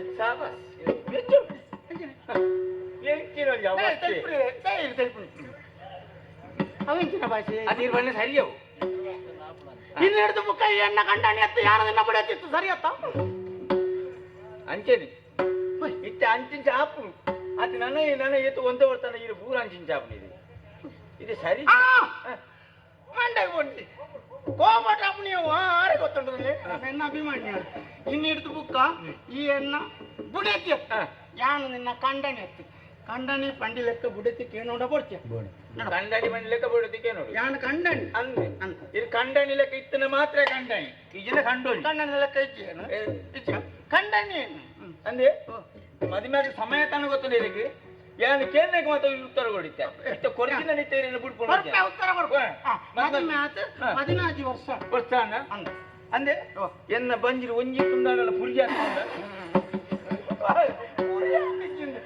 ಇದು ಬಂಗ ಉಂಡ ಇಂದ ಈತಿತ್ತು ಬೆಲ್ಲ ತಿನ್ನು ಎಲ್ಲ ಇಡ್ತೆ ಈತು ಬಂದು ಪುರಿ ಹಾಕೊಂಡು ನಿಂಗ ಗೋಪುರಿಗೆ ಪುರಿ ಬಾಬುರಿ ಪುರಿ ಇಂದು ಉಂಡ ಅವು ಆ ಪುರಿ ಅವು ಅರೆ ಗೊತ್ತುಂಡು ಅವು ಅನ್ನ ಬಂದಿಡ ಅವು ಇರ್ನ ಬಂದಿಟ ಅವಳಿಗೆ ತುಳೆ ಎನ್ನ ಬಿಡಿದಿ ಅಂದ್ರೆ ಬೆಲ್ಲದಿ ನೋಡಿ ಬೆಲ್ಲದಿ ನೋಡು ಏನು ವಾಪುರಿಂದ ಬಂದೀನಿ ಪುರಿ ನಮ್ಮ ಮದುವೆಗೆ ಈ ಸಮಯ ನಂಗೆ ಕೊಂಚ ಸಂತಾನ ಆತನ ಜೋಗುಳುಂಡೆ ಜೋಕಳ ಆತೈತಿ ಐಕೆ ಈ ಪೆದೋಡ ಅಣ್ಣ ಯಾನ ಅವು ಆ ಬೇಲೆ ನಂಕ ಈ ಪೆದುತ್ತೆ ಅಂತ ಜೋಕಳ ಆತೈತಿ ಬೆತ್ತು ಎಂಚ ಬೆತ್ತು ನೀ ನಿಜ ಬನ್ನೋಡ ಹಿಂಗೆ ಬನ್ನಿ ತುಕ್ಕ ಬನ್ನಿ ಈ ಗೊಡ್ಡು ಸಂತಾನ ಅದ ಏರಿ ಸಂತಾನನೇ ಗೊಡ್ಡು ಅಂದೆ ಏರ್ ಬನ್ನಿ ನಾನು ಗೊಡ್ಡು ಸಂತಾನದ ಪ್ರಶ್ನೆ ಏನು ಈ ಪ್ರಶ್ನೆಗೆ ನಾನು ಉತ್ತರ ಬರ್ತೀನಿ ಗೊಡ್ಡು ಸಂತಾನ ಬಂದ್ಬಿಡಕ್ಕೆ ಆಧಾರ ಉಂಟು ಆಧಾರ ಕೊಡ್ಲಿ ಆಧಾರ ಕೊಡ್ಲಿ ನಿನ್ನ ಚಿಕ್ಕಮ್ಮಗ ಜೋಕುಳುಂಡ ಉಂಡು ಈತು 4 ನಿನ್ನ ಅಕ್ಕಗ ಜೋಕುಳುಂಡ ಉಂಡು ನಿನ್ನ ಮೇಗಿದಿಗೆ ಜೋಕುಳುಂಡ ಉಂಡು ನಿನ್ನ ಅಪ್ಪಗ ಜೋಕುಳುಂಡ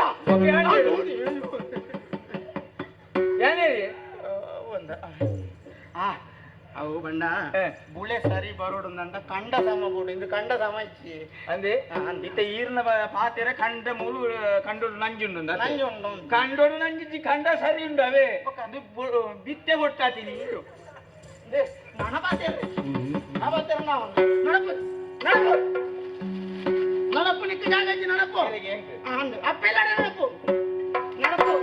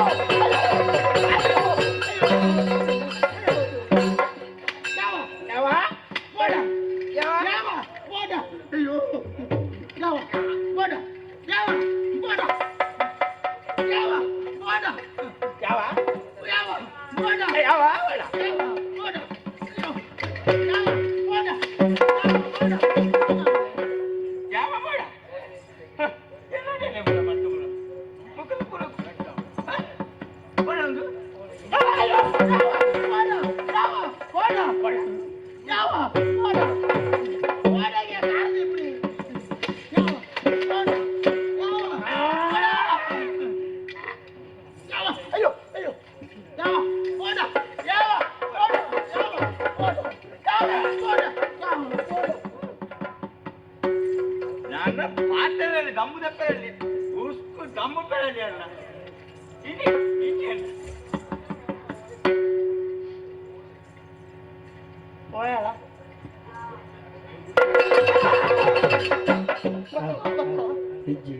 ಅವಳೈನ ಪಾತ್ರ ಬರೋಗಿತ್ತು ಪಾತ್ರ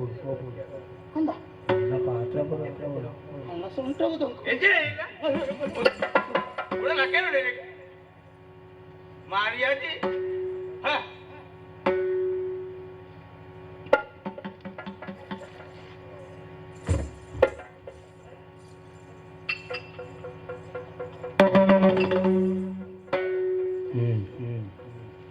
ಇಲ್ಲಿ ಬಡ್ಸಿ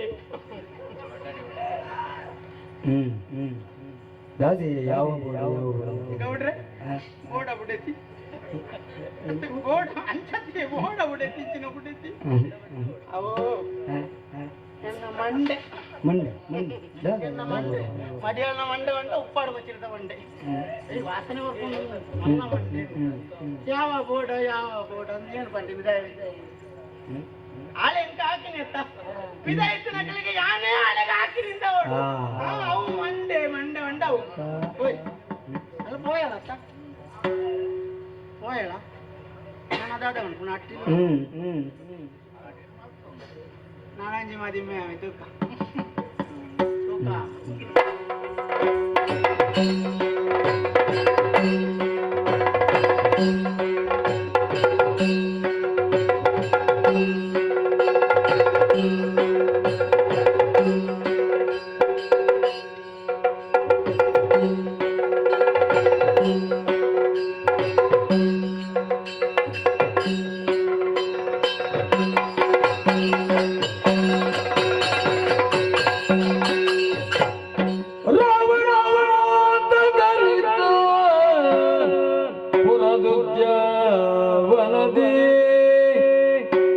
ಸತಿಯೊಡನೆ ವಿನದದ ಭಾವದಲ್ಲಿ ಸತಿಯೊಡನೆ ವಿನದದ ಭಾವದಲ್ಲಿ ವಿಕರಿಸುತ್ತ ಜಾನಕಿ ದೇವಿಗೆ ಹೋದಾಗ ಬದುಕದೆಷ್ಟು ವಿಚಿತ್ರ ಜಾನಕಿ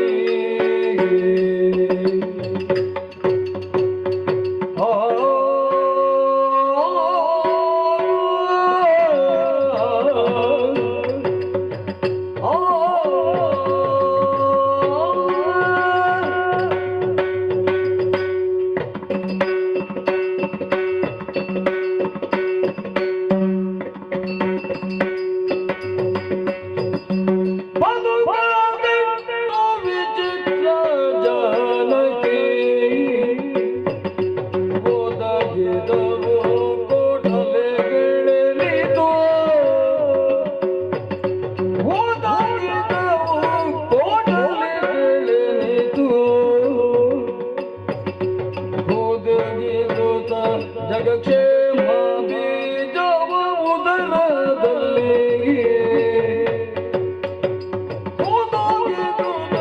ಜಗಕ್ಷೇಮ ಬೀಜವ ಉದರದಲ್ಲಿ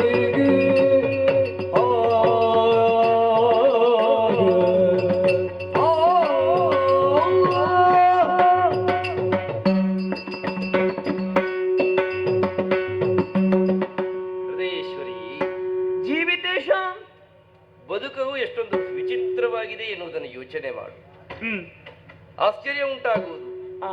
ನಿನ್ನ ಜೊತೆಯಲ್ಲಿ ಕೈ ಹಿಡಿದು ನಮ್ಮ ಉದ್ಯಾನವನಕ್ಕೆ ಬಂದವನು ನಾನು. ಬದುಕೆನ್ನುವುದು ಒಂದು ಉದ್ಯಾನವನದ ಹಾಗೆ ಅಂತ ಈ ಹೊತ್ತಿಗೆ ತೀರ್ಮಾನವನ್ನು ಕೈಕೊಂಡು ಯಾಕೆ ಬಲ್ಲೆಯ? ಯಾಕೆ ಸ್ವಾಮಿ? ಬಾಲ್ಯದಲ್ಲಿ ತಂದೆಯವರ ಪ್ರೀತಿಯನ್ನು ಕಂಡವನು ನಾನು. ಹಾಗೆ ಅವರ ಪ್ರೀತಿಯಲ್ಲೇ ಮುಳುಗಿ ಮಿಂದು ಮಡಿಯಾದಂತಹ ಸಂದರ್ಭ. ಬದುಕೆಂದರೆ ದಶರಥ ಭೂಪತಿಗಳ ಅಂತರಂಗದ ಪ್ರೀತಿ ಅಂತ ತಿಳಿದವರು ನಾನು. ಬದುಕೆಂದರೆ ಅಂತಃಪುರದ ಪ್ರೀತಿ. ಆ ಬಳಿಕ ವಸಿಷ್ಠರಲ್ಲಿ ತೊಡಗಿಸಿಕೊಂಡಂತಹ ಹೊತ್ತು ಶ್ರೇಷ್ಠ ಗುರುಗಳ ಸಾಹಚರ್ಯವನ್ನು ಕಂಡಂತಹ ಮರುಕ್ಷಣದಲ್ಲಿ ನಾನು ಕಲ್ಪಿಸಿಕೊಂಡದ್ದು ಏನು ಬಲ್ಲೆಯ? ಏನು? ಬದುಕೆಂದರೆ ಒಂದು ದೇವ ಮಂದಿರ ಇದ್ದ ಹಾಗೆ. ಗುರುಗಳ ಸಾನ್ನಿಧ್ಯದಲ್ಲಿ ಬದುಕು ದೇವ ಮಂದಿರ ಅಂತ ಆಗಿ ಹೋಯಿತು. ಆ ಬಳಿಕ ನಿನ್ನ ಕೈ ಹಿಡಿದವನು ನಾನು. ನಿನ್ನ ಕೈ ಹಿಡಿದಂತಹ ಮರುಕ್ಷಣದಲ್ಲಿ ಬದುಕೆಂದರೆ ಒಂದು ಸೌಭಾಗ್ಯ ಮಂದಿರ ಅಂತ ತಿಳ್ಕೊಂಡೆ ನಾನು. ಆದರೆ ಆ ಬಳಿಕ ಏನೆಲ್ಲ ಘಟನೆಗಳು ನಡೆದು ಹೋಯಿತು. ದಶಕಂಠನೆನ್ನುವವ ನಿನ್ನನ್ನು ಅಪಹರಿಸಿದ. ಅವನನ್ನು ಕೊಲ್ಲುವುದರ ಮೂಲಕವಾಗಿ ನಿನ್ನನ್ನು ನಾನು ಮರಳಿ ಪಡೆದೆ. ವೈದೇಹಿ ಸ್ವಾಮಿ, ನಾ ಯೋಚಿಸುವುದು ಅದನ್ನಲ್ಲ. ಯಾವಾಗ ರಾವಣನಲ್ಲಿ ಹೋರಾಡಿದನು, ಬದುಕೆಂದರೆ ರಣಮಂಡಲ ಎನ್ನುವಂತಹ ತೀರ್ಮಾನವನ್ನು ಕೈಗೊಂಡೆ ನಾನು. ಸದಾ ಹೋರಾಟ ಮಾಡುವಂತಹದ್ದು ಯಾವುದರ ಜೊತೆಗೆ? ಬಗೆ ಬಗೆಯಾಗಿ ಯೋಚಿಸುವಂತಹ ಮನಸ್ಸಿನ 10 ಮುಖಗಳ ಜೊತೆಗೆ. ರಾವಣನಿಗೆ 10 ತಲೆಗಳೇನೋ ಇತ್ತು. ಆದರೆ 10 ಬಗೆಯ ವಿಕಾರಗಳನ್ನು ಯೋಚನೆಗಳನ್ನು ಹೊಂದಿರುವಂತಹ ಮನಸ್ಸಿನ ಜೊತೆಗೆ ಸದಾ ಹೋರಾಟವನ್ನು ಮಾಡುವಂತಹ ಬದುಕೆಂದರೆ ಒಂದು ರಣಮಂಡಲ ಇದ್ದ ಹಾಗೆ. ಯಾವಾಗ ರಾವಣನ ವಧೆಯಾಯಿತು, ಆ ಬಳಿಕ ನಿನ್ನ ಪರೀಕ್ಷೆಯನ್ನು ಮಾಡಿದೆ.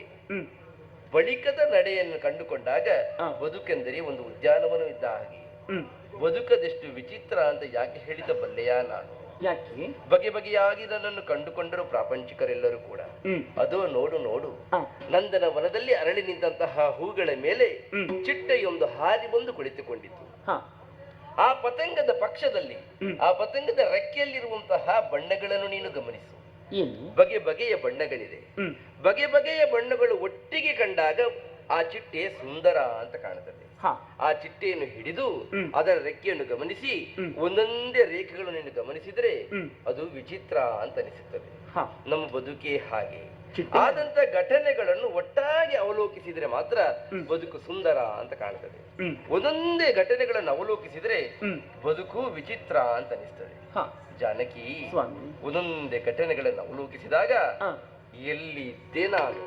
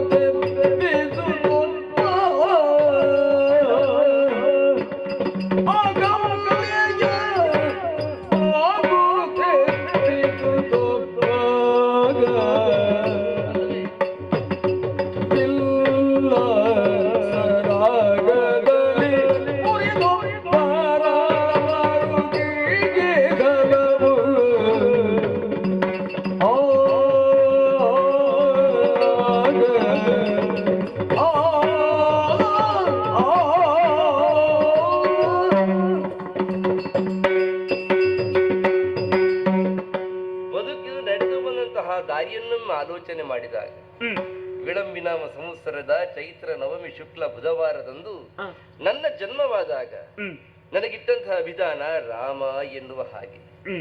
ಆ ಅಭಿಧಾನದಿಂದಲೇ ಬೆಳೆಯುತ್ತಾ ಬೆಳೆಯುತ್ತಾ ಬೆಳೆಯುತ್ತಾ ಬಂದೆ. ಒಂದಲ್ಲಿಗೆ ನಮ್ಮಲ್ಲಿಗೆ ಬಂದಂತಹ ವಿಶ್ವಾಮಿತ್ರರು ಹೇಳಿದ್ರು, ರಾಮನಾರು ಎನ್ನುವುದನ್ನು ನಾನು ಚೆನ್ನಾಗಿ ಬಲ್ಲೆ, ಕಳುಹಿಸಿಕೊಡು ನನ್ನ ಬಳಿಯಲ್ಲಿ.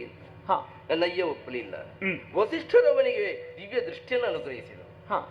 ವಿಶ್ವಾಮಿತ್ರರ ಬಳಿ ಹೋದಂತಹ ನಾನು ಯಾಗ ರಕ್ಷಣೆಯನ್ನು ಮಾಡಿದೆ. ಅಲ್ಲಿ ತನಕ ರಾಮ ಅಂತ ಕರೆಯಲ್ಪಡುತ್ತಿದ್ದಂತಹ ನನ್ನ ವಿಧಾನ ಕೌಸಲ್ಯ ಸುಪ್ರಜಾ ರಾಮ ಎನ್ನುವಲ್ಲಿಗೆ ಬೆಳೆದು ನಿಂತು. ವಿಶ್ವಾಮಿತ್ರರು ಹಾಗೇ ನನ್ನನ್ನು ಕರೆದರು. ಉತ್ತಿಷ್ಟ ನರಶಾರ್ದೂಲ ಅಂತ ನನ್ನನ್ನು ಕೊಂಡಾಡಿದರು. ಅಲ್ಲಿ ತನಕ ರಾಮ ರಾಮ ರಾಮ ಅಂತ ಕರೀತಾ ಇದ್ದವ ನರಶಾರ್ದೂಲನಾದೆ. ಕೌಸಲ್ಯ ಸುಪ್ರಜಾರಾಮ ಅಂತ ಕರೆಯಲ್ಪಟ್ಟೆ. ಬಳಿಕ ಅಹಲ್ಯೋದ್ಧಾರಣದ ಪ್ರಸಂಗವೇ ನಡೆದು ಹೋಯಿತು. ನನ್ನ ಕಾಲ ಸ್ಪರ್ಶಕ್ಕೆ ಕಲ್ಲಡಿಯಲ್ಲಿ ಸಿಗುತ್ತ ಸಂದರ್ಭದಲ್ಲಿ ಅಹಲ್ಯ ಎದ್ದು ನಿಂತು ಕೈ ಬೆರಳುಗಳನ್ನು ಮುಗುಳನಾಗಿಸಿ ಮುಡಿಬಾಗಿದಳು. ಅಹಲ್ಯೋದ್ಧಾರಕ ಎನ್ನುವಂತ ಹೆಸರು ನನಗೆ ಅಂಟಿಕೊಂಡಿತು. ಆ ಬಳಿಕ ಶಿವಧನುರ್ಭಂಗವನ್ನು ಮಾಡುವುದರ ಮೂಲಕವಾಗಿ ನಿನ್ನ ಕೈ ಹಿಡಿದಾಗ ಶಿವಧನುಸ್ಸನ್ನು ಭಂಗಿಸಿದವ ಎನ್ನುವಂತ ಹೆಸರು ನನ್ನನ್ನು ಸೇರಿಕೊಂಡಿತು. ಅಲ್ಲಿಗೆ ಮುಂದುವರಿಸುತ್ತಾ ಮುಂದುವರಿಸುತ್ತಾ ಜೀವನದಲ್ಲಿ ಒದಗಿ ಬಂದಂತಹ ಅನೇಕ ಘಟನೆಗಳು ನನ್ನನ್ನು ಸೇರಿಕೊಂಡಾಗ ಪರಶುರಾಮರೇ ಇನ್ನೊಬ್ಬ ರಾಮನ ಅಗತ್ಯವಿಲ್ಲ, ನೀನೊಬ್ಬನೇ ಸಾಕು ಅಂತ ಅವರೆಲ್ಲ ಶಕ್ತಿಗಳನ್ನು ನನಗೆ ನೀಡಿದರು. ರಾಮನಾಗಿದ್ದವ ಶ್ರೀರಾಮನಾದೆ, ರಘುರಾಮನಾದೆ, ರಾಜಾರಾಮನಾದೆ, ಸೀತಾರಾಮನಾದೆ. ವಿಚಿತ್ರ ಬಲ್ಲೆಯ ನೀನು ಸೀತಾ ಏನು ದೇವರೇ? ಈ ಎಲ್ಲ ಹೆಸರುಗಳಿಂದ ಪ್ರಪಂಚ ನನ್ನನ್ನು ಕೊಂಡಾಡಿದೆ ಎನ್ನುವಲ್ಲಿಗೆ ರಾಜಾರಾಮನಾಗಿ ನಾನು ಆಳ್ವಿಕೆಯನ್ನು ಮಾಡುತ್ತಾ ಇದ್ದೇನೆ ಎನ್ನುವಂತ ಸಂತೋಷದಲ್ಲಿದ್ರೆ ನೋಡಿದೆಯಾ ಈ ಹೊರೆ ನನ್ನ ಒಡ್ಡೋಲಗವಾದ ಸಂದರ್ಭದಲ್ಲಿ ಕೇಳಿದಂತಹ ಮಾತು ಏನು? ರಾವಣಾಂತಕನಿತ್ತನೋಲಗವ. ಅಂತಕ ಎನ್ನುವಂತ ಹೆಸರು ನನ್ನೊಟ್ಟಿಗೆ ಸೇರಿಕೊಂಡು ಬಿಟ್ಟಿತು. ಯಾಕಿರಬಹುದು? ರಾವಣನನ್ನು ಕೊಂದವ ಅಂದರೆ ಏನು? ಅಂತಕ ಕೊಂದವ ಎನ್ನುವಂತಹ ಶಬ್ದ ಸಜ್ಜನರ ಹೃದಯದಲ್ಲಿ ಭೀತಿಯನ್ನು ಹುಟ್ಟಿಸ್ತದೆ. ಕೊಂದವ ಎನ್ನುವಂತಹ ಶಬ್ದವನ್ನು ಯಾವ ಕಾಲಕ್ಕೂ ಅವರು ಸಹಿಸಿಕೊಳ್ಳುವುದಿಲ್ಲ. ಆದರೂ ನಾವೆಷ್ಟು ಒಳ್ಳೆಯ ಕೆಲಸಗಳನ್ನು ಮಾಡಿ, ನಾವೆಷ್ಟು ಒಳ್ಳೆಯ ನಡೆಗಳನ್ನು ಕಂಡುಕೊಂಡು ಬದುಕಿನಲ್ಲಿ ಆದರ್ಶ ಎನ್ನುವ ಹಾಗೆ ಮುಂದಟ್ಟಿಗಿಟ್ಟು ಹೋದರೂ ಕೂಡ ಒಬ್ಬನನ್ನು ನಾಶವಾಗಿಸುವ ಸಂದರ್ಭದಲ್ಲಿ ಆ ಹೆಸರೇ ನಮಗೆ ಅಂಟಿಕೊಂಡು ಬಿಡ್ತದೆ. ರಾವಣನನ್ನು ಕೊಂದವ ಅಂತ ಹೇಳುವಲ್ಲಿ ಬದುಕಿನ ವಿಚಿತ್ರತೆಯನ್ನು ಗಮನಿಸುತ್ತಾ ಇದ್ದವರು. ನಿನ್ನ ಕೈ ಹಿಡಿದು ಉದ್ಯಾನವನದ ಸುತ್ತು ಬರುತ್ತಾ ಇದ್ದೇನೆ. ಏನು ಕಣ್ಣುಗಳೇನು ಮಾತಾಡುತ್ತಾ ಉಂಟು, ದೇಹ ಭಾಷೆ ಬೇರೆ ಮಾತಾಡುತ್ತಾ ಉಂಟಲ್ಲ, ಏನಾಯ್ತು? ಕಣ್ಣು ಮಾತಾಡುತ್ತಾ ಉಂಟು. ಹೌದು, ಅದನ್ನು ಮಾತಿನ ರೂಪದಲ್ಲಿ ಪ್ರಕಟಪಡಿಸಲಿ ಸ್ವಾಮಿ. ಏನಾಯ್ತು ಸೀತಾ, ಹೇಳುವಾಗ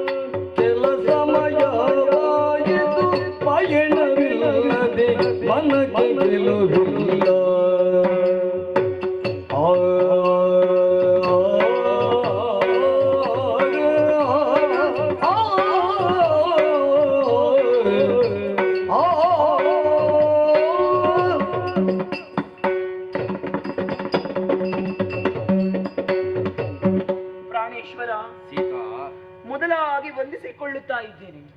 ಆಶೀರ್ವಾದವನ್ನು ಮಾಡುತ್ತಾ ಇದ್ದೇನೆ ಸ್ವಾಮಿ. ಸೀತಾ, ನಿಮ್ಮ ನೆಲೆಯನ್ನು ನಾನಲ್ಲ ಸ್ವಾಮಿ, ಈ ಪ್ರಾಪಂಚಿಕರೇ ಅರಿತವರಿದ್ದಾರೆ. ಅದನ್ನು ಮತ್ತೆ ನಾನು ಪುನರಪಿ ಹೇಳಬೇಕೆನ್ನುವಂತಹ ಅವಶ್ಯಕತೆಯೇ ಇಲ್ಲ. ಸರಿ, ಆದರೂ ನಿಮ್ಮ ಮಡದಿಯಾಗಿ 2 ಮಾತುಗಳನ್ನು ಆಡುವುದಕ್ಕೆ ಅವಕಾಶವಿದೆಯೇ ಸ್ವಾಮಿ? ಧಾರಾಳವಾಗಿ ಅವಕಾಶವಿದೆ. ಪಿತೃವಾಕ್ಯ ಪರಿಪಾಲನೆಯನ್ನು ಮಾಡುವುದಕ್ಕೆ ಬೇಕಾಗಿ ನೀವು ವನಾಗಮನವಾಗಿ ಬಂದವರು. ನಿಜ. ನಿಮ್ಮನ್ನು ಅನುಸರಿಸಿಕೊಂಡು ನಾನೂ ಕೂಡ ಬಂದವಳಿದ್ದೇನೆ. ಒಳ್ಳೆಯದು. ಅಲ್ಲಿಯ ನಂತರ ನಡೆದಂತಹ ಕೆಲವೊಂದು ಪ್ರಕರಣಗಳನ್ನಾದರೂ ಕಣ್ಣಾರೆ ಕಂಡವಳು ನಾನು ಅಲ್ವೇ? ಹೌದು. ಹಾಗಾಗಿ ಅವೆಲ್ಲವನ್ನು ಆಲೋಚಿಸುವಾಗ ರಮಣ, ನಿನ್ನ ನೆಲೆ ಎನ್ನುವುದನ್ನು ಯಾರಿಂದಲೂ ಅರಿಯುವುದಕ್ಕೆ ಸಾಧ್ಯವಿಲ್ಲ ಎನ್ನುವ ಹಾಗೆ ನಾನು ಅರ್ಥವಿಸಿಕೊಂಡವಳು. ಪ್ರಾಪಂಚಿಕರಿಗೆಲ್ಲ ನೆಮ್ಮದಿಯ ಸೆಲೆ ಬೇಕು ಅಂತಾದರೆ ನಾನೊಂದು ನಿರ್ಧಾರದ ನೆಲೆಯನ್ನು ತಲುಪಬೇಕು ಎನ್ನುವುದರಲ್ಲಿ ತೊಡಗಿಸಿಕೊಂಡವನು ನಾನು ಅಲ್ವೇ ಸ್ವಾಮಿ? ಏನು, ಎಲ್ಲ ಹೆಣ್ಣು ಮಕ್ಕಳು ದೇವರಂತಹ ಗಂಡ ನನ್ನ ಪಾಲಿಗೆ ಸಿಗಲಿ ಎನ್ನುವ ಹಾಗೆ ಬೇಡಿಕೊಂಡರೆ ಜಗತ್ಪತಿಯನ್ನೇ ಪತಿಯನ್ನಾಗಿಸಿಕೊಂಡಿದ್ದೇನೆ ಎನ್ನುವ ಹಾಗೆ ನಾನು ಸಂತೋಷ ಪಟ್ಟವಳು. ನಿನ್ನ ಭಾವ ದೊಡ್ಡದು ಅಲ್ವೇ ಸ್ವಾಮಿ? ಏನು ನೋಡಿದಿರಾ, ಈ ಅಯೋಧ್ಯೆಯಲ್ಲಿ ಫಲ ಕೊಡದಂತಹ ಮರಗಳಿಲ್ಲ, ಹೂ ಬಿಡದಂತಹ ಲತೆಗಳಿಲ್ಲ, ತುಂಬಿ ತುಳುಕದೆ ಇರುವಂತಹ ಸಾಗರಗಳಿಲ್ಲ, ಎಲ್ಲದಕ್ಕೂ ಯಾವುದಕ್ಕೂ ಕೊರತೆ ಎಂಬುದು ಇಲ್ಲವೇ ಇಲ್ಲ ಸ್ವಾಮಿ. ಇದು ತನಕ ಮೂಕ ಪ್ರಾಣಿಗಳು ಅಂತ ಹೇಳಿಕೊಂಡಂತಹ ಪ್ರಾಣಿಗಳು ಕೂಡ ಮಾತಾಡುತ್ತಿವೆ ಅಂತ ಹೇಳುವಾಗ, ನನ್ನ ರಾಜ್ಯಾಡಳಿತದ ಬಗ್ಗೆ ಜನರಾಡಿಕೊಳ್ಳುವಾಗ ಧನ್ಯತೆ ನನಗೆ ಸ್ವಾಮಿ. ಏನು, ದೇಹ ಭಾರವಾಗುತ್ತಾ ಇದೆ. ಓಹೋ, ನಡೆಯುವುದಕ್ಕೆ ಕಷ್ಟವಾಗುತ್ತಾ ಇದೆ. ಹಾಗಂತ ನೋಡಿದ್ರೆ ನಿಮ್ಮ ಮನಸ್ಸು ಹಗುರವಾಗಿದೆ ಸ್ವಾಮಿ. ಹೌದು. ಹಾಗಾದ್ರೆ ಈ ದೇಹ ಭಾರವಾಗುವುದಕ್ಕೆ ಕಾರಣ ನಿಮ್ಮ ಮನಸ್ಸು ಹಗುರವಾದದ್ದನ್ನು ಎನ್ನುವುದನ್ನು ಚೆನ್ನಾಗಿ ನಾನು ಅರಿತುಕೊಂಡೆ. ಆದ್ರೆ ಇನ್ನೊಂದು ಮುಖ್ಯ ಹೇಗೆ ಬಲ್ಲೆಯ? ಹೇಗೆ? ನನ್ನ ಮನಸ್ಸು ಹಗುರಾದದ್ದೇ ನಿನ್ನ ದೇಹ ಭಾರ ಆದರೆ ಅಲ್ವೇ? ಹಾಗಾಗಿ ಈ ಹೊತ್ತಿನಲ್ಲಿ ಗರ್ಭಿಣಿಯಾದಂತಹ ಹೆಣ್ಣು ಮಕ್ಕಳಿಗೆ ನಾನಾ ಬಯಕೆಗಳು ಮೂಡುವುದು ಸಹಜವಂತೆ. ಬಯಕೆದ ಭಾವಗಳು ಬಸರುಡೆಯುವುದು ಈ ಕಾಲಕ್ಕೆ ತಾನೆ ಅಲ್ವೇ? ಹೌದು. ಹಣ್ಣು ತಿನ್ನುವುದು, ಮಣ್ಣು ತಿನ್ನುವುದು, ಹುಳಿ ತಿನ್ನುವುದು, ಹೀಗೆ ನನಗೂ ಕೂಡ ಇಂತಹ ಯಾವುದೇ ಒಂದು ಆಸೆಗಳಿಲ್ಲ ಸ್ವಾಮಿ ಈ ಹೊತ್ತಿನಲ್ಲಿ. ಆಮೇಲೆ ಹಾಗಂತ ಹೇಳಿ ಬೇರೆ ಆಸೆ ಇದೆ ಎನ್ನುವುದು ಸತ್ಯ. ಆಸೆ ಉಂಟು, ಏನು ಹೇಳು? ಈ ಹಿಂದೆ ವನಾಗಮನವಾಗಿ ನಾವು ಬಂದಂತಹ ಸಂದರ್ಭದಲ್ಲಿ ಮುನಿವಧುಗಳ ಆಶ್ರಮಗಳನ್ನು ನಾವು ಕಂಡವರು. ನಿಜ. ಅಲ್ಲಿ ಆ ಆಶ್ರಮದಲ್ಲಿ ನಾನು ಅದೆಷ್ಟೋ ಸಂತೋಷವನ್ನು ಪಟ್ಟವಳು, ಅದೆಷ್ಟೋ ನನ್ನ ನೋವುಗಳನ್ನು ನಾನು ಮರೆತವಳು ಸ್ವಾಮಿ. ನಿನ್ನ ನೋವು ಕರಗಿದ್ದಲ್ಲಿ ಎನ್ನುವುದನ್ನು ಚೆನ್ನಾಗಿ ಅರ್ಥ ಮಾಡಿಕೊಳ್ಳಬಲ್ಲೆ ನಾನು. ಈ ಹೊತ್ತಿನಲ್ಲಿ ನನಗೊಂದು ಬಯಕೆ ಮೂಡಿದೆ. ಏನದು? ಮತ್ತೆ ನಾವು ಆ ಪುಣ್ಯಾಶ್ರಮದ ದರ್ಶನವನ್ನು ಮಾಡಬೇಕು, ಮುನಿವಧುಗಳ ಸೇವೆಯನ್ನು ಮಾಡಬೇಕು, ಆ ಹೋಮದ ಹವಿಸ್ಸಿನ ಕಂಪನ್ನು ನಾವು ಸವಿಯಬೇಕು, ವೇದಾಧ್ಯಯನ ಮಂತ್ರ ಘೋಷವನ್ನು ನಾವು ಕಿವಿಯಾರೆ ಕೇಳಿಸಬೇಕೆನ್ನುವುದು.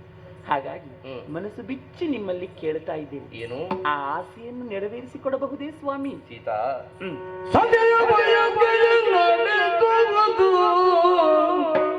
ಸತಿಯ ಬಯಕೆಯ ನಡೆಸುವುದು ಬಲುಹಿತದ ಕಜ್ಜವು ಪತಿಗೆನುತ್ತಾಗ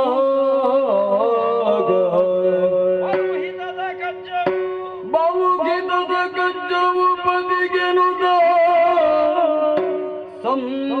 ಸಮ್ಮತಿಯ ಜಿತ್ತನು ರಘುಕುಲೋತ್ತಮ ನಸು ನಗುತ್ತ ಮುದದಿಗೆ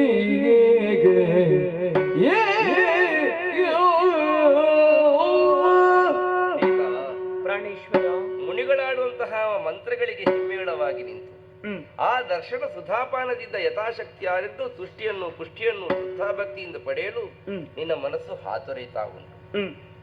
ಆಶ್ಚರ್ಯ ಉಂಟಾಗುವುದಲ್ಲ, ಮತ್ತೆ ಮೈಥಿಲಿ ಈತ ನಿನ್ನನ್ನು ಕರೀತಾ ಇದ್ದವನು ನಾನು, ಮಿಥಿಲೆಯವಳು ಎನ್ನುವಂತಹ ಕಾರಣಕ್ಕಾಗಿ. ಹೌದೇ ಹೌದು.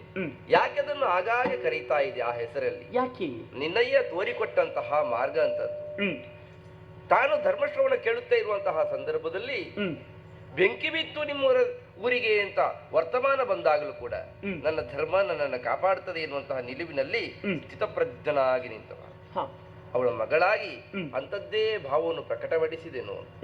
ಬೇರೇನೋ ತಿನ್ನಬೇಕು, ಭಕ್ಷ್ಯ ಭೋಜ್ಯಗಳನ್ನು ತಿನ್ನಬೇಕು, ಅಲ್ಲಿಗೆ ತಿರುಗಾಡಬೇಕು, ಅಲ್ಲಿ ಇರಬೇಕು, ಇಲ್ಲಿರಬೇಕು ಅಂತ ಹೇಳದೆ ಮುನಿಗಳಾಶ್ರಮವನ್ನು ನೋಡಬೇಕು, ಮಂತ್ರಶ್ರವಣವನ್ನು ಕೇಳಬೇಕು. ಸತಿಯ ಬಯಕೆಯನ್ನು, ಇಂತಹ ಬಯಕೆಯನ್ನು ಈಡೇರಿಸುವುದು ನನಗೆ ಅತ್ಯಂತ ಪ್ರೀತಿಯ ಕಜ್ಜ. ಆಗಲಿ, ಆದಷ್ಟು ಬೇಗ ಆ ಬಯಕೆಯನ್ನು ಈಡೇರಿಸುತ್ತೇನೆ. ನಿನ್ನ ಕೈ ಹಿಡಿದು ಲತಾ ಮಂಟಪದ ಹತ್ತಿರ ಬಂದಾಗಾಯಿತು. ಇನ್ನೂ ಒಂದು ಆಸೆ ಮೂಡುತ್ತಾ. ಏನು? ಈ ಲತಾ ಮಂಟಪದಲ್ಲಿ ನಿಮ್ಮ ಜಂಗೆಗೆ ನನ್ನ ಶಿರವನ್ನಿರಿಸಿ ಹಯಾಗಿ ನಿದ್ರಿಸಬೇಕೆನ್ನುವಂತಹ ಆ ಒಂದು ಆಸೆಯನ್ನು ನೆರವೇರಿಸಬಹುದು ಸ್ವಾಮಿ. ಸೀತಾ, ವನದಲ್ಲಿ ನಾವಿದ್ದಂತಹ ಹೊತ್ತು ಅನೇಕ ಬಾರಿ ನನ್ನ ತಲೆಗೆ ಆಸನವಾಗಿದ್ದದ್ದು ನಿನ್ನ ತೊಡೆ. ಸುಖನಿದ್ರೆಯನ್ನು ಕಂಡವನು ನಾನು. ಈ ಬಾರಿ ಅಂತಹದ್ದೊಂದು ಆಸೆ ನಿನಗೆ ಕಿಸಲಡೆಯಿತು ಅಂತಾದರೆ ಬೇಡ ಎಂತೇನೆ ನಾನು. ಬಾ, ಹೋಗುವ, ಆ ಕಡೆಗೆ ಹೋಗುವ, ಬಾ. ಮಂಟಪದೊಳಗೆ ತನ್ನಯ ಪತಿಯ ಮಡಿಲಲ್ಲಿರಿಸಿ ತಲೆಯನು, ಪತಿಯ ಮಡಿಲಲ್ಲಿರಿಸಿ ತಲೆಯನು ಸತಿಯು ನಿದ್ರಿಸಿ ನೋಡಿ, ಸತಿಯು ನಿದ್ರಿಸಿ ನೋಡಿ ರಘುವರ ನಿಂತು ಯೋಚಿಸಿದಾಗ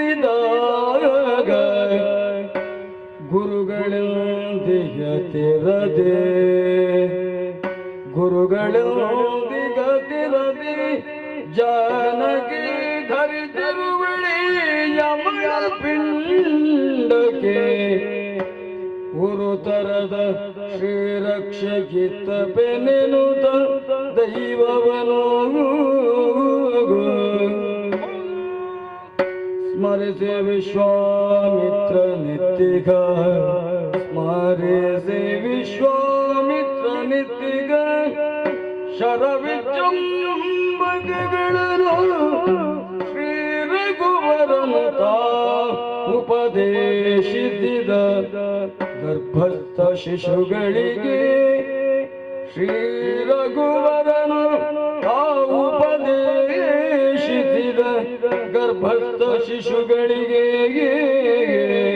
ಆಗ ಆಗ ಆಗ ಆಗ ಆಗ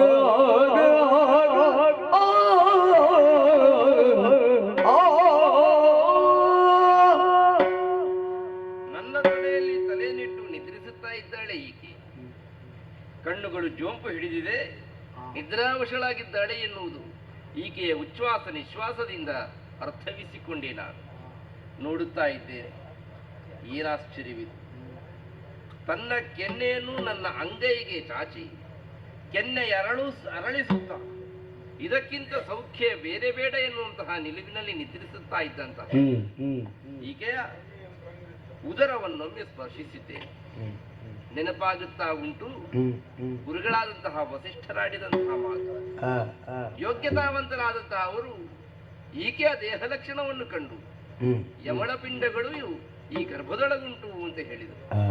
ಅವಳಿ ಮಕ್ಕಳು ಹುಟ್ಟುತ್ತಾರೆ ಎನ್ನುವಂತಹ ಅವರ ಭಾವದ ನಿಲುವೆ ಏನುಂಟು ಅದನ್ನು ಅರ್ಥೈಸಿಕೊಂಡು ನನಗಾಗಿ ತುಂಬಾ ದುಡಿದವಳಿ, ನನ್ನ ಮೇಲೆ ಅಮಿತವಾದಂತಹ ನಂಬಿಕೆಯನ್ನು ಹೊಂದಿದವಳಿ, ಅಪಾರವಾದಂತಹ ಪ್ರೀತಿಯನ್ನು ಕೊಟ್ಟವಳಿ, ಇವಳ ಭವಿತವ್ಯದ ಭಾಗ್ಯ ಬಗಳವಾಗಬೇಕು ಎನ್ನುವಂತಹ ನಿಲುವಿನಿಂದಲೇ ನನ್ನ ಮಕ್ಕಳ ಯೋಗಕ್ಷೇಮವನ್ನು ನೋಡಿಕೊಳ್ಳುವಂತಹ ಹೊಣೆಗಾರಿಕೆ ನನಗಿದ್ದದ್ದರಿಂದಲೇ ವಿಶ್ವಾಮಿತ್ರರಿಂದ ಅನುಗ್ರಹೀತವಾದಂತಹ ವಿಜೃಂಭಕಾಸ್ತ್ರಗಳ ಉಪದೇಶವನ್ನು ಆ ಮಕ್ಕಳಿಗೆ ಮಾಡಿದ್ದೇನೆ. ಆಹಾ ಆಹಾ, ನೋಡಬಾರದೆ, ಮಂತ್ರಕ್ಕೆ ಅಧೀನವಾದಂತಹ ದೇವತೆಗಳು ಜ್ಯೋತಿ ರೂಪದಲ್ಲಿ ಬಂದು ಗರ್ಭಕ್ಕೆ ಬಲವೊಂದು ಒಳಪ್ರವೇಶಿಸಿದವು ಎನ್ನುವಲ್ಲಿಗೆ ಮಂತ್ರದ ಸಾಕಾರವಾಯಿತು ಎನ್ನುವುದು ಸ್ಪಷ್ಟ.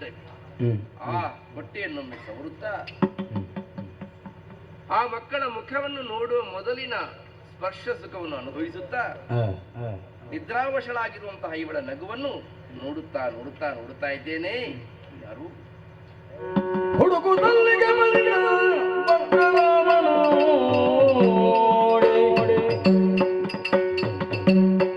ಹುಡುಕುದಲ್ಲಿಗೆ ಬಂದ ಭದ್ರರಾಮನ ನೋಡಿ ಕೊಡವಿ ಬದಿಗೆ ಅಂಗಿಗಳಿಗೆ ರಗಿ ಕಡದು ಗುಣದಿಂದಿರಲು ನಸುನಾಥನ ನುಡಿದಿದನು ಶರಣ ವತ್ಸಲನು.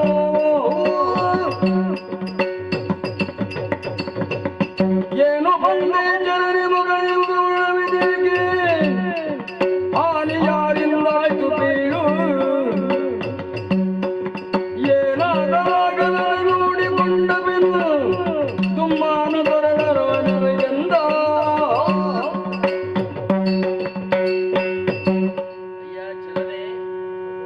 ನದಶಿರಸ್ಕನಾಗಿದ್ದೆ, ಕೈಕಾಲುಗಳು ನಡುಗುತ್ತಾ ಇದೆ, ಕಣ್ಣುಗಳಲ್ಲಿ ಭೀತಿ ಆವರಿಸುತ್ತಾ ಇದೆ, ತುಟಿ ತೊದಲುತ್ತಾ ಇದೆ. ಯಾರಿಂದ ಬಂದಂತಹ ಭಯ? ಏನಾದರೂ ನಾನು ನೋಡಿಕೊಳ್ಳುತ್ತೇನೆ, ವಿಸ್ತರಿಸಯ್ಯ ಬಂದಂತಹ ಕಾರ್ಯ. ರಜಕನೋರ್ವನು ನಿನ್ನ ಕೀಳಿ ನುಡಿಗಳಲ್ಲಿ ನಿಲ್ಲಿಸಿದ ರಜಕನೋರ್ವನು ನಿನ್ನ ಕೀಳು ನುಡಿಗಳಲ್ಲಿ ನಿಲ್ಲಿಸಿದ ಕೂಳನೆಯ ಮೇಳದೊಳಗಿರ್ಪನ ಭೂಲೋಲ ಮರುಳನೆಂದೊರೆದ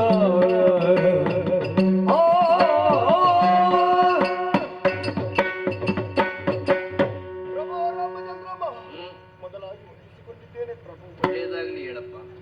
ನಿಮ್ಮ ಆಜ್ಞೆಯಂತೆ ಲೋಕವನ್ನು ಸಂಚರಿಸುವುದಕ್ಕೆ ನಾನು ಹೋದವ. ನಿಮ್ಮ ಆಡಳಿತ ಬಗ್ಗೆ ಏನು ಎಂಬುದಾಗಿ ತಿಳಿಯಬೇಕು ಎಂಬುದಾಗಿ ಎಲ್ಲೆಲ್ಲೂ ನೋಡಿದರೂ ಶ್ರೀರಾಮ ಜಯರಾಮ ಎಂಬ ನಾಮ ಬಿಟ್ಟು ಯಾವುದೂ ಇಲ್ಲ ಪ್ರಭು. ಸರಿ, ಎಲ್ಲರೂ ಕೊಂಡಾಡುತ್ತಾ ಇದ್ದಾರೆ. ಸರಿ, ಹಾಗೆ ಬರುವೊತ್ತಿಗೆ ರೋದನ ಎಂಬ ಒಂದು ಅಗಸನ ಮನೆಯ ಹತ್ತಿರದಲ್ಲಿ ಬರುವಾಗ ಗಂಡ ಹೆಂಡಿಯರ ಇಬ್ಬರ ಜಗಳವಾಗುತ್ತಾ ಇತ್ತು. ಅಗಸನ ಮನೆಗೆ ಬಂದೆ ನೀನು, ಅಲ್ಲಿ ಮಡಿ ಮಾಡುವವರು ಇದ್ದಾರೆ ಅಂತ ಆಯ್ತು. ಆ ಜಗಳವನ್ನು ಸ್ವಲ್ಪ ಕಿವಿಟ್ಟು ಕೇಳೋಣ ಎಂಬುದಾಗಿ ಸ್ವಲ್ಪ ಕೇಳಿದೆ ಪ್ರಭು. ಏನಾಯಿತು?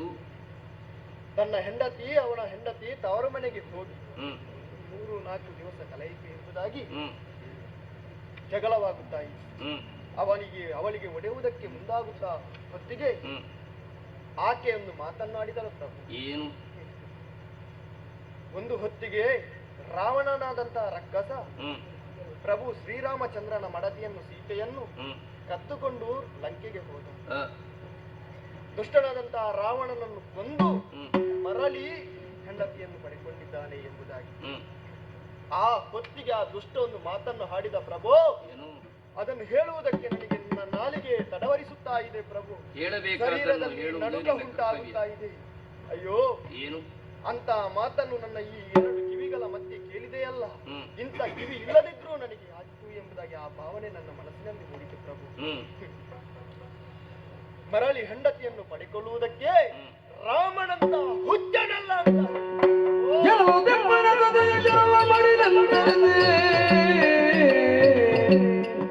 ಜನಪನೆದ್ದಾಚರಣ ಕರೆದು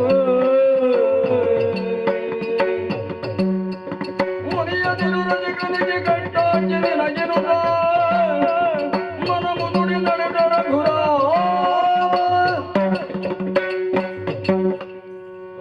ಪ್ರಭು, ನೀನಾಡಿದಂತಹ ಅಷ್ಟು ವಿಚಾರಗಳನ್ನು ಕೇಳಿದೆ.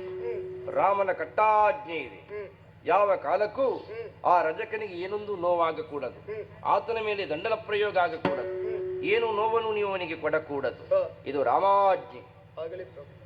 ಆದರೆ ಏನು ಇದಕ್ಕೆ ದೊಡ್ಡ ವಿಷಯ ನೀವೇ ಮಾಡ್ತೀರಾ ಪ್ರಭು. ಒಂದು ಯಾಗಕ್ಕೆ ದ್ರವ್ಯವನ್ನು ನಾವು ಸಮರ್ಪಿಸುತ್ತೇವೆ. ಸರಿ.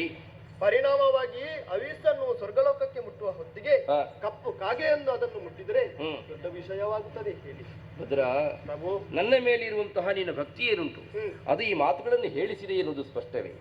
ಯಾಗ ಮೂಲಕ ಕೊಡಲ್ಪಡುವಂತಹ ಹವಿಸ್ಸೇರುಂಟು ಅದನ್ನು ವಾಯಸ ಅರ್ಥಾತ್ ಕಾಗೆ ಮುಟ್ಟಿದೆ ಅಂತ ಆದರೆ ತನ್ಮೂಲಕವಾಗಿ ಕಳವಳಗೊಳ್ಳುವಂತಹ ಅಗತ್ಯವಿಲ್ಲ.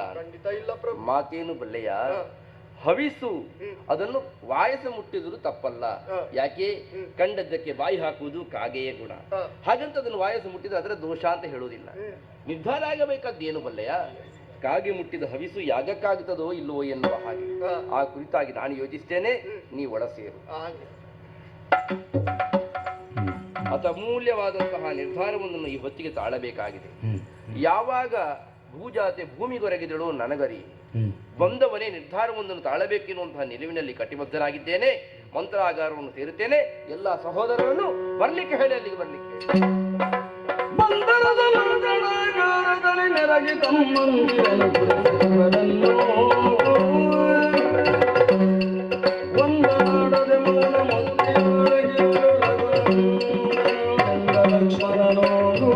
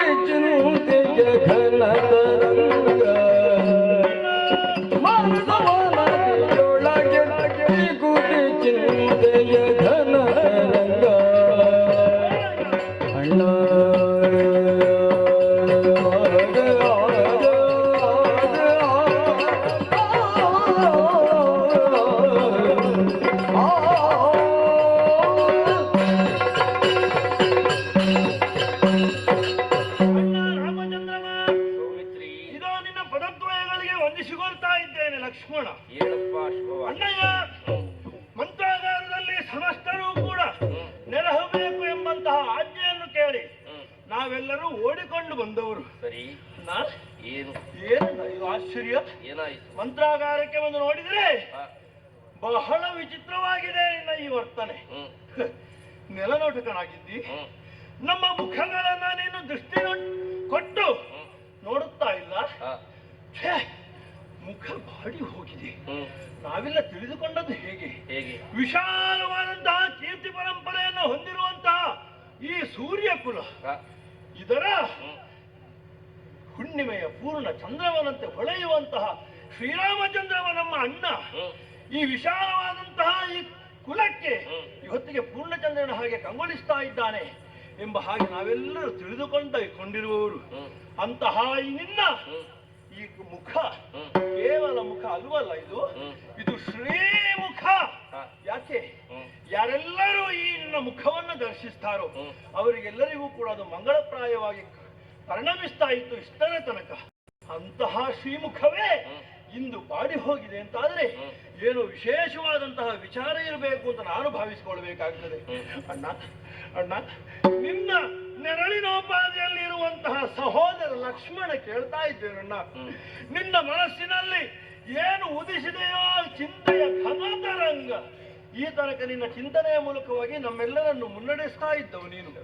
ಇಂದು ನಿನ್ನ ಮುಖದಲ್ಲೇ ಚಿಂತೆ ಆವರಿಸಿದೆ ಅಂತಾದ್ರೆ ಅಣ್ಣ ಹೇಳಣ್ಣ, ನಾನಿದ್ದೇನೆ ಪರಿಹರಿಸಿಕೊಡ್ಲಿ. ಮನುಕುಲೇಶ್ವರ ನಡತೆ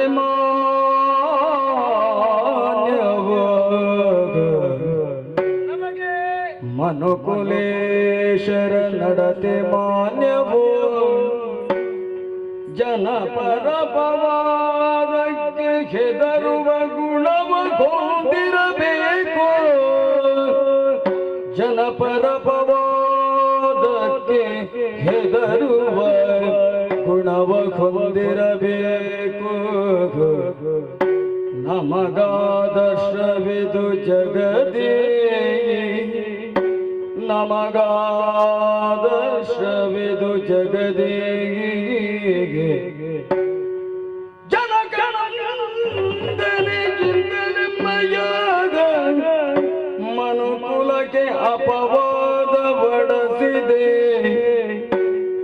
ಜನಕನಂದನೆಯಿಂದಲೆಮ್ಮಯ ಮನುಕುಲಕ್ಕೆ ಅಪವಾದ ಬಡಸಿದೆ.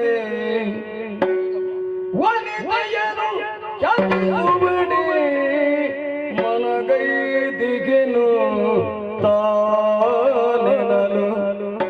ವನಿತೆಯನು ತ್ಯಜಿಸುವಡೆ ಮನಗೈದಿಗೆನು ತಾನೆನಲು.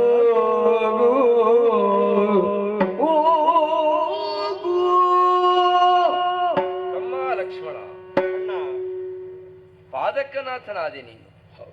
ಬಗೆ ಬಗೆಯಾಗಿ ಕೇಳಿಕೊಳ್ಳುತ್ತಾ ಇದ್ದೆ. ಪಾದಕನಾಥನಾದೆ ಎನ್ನುವಲ್ಲಿಗೆ ನೀನು ಒಪ್ಪಿಕೊಂಡು ಬಂದದ್ದು ಯಾವುದು? ಹಿರಿಯರಿಗೆ ಗೌರವವನ್ನು ಕೊಡಬೇಕು ಎನ್ನುವಂತಹ ನಮ್ಮ ಹಿರಿಯರು ಆಶ್ರಯಿಸಿಕೊಂಡು ಬಂದಂತಹ ಧರ್ಮ ಸಂಸ್ಕಾರ ತಾನೆ. ಮನುಕುಲದ ಧರ್ಮವೇನುಂಟು ಅದನ್ನು ಅಪ್ಪಿಕೊಳ್ಳುವಲ್ಲಿ ಇದು ತನಕ ನಾವು ಹಿಂದೆ ಬಿದ್ದವರಲ್ಲ. ನಮ್ಮ ವಂಶದ ಮೂಲ ಪುರುಷರನ್ನೊಮ್ಮೆ ಯೋಚನೆ ಮಾಡಿ ನೋಡಿ. ಭಗವಾನ್ ಸೂರ್ಯದೇವ, ಅಂತಹ ಸೂರ್ಯದೇವನಿಗೆ ಒಂದು ಅಸ್ತಂಗತ ಅಂತ ಇದೆ, ಒಂದು ಮುಳುಗುವಿಕೆ ಅಂತ ಇದೆ. ಅದು ನಾಳಿನ ಉದಯಕ್ಕೆ ಕಾರಣವಾಗುತ್ತದಲ್ಲ. ನಾಳಿನ ಉದಯದ ನಿರೀಕ್ಷೆಯಲ್ಲಿ ಇರಬೇಕು ಅಂತಾದ್ರೆ ತಮ್ಮ, ಇಂದು ಒಂದು ವಿಷಯಗಳು ಅಸ್ತಂಗತವಾಗಲೇಬೇಕು. ಅದಕ್ಕಾಗಿಯೇ ನಿಮ್ಮನ್ನು ಕರೆದವನಿದ್ದೇನೆ. ಅಂದರೆ?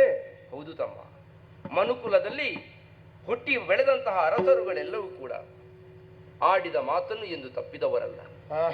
ಸತ್ಯಕ್ಕಾಗಿ ಹೆಂಡತಿಯನ್ನು ಮಾರಿದವರಿದ್ದಾರೆ, ಸತ್ಯಕ್ಕಾಗಿ ಹೆಂಡತಿಯ ತಲೆ ಕಡೆದವರು ಇದ್ದಾರೆ, ತಲೆ ಕಡಿಯುವುದಕ್ಕೆ ಮುಂದಾದವರಿದ್ದಾರೆ, ಸತ್ಯಕ್ಕಾಗಿ ಮಕ್ಕಳನ್ನು ಬಿಟ್ಟವರಿದ್ದಾರೆ, ಸತ್ಯಕ್ಕಾಗಿ ಮಕ್ಕಳನ್ನು ದಾನ ಮಾಡುವುದಕ್ಕೆ ಸಿದ್ಧವರಿದ್ದಾರೆ, ಸತ್ಯಕ್ಕಾಗಿ ದೇಹದ ಮಾಂಸಗಳನ್ನು ಕೂಡ ಕೊಡುವುದಕ್ಕೆ ಸಿದ್ಧರಾದವರಿದ್ದಾರೆ.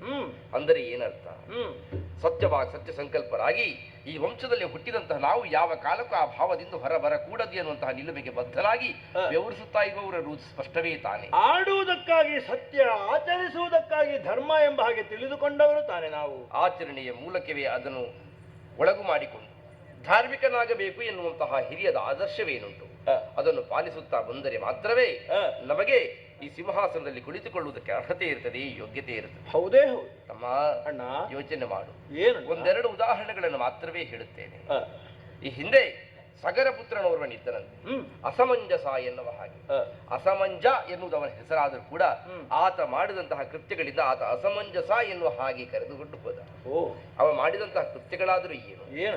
ಇನ್ನು ಹುಟ್ಟಿ ಕಣ್ತರೆಯಬೇಕಾದಂತಹ ಮಕ್ಕಳನ್ನು ತೆಗೆದುಕೊಂಡು ಹೋಗಿ ನದಿಗೆ ಎಸೆಯುತ್ತಾ ಇದ್ದಾನಂತೆ. ಮುಳುಗುತ್ತಿದ್ದಂತಹ ಮಕ್ಕಳ ಮೂಗ ಹೊಳ್ಳೆಗಳಿಂದ ನೀರು ತುಂಬಿ ಗುಳ್ಳೆಗಳು ಹೊರಬರುವಂತಹ ಹೊತ್ತು ಅದರಿಂದ ವಿಕೃತ ಆನಂದವನ್ನು ಅನುಭವಿಸಿ ಗಹಗಹಿಸಿ ನಗುತ್ತಾ ಇದ್ದಂತೆ. ಇದನ್ನು ಕಂಡಂತಹ ಸಗರ ಮಾಡಿದ್ದೇನು ಎನ್ನುವುದನ್ನು ಯೋಚನೆ ಮಾಡು. ಇವ ನನ್ನ ಮಗ, ನನ್ನಿಂದ ಹುಟ್ಟಿದವ, ನಾಳೆ ನನಗೆ ಉತ್ತರಾಧಿಕಾರಿ ಆಗಬೇಕಾದವ, ಇದರ ಬಗ್ಗೆ ಯೋಚಿಸಲೇ ಇಲ್ಲ. ನನ್ನ ಮಗನಾದರೂ ಕೂಡ ಲೋಕ ಕಟ್ಟಕವಾಗ್ತಾನೆ, ಅವನ ಮೂಲಕವಾಗಿ ಲೋಕಕ್ಕೆ ತೊಂದರೆ ಆಗುತ್ತದೆ ಎನ್ನುವಂತಹ ನಿಲುಮೆಯನ್ನು ಹೊಂದಿದಂತ ಆತ ಮಗನನ್ನಾದರೂ ಕೂಡ ಬಿಟ್ಟೇ ಬಿಟ್ಟ. ಅಂದರೆ ಏನು? ಜನರ ಉನ್ನತಿಗಾಗಿ, ಪ್ರಜೆಗಳ ಯೋಗಕ್ಷೇಮಕ್ಕಾಗಿ, ಪ್ರಜೆಗಳ ಕ್ಷೇಮಾಭಿವೃದ್ಧಿಯಕ್ಕಾಗಿ ತನ್ನ ಸ್ವಂತ ಹಿತವನ್ನು ಕೂಡ ಆತ ಲಕ್ಷಿಸಲಿಲ್ಲ ಅಂತ ತ್ಯಾಗ. ನಿಜವಾಗಿಯೂ ನರೇಂದ್ರನ ಯೋಗ್ಯತೆ ಅಂತದ್ದು. ನರರಲ್ಲಿ ಇಂದ್ರನಾಗಬೇಕು, ಶ್ರೇಷ್ಠನಾಗಬೇಕು ಅಂತಾದ್ರೆ ಆತ ಮಾಡಬೇಕಾದ್ದೇನು? ತನ್ನ ಸ್ವಂತ ಹಿತವನ್ನು ಕೂಡ ಲೆಕ್ಕಿಸದೆ ಪ್ರಜೆಗಳ ಯೋಗಕ್ಷೇಮಕ್ಕಾಗಿ ದುಡಿದವ. ನರೇಂದ್ರರು ಉಸಿರಾಡಿದಂತಹ ವಂಶ ನಮ್ಮದು ತಮ್ಮ, ವಂಶ ನಮ್ಮದು. ಹೌದು. ಕೇವಲ ಅವ ಮಾತ್ರ ಅಲ್ಲ, ಹುಟ್ಟಿದಂತಹ ಮಗ ಕೆಟ್ಟವನಾಗುತ್ತಾನೆ, ಧೂರ್ತನಾಗುತ್ತಾನೆ ಎನ್ನುವುದನ್ನು ತಿಳಿದಂತಹ ನಮ್ಮ ವಂಶದ ಮೂಲಪುರುಷ ಇಕ್ಷ್ವಾಕು ಮಾಡಿದ್ದೇನು? ಮಗನನ್ನು ಅಡವಿಗಟ್ಟಿದ.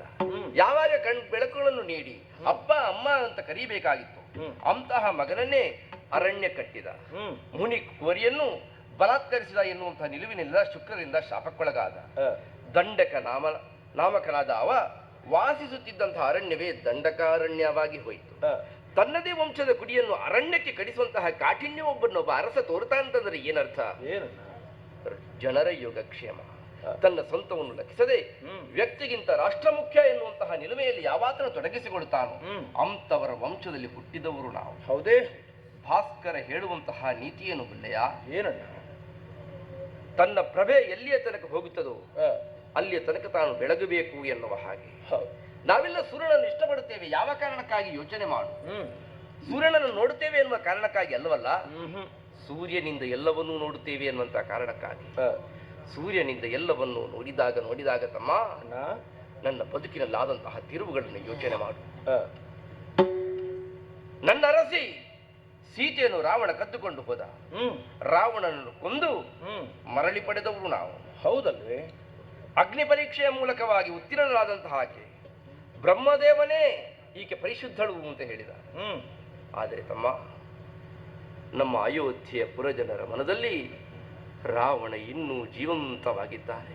ಅಂದರೆ ಸೀತೆ ರಾಮನ ಹೆಂಡತಿಯಾಗಿಲ್ಲ, ಮತ್ತೆ ರಾವಣಾಂಕ ಪರಿಭಕ್ತಿಯಾಗಿ ಇದ್ದಾಳೆ. ರಾವಣನ ಕದ್ದುಕೊಂಡು ಹೋದಂತಹ ಸೀತೆ ಎಂದಿದ್ದಾಳೆ. ತಮ್ಮ ಅಣ್ಣ, ರಾವಣನಿಗೆ ಜಾಗ ಇರುವಂತಹ ಪ್ರಜಾ ಸಮೂಹದಲ್ಲಿ ರಾಮರಾಜ್ಯವಿರುವುದಿಲ್ಲ. ಮತ್ತೆ ರಾಮರಾಜ್ಯದಲ್ಲಿ ರಾವಣ ಇರಕೂಡದು. ರಾವಣ ಇರುವುದಕ್ಕೆ ಕಾರಣರಾದವಳು ನನ್ನರಸಿ ಸೀತೆ. ಆದ್ದರಿಂದಲೇ ಯಾವಾಗ ಅಪವಾದವೊಂದನ್ನು ರಾಮನನ್ನು ಅಂಟಿಕೊಂಡು ಬಂತು, ಅದರಿಂದ ವಿಮುಕ್ತವಾಗುವುದರೊಂದಿಗೆ ಜನಗಳ ಅಭ್ಯುದಯವನ್ನು ಬಯಸುವವನು ನಾನು. ಅದಕ್ಕಾಗಿ ಯಾರ ಮೂಲಕವಾಗಿ ನನಗೆ ಅಪವಾದ ಬಂತು, ಯಾರ ಮೂಲಕವಾಗಿ ಅಯೋಧ್ಯೆಯಲ್ಲಿ ರಾವಣ ಇನ್ನೂ ಜೀವಂತವಾಗಿದ್ದಾನೋ, ಯಾರ ಮೂಲಕವಾಗಿ ರಾವಣನ ಹೆಸರು ಇನ್ನೂ ಅಯೋಧ್ಯೆಯಲ್ಲಿ ಉಸಿರಾಡುತ್ತಾ ಇದೆ, ಇಂದು ಒಬ್ಬನ ಮನೆಯಲ್ಲಿ ಅನುರಣಗೊಳ್ಳುತ್ತಿರುವಂತಹ ರಾವಣನ ಹೆಸರು ಮುಂದೆ ಅಯೋಧ್ಯೆ ಮನೆಯಲ್ಲಿ ಅನುರಣಗೊಳ್ಳುತ್ತದೆ ಎನ್ನುವಂತಹ ನಂಬಿಕೆಯಿಂದಲೇ ಯಾರದಕ್ಕೆ ಕಾರಣೀಕರ್ತರಾಗಿದ್ದಾರೋ ಅಂತಹ ಸೀತೆಯನ್ನು ಬಿಟ್ಟು ಬಿಡುವುದಕ್ಕೆ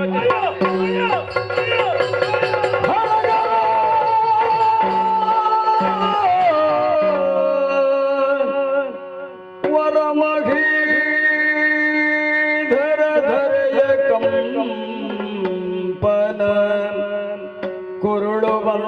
ಬಂದನೊಳಗ ಲಕ್ಷ್ಮಣ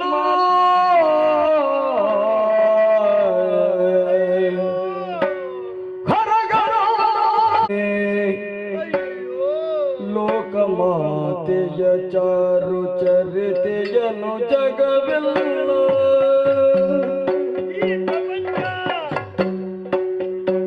ಲೋಕಮಾತೆಯ ಚಾರು ಚರಿತೆಯನು ಜಗವೆಲ್ಲ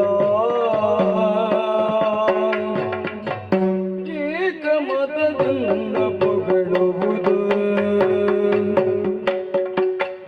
ಏಕಮತದಿಂದ ಪೊಗಳುವುದು ನಾಗವಾಸಿಗಳು ಜಗ ಕಂಡಿಗರು ನಾಗವಾಸಿಗಳು ಜಗ ಕಂಡಿಗರು ಪಾವಕನಾಗಿ ಪುಟ್ಟೆತ್ತ ಬಂದಿಗುದ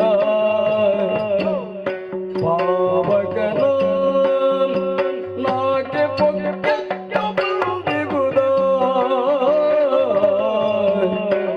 ಹರ ಹರ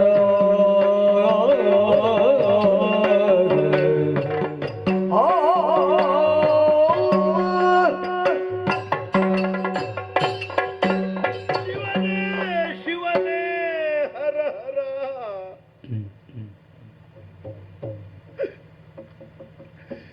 ಎಂತಹ ಮಾತುಗಳನ್ನು ಕೇಳ್ತಾ ಇದ್ದಾನೆ ಲಕ್ಷ್ಮಣ ಈ ಹೊತ್ತಿಗೆ. ಈ ಭೂಮಿ ತಾಯಿ ಬಾಯಿ ತೆಗೆದು ನನ್ನನ್ನು ನುಂಗಬಾರದಿತ್ತೆ. ಅಲ್ಲ ಆಕಾಶವೇ ಒಡೆದು ನನ್ನ ತಲೆಯ ಮೇಲೆ ಕಳಚಿ ಬೀಳಬಾರದಿತ್ತೆ. ಅಲ್ಲದೆ ಹೋದ್ರೆ ಇಂತಹ ಕಠೋರ ನುಡಿಗಳನ್ನು ಕೇಳುವುದಕ್ಕೆ ನಾನು ಜೀವಂತವಾಗಿ ಇಷ್ಟುದ ತನಕ ಬದುಕಬೇಕಿತ್ತೆ. ಶಿವನೇ ಶಿವನೇ, ನಾವೆಲ್ಲ ಯಾರನ್ನು ಲೋಕಮಾತೆ ನಮ್ಮ ತಾಯಿ ಎಂಬ ಹಾಗೆ ನಂಬಿಕೊಂಡು ಬಂದಿದ್ದೆವೋ ಅಂತಹ ಸೀತಾಮಾತೆಯ ಕುರಿತಾಗಿ ಈ ರೀತಿಯಾದಂತಹ ಋಣಾತ್ಮಕವಾದಂತಹ ಮಾತುಗಳೇ. ಲೋಕಮಾತೆಯ ಚಾರು ಚರಿತವನ್ನು ಈ ಪ್ರಪಂಚದಲ್ಲಿ ಅರಿಯದೇ ಇರುವವರು ಯಾರು? ಯಾರಲ್ಲಿ ಕೇಳಿದರೂ ಕೂಡ ಪ್ರತಿಯೊಬ್ಬರು ಹೇಳುವಂತಹದ್ದು ಒಂದೇ ಅಭಿಪ್ರಾಯ. ಏಕಮತದಿಂದಲೇ ಹೊಗಳುತ್ತಾ ಇರುವವರು ನಮ್ಮಮ್ಮ ಸೀತಾಮಾತೆಯನ್ನು. ನಮ್ಮ ಅಯೋಧ್ಯೆಯಲ್ಲಿ ಯಾರಲ್ಲಿ ಬೇಕಾದರೂ ಕೇಳಿ, ಯಾರ ಹಾಗೆ ಬದುಕಬೇಕು? ಸೀತಾಮಾತೆಯ ಹಾಗೆ ಚಾರಿತ್ರ್ಯವಂತೆಯಾಗಬೇಕು, ಘನತೆವಂತಹ ರೀತಿಯಲ್ಲಿ ಬದುಕಬೇಕು ಎನ್ನುವಂತಹ ಮಾದರಿಯಾದಂತಹ ಜೀವನವನ್ನ ನಡೆಸಿಕೊಂಡು ಬಂದಂತಹ ನಮ್ಮಮ್ಮ ಸೀತಾಮಾತೆಗೆ ಈ ರೀತಿಯಾದಂತಹ ಅಪವಾದದ ಮಾತುಗಳು. ಶಿವನೇ, ನಾನು ಕಣ್ಣಾರೆ ಕಂಡವನಲ್ವೇ ಆ ಲಂಕೆಯ ನೆಲದಲ್ಲಿ ರಾವಣನನ್ನು ಮರ್ದಿಸಿ ಇನ್ನೇನು ಸೀತೆಯನ್ನು ಮರಳಿ ಹೊಂದಬೇಕು ಎನ್ನುವಂತಹ ಕಾಲಕ್ಕೆ ಇದೇ ನಮ್ಮ ಅಣ್ಣ ಆಡಿದಂತಹ ಮಾತು. ಸೀತೆ ಪರರ ಕೈಯಲ್ಲಿ ಇದ್ದವಳು, ಅವಳು ಅಶುದ್ಧವಾಗಿದ್ದಾಳೆ, ಅವಳನ್ನು ನಾನು ಪರಿಗ್ರಹಿಸಲಾರೆ ಎನ್ನುವಂತಹ ಮಾತನ್ನು ಹೇಳಿದವಾಗ ಸಾಕ್ಷಾತ್ ಮುಕ್ಕೋಟಿ ದೇವತೆಗಳೇ ಧರೆಗಿಳಿದು ಬಂದು, ಅಲ್ಲ ನಮ್ಮಯ್ಯ ದಶರಥ ಚಕ್ರವರ್ತಿ ಆಗಸ ಮಾರ್ಗದಲ್ಲಿ ಬಂದು, ರಾಮ ನನ್ನ ಸೊಸೆಯಾದಂತಹ ಸೀತೆ ಪರಿಶುದ್ಧಳಿದ್ದಾಳೆ, ಆಕೆಯನ್ನ ಪರಿಗ್ರಹಿಸು ಮಗನೇ ಎಂಬ ಹಾಗೆ ಹೇಳಿದಂತಹ ಮಾತು ಈಗಲೂ ಹಚ್ಚ ಹಸಿರಾಗಿ ನನ್ನ ಮನದಲ್ಲಿ ಕೇಳಿ ಬರುತ್ತಾ ಇದೆ. ಹೆಚ್ಚೇಕೆ ಇಲ್ಲ, ಅಗ್ನಿ ಪ್ರವೇಶವನ್ನು ಮಾಡಿಯೇ ತೀರಬೇಕು ಎಂಬ ಹಾಗೆ ಹೇಳಿದವಾಗ ಅಗ್ನಿದೇವನಲ್ಲಿ ಅಥವಾ ಅಗ್ನಿದೇವನೇ ಆಕೆಯನ್ನು ಅತ್ಯಂತ ಸುರಕ್ಷಿತವಾಗಿ ಮರಳಿ ಹಿಂದಿರುಗಿಸಿದನಲ್ವೇ? ಹಾಗಿದ್ರೆ ಇಂತಹ ದೇವತೆಗಳೇ ನಮ್ಮ ಅಮ್ಮನ ಚಾರುಚರಿತದ ಬಗ್ಗೆ ಸಾಕ್ಷಿಯಾಗಿರುವಾಗ ಏನು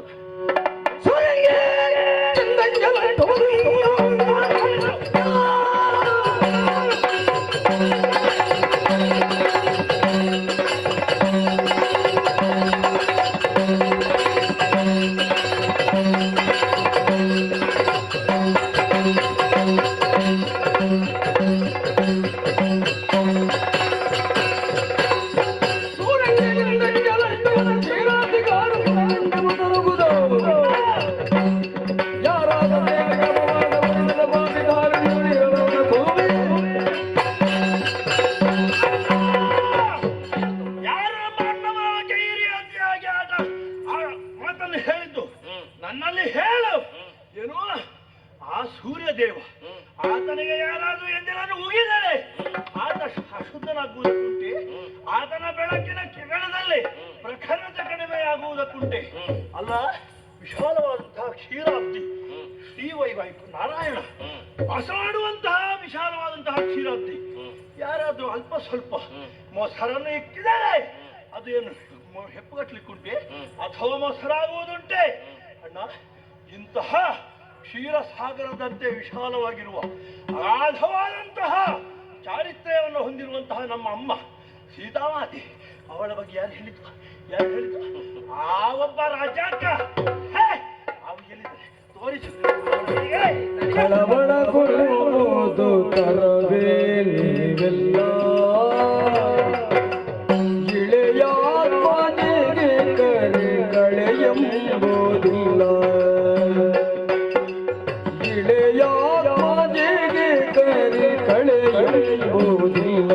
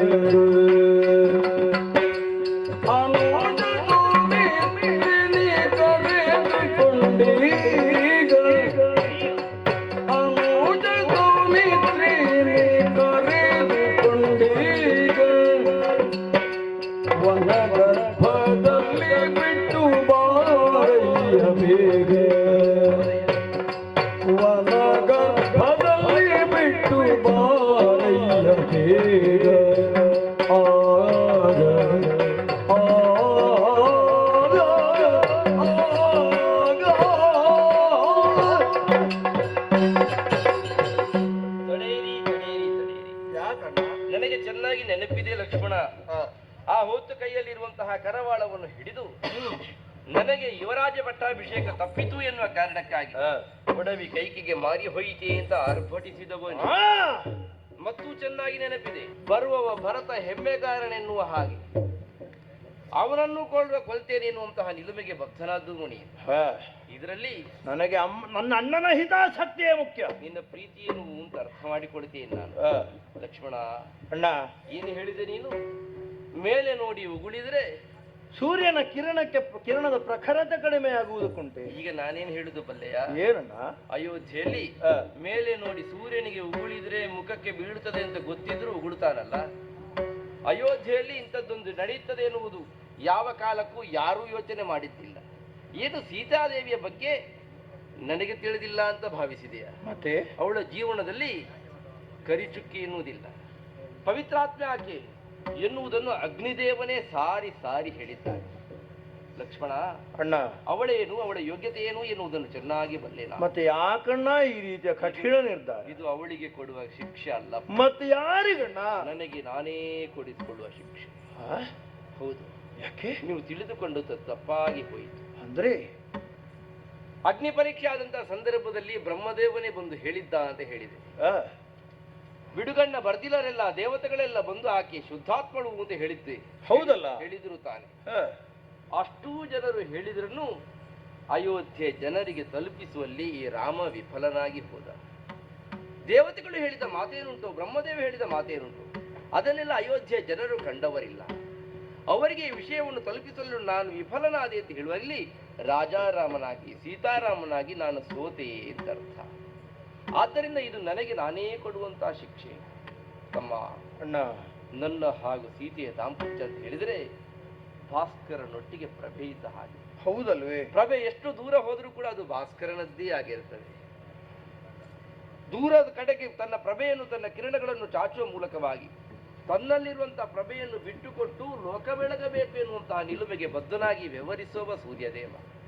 ಈ ಹೊತ್ತಿಗೆ ಲೋಕದ ಅಪವಾದಕ್ಕೆ ಅಂಜಿ ನನ್ನಲ್ಲಿರುವಂತಹ ಕಿರಣಗಳನ್ನು ದೂರ ದೂರ ದೂರ ಇಡಬೇಕಾಗಿದೆ. ಆ ನಿಟ್ಟಿನಲ್ಲಿ ಹಿರಿಯರು ಹಾಕಿಕೊಟ್ಟಂತಹ ಹೆಜ್ಜೆಯನ್ನು ನಾವು ಪಾಲಿಸಲೇಬೇಕಾಗಿದೆ. ಆಕೆ ಯಾವ ಕಾಲಕ್ಕೂ ಕೂಡ ಪರಿಶುದ್ಧಳು ಎನ್ನುವುದನ್ನು ಅರ್ಥೈಸಿಕೊಂಡೆ ನನ್ನ ಮನದಿಂಗಿತವನ್ನು ಅವಳು ಅರ್ಥ ಮಾಡಿಕೊಳ್ಳುತ್ತಾಳೆ ಎನ್ನುವುದನ್ನು ಚೆನ್ನಾಗಿ ಬಲ್ಲೆ ನಾನು.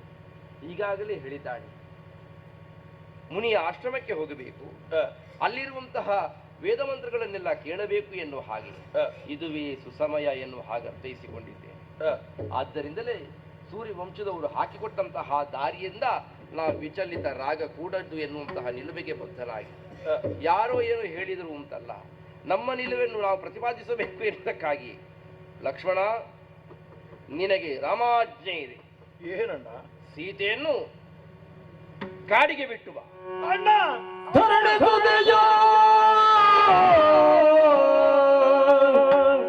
ತ್ಯಜಿಸಲ ಅರುಗಿ ರಾಘವನೆಂದು ನಡೆಯಲು ಮರುಗಿ ಬಿಸುದಲ್ಲಿ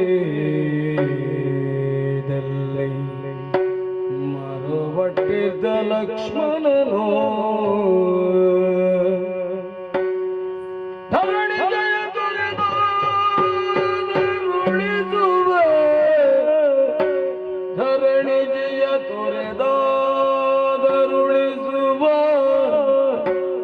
ತರಣಿ ಕುಲದಿ ಕೀರ್ತಿ ಸೌಧವ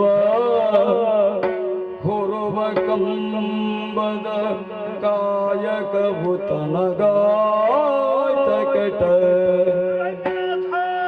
ಧರಣಿ ಜಯ ತೊರೆದಾದರುಳಿಸುವ ತರಣಿ ಕುಲದಿ ಕೀರ್ತಿ ಸೌಧವ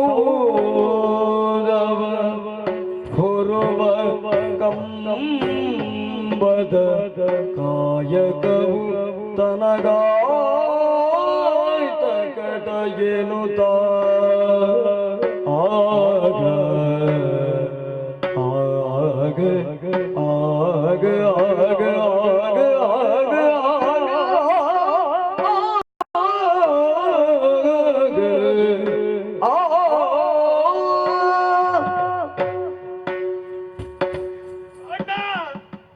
ಆಗ ಅಯ್ಯೋ, ನನಗೆ ಆಜ್ಞೆಯನ್ನು ಕೊಟ್ಟು ಅಣ್ಣ ನಡೆದೇ ಬಿಟ್ಟ.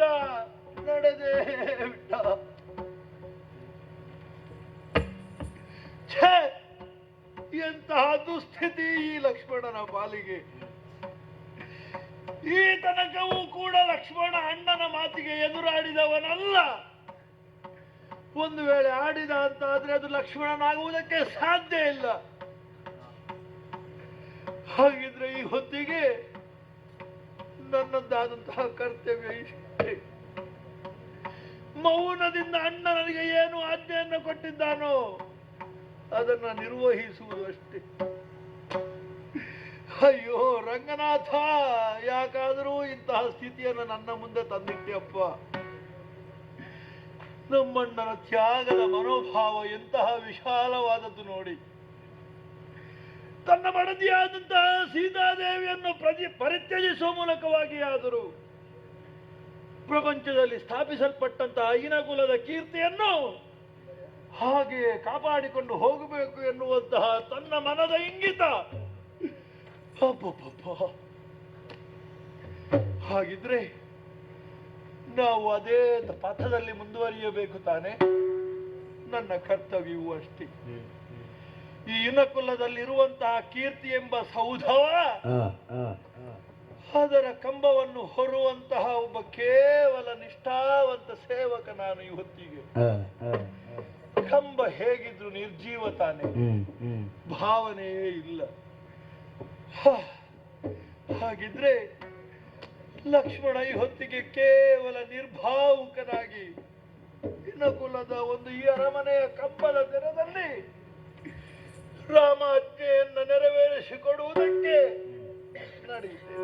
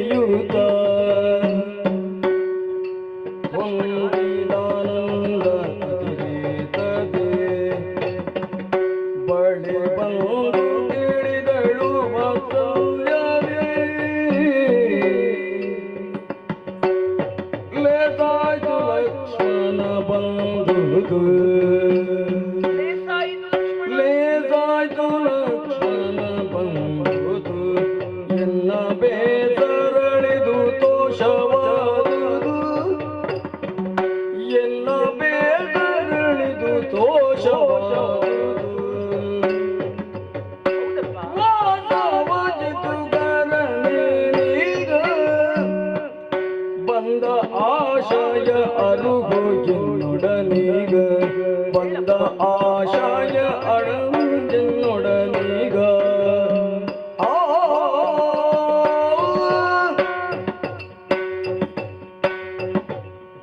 ಮೈದುನ ಲಕ್ಷ್ಮಣ ಅಮ್ಮ, ನಿನ್ನೆಯ ದಿವಸ ಬೇಸರವನ್ನು ಕಳೆಯುವುದಕ್ಕೆ ಬೇಕಾಗಿ ನನ್ನ ಮನಸ್ಸಿನಲ್ಲಿರುವಂತಹ ಬಯಕೆಲ್ಲವನ್ನು ಕೂಡ ನನ್ನ ಇನಿಯನಲ್ಲಿ ಹೇಳಿಕೊಂಡೆ. ಅವರ ಜಂಗೆಯಲ್ಲಿ ನನ್ನ ತಲೆಯನ್ನಿರಿಸಿ ಹಾಯಾಗಿ ನಿದ್ರಿಸಿದವಳು ನಾನು ಈ ಲತಾ ಮಂಟಪದಲ್ಲಿ. ಎಚ್ಚೆತ್ತು ನೋಡಿದಾಗ ನನ್ನ ಇನಿಯ ನನ್ನ ಬಳಿಯಲ್ಲಿ ಕಾಣಲಿಲ್ಲ. ಈಗ ನೋಡುತ್ತೇನೆ ನೀನು ನನ್ನ ಬಳಿಯಲ್ಲಿ ಇದ್ದೀಯ. ಸಂತೋಷವಾಯಿತು ಮಗನಿ. ಏನಪ್ಪ ಇದು? ಯಾವಾಗಲೂ ಒಂದು ಕರೆಯುವಾಗ 10 ಸಲ ಓಡೋಡಿ ಬರುವಂತಹ ನೀನು ದೂರದಲ್ಲಿಯೇ ನಿಂತಿದ್ದೀಯ. ಮುಖ ಬಾಡಿ ಹೋಗಿದೆ. ಇಲ್ಲಮ್ಮ, ಇಲ್ಲ ಇಲ್ಲ. ಮ್ಲಾನಿಯಾಗಿದ್ದೀಯ. ಯಾಕೆ ಬಂದೆ ಮಗನೇ? ಏನು ವಿಚಾರ? ನನ್ನಲ್ಲಿ ಹೇಳಬಾರದೆ ಕಂದ?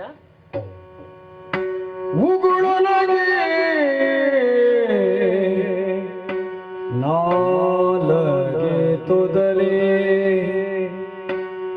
ಹುಸಿನಗೆಯ ಅವನಿಗೆಯೊಳಗೆ ದುಗುಡವ ಮುಗಿದು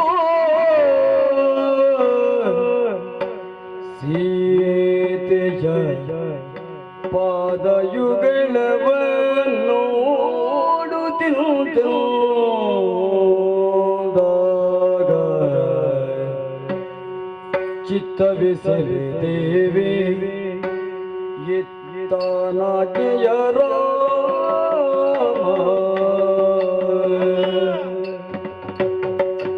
ಚಿತ್ತವಿಸಲಿ ದೇವಿ ಇತ್ತಾನಾಟಿಯ ರಾಮ ಅರ್ತಿಯುಳ್ಳಿ ಪೀಡಿದ ಅರ್ತಿಯುಳ್ಳಿ ಪೀಡಿದ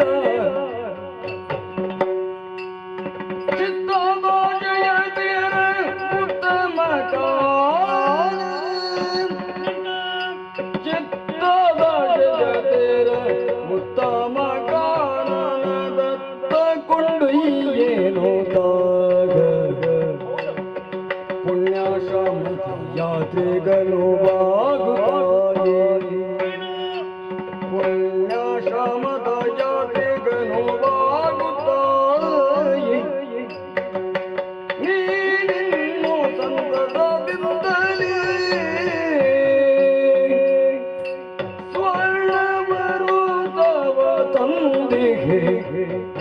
ಸ್ವರ್ಣವರು ತವ ತಂದಿಗೆ ಮೆಲ್ಲಡಿಯನ್ನು ನೀರಿಸೆನಲು ಮೆಲ್ಲಡಿಯನ್ನು ನೀರಿಸೆನಲು ಅಮ್ಮ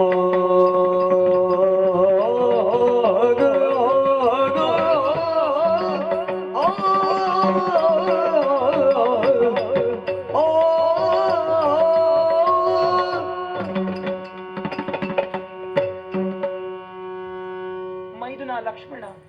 ಅಮ್ಮ ಅಮ್ಮ, ಏನಪ್ಪ ಇದು? ಮೊದಲ ಹಾಗೆ ನಿನ್ನ ಪಾದದ್ವಯಗಳಿಗೆ ವಂದಿಸಿಕೊಡ್ತಾ ಇದ್ದಾನಮ್ಮ. ಎದ್ದೇಳಪ್ಪ.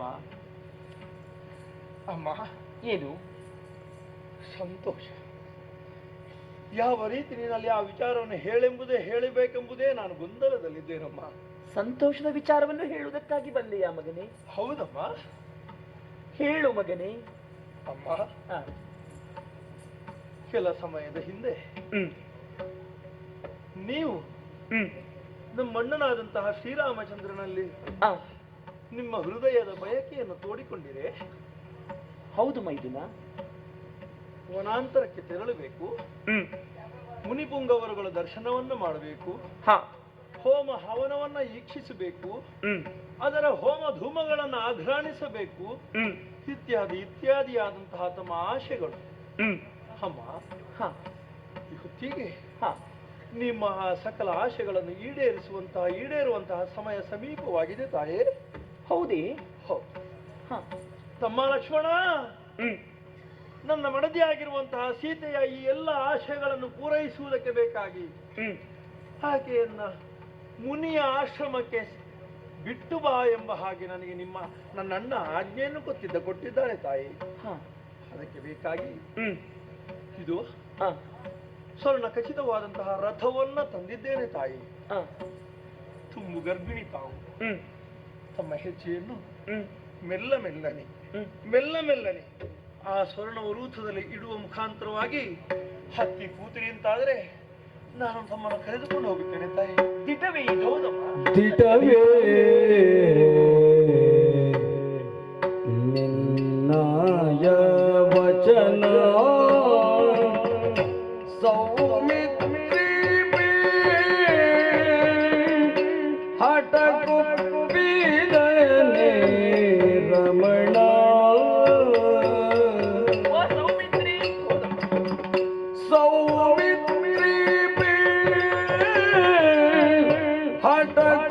ಹಠಕುಪ್ಪಿದನೆ ರಮಣ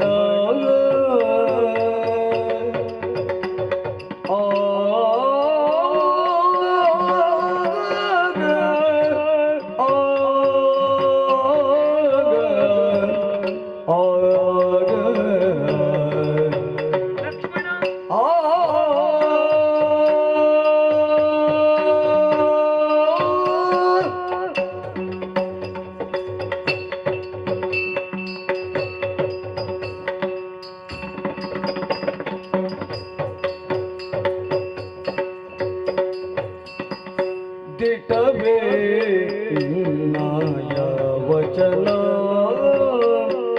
ಸೌಮಿತ್ರಿ ಹಠಕುಪ್ಪಿದನೆ ರಮಣ ಸೌಮಿತ್ರಿ ಹಠಕುಪ್ಪಿದನೆ ರಮಣ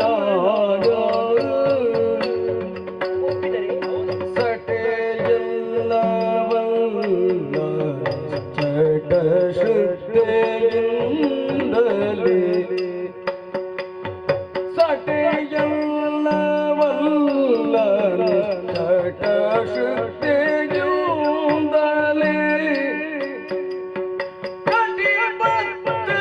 ಕಟಿಬದ್ಧನಾದೆಯ ಅಡವಿಗೆ ನಯ್ಯುವರೆ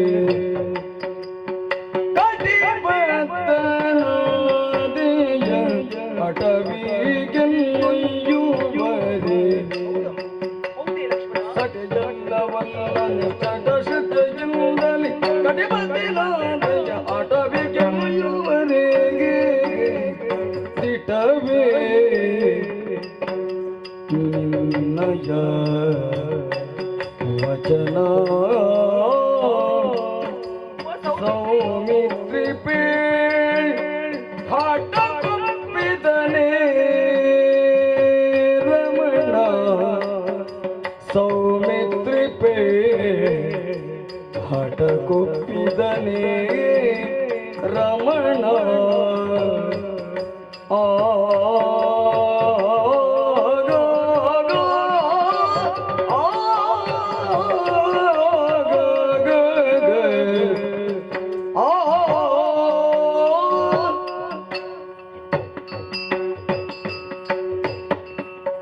ಲಕ್ಷ್ಮಣ, ಅಮ್ಮ ನೀನಿಂದ ಮಾತು ಸತ್ಯವೇ? ಹೌದಮ್ಮ. ಸುಳ್ಳಾಡುತ್ತಿರುವುದಲ್ಲವಲ್ಲ? ನಾನು ಸುಳ್ಳಾಡಿಯೇನೇ ಹೇಳಿ. ಲಕ್ಷ್ಮಣ, ಅಮ್ಮ, ಮನುಷ್ಯನ ಜೀವನದಲ್ಲಿ ಆಸೆ ಎನ್ನುವುದು ಅವನಿಗೆ ಕೊನೆಯೇ ಇಲ್ಲವಂತೆ. ಹಾಗಂತ ಹೇಳಿ ಎಲ್ಲರಿಗೂ ತಿಳಿಯುವ ಹಾಗೆ, ಎಲ್ಲರಲ್ಲಿಯೂ ಇರುವ ಹಾಗೆ ನನ್ನಲ್ಲಿಯೂ ಒಂದು ಆಸೆ ಮೂಡಿದ್ದು ಸಹಜ. ಅದನ್ನು ನನ್ನ ಪತಿದೇವರಲ್ಲಿ ನಾನು ಕೆಲವು ದಿವಸಗಳ ಹಿಂದೆ ಹೇಳಿಕೊಂಡವಳಿದ್ದೆ. ಹೌದೇ ತಾಯೇ? ಆದರೆ ಇಷ್ಟು ಬೇಗ ಅದನ್ನು ಪೂರೈಸಿಕೊಡುತ್ತಾರೆ ಎನ್ನುವ ಹಾಗೆ ನಾನು ಕನಸು ಮನಸ್ಸಿನಲ್ಲಿಯೂ ಎಣಿಸಿದವಳಲ್ಲ. ನಮ್ಮಣ್ಣನ ಹೃದಯ ವೈಶಾಲ್ಯತೆ ತಾಯೇ ಅಲ್ವೇ? ಮಡದಿಯ ಆಸೆಯನ್ನು ಈಡೇರಿಸಬೇಕೆನ್ನುವಂತಹ ಉದ್ದೇಶದಿಂದ ತಮ್ಮನಾದಂತಹ ಲಕ್ಷ್ಮಣನನ್ನು ನನ್ನ ಕಡೆಗೆ ಕಳುಹಿಸಿ ನಮ್ಮಣ್ಣನೇ ಆಜ್ಞೆಯನ್ನು ಕೊಟ್ಟಿದ್ದಾನೆ ತಾಯಿ. ಹೌದೇ? ಈಗ ನೀನು ಕರೆದುಕೊಂಡು ಹೋಗುವುದಕ್ಕೆ ಅದು ಸ್ವರ್ಣವರೂಥವನ್ನು ತಂದಿದ್ದೇನೆ. ಆದ್ರೆ ನನ್ನ ಮನಸ್ಸಿನಲ್ಲಿ ಒಂದು ಪ್ರಶ್ನೆ ಮೂಡುತ್ತಾ ಇದೆ. ಏನಮ್ಮ ಅದು? ಜೊತೆಯಲ್ಲಿ ಯಾರೆಲ್ಲ ಬರ್ತಾರೆ?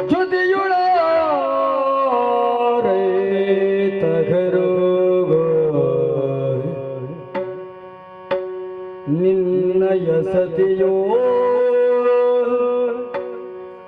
ಭರತನ ಭಾರ್ಯೆಯೋ, ನಿನ್ನಯ ಸತಿಯೋ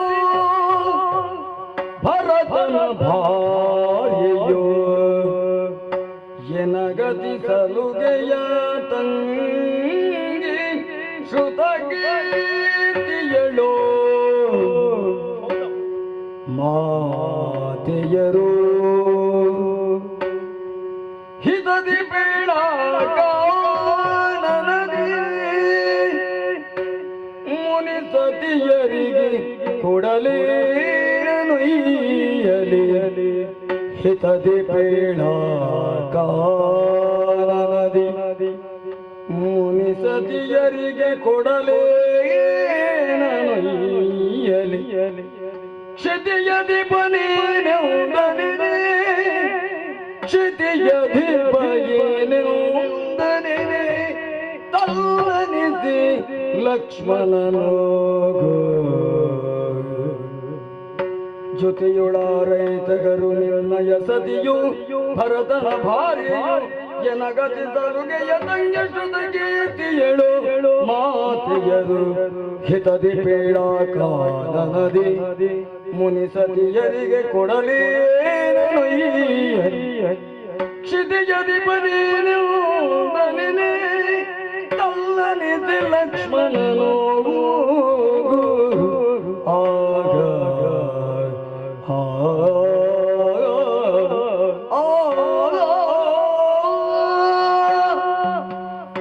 ಮೈದುನ ಲಕ್ಷ್ಮಣ.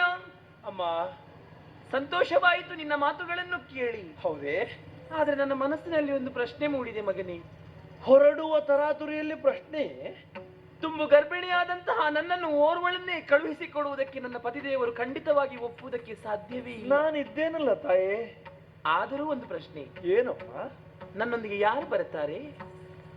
ಅಂದ್ರೆ ನಿನ್ನ ಸತಿ ಬರುತ್ತಾಳೆ? ಊರ್ಮಿಳೆ? ಹಾ. ಭರತನ ಭಾರ್ಯೆ ಬರುತ್ತಾಳೆ? ಅಥವಾ ನನಗೆ ಅತಿ ಸಲುಗೆ ಇಂದ ಇರುವಂತಹ ಶ್ರುತಕೀರ್ತಿ ಬರುತ್ತಾಳೆ? ಮಾತೆ ಅಂದಿರು ಬರುತ್ತಾರೆ? ಹೇಳು ಲಕ್ಷ್ಮಣ, ಯಾರು ಬರುತ್ತಾರೆ? ಅಮ್ಮ, ಏನು ಮಾಡೋಣ ಹೇಳಿ. ಊರ್ಮಿಳೆಯೋ ಶ್ರುತಕೀರ್ತಿಯೋ ಮಾಂಡವಿಯೋ ಬರಬಹುದಿತ್ತು. ಆದರೆ ಅವರಿಗೂ ಕೂಡ ಇದೇ ರೀತಿಯಾದಂತಹ ವೈಯಕ್ತಿಕ ಕಾರಣಗಳು ಇರುವುದರಿಂದ ಇದೇ ಹೊತ್ತಿಗೆ ಬರುವುದಕ್ಕೆ ಅಸಾಧ್ಯವನ್ನು ವ್ಯಕ್ತಪಡಿಸಿದ್ದಾರೆ ತಾಯಿ. ಓ, ಅವರು ಬರುವುದಿಲ್ವೇ ಮಗನೇ? ಹೌದು, ಆಗಲಿ. ಹಾಗೇ ನಮ್ಮ ಅಮ್ಮಂದಿರು ವೃದ್ಧಾಪ್ಯ ತಾನೇ. ಬಹುಶಃ ಇನ್ನು ಹೋಗಿ ಬರುವಾಗ ಎಷ್ಟು ಕಾಲ ಕಳೆಯುತ್ತದೋ ನಾನರಿ. ಹೌದು, ಅಷ್ಟು ದೀರ್ಘಕಾಲ ಅವರು ಅರಣ್ಯದಲ್ಲಿ ಇರುವುದಾದರೂ ಹೇಗೆ ತಾಯೇ? ಬಿಡೋಣ, ಅವರು ಬರುವುದಿಲ್ಲ ಎನ್ನುವುದು ಪ್ರಶ್ನೆಯಲ್ಲ. ನಾವು ಹೋಗುವಂತಹ ಸಮಯದಲ್ಲಿ ಮುನಿವಧುಗಳಿಗೆ ಕೊಡುವುದಕ್ಕೆ ಸುವಸ್ತುಗಳನ್ನೇನಾದರೂ ಕೊಟ್ಟಿದ್ದಾರೆ ಮಗನೇ? ನಾನು ಸಿದ್ಧಪಡಿಸ್ತೇನೆ. ನೀನು ಸಿದ್ಧಪಡಿಸ್ತೇನೆ. ಆಗಲಿ, ನಾವೀರುವರೆಗೆ ಹೋಗುವವರಿದ್ದೇವೆ. ಈ ಹೊತ್ತಿನಲ್ಲಿ ಮಾತೆಯಂದಿರ ಆಶೀರ್ವಾದವನ್ನು ಪಡೆದುಕೊಂಡು ಹೋಗುವುದು ಸೂಕ್ತ ಅಲ್ವೇ ಮಗನೇ? ಖಂಡಿತವಾಗಿ. ಒಳಗೆ ಹೋಗಿ ಮಾತೆಯಂದಿರ ಆಶೀರ್ವಾದವನ್ನು ಪಡೆದು ಅವರಲ್ಲಿ ಎರಡು ಮಾತುಗಳನ್ನಾಡಿ ಈಗ ಬರುತ್ತೇನೆ ಮಗನೇ. ಆ ಹೊತ್ತಿಗೆ ನಾನು ರಥವನ್ನು ಸಿದ್ಧಪಡಿಸು. ಆದಿತ, ಈಗ ಬರುತ್ತೇನೆ. ಆದಿತ.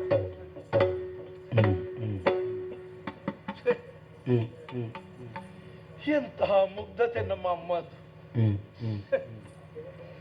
ನಾನಿಷ್ಟು ಸೂಚ್ಯವಾಗಿ ಹೇಳಿದರೂ ಕೂಡ ಅದನ್ನ ಗ್ರಹಿಸುವಷ್ಟು ಅಥವಾ ಗ್ರಹಿಸದಷ್ಟು ಮುಗ್ಧತೆ ಅಮ್ಮನಲ್ಲಿ ಉಂಟು ಅಂತಾದ್ರೆ ಅವಳನ್ನು ಪರಿಚಯಿಸುವಲ್ಲಿ ಮನ ಮಾಡಿದಂತಹ ನಮ್ಮಣ್ಣನೋ ಅಥವಾ ಅದಕ್ಕೆ ಬೆಂಬಲವನ್ನು ಸೂಚಿಸ್ತಾ ಇರುವಂತಹ ನಾನು ಅದೆಷ್ಟು ಕಠೋರ ಮನಸ್ಸಿಗರಾಗಿರಬೇಕು.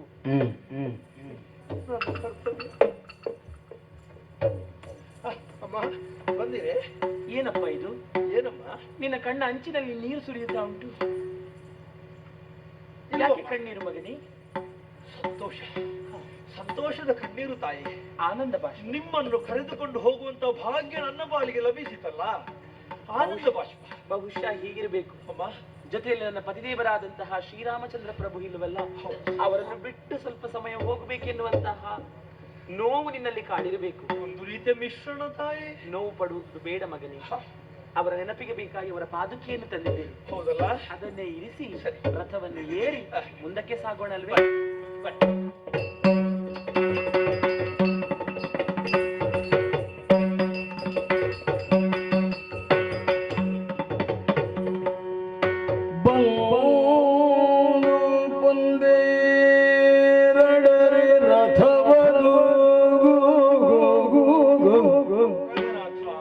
ಬಂದು ಪುಂದೇರಡರೆ ರಥವದು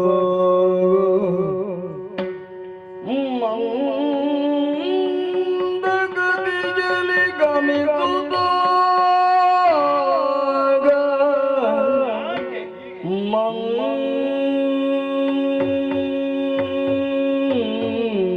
ಮಂದಗತಿಯಲ್ಲಿ ಗಮಿಸುತ್ತಾಗ ವಸುಂಧರಾತ್ಮಜಯುಜ್ಜಯೋ ಮೇಲ್ ಬಸಿರ ಭಾರದಲ್ಲಿ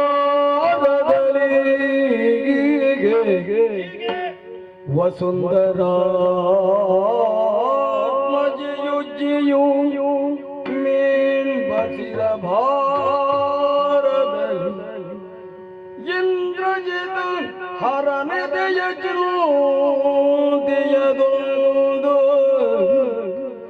ಇಂದ್ರಜಿತ್ ಹರನೆದೆಯ ಚಿರುದೆಯದೊಂದು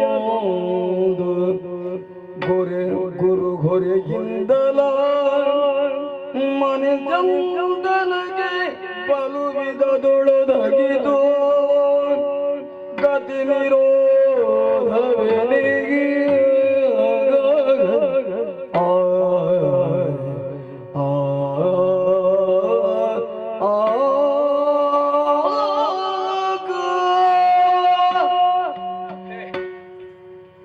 ಯಾಕೆ ಹೀಗೆ ಆಗುತ್ತಾ ಉಂಟು? ಅಯೋಧ್ಯೆಯನ್ನು ಬಿಟ್ಟು ಅಡವಿಯ ದಾರಿಯಲ್ಲಿ ನಮ್ಮ ಅಮ್ಮನನ್ನ ಕರೆದುಕೊಂಡು ಬರುವಂತಹ ಈ ಕಾಲಕ್ಕೆ ನಮ್ಮ ಈ ಸ್ವರ್ಣರಥ ವೇಗವನ್ನೇ ಪಡೆದುಕೊಳ್ಳುತ್ತಾ ಇಲ್ಲವಲ್ಲ. ಅತ್ಯಂತ ಮಂದಗತಿಯಲ್ಲಿ ನಮ್ಮ ಈ ರಥವನ್ನ ಎಳೆದುಕೊಂಡು ಹೋಗುತ್ತಾ ಇರುವಂತಹ ಕುದುರೆಗಳು ಸಾಗಿ ಹೋಗುತ್ತಾ ಇದ್ದಾವೆ. ಅದೆಷ್ಟು ರೀತಿಯಲ್ಲಿ ನಮ್ಮ ಕುದುರೆಗಳ ಬೆನ್ನನ್ನು ನೇಮರಿಸಿದರೂ ಕೂಡ ಅವುಗಳು ವೇಗವನ್ನೇ ಪಡೆದುಕೊಳ್ತಾ ಇಲ್ಲವಲ್ಲ. ಯಾಕೆ ಹೀಗೆ? ಬಹುಶಃ ಹೀಗಿದ್ದಿರಬಹುದು. ಅರಮನೆಯಲ್ಲಿ ಇದ್ದಷ್ಟು ಕಾಲ ದಿನನಿತ್ಯವೂ ಕೂಡ ತಮಗೆ ಆಹಾರವನ್ನು ಉಣಬಡಿಸ್ತಾ ಇದ್ದಂತಹ ನಮ್ಮ ಅಮ್ಮನನ್ನು ಕಾಡಿಗೆ ಬಿಡುವುದಕ್ಕಾಗಿ ಕರೆದುಕೊಂಡು ಹೋಗುವಂತಹ ಒಂದು ದೌರ್ಭಾಗ್ಯ ನಮ್ಮ ಪಾಲಿಗೆ ಬಂತಲ್ಲ ಎಂಬಂತಹ ಭಾವನೆ ಈ ಕುದುರೆಗಳಲ್ಲಿ ಇದ್ದೀತೆ. ಆ ರೀತಿಯಿಂದಾಗಿ ಅದು ನಿಧಾನವಾಗಿ ಹೋಗುತ್ತಾ ಇವೆಯೇ ಅಲ್ಲ. ತುಂಬು ಗರ್ಭಿಣಿಯಾಗಿರುವಂತಹ ನಮ್ಮಮ್ಮ ಸೀತಾ ಮಾತೆ, ಅವಳಿಗೆ ಯಾವ ಕಾರಣಕ್ಕೂ ಕೂಡ ದೇಹಕ್ಕೆ ಬಾಧೆಯಾಗಕೂಡದು ಎನ್ನುವಂತಹ ಕಾರಣದಿಂದ ನಮ್ಮ ವರೂಥವೇ ಈ ರೀತಿಯಾಗಿ ಮಂದಗತಿಯಿಂದ ಚಲಿಸುತ್ತಾ ಇದೆ ಅಲ್ಲ. ನನ್ನ ಮಗಳಾದಂತಹ ಸೀತೆಯನ್ನು ಈ ರೀತಿಯಾಗಿ ಕಾಡಿಗೆ ಬಿಡುವುದಕ್ಕಾಗಿ ಈ ರಥ ಹೋಗುತ್ತಾ ಇದೆ ಎನ್ನುವ ಕಾರಣಕ್ಕೆ ಬೇಕಾಗಿ ಈ ವಸುಂಧರೆಯೇ ನಮ್ಮ ಈ ವರೂಥದ ಚಕ್ರವನ್ನು ಮುನ್ನಡೆದುಕೊಂಡು ಹೋಗುವುದಕ್ಕೆ ಬಿಡುತ್ತಾ ಇಲ್ವೇ? ಏನೋ ನಾನರಿಯೇ. ಬಹುಶಃ ನಾನು ಕೂಡ ಮನಸ್ಸಿಲ್ಲದ ಮನಸ್ಸಿನಲ್ಲಿ ಈ ರೀತಿಯ ಒಂದು ಕಾರ್ಯಕ್ಕೆ ತೊಡಗಿದೆ ಅಂತಾದ್ರೆ ಬಹುಶಃ ನಮ್ಮ ವರೂಥದ ಸಮಸ್ತ ವಿಚಾರಕ್ಕೂ ಹೀಗೆ ಅನ್ನಿಸ್ತಾ ಉಂಟೋ ಏನೋ. ಅಯ್ಯೋ, ಏನು ಮಾಡೋಣ? ಎಷ್ಟು ಬಡಿದರೂ ಕೂಡ ಕುದುರೆಗಳು ಮುನ್ನಡೆದು ಹೋಗುತ್ತಾ ಇಲ್ವಲ್ಲ. ರಂಗನಾಥ, ಲಕ್ಷ್ಮಣ, ಯಾಕಪ್ಪ ರಥ ಮಂದಗತಿಯಲ್ಲಿ ಸಾಗುತ್ತಾ ಇದೆ? ಅಮ್ಮ, ಕಾರಣ ಬೇರೆ ಏನಿಲ್ಲ ತಾಯೇ. ಬಹುಶಃ ಕುದುರೆಗಳಿಗೆ ತಮ್ಮ ಮೇಲೆ ಇರುವಂತಹ ಅಸ್ಥೆಯೇ ಇದಕ್ಕೆ ಕಾರಣವಾಗಿದ್ದಿರಬಹುದು. ತಾವು ತುಂಬು ಗರ್ಭಿಣಿ ಅಲ್ವೇ? ಇಲ್ಲ, ಸ್ವಲ್ಪ ಅದನ್ನು ನೇವರಿಸ್ತೇನೆ.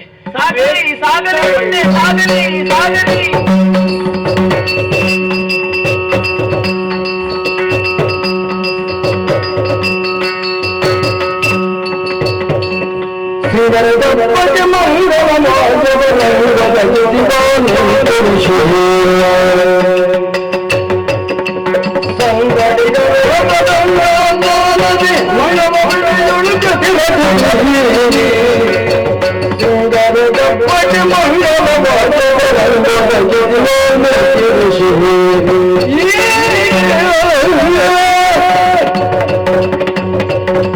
ಯಾವ ಸುಮುಹೂರ್ತದಲ್ಲೇ ಇಂತಹ ವಿಶೇಷವಾದಂತಹ ಕಾವ್ಯ ರಚನೆಗೆ ನಾನು ತೊಡಗಿಕೊಂಡೇನೋ ಅದಕ್ಕೊಂದು ಮಂಗಳವಾಕ್ಯವನ್ನು ರಚಿಸಿದ್ದೇನೆ ಎನ್ನುವ ಸಮಾಧಾನ ನನಗುಂಟು. ಹೆಣ್ಮಗಳೊಬ್ಬಳು ಗರ್ಭವನ್ನು ಧರಿಸಿ ನವಮಾಸಾಂತರದಲ್ಲಿ ದಶಮಾಸದಲ್ಲಿ ಶಿಶುವಿಗೆ ಲೋಕದ ಬೆಳಕನ್ನು ಕಾಣಿಸಿಕೊಂಡಾಗ ಅವಳೆಷ್ಟು ಸಮಾಧಾನವನ್ನು ಹೊಂದುತ್ತಾಳೋ ಅಂತಹ ಸಮಾಧಾನ ನನಗೆ. ಶೃಂಗಾರ ಕಾವ್ಯ ಅಂದ್ರೆ ಒಂದು ಸಿಂಗದ ಗಬ್ಬದ ಹಾಗೆ, ಅದು ಪ್ರಸವವಾಯಿತು ಎನ್ನುವಾಗ ಉಂಟಾಗುವ ಸಮಾಧಾನವೇ ತಾಯಿಯಲ್ಲಿ ಎಷ್ಟು ಹೆಚ್ಚಿರ್ತದಂತೆ. ಸಕಲ ಮಂಗಳಮಯವಾದಂತಹ ಕಾವ್ಯವಿದು, ನವರಸಭರಿತವಾದಂತಹ ಕಾವ್ಯ. ಮಾರಿಷಾದ ಎನ್ನುವಂತಹ ಶ್ಲೋಕವನ್ನೇ ಮೂಲ ಶ್ಲೋಕವನ್ನ ಅರಿಸಿ 24,000 ಶ್ಲೋಕಗಳುಳ್ಳ ರಾಮಾಯಣವಂತಹ ರಮರಸಭರಿತವಾದಂತಹ ಕಾವ್ಯ ರಚನೆಯನ್ನು ಮಾಡಿ ಅತ್ಯಂತ ಸಮಾಧಾನವನ್ನು ಹೊಂದಿದೆ. ನನ್ನ ಶಿಷ್ಯರಾದಂತಹ ಭರದ್ವಾಜರನ್ನು ಕಣ್ಣುವ ಮಾಧ್ಯಮದಿನಾದಿರನ್ನು ಕೂಡಿಕೊಂಡು ಅದರ ಸಿರಿಸೊಬಗಿನ ಅನುಭವದಿಂದ ಇರುವಾಗಲೇ ನನಗೆ ಕಾಣುತ್ತದೆ, ಕೇವಲ ನಮ್ಮ ಮನೆಯಲ್ಲೇ ಇದ್ರೆ ಸಾಕಾದೀತು, ತ್ರಿಜಗದಲ್ಲೂ ಅದು ವಿಸ್ತಾರವಾಗಬೇಕು ಅಂತಾದ್ರೆ ಕಾವ್ಯದ ಗತಿ ಲಯವನ್ನು ಚೆನ್ನಾಗಿ ಅರ್ಥ ಮಾಡಿಕೊಂಡು ಲೋಕವಾಕ್ಯ ಅದನ್ನು ವಿಸ್ತರಿಸಬಲ್ಲಂತಹ ಸಮರ್ಥರಾಗಬೇಕು. ಇರ್ಲಿಕ್ಕೆ ನಮ್ಮ ಶಿಷ್ಯ ವೃಂದ ಉಂಟು, ಚೆನ್ನಾಗಿ ಹೇಳಿ ಯಾರು, ಆದರೆ ಅದನ್ನು ಕಾವ್ಯಾತ್ಮಕವಾಗಿ ಶ್ರುತಿಯಲ್ಲೇ ಹಾಡಬಲ್ಲಂತಹ ಸಮರ್ಥರಲ್ಲ. ಹಾಗಾಗಬೇಕು ಅಂತ ಆದ್ರೆ ಹೊಸ ಒಂದೆರಡು ಶಿಷ್ಯರು ಬೇಕಾಗ್ತದೆ. ಒಂದು 10,000 ಮಂದಿ ಬೇಡಪ್ಪ, ಅರ್ಥ ಮಾಡಿಕೊಳ್ಳಬಹುದಾದಂತಹ ನನ್ನ ಕರಕಮಲ ಸಂಜಾತ ರಾಗ ಒಂದು 2 ಗಟ್ಟಿ ಶಿಷ್ಯರು ದೊರಕೊಂಡರು ಅಂತಾದ್ರೆ ಅವರ ಮೂಲಕವಾಗಿ ಇದನ್ನು ಶ್ರುತಪಡಿಸಬಹುದು ಅನ್ನೋದನ್ನು ಯೋಚನೆ ಮಾಡುವಾಗಲೇ ಅಂತರಂಗಕ್ಕೆ ಮತ್ತೊಂದು ಯೋಚನೆ, ದೊರಕೊಂಡಾರೋ ಹೇಗೆ ಎನ್ನುವ ಹಾಗೆ. ಯಾಕೆ ದೊರಕೊಳ್ಳರು? 60,000 ದೀರ್ಘಾಯುಷನ್ನು ಕಳೆದಂತಹ ದಶರಥ ಚಕ್ರವರ್ತಿಗೆ ಪುತ್ರಕಾಮೇಷ್ಟಿಯ ದ್ವಾರವಾಗಿ ಮಕ್ಕಳು 4 ಮಂದಿ ಹುಟ್ಟಿದರು ಅಂತ ಆದ್ರೆ ನಾನೊಂದು ಶಿಷ್ಯ ಕಾಮನೆಯನ್ನು ಅಂತರಂಗದಲ್ಲಿ ಸಂಕಲ್ಪಿಸಿ ಅಂತಾರೆ 1-2 ಮಕ್ಕಳು ದೊರಕೊಳ್ಳದೆ ಹೋದಾರು. ಅಂತಹ ಒಂದು ಸಂತೋಷವನ್ನು ಮನದಲ್ಲಿ ಎಣ್ಣಿಸುತ್ತಾ ಹಾಗೆ ರಾಮ ರಾಮ ರಾಮ ಅದೇನು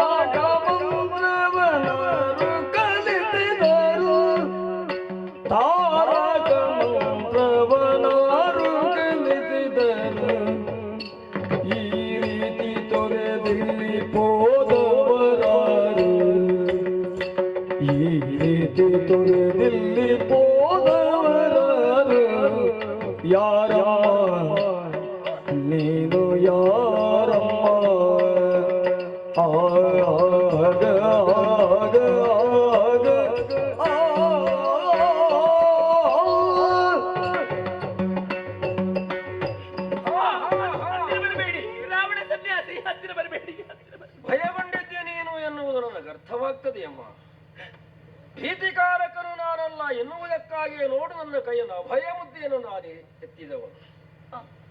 ಅಯ್ಯೇ, ವನಸಂಚರಣೆಯನ್ನು ಮಾಡುತ್ತಿರುವಂತಹ ಕಾಲದಲ್ಲೇ ಕೇಳಿಸಿದ್ದು ರಾಮ ರಾಮ ರಾಮ ರಾಮ ಎನ್ನುವಂತಹ ಮಧುರತರವಾದಂತಹ ನಾಮ. ಹೇಳಿದಾಗಲೇ ಕರ್ಷಣೆಗೊಂಡು ಅರಸುತ್ತಾ ಮುಂಬರಿದು ಬಂದು ನೋಡಿದರೆ ಗೊಂಡಾರಣ್ಯದ ಮಧ್ಯದಲ್ಲಿ ತುಂಬು ಬಸುರಿಯಾದ ನೀನೊಬ್ಬಳು ಕಣ್ಣೀರ ಧಾರೆಯನ್ನು ಸುರಿಸಿಕೊಂಡಿದ್ದಿ. ಆಶ್ಚರ್ಯವಾಗ್ತದಮ್ಮ ನನಗೆ. ಯಾಕೆ ಕನಿಕರಕ್ಕೆ ಪಾತ್ರಳಾಗಬೇಕಾದ, ಕಾರುಣ್ಯಕ್ಕೆ ಒಳಗಾಗಬೇಕಾದಂತಹ ಹಂತದಲ್ಲಿರುವವಳು ನೀನು. ಮನೆಯೊಂದಕ್ಕೆ ಹೊಸ ಕುಡಿಯನ್ನು ಹಡೆದೀಯಬೇಕಾದಂತಹ ಶುಭ ಸಮಯವಿದು.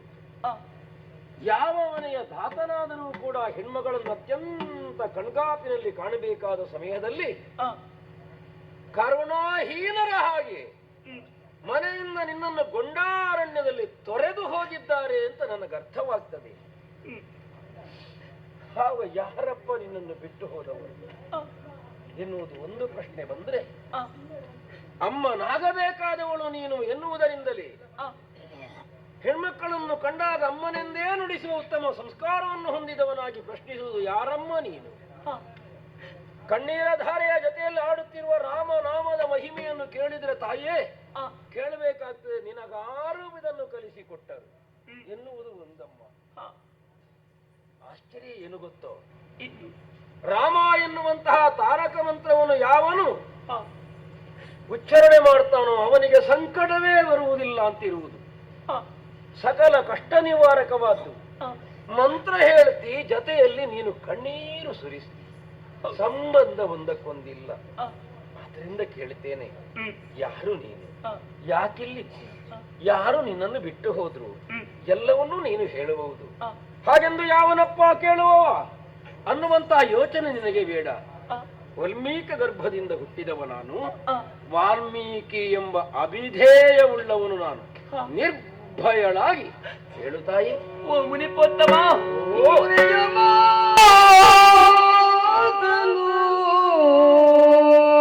ನಂಬಿ ಜಾನಕಿ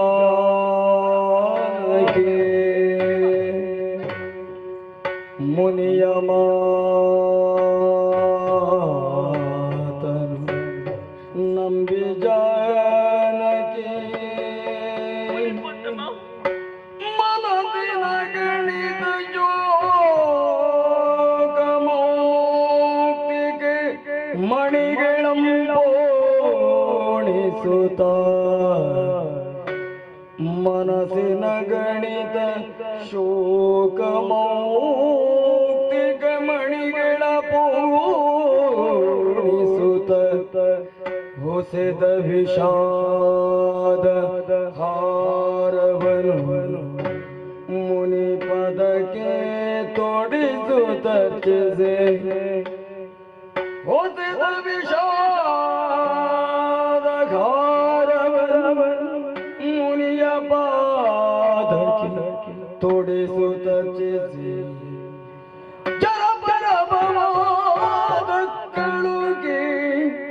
ಜನಪನ ಪವಾದ ಕಳುಕಿ ತನ್ನ ವನದಿ ತೊರೆದಾರ್ಥ ಸ್ಥಿತಿಯನ್ನು ಬಣ್ಣಿಸಿದಳಳುತ್ತ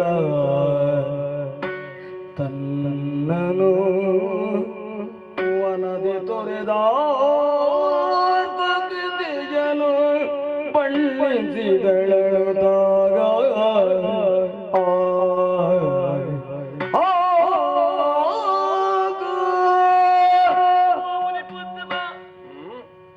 ಇದೋ ನಿಮ್ಮ ಪಾದದ್ವಯಗಳಿಗೆ ವಂದಿಸಿಕೊಳ್ಳುತ್ತಾ ಇದ್ದೇನೆ. ಈ ನಿರ್ಜರಾರಣ್ಯದಲ್ಲಿ ಕಣ್ಣೀರಿಡುತ್ತಾ ಗೋಗರೆತ್ತಿದ್ದವಳು ನಾನು. ಸರಿಯಮ್ಮ. ನನ್ನ ಕಣ್ಣೆದುರಿಗೆ ನಿಮ್ಮನ್ನು ಕಂಡಾವಾಗಲೇ ಅತೀವವಾದಂತಹ ಸಂತೋಷವನ್ನು ಪಟ್ಟರೂ ಕೂಡ ಅದನ್ನು ಅನುಭವಿಸುವಂತಹ ಸ್ಥಿತಿಯಲ್ಲಿ ನಾನಿಲ್ಲ ಮುನಿಪೋತ್ತಮ. ಯಾಕೆ ತಾಯಿ? ಯಾರೇ ಆದರೂ ನಿಮ್ಮನ್ನು ಕಂಡಾಕ್ಷಣವೇ ನಿಮಗೆ ಸತ್ಕಾರ್ಯವನ್ನು ಮಾಡಬೇಕಾದದ್ದು ಧರ್ಮ. ಆದ್ರೆ ಅದು ನನ್ನಿಂದ ಈ ಹೊತ್ತಿನಲ್ಲಿ ಸಾಧ್ಯವಾಗುತ್ತಾ ಇಲ್ಲ. ಅದಕ್ಕೆ ಬೇಕಾಗಿ ನನ್ನ ಕಣ್ಣುಗಳಿಂದ ಹರಿಯುತ್ತಹ ಕಣ್ಣೀರನ್ನೇ ಮೌಕ್ತಿಕದ ಹಾರವನ್ನಾಗಿಸಿದ್ದೇನೆ. ಅದನ್ನೇ ವಿಷಾದದ ಹಾರವನ್ನಾಗಿಸಿ ನಿಮ್ಮ ಪಾದದ್ವಯಗಳಿಗೆ ತೊಡಿಸಿದ್ದೇನೆ. ಮುನಿಪೋತ್ತಮ, ನನ್ನ ಕಣ್ಣೀರಿನ ಕಥೆಯನ್ನು ಏನೆಂದು ಹೇಳಲಿ? ಏನು ಮುನಿಗಳೇ, ಪಿತೃವಾಕ್ಯ ಪರಿಪಾಲನೆಗಾಗಿ ಪ್ರಭು ಶ್ರೀರಾಮಚಂದ್ರ ತನ್ನ ಸತಿಯಾದಂತಹ ಸೀತೆಯನ್ನು ತಮ್ಮನಾದಂತಹ ಲಕ್ಷ್ಮಣನನ್ನು ಒಡಗೂಡಿಕೊಂಡು ಕಾನನಕ್ಕೆ ಬಂದರಂತೆ.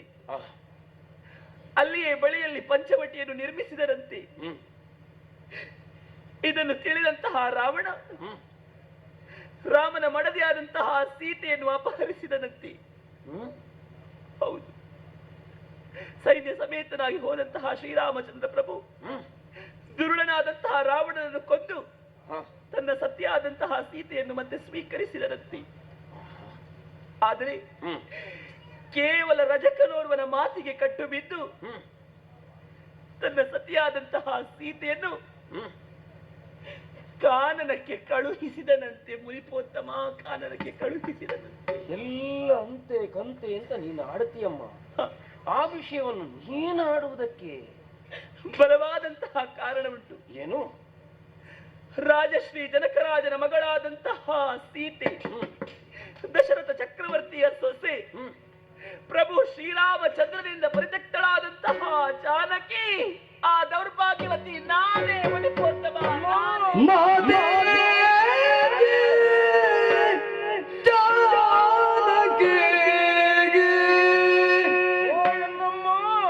ಎಲ್ಲ ಕಾವ್ಯನಾಯಕಿ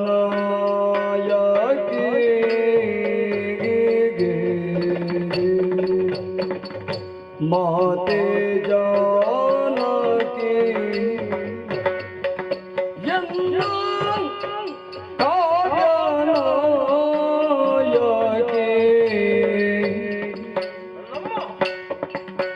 ನಿನಗೆ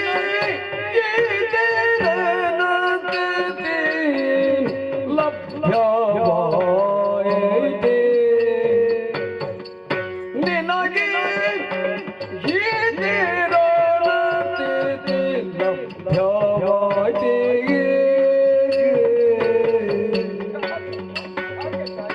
ಏತಕ್ಕಿಂತೆ ಸಗಿದನು ಧರ್ಮಜ್ಞನಾದ,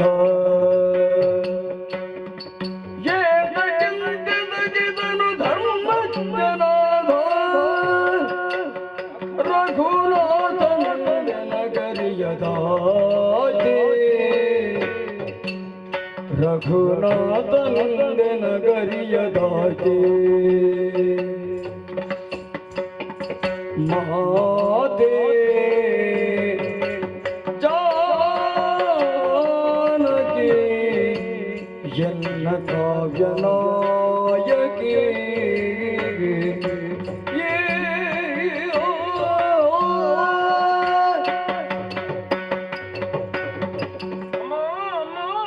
ಮುನಿಪೋತ್ತಮ, ಯಾವಳಪ್ಪ ಇವಳು ಎನ್ನುವಂತ ಭಾವವನ್ನು ನಾನು ಅಂತಿದ್ದೆ. ನಿನ್ನ ಕಥೆಯನ್ನು ಸವಿಸ್ತಾರವಾಗಿ ನೀನು ಆಡಿದಂತಹ ಕಾಲಕ್ಕೆ ನೀನು ಅವಳೋ ಅಲ್ಲ, ನಮ್ಮ ನೀನಿದ್ದಿ ಎನ್ನುವುದರ ಪೂರ್ಣ ತಿಳುವಳಿಕೆ ನನಗಾದುದು ತಾಯಿ. ನನ್ನ ಜೀವನವೂ ಒಂದು ತೆರನಾಗಿಯೇ ಇತ್ತು. ಆ ಜೀವನದಲ್ಲಿ ದೇವತಾನುಗ್ರಹದ ಮೂಲಕವಾಗಿ ನಾನು ವಿಶೇಷವಾದ ಕಾವ್ಯವೊಂದನ್ನು ರಚಿಸಿದೆ. ತಾರಕವಂತ ರೂಪಿಯಾಗಿರುವಂತಹ ರಾಮಭದ್ರನ ಕಾವ್ಯವನ್ನು ರಚಿಸಿ ಸಮಾಧಾನದಲ್ಲಿದ್ದವ ನಾನು ರಚಿಸಿದ ಕಾವ್ಯಕ್ಕೆ ನಾಯಕನೇ ರಾಮಚಂದ್ರಮನಿದ್ದಾನೆ. ಅವನ ಮಡದಿಯಾದ ನೀನು ಎನ್ನ ಕಾವ್ಯದ ನಾಯಿಕೆ ನೀನು ಅಥವಾ ನಾಯಕಿ ನೀನು. ನಿನಗೆ ಈ ಸ್ಥಿತಿ ಲಭ್ಯವಾಯಿತು.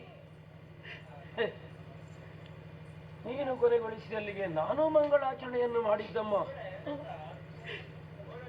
ವನವಾಸಿಯಾದಂತಹ ರಾಮ ರಾವಣವಧ ಎನ್ನುವಂತಹ ಕಥೆಯನ್ನು ಮುಗಿಸಿ ಸೀತಾ ಸಹಿತನಾಗಿ ಅಯೋಧ್ಯೆಯನ್ನು ಪ್ರವೇಶಿಸಿ ಲಕ್ಷ್ಮಣ ಶತ್ರುಘ್ನ ಭರತರಿಂದಡೆ ಓಡಿಕೊಂಡೆ ಸನ್ಮಂಗಲಕಾರಕವಾಗಿ ರಾಜ್ಯಭಾರ ನಿರ್ವಹಣೆಯನ್ನು ಮಾಡುತ್ತಿದ್ದಾನೆ ಎನ್ನುವಲ್ಲಿಗೆ ನಾನೊಂದು ಹಂತದಲ್ಲಿ ಮುಗಿಸಿದೆ ಅಂತಾದ್ರೆ ಅದಕ್ಕಿಂತ ವಿಚಿತ್ರವಾದ ತಿರುವನ್ನು ಒದಗಿಸಿಕೊಟ್ಟಿತಲ್ಲಮ್ಮ ಈ ಕತೆ. ಧರ್ಮಜ್ಞನಿದ್ದಾನೆ ರಘುನಾಥ ಅನ್ನುವುದನ್ನ ತಿಳುವಳಿಕೆ, ಏತಕ್ಕಿಂತೆಸಗಿದನು ಧರ್ಮಜ್ಞನಾದ ರಘುನಾಥ. ಅಮ್ಮ, ನನ್ನ ಕಾವ್ಯದಲ್ಲಿ ನಾನು ರಚಿಸಿದ್ದೇ ಹಾಗೆ. ಸತ್ಯಪ್ರತಿಜ್ಞನಿದ್ದಾನೆ, ಧರ್ಮದ ನಡೆಯುಳ್ಳವನಿದ್ದಾನೆ ಎನ್ನುವ ಹಾಗೆ.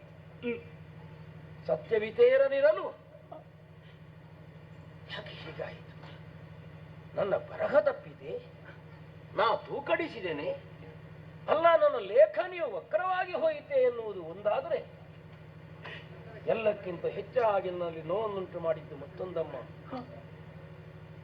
ತಾಯ ಬಸುರಿಂದ ಹುಟ್ಟಿಕೊಂಡಂತ ಯಾವುದೇ ಮಗುವಿನಲ್ಲಾದರೂ ಮಧ್ಯ ಮಾಂಸಾದಿಗಳ ಅಂಟಿದ ದೋಷವಿದ್ದೀತಮ್ಮ. ಆದರೆ ಭೂಗರ್ಭದಿಂದ ಸಂಜನಿಸಿದವಳು ನೀನು. ಶುದ್ಧ ವೃದ್ಧತ್ವದಿಂದಲೇ ಮೈವೆತ್ತಂತಹ ನಿನ್ನಲ್ಲಿ ಒಂದು ದೋಷ ಬರುವುದಕ್ಕುಂಟು. ಯಾವ ಕಾಲಕ್ಕೂ ನೀನು ನಿರ್ದೋಷಿಯಾಗಿರ್ತಿ, ನಿರ್ಮಲಳಾಗಿರ್ತಿ. ಅಂತಹ ನಿನ್ನಲ್ಲಿಯೂ ಒಂದು ದೋಷವನ್ನು ಕಲ್ಪಿಸಿದನಲ್ಲ ಎನ್ನುವುದನ್ನು ಎಣಿಸುವಾಗ ನನ್ನ ರಾಮಯ್ಯ ಯಾಕೆ ಹೀಗೆ ಮಾಡಿ ಮತ್ತೆ ಮಾತಾಡಿದೆ. ಸೀತೆಯೆಂದಳು ರಮಣ ನೀತಿ ತಪ್ಪಿದುದಿಲ್ಲ,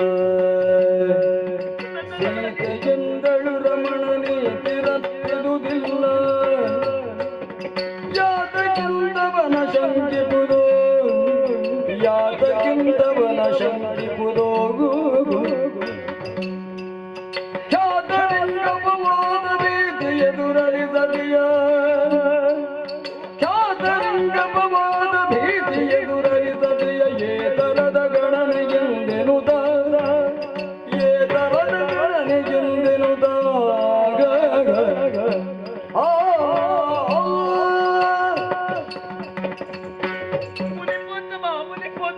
ಮತ್ತೆ ಆ ಮಾತನ್ನಾಡದಿರಿ. ನನ್ನ ಪ್ರಭು ಶ್ರೀರಾಮಚಂದ್ರನ ಮೇಲೆ ಯಾವತ್ತೂ ಕಳಂಕದ ಮಾತನ್ನಾಡದಿರಿ ಪ್ರಭುವೇ. ನನ್ನ ರಮಣ ಯಾವತ್ತಿದ್ದರೂ ಕೂಡ ನೀತಿಯನ್ನು ತಪ್ಪಿದವರೇ ಅಲ್ಲ. ಮತ್ತೆ ಯಾವತ್ತೂ ಕೂಡ ಅವರು ರಾಜಾರಾಮನಾಗಿ ಬದುಕಬೇಕೆನ್ನುವ ಹಾಗೆ ಆಸೆ ಪಟ್ಟವರಲ್ಲ, ಪ್ರಜಾರಾಮನಾಗಿ ಬದುಕಬೇಕೆನ್ನುವ ಹಾಗೆ ಆಸೆ ಪಟ್ಟವರು. ಅವರು ಕುಳಿತದ್ದು ಅಯೋಧ್ಯೆಯಲ್ಲಿ ಅದು ರಾಜಪೀಠವಲ್ಲ, ಅದು ಧರ್ಮಪೀಠ. ಧರ್ಮಕ್ಕೆ ಬೇಕಾಗಿದ್ದ ಸತಿಯನ್ನು ಕಾರಣಕ್ಕೆ ಕಳುಹಿಸಿದ್ದಾರೆ ವಿನಃ ಖಂಡಿತವಾಗಿಯೂ ನನ್ನಲ್ಲಿ ದೋಷ ಇದೆ ಎನ್ನುವ ಹಾಗೆ ಖಂಡಿತವಾಗಿಯೂ ಕೃತ್ಯವನ್ನು ಎಸಗಿದವರಲ್ಲ. ಕಿರುಕುಳ ಹೊತ್ತವರಿಗೆ ಕಳಂಕ ಎನ್ನುವುದು ಕಟ್ಟಿಟ್ಟ ಬುತ್ತಿಯಂತೆ, ಕಿರೀಟ ಹೊತ್ತವರಿಗೆ ಕಳಂಕ ಎನ್ನುವುದು ಕಟ್ಟಿಟ್ಟ ಬುತ್ತಿಯಂತೆ. ಖ್ಯಾತರಿಗೆ ಅಪವಾದ ಯಾವತ್ತೂ ತಪ್ಪುವುದಕ್ಕೆ ಸಾಧ್ಯವಿಲ್ಲವಂತೆ.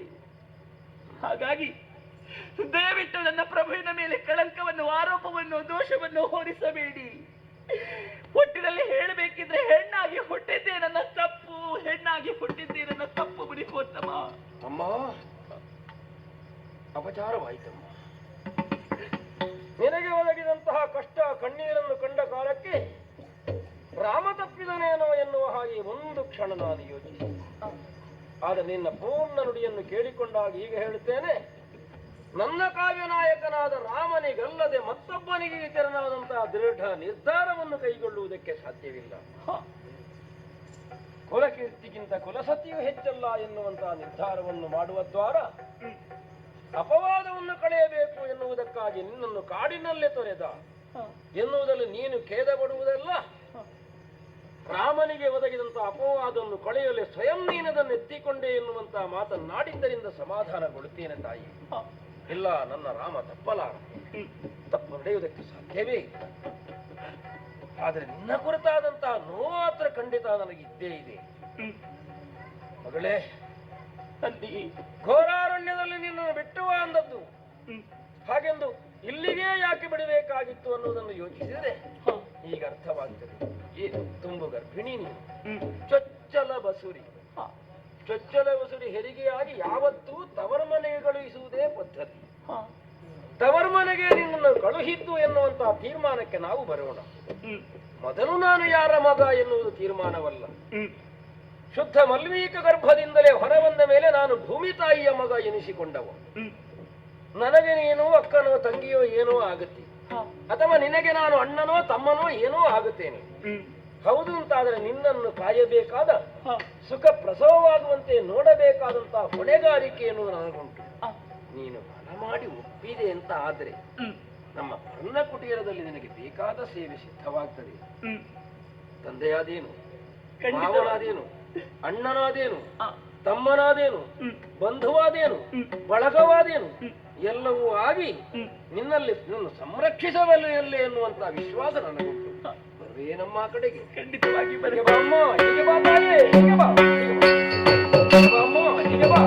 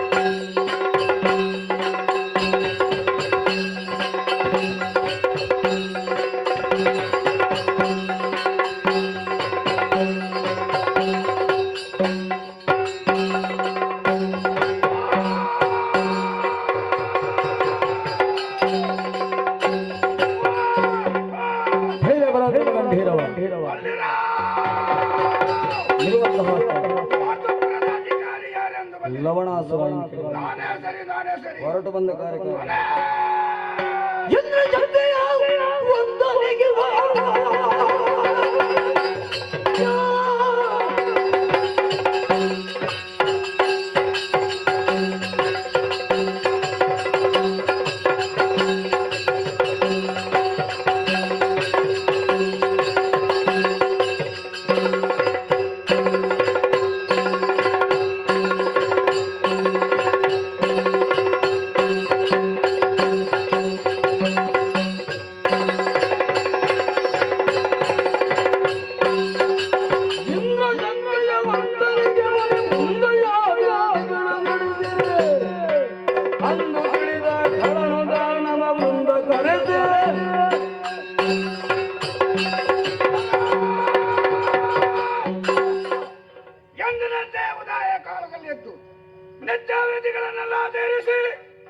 ಸಭಾಸ್ಥಾನಕ್ಕೆ ಬಂದು ದೊಡ್ಡನಾಗಿದ್ದೇನೆ ನೋಡಿ.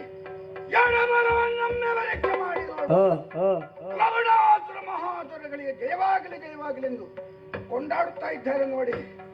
ಹಿಂದಕ್ಕಾದರೂ ನನ್ನ ತಂದೆ ಮಧುದಾನವ ಶಿವನನ್ನು ತಪಸ್ಸಿನ ಮೂಲಕ ಒಲಿಸಿ ಒಂದು ಶೂಲವನ್ನು ಪಡೆದುಕೊಂಡಿದ್ದಂತೆ ಅವನ ಕಾಲ ಕಳೆದ ನಂತರ ಆ ಶೂಲವು ನನ್ನ ಪಾಲಿಗೆ ಬಂತು.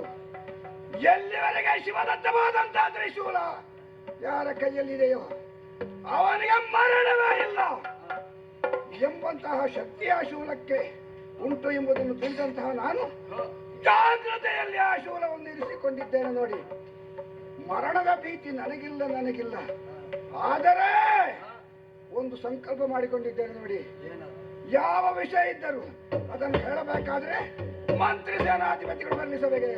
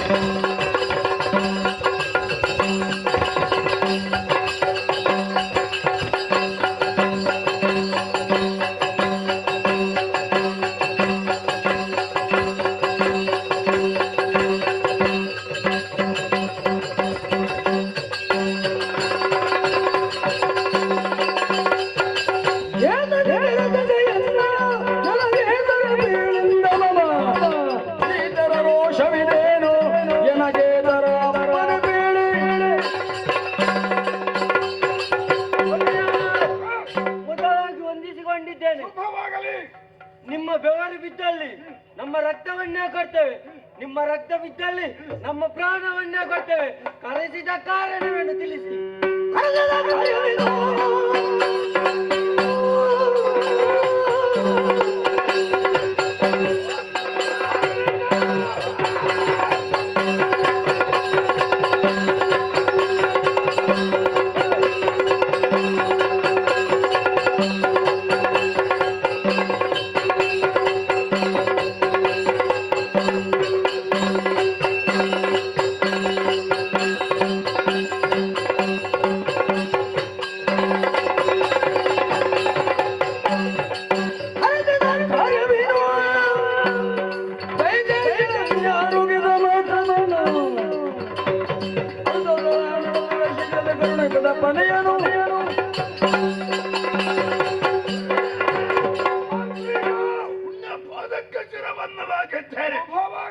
ಎಂದಿರಂತ ಎಂದಲ್ಲ ಪ್ರಭು ಮಧುರ ಭಟ್ಟರಾಜ ಪ್ರವೇಶ ಮಾಡಿ ಓದಲತ್ತರಾದಂತ ನೀವು ರೋಚಾವೇಶದಿಂದ ನಮಗೆ ಕರೆಯನ್ನು ಕೊಟ್ಟಿದ್ದೀರಿ.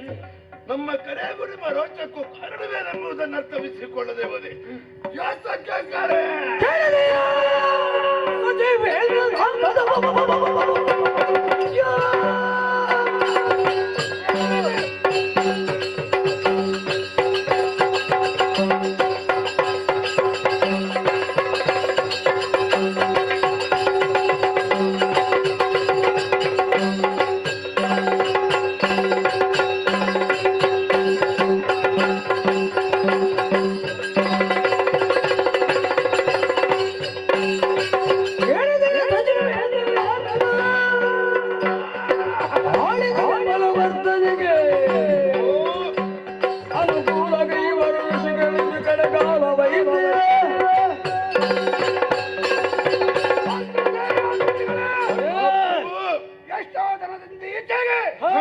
ನಿಮ್ಮಲ್ಲಿ ಒಂದು ಮುಖ್ಯವಾದಂತಹ ವಿಷಯವನ್ನು ಹೇಳಬೇಕೆಂದು ಯೋಚನೆಯಲ್ಲಿದ್ದೆ. ಆದರೆ ಸಂದರ್ಭ ಇಂದು ಬಂದು ಒದಗಿತು. ಅಂದ್ರೆ ನಮ್ಮ ವಿರೋಧಿಗಳಾದಂತಹ ದೇವತೆಗಳು ದಿನದಿಂದ ದಿನಕ್ಕೆ ಅವರ ಶಕ್ತಿ ಹೆಚ್ಚುತ್ತಾ ಇದೆ. ಅಂತ ಅಮೃತಪಾನ ಮಾಡಿದರೂ ಮರಣವಿಲ್ಲ ಅವರಿಗೆ ಎಂಬುದು ನಮಗೆ ಗೊತ್ತಿದ್ದರೂ ಕೂಡ ನಮ್ಮವರು ಮರಣ ಪಡುತ್ತಾರೆ. ಸ್ವರ್ಗಲೋಕವನ್ನು ಸ್ವಲ್ಪ ಸಮಯ ಆಳಿದರು ಕೊನೆಗೆ ಶೈನಿಯವರನ್ನು ಸೇರುತ್ತಾರೆ. ಇದಕ್ಕೆ ಅದಕ್ಕೆ ನಾವು ಯಾವುದಾದ್ರೂ ಒಂದು ಉಪಾಯವನ್ನು ಮಾಡಲೇಬೇಕು. ಈ ದೇವತೆಗಳ ಶಕ್ತಿಯನ್ನು ಕುಗ್ಗಿಸುವುದು ಯಾವ ರೀತಿಯಲ್ಲಿ ನಿಮಗೆ ಗೊತ್ತಿದೆಯೋ ಈ ಕ್ಷಣವೇ ಹೋಗ್ಬೇಕು ನಾವು. ಎಲ್ಲಿಗೆ? ಬ್ರಾಹ್ಮಣರು ಯಾಗಯಜ್ಞಾದಿಗಳನ್ನು ಮಾಡುತ್ತಾರೆ. ಮುದ್ದೆ ತಟದಲ್ಲೇ ಕೂತು ಮಾಡುವುದು. ಯಾಗಯಜ್ಞಾದಿಗಳ ಹಲಸನ್ನು ದೇವತೆಗಳು ಕೇಳುತ್ತಾರೆ. ಆದ್ದರಿಂದ ಈ ಕ್ಷಣ ಅವರ ಶಕ್ತಿ ಹೆಚ್ಚಾಗುವುದು. ಅದಕ್ಕೆ ನಾವು ಹೋಗ್ಬೇಕು, ಕೆಡಿಸಬೇಕು. ಮತ್ತೆ ಹವಿಷ ಎಲ್ಲಿಗೆ ತಿನ್ನುತ್ತಾರೆ ಈ ದೇವತೆಗಳು. ಆದ್ದರಿಂದ ತಡ ಮಾಡುವುದಲ್ಲ.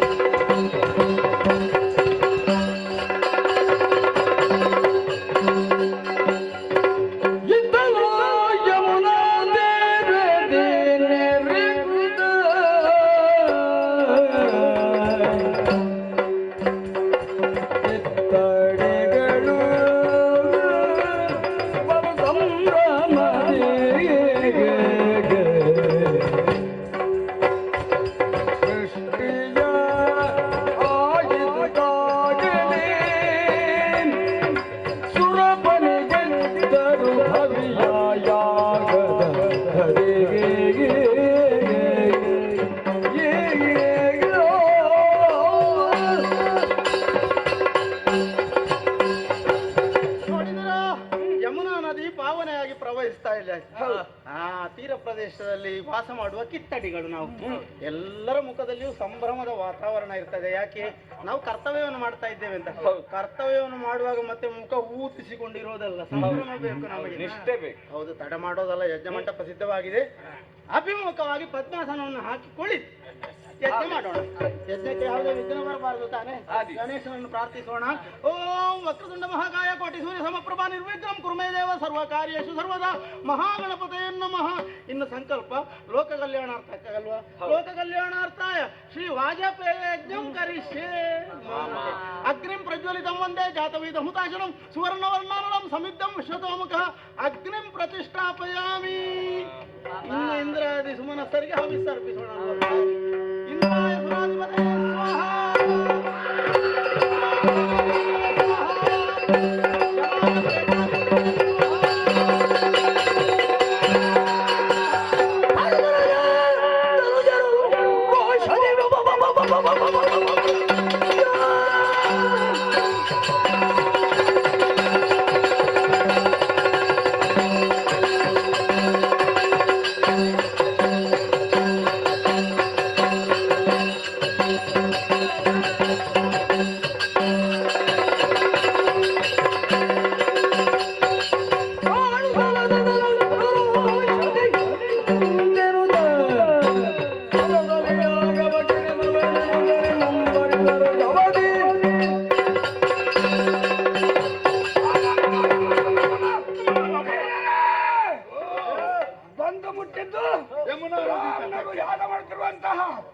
ಯಮುನಾ ನದಿಯ ತಟಕ್ಕೆ ನಾವು ಬಂದಿದ್ದೇವೆ. ಎಲ್ಲಿದ್ದಾರೆ ಬ್ರಾಹ್ಮಣರು? ಅದೇನು ಹೋಗಿ ಮಣಮಠಮ ಧೂಮ ಏನು ಅದರಲ್ಲೇ ಇರ್ಬೇಕು ಇವರು. ಅಗ್ನಿ ತೇಜೋಧಿಪತಯೇ ಮಂಡಲದೊಳಗೆ ಧೂಮ ಅಂದ್ರೆ ಹೊಗೆ ಯಜ್ಞ ಮಾಡ್ತಾ ಇದ್ದಾರಲ್ಲ, ನೋಡುದಲ್ಲ, ಇಲ್ಲ ಅವರ ಸೊಂಟಕ್ಕೆ ತುಳಿದು ಆ ಯಜ್ಞವನ್ನು ಕೆಡಿಸಬೇಕು. ಹೋಗಿರಿ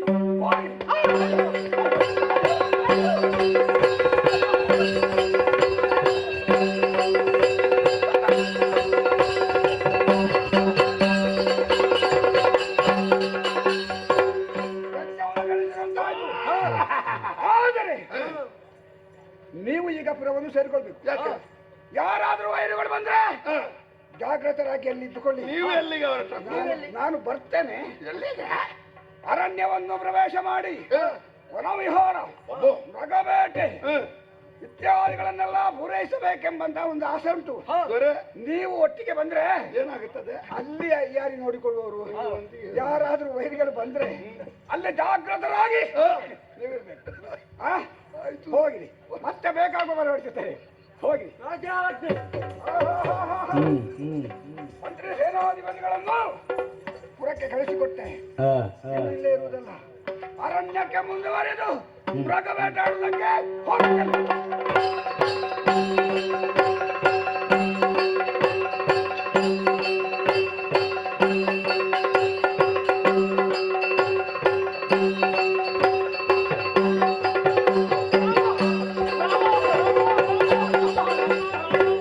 ರಘುನಾಥ ಲಾಲಿಸಯ್ಯ ನಮ್ಮಯ್ಯ ಗೋಳ ರಘುನಾಥ ಲಾಲಿಸಯ್ಯ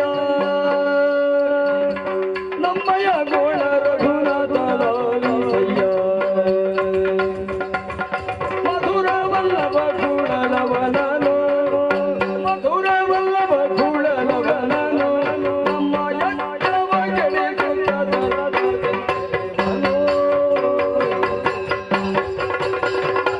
ರಘುನಾಥ ಲಾಲಿಸಯ್ಯ ನಮ್ಮಯ್ಯ ಗೋಳ ರಘುನಾಥ ಲಾಲಿಸಯ್ಯ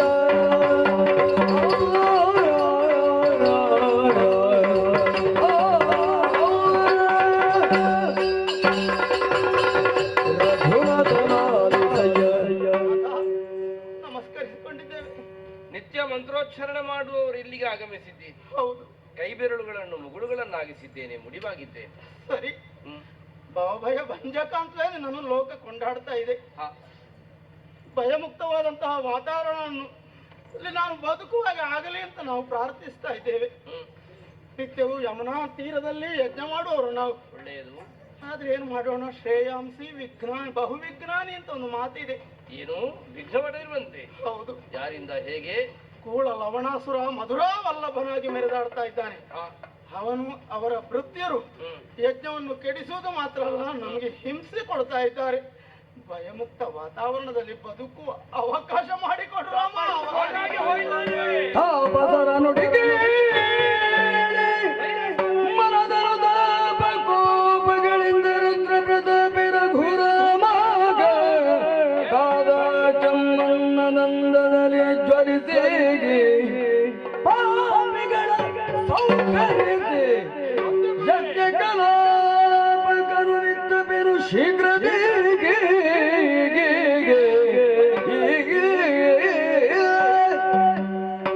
ವಾತಾವರಣ ನರೇಂದ್ರನ ಆಡಳಿತದಲ್ಲಿ ಯಾವ ಕಾಲಕ್ಕೂ ಇರಕೂಡದು.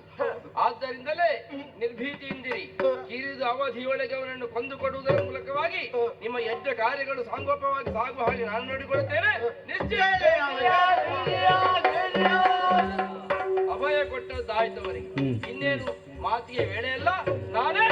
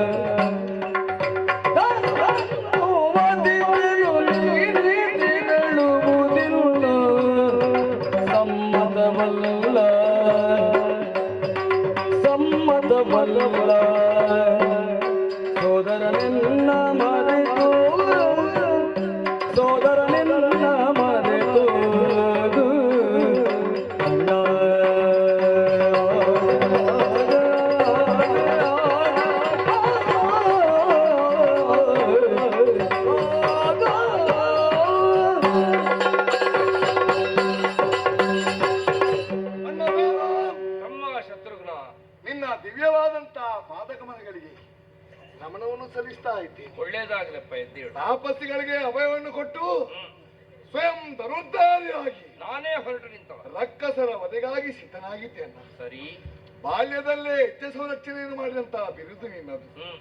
ಈಗ ಹಾಗಲ್ಲ, ರಾಜಾರಾಮನಾಗಿ ಮೆರೆತಿರುವಂತಹ ಕಾಲದಲ್ಲಿ ಸಾಕೇತದ ಚಕ್ರವರ್ತಿಯಾದಂತಹ ನೀನು ಈ ಅಲ್ಪ ಕೆಲಸಕ್ಕೆ ನೀನು ಹೋಗುವುದು ಎಷ್ಟು ಒಳ್ಳೆದು. ಅಂದ್ರೆ ಇದು ಸಮ್ಮತ ಅಲ್ಲ. ನಾನಿಲ್ವೇಣ್ಣ? ಯಾಕೆಷ್ಟು ಉತ್ಸಾಹ ತಮ್ಮ ನಿನಗೆ? ಅಣ್ಣ, ಖ್ಯಾತನಾದನು ಭರತ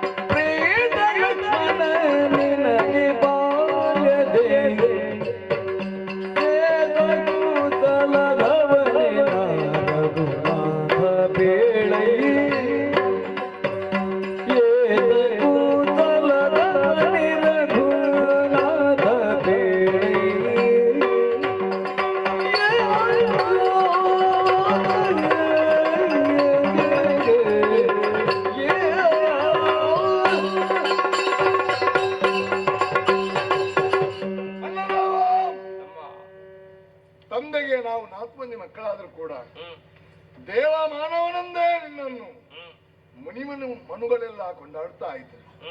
ನಿನ್ನ ಸೇವೆಯ ಭಾಗ್ಯ ಎಂಬುದೇ ಪೂರ್ವಜನ್ಮದ ಸುಕೃತವೆಂದು ಎಲ್ಲರೂ ತಿಳಿದಿದ್ದಾರೆ. ಅಣ್ಣ, ನಿನ್ನ ಒಡ ಹುಟ್ಟಿದಂತಹ ಇಬ್ಬರಿಗೆ ಇದ್ದಂತಹ ಭಾಗ್ಯ ನನಗಿಲ್ಲದೆ ಹೋಯ್ತಲ್ಲ. ಖ್ಯಾತನಾದನು ಭರತೆ ಪ್ರೇಮದಿ ತನಗೆ ಅನಾಯಾಸವಾಗಿ ದೊರೆತಂತಹ ಈ ಸಾಕೇತ ಪಟ್ಟವನ್ನು ಅಣ್ಣನಿಲ್ಲದಂತಹ ರಾಜ್ಯದಲ್ಲಿ ನಾನಿರಲಾರೆ ಎಂದು ದೇವಧೋರಣೆಯನ್ನು ಹೊರಟಂತಹ ಆ ಭರತ ನಿನ್ನ ಪ್ರೇಮಕ್ಕೆ ಪಾತ್ರನಾಗಿದ್ದಾನೆ. ಭರತನ ಬಂಧು ಪ್ರೇಮ ಎಂಬುದು ಲೋಕಮುಖದಲ್ಲಿ ಪ್ರಕಟವಾಗಿದೆ. ಮತ್ತೆ ಆ ಪ್ರೀತ ಲಕ್ಷ್ಮಣ ನಿನಗೆ ಪೂರ್ವತಿ. ಸರಿ, ಬಾಲ್ಯದಲ್ಲೇ ನಾವಿಬ್ಬರು ಅವಳಿ ಮಕ್ಕಳಾದರೂ ಕೂಡ ನೋಡುಗರ ಕಣ್ಣಿಗೆ ರಾಮ ಲಕ್ಷ್ಮಣರೇ ಅವಳಿ ಮಕ್ಕಳ ಎಂಬ ಹಾಗೆ ಇದ್ದವರು. ಆದ್ದರಿಂದ ಎಳವೆಯಲ್ಲೇ ನಿನ್ನ ಅನುಗ್ರಹಕ್ಕೆ ಪಾತ್ರರಾಗಿ ಲೋಕಪ್ರಸಿದ್ಧತೆಯನ್ನು ಹೊಂದಿದರು. ಆದ್ರೆ ನಿನಗೆ ತಮ್ಮನಾಗಿ ನಾನು ಯಾತಕ್ಕೂ ಸಲದವನಾದಿನಲ್ಲ. ನಿನ್ನ ಸೇವೆ ಮಾಡುವಂತ ಭಾಗ್ಯ ನನಗಿಲ್ಲದೆ ಹೋಯ್ತನ್ನ. ಲೇಸನಾಡಿದೆ ತಮ್ಮ ನಿನ್ನಲ್ಲಿ ಲೇಷ ಸಂಶಯವಿಲ್ಲ. ಲೇಸನಾಡಿದೆ ತಮ್ಮ ನಿನ್ನಲ್ಲಿ ಲೇಷ ಸಂಶಯವಿಲ್ಲ.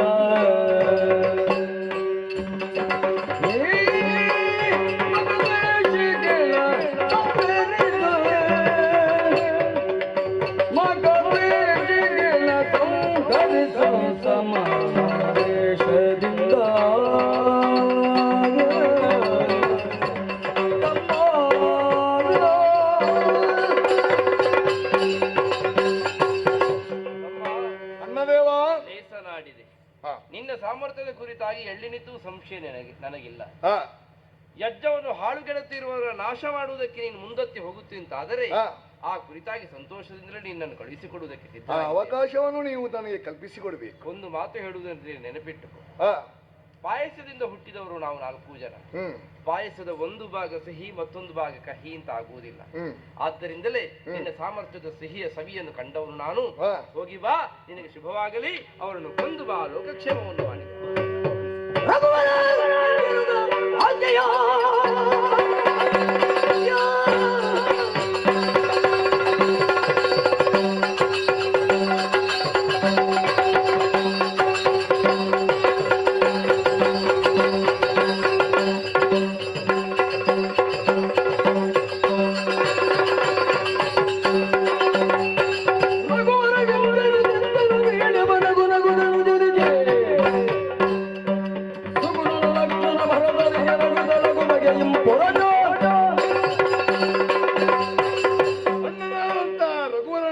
ಆಜ್ಞುಕ್ತನಾದಿ.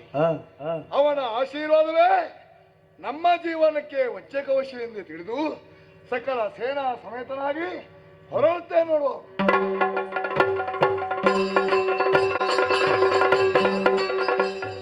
ಸೇನೆಯುತ ಮಸಾತೀರವತೀರನು ಜ್ಞಾನವ ವಿರಚಿಸುತ್ತಾರೆ. ತಾನೇ ತಂದನು ವಾಲ್ಮೀಕಿಯ ಮಣಿಗಾನರ ಪತಿಯನು ಸೇನೆಯುತ ಮಸಾತೀರವತೀರನು ಜ್ಞಾನವ ವಿರಚಿಸುತ್ತಾರೆ.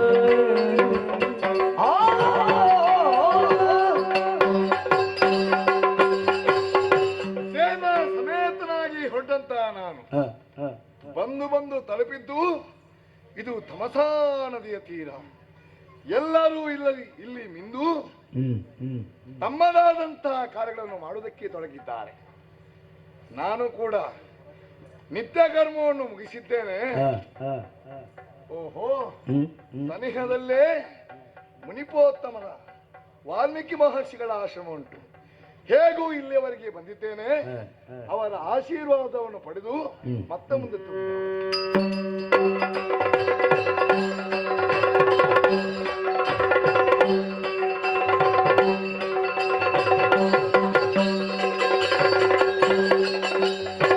ಬಂದಿಗನ ಕುಮಾರನನು ಜನ ಮುನಿ ಪ್ರತಿ ಚಂದದೊಳು ಭಜನಿಸಿ ಬಂದಿಗ ಕಾರಣಗಳ ವಿಚಾರಿತಲಿ ದೊರೆತನು ಸಗ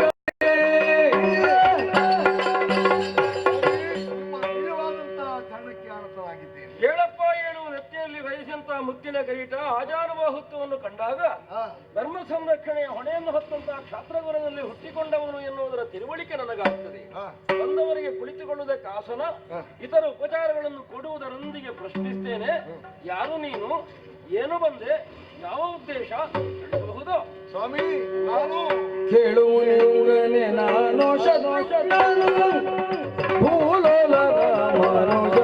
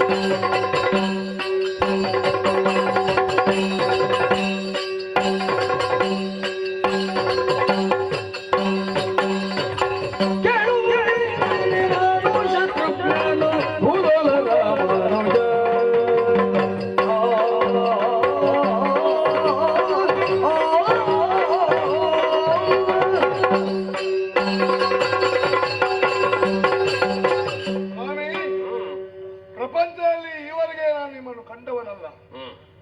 ನಿಮ್ಮ ಹೆಸರನ್ನು ಮಾತ್ರ ಕೇಳ್ತೇನೆ. ಸರಿ, ನನ್ನ ಪರಿಚಯವು ನಿಮಗೆ. ನಾನು ವರ್ತಮಾನ ಕಾಲದಲ್ಲಿ ಸಾಕೇಂದ್ರದ ಚಕ್ರವರ್ತಿ ಶ್ರೀರಾಮಚಂದ್ರನ ಅನುಜ ಶತ್ರುಘ್ನ. ರಾಮಾನುಜನೇ? ಹೌದು. ಓಹೋ, ಇಲ್ಲಿಗೆ ಬರುವಡೆ ಬಲವಾದಂತ ಕಾರಣ ಉಂಟು. ಏನದು? ದುಷ್ಟನಾದಂತಹ ಲವಣಾಸುರ ಯಜ್ಞ ಯಾಗಾದಿಗಳಿಗೆ ಕಂಟಕಪ್ರಾಯನಾಗಿ ಮೆರೆದಾಡ್ತಾ ಇದ್ದಾನೆ. ಅದಕ್ಕಾಗಿ ಅವನ ವಧೆಗಾಗಿ ಅಣ್ಣನಿಂದ ಹರಕೆಗೊಂಡು ಬಂದವ ನಾನು. ಹೌದೇ? ತಮಸಾ ನದಿಯ ಬಳಿಗೆ ಬರುವಾಗ ನಿಮ್ಮ ಆಶ್ರಮ ಸನಿಹದಲ್ಲೇ ಇದೆ ಎಂದು ತಿಳಿದಂತ ನಾವು ದುಷ್ಟ ದಮನಕ್ಕಾಗಿ ಹೊರಡುವಾಗ ನಿಮ್ಮಂತವರ ಆಶೀರ್ವಾದದ ಅನಿವಾರ್ಯತೆ ಉಂಟೆಂದು ತಿಳಿದು ಬಂದಿದ್ದೇನೆ. ಅಯ್ಯ, ವಿಷಯ ಎಲ್ಲ ಒಳ್ಳೆಯದು ಹೌದು ಅಂತ ನಾನೊಮ್ಮೆ ನಭದತ್ತರಕ್ಕೆ ನೋಡಿದರೆ ವೇಳೆ ಎಲ್ಲವೂ ಕಳವದೆಗೆ ಎನ್ನುವಂತಹ ತೀರ್ಮಾನ.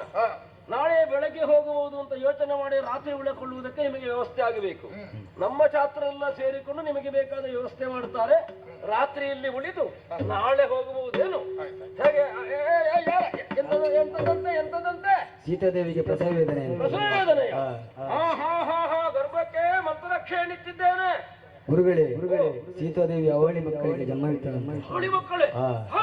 ಹೌದಾ? ಸೀತೆ ಅವಳಿ ಮಕ್ಕಳು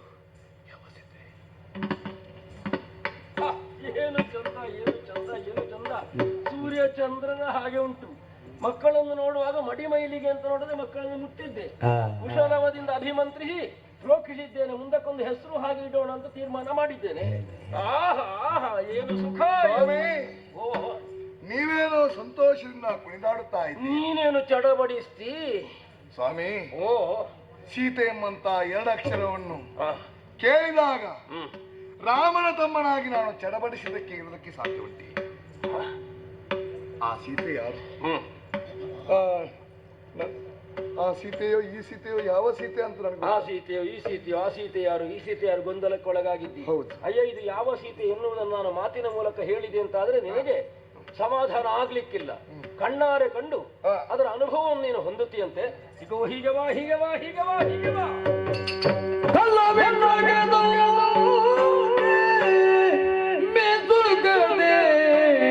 ಸೊಲ್ಲಡಗಿ ಸೌಮಿತ್ರಿ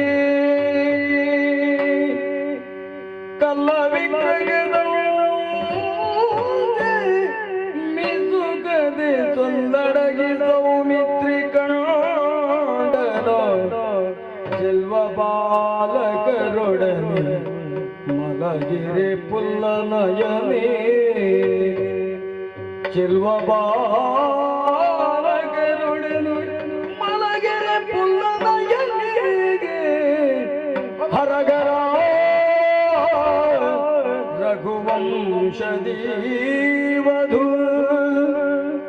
ತಿರುಗರೋದದಿ ತೃಣದ ಶೈಲಿಯುಳ್ ಒರಗಿಗಳು ತಿರುಕರೋದದಿ ತೃಣದ ಶೈಲಿಯುಳ್ ಒರಗಿಗಳು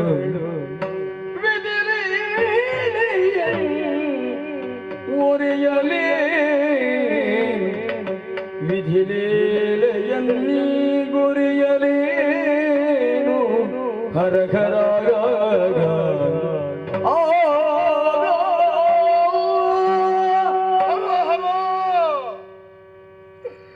ನಾನಿಂದು ಏನನ್ನು ಕಾಣುತ್ತಾ ಇದ್ದೇನೆ. ಅಯ್ಯೋ, ನಾನು ಕಲ್ಪನೆಯಲ್ಲೂ ಊಹಿಸದಂತಹ ಚಿತ್ರ ನನ್ನ ಕಣ್ಣ ಮುಂದೆ ಬರುತ್ತಾ ಉಂಟು. ಹರನೇ, ಇದನ್ನೆಲ್ಲ ಕಾಣುವುದಕ್ಕಾಗಿ ದೇವರು ನನಗೆ ಕಣ್ಣು ಕೊಟ್ಟೆನೆ. ಯಾಕಾಗಿ ಭೂಮಿ ನನ್ನನ್ನು ಈಗಲೂ ಹೊತ್ತಿದ್ದಾಳೆ? ಯಾಕೆ ಭೂಮಿಯ ಇಬ್ಬಾಗವಾಗಿ ನನಗೆ ದುಂಗಬಾರದು? ಶಿವ ಶಿವ, ನನ್ನ ಹೃದಯವನ್ನೇ ಚುಚ್ಚುವಂತಹ ಸನ್ನಿವೇಶವನ್ನು ಪ್ರತ್ಯಕ್ಷವಾಗಿ ಕಾಣುವಂತ ದುರ್ಯೋಗ ನನ್ನ ಪಾಲಿಗಾಯಿತೆ. ಸಾಕೇತದ ಸಾಮ್ರಾಜ್ಞಿಯಾಗಿ ಹಂಸತೂಲಿಪ್ಪ ತಲ್ಪದಲ್ಲಿ ಮಲಗಬೇಕಾದಂತ ಜಾನಕಿ ದೇವಿ ಇನ್ನು ಕೇವಲ ತಿರುಕರಂತೆ ರಣದ ಶೈಲಿಯಲ್ಲಿ ಮಲಗುವಂತಹ ಸ್ಥಿತಿ ಒದಗಿ ಬಂತಲ್ಲ. ನಮ್ಮ ಕುಲವನ್ನು ಬೆಳಗುವಂತಹ ಅಶ್ವಿನಿ ದೇವತೆಗಳಂತೆ ಕಂಗೊಳಿಸುವಂತಹ ಚಿನ್ನರು ಬಂಗಾರದ ತೊಟ್ಟಿಲಲ್ಲಿ ಹಾಲನ್ನವನ್ನು ಉಣ್ಣುವಂತಹ ಈ ಸ್ಥಿತಿ ಈಗ ನೋಡಿದರೆ ಅಯ್ಯೋ ಅಯ್ಯೋ, ಮುಂದೆ ಸೂರ್ಯಕುಲವನ್ನು ಬೆಳಗುವಂತಹ ಈ ಚಿನ್ನರಿಗೆ ಬಾಲ್ಯದಲ್ಲೇ ಕಷ್ಟ ಒದಗಿ ಬಂತಲ್ಲ. ಶಿವನೇ, ನಾವೆಲ್ಲ ಇದ್ದು ವ್ಯರ್ಥವಾಯಿತು ವ್ಯರ್ಥವಾಯಿತು ವ್ಯರ್ಥವಾಯಿತು. ಇದನ್ನೆಲ್ಲ ವಿಧಿಲೀಲೆ ಅನ್ನೋದು ಏನಾಗಬೇಕು. ಇಲ್ಲದಿದ್ರೆ ಎಲ್ಲಿಯ ಸಾಮ್ರಾಜ್ಞಿ, ಎಲ್ಲಿಯ ಆಶ್ರಮತಿ, ಎಲ್ಲಿಯ ರವಿಕುಲ, ಎಲ್ಲಿಯ ಮಕ್ಕಳು. ಈ ಪ್ರಪಂಚದಲ್ಲಿ ವಿಧಿಯ ಬರಹವನ್ನು ಮೀರಲು ಯಾರಿಗೂ ಸಾಧ್ಯವಿಲ್ಲ. ಸಾಮಾನ್ಯ ನೊರದಿಗಳಾದಂತಹ ನರನ ಪಾಡೇನು, ಲೋಕವನ್ನೇ ನಡೆಸಬಲ್ಲಂತ ತ್ರೈಮೂರ್ತಿಗಳಿಗೂ ವಿಧಿಯು ಬಿಟ್ಟದ್ದಿಲ್ಲ. ಹೌದು, ಹರಿಯು ವಿಧಿಯ ಬಲದಿಂದ ಅವತಾರ ಯುಗಯುಗದಲ್ಲಿ ಧರಿಸಿದ. ಹರನು ಬ್ರಹ್ಮನ ಕಚ್ಚುಟವನ್ನು ಹಿಡಿದು ಬ್ರಹ್ಮ ಕಪಾಲವನ್ನು ಹಿಡಿದು ದೇಹಿ ದೇಹಿ ದೇಹಿ ಎಂದು ಬೇಡುತ್ತಾ ಹೋದ. ಲೋಕವನ್ನೇ ಸೃಷ್ಟಿಸಬಲ್ಲಂತಹ ಬ್ರಹ್ಮ ವಿಧಿಯ ಬರಹದಿಂದ ತನ್ನ ತಲೆಯನ್ನೇ ಕಳೆದುಕೊಂಡ. ತ್ರಿಮೂರ್ತಿಗಳಿಗೂ ವಿಧಿ ಬರಹ ಬಿಟ್ಟಿಲ್ಲ ಅಂದ್ರೆ ಹೇಳಿಕ ನಮ್ಮಂತರ ಪಾಡೆ ಶಿವನೇ, ಇದನ್ನೆಲ್ಲ ನೋಡುವುದಕ್ಕೆ ನಾನಿದ್ದೇನಲ್ಲ. ನೋಡಿ ದುಃಖದುಳಿಲ್ತೋ ತನ್ನೊಳಗಾಡುತ್ತಿಗ ಮಗೀದು ನನ್ನ ಮೊಗವನು ನೋಡಿ ನೋಡಿ ದುಃಖದುಳಿಲ್ತೋ ತನ್ನೊಳಗಾಡುತ್ತಿಗ ಮೈದು ನನ್ನ ಮೊಗವನು ನೋಡಿ ಸೀತೆಯ ಮನದಿ ಮರುಕವ ಮೂಡಲಂದೋಗು ಇತ್ತ ಬಾ ಶತ್ರುಘ್ನ ಇತ್ತ ಬಾ ಶತ್ರುಘ್ನ ಸ್ವಸ್ವವೇ ಪುರದಲ್ಲಿ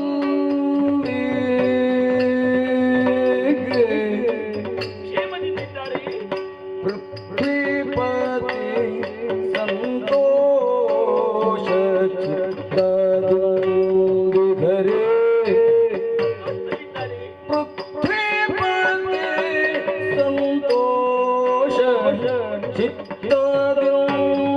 ಚಿತ್ತದುಂದಿಗರಿಗೆ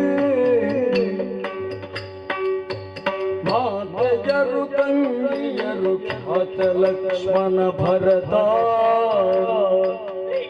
ಮಾತೆಯರು ತಂಗಿಯರು ಖ್ಯಾತ ಲಕ್ಷ್ಮಣ ಭರತ ಸಾತಿಶಯದಲ್ಲಿ ನೀ ತಿಳುಗು ಮುದರಿ ಸಾತಿಶಯದಲ್ಲಿ ಗರಿ ನೀ ತುಳುಗು ಮುದರಿ ಇತ್ತ ಬಾ ಶತ್ರುಘ್ನ ಸ್ವಸ್ಥವೇ ಪುರದಲ್ಲಿ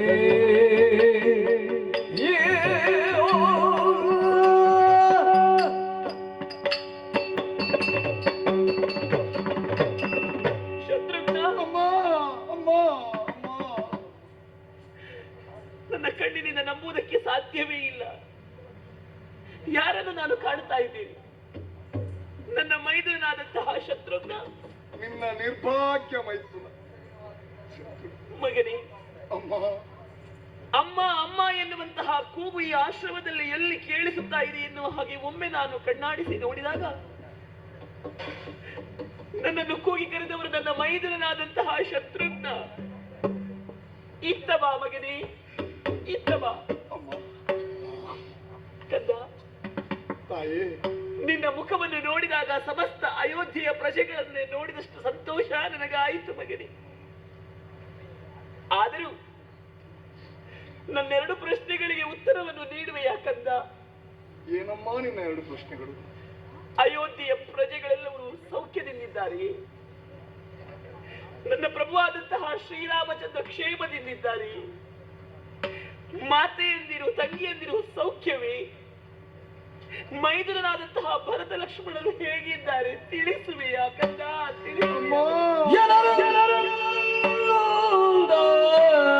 ಶತ್ರುಘ್ನ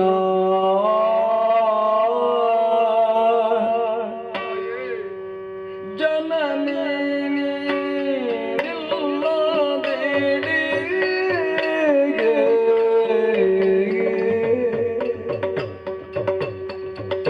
ಜನನಿ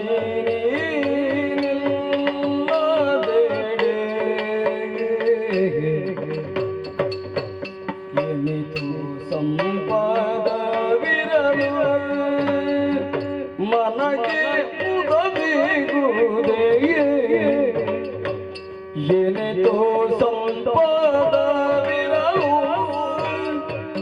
ಮನಗೆ ಉದವಿಗುವುದೇ ಕಿರಣವಿಲ್ಲದ ಸೂರ್ಯ ಕರಣವಿಲ್ಲದ ಕಾಯ ಕಿರಣವಿಲ್ಲದ ಸೂರ್ಯ ಹರಣವಿಲ್ಲದ ಕಾಯ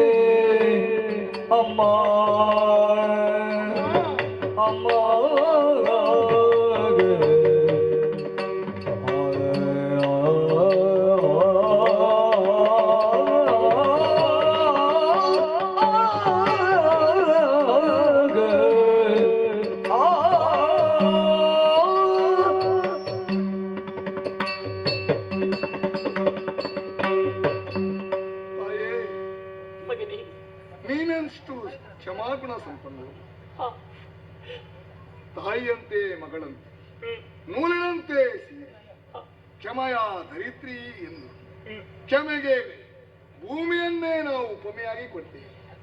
ಆ ಭೂಮಿಯ ಮಗಳಲ್ಲಿ ಅಲ್ಲದಿದ್ರೆ ಇಂತಹ ಕಷ್ಟ ಕಾಲದಲ್ಲೂ ಕೂಡ ಇನ್ನೊಬ್ಬರ ಹಿತವನ್ನು ಇನ್ನೊಬ್ಬರ ಸಂತೋಷವನ್ನೇ ಬಯಸುವಂತ ನಿನ್ನ ಹೃದಯ ವೈಶಾಲ್ಯವನ್ನು ಕಂಡಾಗ ನಾನು ಖಿನ್ನನಾಗಿ ಹೋಗಿದ್ದೀನಮ್ಮ.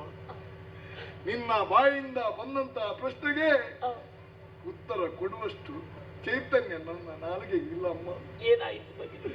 ನಾಲಿಗೆ ತಡವರಿಸ್ತಾ ಇದೆ ಅಮ್ಮ.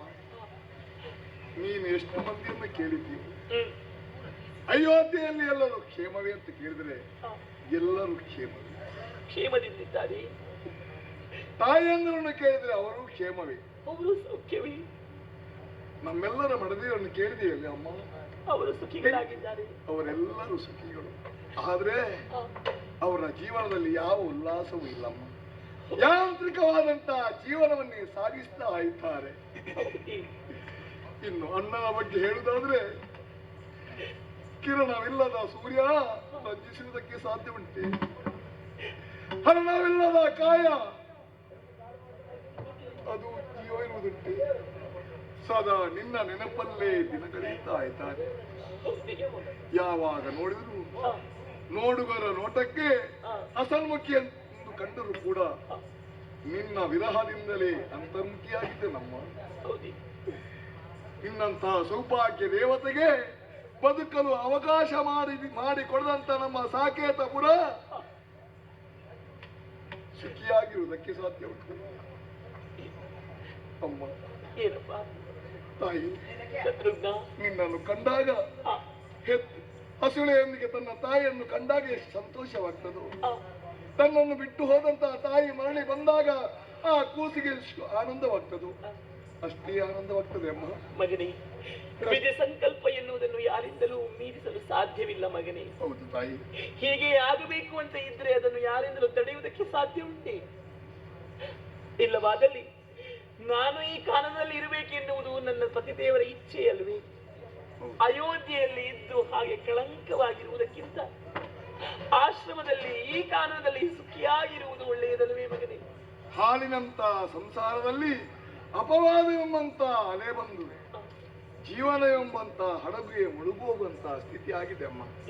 ಆದ್ರೆ ವಿಧಿ ನಮ್ಮ ಬಗ್ಗೆ ಸ್ವಲ್ಪ ಕರುಣೆಯನ್ನು ತೋರಿ ನಿನ್ನನ್ನು ನಾವು ಆವಾಗಲೇ ಕಳೆದುಕೊಂಡನಲ್ಲ ಎಂಬಂತ ಚಿಂತೆಯನ್ನು ಇರುವಾಗ ದುಷ್ಟನ ನೆವಣದಿಂದಲಾದರೂ ನಿನ್ನ ಮುಖದಿಲಿಯನ್ನು ನೋಡುವಂತಹ ಭಾಗ್ಯ ನನಗೆ ಬದುಕಿ ಬಂತಲ್ಲ. ಇನ್ನು ತಡೆ ಯಾಕೆ? ವಿಷಯವನ್ನು ಅಣ್ಣನಿಗೆ ಆದಷ್ಟು ಶೀಘ್ರವಾಗಿ ತಲುಪಿಸಬೇಕು.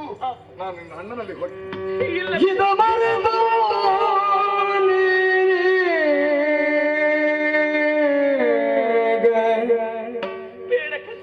ಮುದದೊಳೆರು ಮಗನೇ,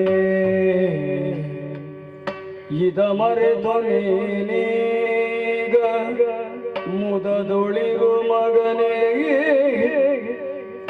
ಮುಂದಾದರಿದರು ನಿನ್ನಣ್ಣಂಗೆ ಪೇಳಿರು, ಮುಂದಾದರಿದರು ನಿನ್ನಣ್ಣಂಗೆ ಪೇಳದಿರು, ನಿನಗೆಲ್ಲ ಎನ್ನುದರದಲ್ಲಿ ಜನಿತಿರ್ಪ ಗೆಳೆ ಶಿಶುಗಳ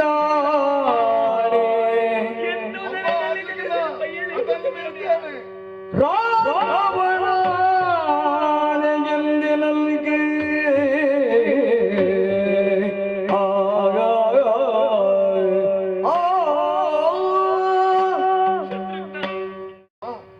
ನಾನು ಇಲ್ಲಿರುವಂತಹ ವಿಚಾರವನ್ನು ತಿಳಿದು ನೀನು ಸಂತೋಷಗೊಂಡವನಿದ್ದಿ. ಹೌದಮ್ಮ, ಇದಕ್ಕಿಂತ ಹೆಚ್ಚಿನ ಭಾಗ್ಯ ಇನ್ನೇನಿದೆ ಅಮ್ಮ. ಆದರೆ ಈ ವಿಚಾರವನ್ನು ನನ್ನ ಪತಿದೇವರಾದಂತಹ ಪ್ರಭು ಶ್ರೀರಾಮಚಂದ್ರನಿಗೆ ತಿಳಿಸುವೆ ಎನ್ನುವ ಹಾಗೆ ಹೇಳುತ್ತಾ ಇದ್ದೀಯ ಮಗನೇ. ಅವನಿಗೆ ತಿಳಿಸದೆ ಮತ್ತಾರಿಗೆ ತಿಳಿಸಲಮ್ಮ. ಖಂಡಿತವಾಗಿಯೂ ನಾನು ಇಲ್ಲಿರುವಂತಹ ವಿಚಾರವನ್ನು ನನ್ನ ದೇವರಿಗೆ ಯಾವತ್ತೂ ತಿಳಿಸಬೇಡ ಕಂದ, ತಿಳಿಸಬೇಡ ಅಮ್ಮ. ನನ್ನ ಅಣ್ಣನ ಬಗ್ಗೆ ಅಷ್ಟು ನಿನಗೆ ವೈರಾಗ್ಯ ಬಂದು ಹೋಯ್ತಿ. ಇಲ್ಲ ಮಗನೇ, ನಿನ್ನ ಸಂತೋಷವನ್ನು ಕೇಳಿ ಸಹಿಸಲಾರಷ್ಟು ಕಟುಕನಲ್ಲ ಅಮ್ಮ ನನ್ನ ಅಣ್ಣ. ಇಲ್ಲ ಕಂದ, ನೀನು ಆ ರೀತಿಯಾಗಿ ಅರ್ಥವನ್ನು ಕಲ್ಪಿಸಬೇಡ. ಆದ್ರೂ ಹೇಳ್ತಾ ಇದ್ದೀನಿ ಅಣ್ಣ. ಅಮ್ಮ, ನೀನು ಎಷ್ಟೇ ಹೇಳು, ಈ ವಿಷಯವನ್ನು ಹೇಳಿ ನಿಮ್ಮ ಸಂಸಾರವನ್ನು ಒಂದು ಮಾಡಿದಂತಹ ಭಾಗ್ಯ ನನಗೆ ಬರ್ತದಮ್ಮ. ಆ ಅವಕಾಶಕ್ಕಾಗಿ ನಾನು ಜಾತಕ ಪಕ್ಷಿಯಂತೆ ಕಾತರಿಸ್ತಾ ಇದ್ದೇನೆ. ಒಂದು ವೇಳೆ ಭಾಗ್ಯವನ್ನು ನಾನು ಯಾಕೆ ಕಡೆಗಣಿಸಬೇಕು? ಒಂದು ವೇಳೆ ಈ ವಿಚಾರವನ್ನು ಪತಿದೇವನಲ್ಲಿ ಹೇಳಿದ್ರೆ ಇದು ನನ್ನ ಮೇಲೆ ಆಣೆ, ನನ್ನ ಮೇಲೆ ಆಣೆ, ನನ್ನ ಮೇಲೆ ಆಣೆ. ತಾಯಿ ಹೆತ್ತವಳು ಮತ್ತೊಬ್ಬಳಾದರೂ ಕೂಡ ಹೆತ್ತ ತಾಯಿಗಿಂತಲೂ ಹೆಚ್ಚಾಗಿ ನಾನು ಪ್ರೀತಿಸುವವರು ನಾವು. ನಿನ್ನ ಆಣೆ ನನಗೆ ಲೆಕ್ಕಕ್ಕೆ ಬರ್ಲಿಕ್ಕಿಲ್ಲಮ್ಮ. ಶತ್ರುಘ್ನ, ನೀನು ಮತ್ತು ಮುಂದುವರಿದು ಹೇಳಿದೆ ಎಂದಾದರೆ ಹೇಳ್ತೇನೆ. ಹೇಳುದು ನನ್ನ ಉದರದಲ್ಲಿ ಜನಿಸಿದಂತಹ ಉಭಯ ಶಿಶುಗಳ ಮೇಲೆ ಆಣೆ. ಅಮ್ಮ, ನನ್ನನ್ನು ಹೆದರಿಸುವೆ ತಾಯಿ. ಇನ್ನು ಲೋಕದ ಬೆಳಕನ್ನು ಸರಿಯಾಗಿ ಕಾಣದಂತ, ಪ್ರಪಂಚ ಜ್ಞಾನವಿಲ್ಲದಂತ ಮಕ್ಕಳ ಆಣೆಯನ್ನು ನಂಬಿ ನಾನು ಹೇಳದಿರುವೇನೆ? ಶತ್ರುಘ್ನ, ಅದಾಗ್ಲಿಕ್ಕಿಲ್ಲಮ್ಮ. ಇದು ಪ್ರಭು ಶ್ರೀರಾಮಚಂದ್ರನ ಮೇಲೆ ಆಣೆ ಮಾಡಿ ಹೇಳುತ್ತಾ ಇದ್ದೇನೆ ಮಗನೇ, ಈ ವಿಚಾರವನ್ನು ಹೇಳದಿರು ಕಂದ, ಹೇಳದಿರು. ತಾಯೇ, ಕುರುಡನೊಬ್ಬನಿಗೆ ಕಣ್ಣು ಬಂದಾಗ ಎಷ್ಟು ಸಂತೋಷವಾಗ್ತದೋ ಅದೇ ರೀತಿ ಕಣ್ಣಿದ್ದವನು ಕುರುಡಾದಾಗ ಎಷ್ಟು ದುಃಖವಾಗ್ತದೋ ಅಂತಹ ಸ್ಥಿತಿಯಲ್ಲಿ ನಾನಿದ್ದೇನಮ್ಮ. ಕಣ್ಣಿದ್ದು ಕುರುಡನಾಗುವಂತಹ ಸ್ಥಿತಿ ನನಗೊದಗಿ ಬಂತಲ್ಲ. ಅಣ್ಣನ ಆಣೆಯನ್ನು ಹಾಕಿ ನನ್ನನ್ನು ಕಟ್ಟಿಬಿಟ್ಟಿಯಲ್ಲ ತಾಯೇ. ಅಮ್ಮ, ನನ್ನ ದೌರ್ಭಾಗ್ಯಕ್ಕೆ ನಾನೇ ಹೇಳಿಕೊಡ್ಬೇಕಮ್ಮ. ನಿಮ್ಮ ಸಂಸಾರವನ್ನು ಒಂದು ಮಾಡುವಂತ ಯೋಗ ನನ್ನ ಮುಖೇನವಾಗಿ ಆಗ್ತದೆ ಎಂಬಂತ ಆನಂದ ತುಂಬದಿಂದ ತೇಲುತ್ತಂತ ನನಗೆ ತಣ್ಣೀರನ್ನು ಎರಚಿ ಬಿಟ್ಟಿಯಲ್ಲ ತಾಯಿ. ಅಮ್ಮ, ಯಾಕಪ್ಪ ನೀವು ಇಲ್ಲಿಯವರೆಗೆ ಬಂದಿ? ತಾಯಿ, ಯಜ್ಞ ಕಂಟಕರಾದ ದಾನವರ ಅಟ್ಟಹಾಸ ಮೆರೆದಿರುವಾಗ ತಾಪಸಿಗಳ ದೂರಿನಂತೆ ಅಣ್ಣನೇ ಹೊರಟು ನಿಂತಾಗ ನಾನೇ ಹೋಗ್ತೇನೆಂದು ತಿಳಿಸಿ ಅವನಿಂದ ಹರಕೆಗೊಂಡು ಬಂದಿದ್ದೇನೆ. ಬಂದಾಗ ನಿಮ್ಮನ್ನು ಕಾಣುವಂತಹ ಯೋಗ ನನ್ನ ಪಾಲಿಗೆ ಆಯಿತು. ನಾನು ಯೋಗ್ಯವಂತ ಅಂತ ಭಾವಿಸಿಕೊಂಡಿದ್ದೆ. ನನಗೆ ಯೋಗ ಅನುಕೂಲವಾಗಿಲ್ಲಮ್ಮ. ನಿನ್ನನ್ನು ಕಂಡು ನಿನ್ನ ಈ ಸ್ಥಿತಿಯನ್ನು ನೋಡಿ ಕೂಡ ಬಿಟ್ಟು ಹೋಗುವಂತಹ ದೌರ್ಭಾಗ್ಯ ನನ್ನ ಪಾಲಿಗೆ ಆಯ್ತಲ್ಲ ಅಮ್ಮ. ಏನು ಮಾಡೋಣ, ಇದು ನಮ್ಮ ಹಣೆ ಬರ ಅಂತ ಹೇಳಿ ಅಮ್ಮ, ನಿನ್ನನ್ನು ಬಿಟ್ಟು ಕದಲದಕ್ಕೆ ಮನಸ್ಸು ಕೇಳುವುದಿಲ್ಲ ತಾಯಿ. ಅಮ್ಮ, ಒಳಗಿದ್ದುಕೋ. ಶತ್ರುಘ್ನ, ಸೂರ್ಯವಂಶದ ಸಂಸ್ಕಾರ ಎಷ್ಟು ದೊಡ್ಡದು ಎನ್ನುವುದನ್ನು ಮಾತಿನ ಮೂಲಕ ಕಾಣಿಸಿಕೊಟ್ಟೇನೆ. ಮಾತನಾಡುತ್ತಾ ಇರುವ ಹಾಗೆ ನಿಮ್ಮ ಕುಲದ ಮೂಲ ಪುರುಷನು ಉದಿಸಿ ತಾನು ಕರ್ತವ್ಯ ಪ್ರಜ್ಞೆಯಲ್ಲಿ ಮುಂದುವರಿಯತೊಡಗಿದ್ದಾನೆ. ನೀನು ನಿನ್ನ ಕರ್ಮಕ್ಕಾಗಿ ಮುಂದುವರಿಯುವುದಕ್ಕೆ ಸುಕಾಲ ಅಂತ ಭಾವಿಸ್ತೇನೆ. ಯಾವ ಉದ್ಯೋಗಕ್ಕಾಗಿ ನೀನು ಹೋಗುವುದಕ್ಕೆ ಮೊದಲು ಒಂದು ನೆನಪನ್ನು ನೀನು ಮಾಡಿಕೊ. ಏನು ಸ್ವಾಮಿ? ವಿರೋಧಿಯಾದಂತಹ ಆತನಲ್ಲಿ ದೈವೀದತ್ತವಾದಂತಹ ಶಿಶೂಲ ಎಂಬ ಆಯುಧ ಹೊಂದಿದೆ. ಆ ಆಯುಧವನ ಕೈಯಲ್ಲಿ ಇರುವ ತನಕವೂ ಅವನನ್ನೇನು ಮಾಡುವುದಕ್ಕೂ ಸಾಧ್ಯವಾಗುವುದಿಲ್ಲ. ಅದನ್ನು ಮೊದಲು ವಶಪಡಿಸು. ಮೇಲಾಗಿ ನಿಮ್ಮ ಕುಲದ ಹಿರಿಯಂತಹ ಮಾಂದಾತನನ್ನು ಕೊಂದ ಅಪರಾಧಿಯೂ ಅವನಾಗಿದ್ದಾನೆ. ಎರಡನ್ನು ನೆನಪಲ್ಲಿಸಿಕೊಂಡು ಕರ್ತವ್ಯ ನಿರ್ವಹಣೆಯನ್ನು ಮಾಡು, ನಿನಗೆ ವಿಜಯವ.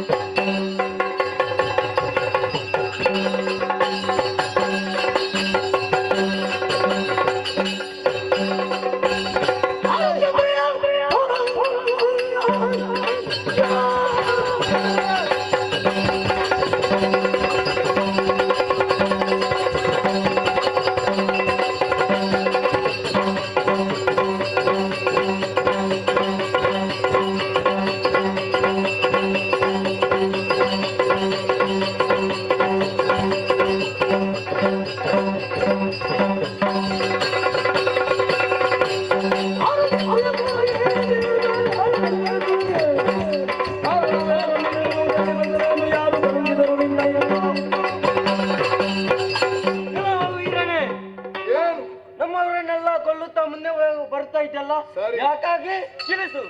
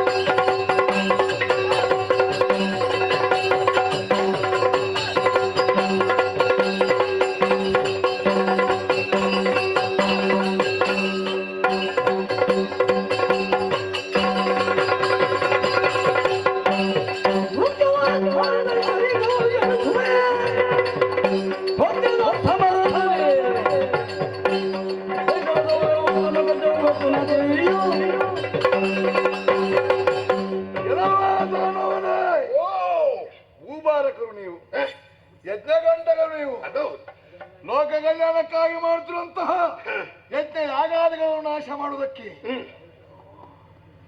ಅದನ್ನು ನಿಲ್ಲಿಸುವುದಕ್ಕೆ ಬಂದವರು ನಾನು. ಹೌದಾ? ಹಾಗಿರುವಾಗ ಯಜ್ಞಗಂಟೆಗಳಾದಂತಹ ನಿಮ್ಮ ಶಿರವನ್ನು ಖಂಡಿಸಿ ನಿಮ್ಮನ್ನು ನಿರ್ಣಯ ಮಾಡುವುದಕ್ಕೆ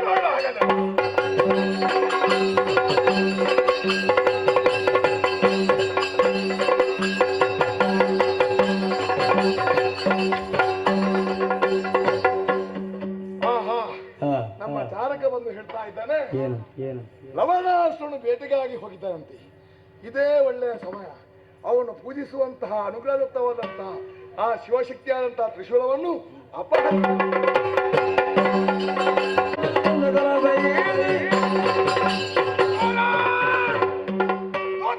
ಓಡಾಡಿ ಬಂದೊಂದು ವಿಷಯ ಹೇಳಿದ.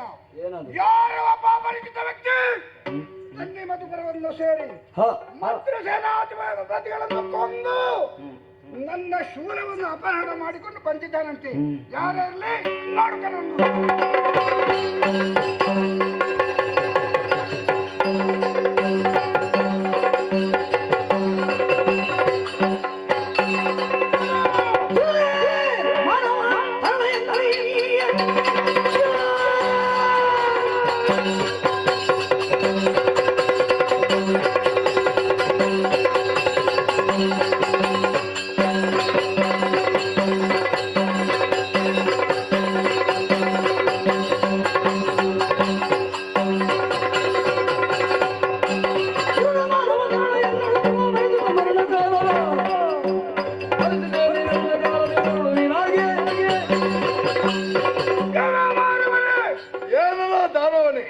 ನನ್ನಿ ಮಧುಪುರ ಬಂದು ಸೇರಿ ಹೌದು ನನ್ನ ಮಂತ್ರಿಗಳನ್ನು ನನ್ನ ಕೈಯಲ್ಲಿ ಇರುತ್ತಿರುವಂತಹ ಶಕ್ತಿಯುತವನ್ನು ಸೂರೆಗೊಂಡೆಯಾ? ನಿನಗೂ ನನಗೂ ಪೂರ್ವೋದ್ದೇಶ ಏನೂ ಇಲ್ಲ. ಯಾಕೆ ಬಂದೆ? ಯಾರಿಲ್ಲ ಅಂತ ಹೇಳಿ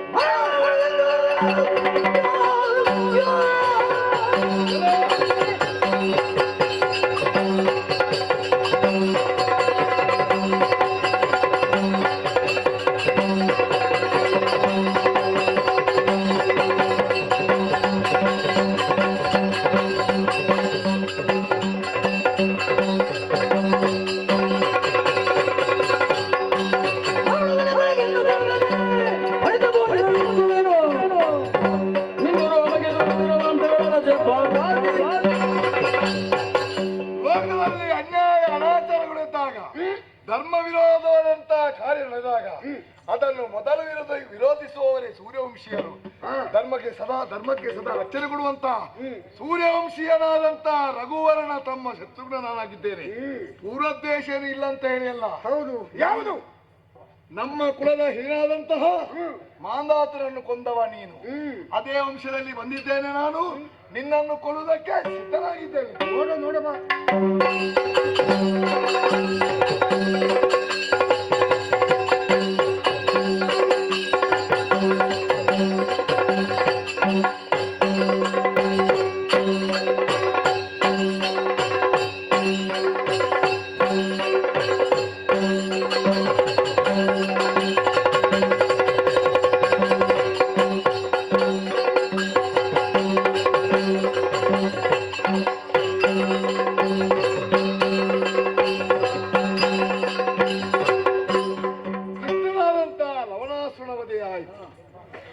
ದೇವತೆಗಳೆಲ್ಲ ಸುಮಮನೆಯನ್ನು ದೇವದುಂದುಬಿಯನ್ನು ಮಲಗಿಸ್ತಾ ಇದ್ದಾರೆ. ಅಲ್ಲಿಗೆ ಅಧರ್ಮದ ನಾಶವಾಯಿತು, ಧರ್ಮದ ನೆಲೆಯಾಯಿತು. ವಿಷಯವನ್ನು ಅಣ್ಣನಿಗೆ ತಿಳಿಸುವಾಗ ಅಣ್ಣನೇ ಹೇಳಿ ಕಳಿಸಿದ್ದಾನೆ, ಅಲ್ಲಿ ಅರಾಜಕತೆ ಆಗಬಾರದು ಮಗು. ಅಲ್ಲಿ ಇದ್ದು ಅಲ್ಲಿನ ಪ್ರಜಾಜನರನ್ನು ನೀನೇ ಪಾಲಿಸಬೇಕೆಂದು ಅಣ್ಣನ ಆಜ್ಞೆಯಾಗಿದೆ. ಆದ್ದರಿಂದ ಇಲ್ಲಿಯ ಸಿಂಹಾಸನವನ್ನು ನೇರಿ ನಾನು ಆಳ್ತೇನೆ.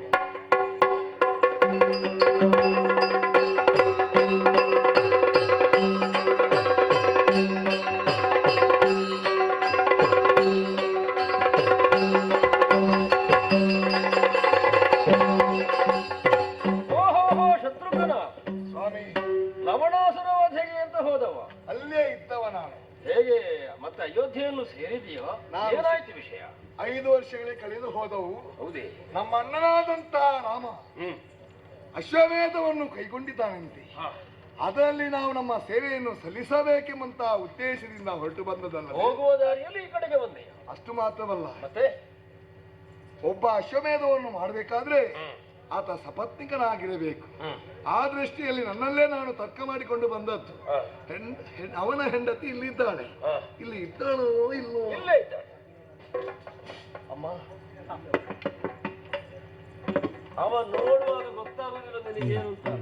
ಅವರಿಗೆ ಹೋಗುವಾಗ ಇಷ್ಟು ನನ್ನ ಹಾಲುಗಲ್ಲದ ಹಸುಳೆಯವರಾಗಿರಬೇಕು ಅಂತ ನೋಡುವುದವ. ಎಲ್ಲಿದ್ದಾರೆ?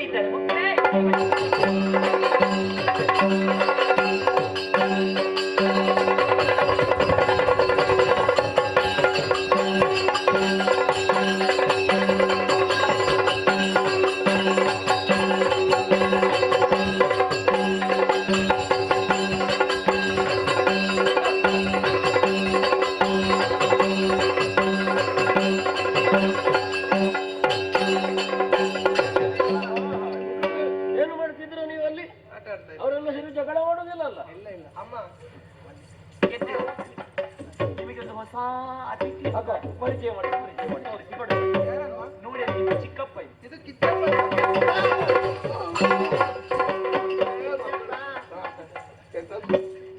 ಚಿಕ್ಕಪ್ಪಲ್ಲ, ಚಿಕ್ಕಪ್ಪ. ಮಕ್ಕಳೇ, ನಿಮ್ಮನ್ನು ಕಂಡಾಗ ಬಹಳ ಸಂತೋಷವಾಗ್ತದೆ. ಮತ್ತೇನಿಲ್ಲ, ಏನದು? ಮಕ್ಕಳು ಬೆಳೆದಿದ್ದಾರೆ. ಹೌದಪ್ಪ, ನಮ್ಮ ವಂಶದ ಕಣ್ಮಣಿಗಳು ಅಶ್ವಿನಿ ದೇವತೆಗಳಂತೆ ಇದ್ದಾರೆ. ಸರಿ, ಇವರನ್ನು ಕೊಂಡೋಗಿ ಅಣ್ಣನಲ್ಲಿ ತೋರಿಸಿದ್ರೆ ತುಂಬಾ ಸಂತೋಷವಾಗ್ಬೋದು. ಆದ್ದರಿಂದ ಇದನ್ನು ನಾನು ಆಗುವುದಿಲ್ಲ, ಕರ್ಕೊಂಡು ಹೋಗುವ ಹಾಗಿಲ್ಲ. ಆ ಭಾಗ್ಯವು ನನಗಿಲ್ವೇ? ಖಂಡಿತ ಮತ್ತೆ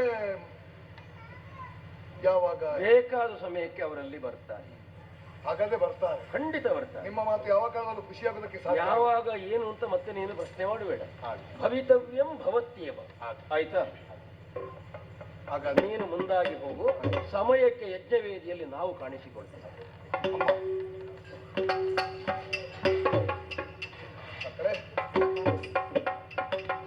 ಚಿಕ್ಕಪ್ಪನ ನೆನಪಿಡಿ, ಅಲ್ಲಿಗೆ ಬಂದಾಗ ನನ್ನ ಪರಿಚಯ ಮೊದಲು ಮಾಡ್ತೀನಿ.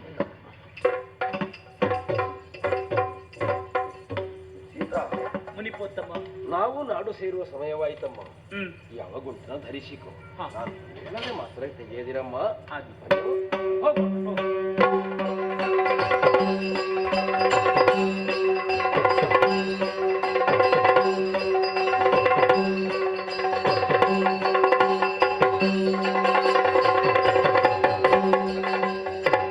ಮುನಿವರನೆ ತವ ಪಾಜವನದ ದರುಶನದಿಂದ ಜನ್ಮದಾತಕವಾದು ಜನಗೆ ಧನಮಯ ನಿಮ್ಮ ಭಜನಾಮೃತವನೇ ಕಲ್ಕಿ ಜನತೆಗಾದಿವರನಲ್ಲಿ ತಂದಾಗ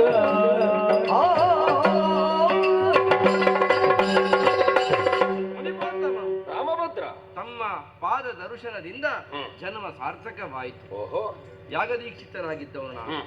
ಇದು ಸಮಾಪ್ತಿಯಾಗುವಂತಹ ಹೊತ್ತು ನಮ್ಮ ನುಡಿ ಮಂತ್ರಾಕ್ಷತೆಯನ್ನು ಆಲಿಸುವಂತಹ ಸುಯೋಗಕ್ಕಾಗಿ ಕಾತರಿಸುತ್ತಾ ಇದೆ. ನಾನೇನೋ ಮಾತನಾಡಬಹುದು, ಅದು ಅದಕ್ಕಿಂತ ಹೆಚ್ಚಿನ ಮೌಲ್ಯವಾದೊಂದುಂಟು. ನಾನೇ ವಿಶೇಷವಾದಂತಹ ಒಂದು ಕಾವ್ಯ ರಚನೆಯನ್ನು ಮಾಡಿದ್ದೇನೆ. ಹಾಗೆಂದು ನಮ್ಮವರಿಂದಲೇ ಹಾಡಿಸಬೇಕು ಅನ್ನುವಂತ ಅಪೇಕ್ಷೆಯನ್ನು ಹೊಂದಿದವರು ಒಳ್ಳೆ ಇಬ್ಬರು ಶಿಷ್ಯರಿದ್ದಾರೆ, ವಿದ್ಯಾರ್ಥಿಗಳು. ಅವರ ಮೂಲಕವಾಗಿ ಹಾಡಿಸುವುದಕ್ಕೊಂದು ಅವಕಾಶ ಕೊಟ್ರೆ ಅದೇ ಶ್ರೇಷ್ಠವಾಗ್ತದೆ ಅಂತ ನನ್ನ ಕರ್ಣಗಳೆರಡು ಕಾತರಿಸುತ್ತಾ ಇದೆ. ಇದೇ ಅವಕಾಶ. ಹೀಗೆ ಬನ್ನಿ, ಹೀಗೆ ಬನ್ನಿ, ಹೀಗೆ ಬನ್ನಿ.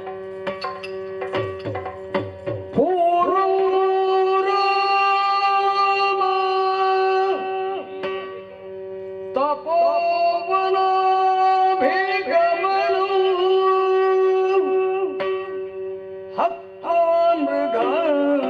ಕಾಂಚನೋ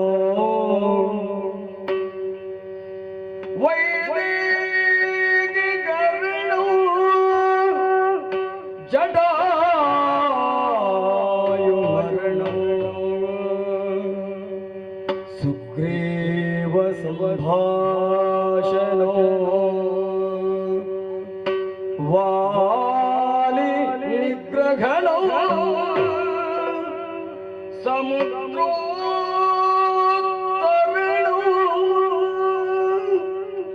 ಲಂಕಾಪುರೇ ದಾಘನೋ ಪಶ್ಚಾದ್ರಾವಣ ಕುಂಭಕರ್ಣ ಹನನೋ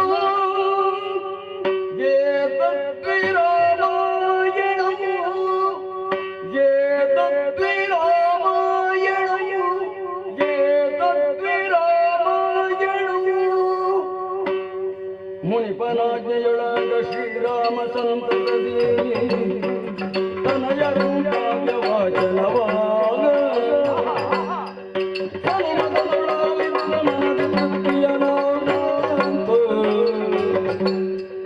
ತನಯರು ನೆಚ್ಚು ಕಿಂದಾಗ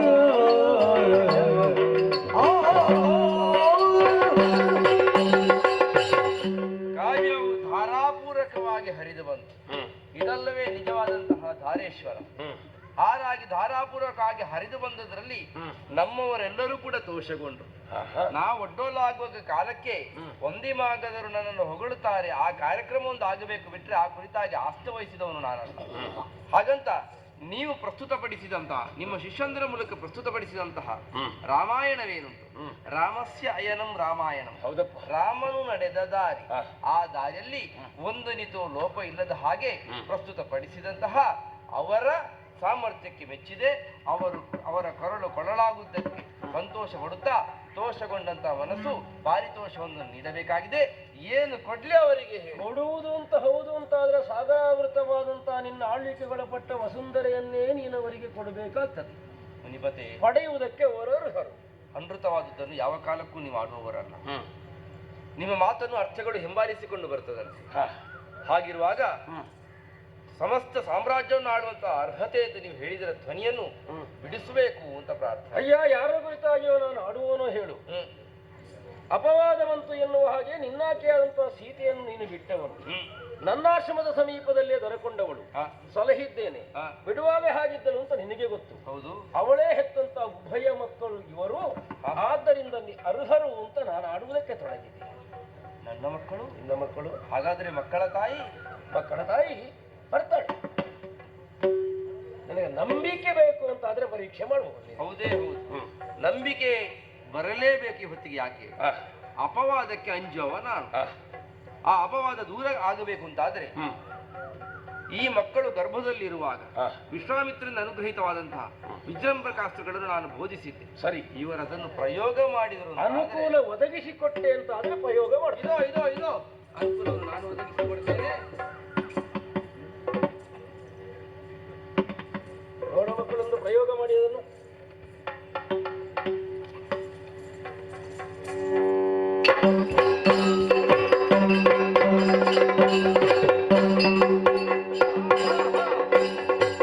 ಪ್ರಯೋಗ ಅಷ್ಟನ್ನೇ ನಾನು ಕಳಿಸಿದ್ದು, ಉಪಸಂಹಾರವನ್ನು ಬೋಧಿಸಿಲ್ಲ.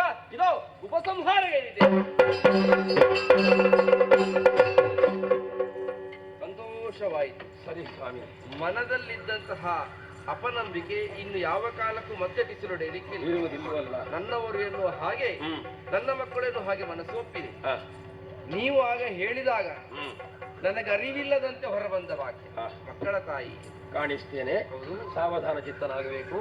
ಮಕ್ಕಳೇ, ಯಾವ ಕಾಲಕ್ಕೆದುರು ಹೆತ್ತಮ್ಮನನ್ನು ನೀವು ಮರೆಯಕೊಡಲು ಅವಳ ಪಾದಾಭಿವಂದನೆಯನ್ನು ಮಾಡಿ, ಸೀತಾ ಹೀಗೆ ಬಾ ಅಮ್ಮ, ಹೀಗೆ ಬಾ. ಧರಣಿಪತಿ ಬಾಲಕರ ಹರುಷದಲ್ಲಿ ಪರಿಗ್ರಹಿಸಿ ತ್ವರೆಯೊಳೈನುತ ಜನನಿಗೆ ರಗೆ ಸಂತೋಷದಲ್ಲಿ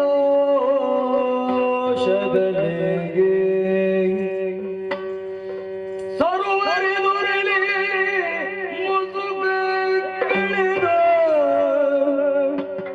ಕುಶಲವರ ಬರಸೆಳೆ ಮುದ್ದಿಸುತ್ತಿದ್ದಳು ಕುಶಲವರ ಬರಸೆಳೆ ಮುದ್ದಿಸುತ್ತಿದ್ದಳು ತರಳಿರೋ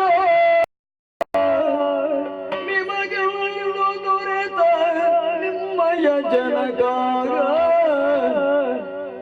ತರಳರಿರ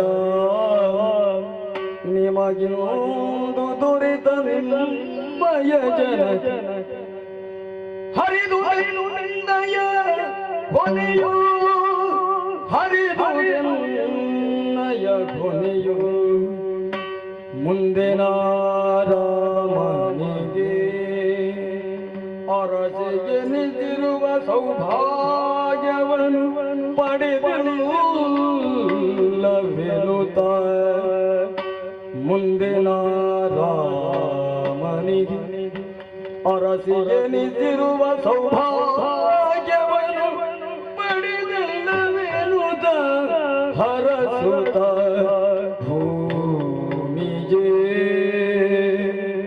ಹರಸುತ್ತ ಭೂಮಿಗೆ ಆಗ ಆಗ ಆಗ ಆಗ ಆಗ ಆಗ ಆಗ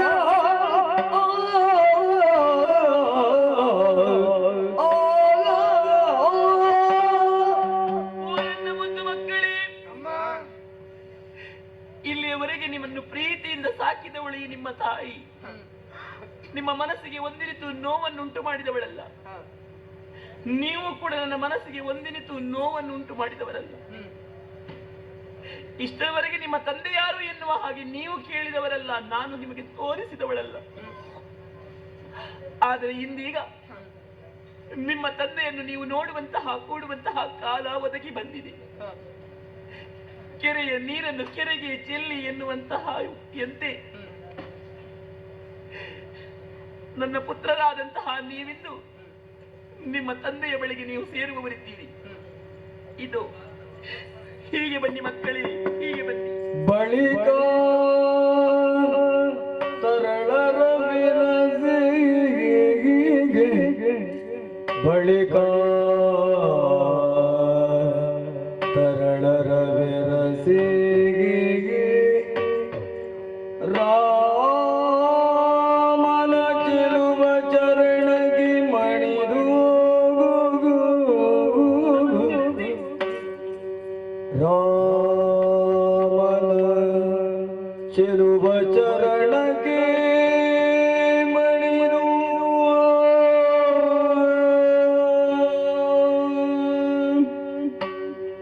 ಮುನಿ ತಿಲಕಗಭಿನಮಿಸಿ ಮುನಿ ತಿಲಕಗಭಿನಮಿಸಿ ಎಂದಳು ಜನಕನಂದನೆಯೋ ಇಳೆಯ ಮನಿ ಸನ್ನಿಧಿಯುಳ್ ಈ ಇಳೆಯ ನಂದನಿಗಿಲ್ಲ ಶಾಶ್ವತ ನೆಲೆಯೋ ಇಳೆಯ ಮನಿ ಸನ್ನಿಧಿ ಈ ಇಳೆಯ ನಂದನಿಗಿಲ್ಲ ಶಾಶ್ವತ ನೆಲೆಯೋ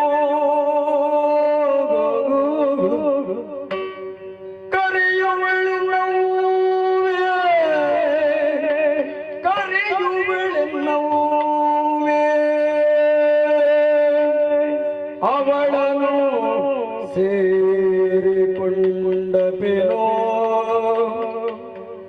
ಕರೆಯುವಳನು ಅವಳನು ಸೇರಿಕೊಂಡ ಬಿನೋಗೋ ರಾಮ ರಾಮ ರಾಮ ರಾಮ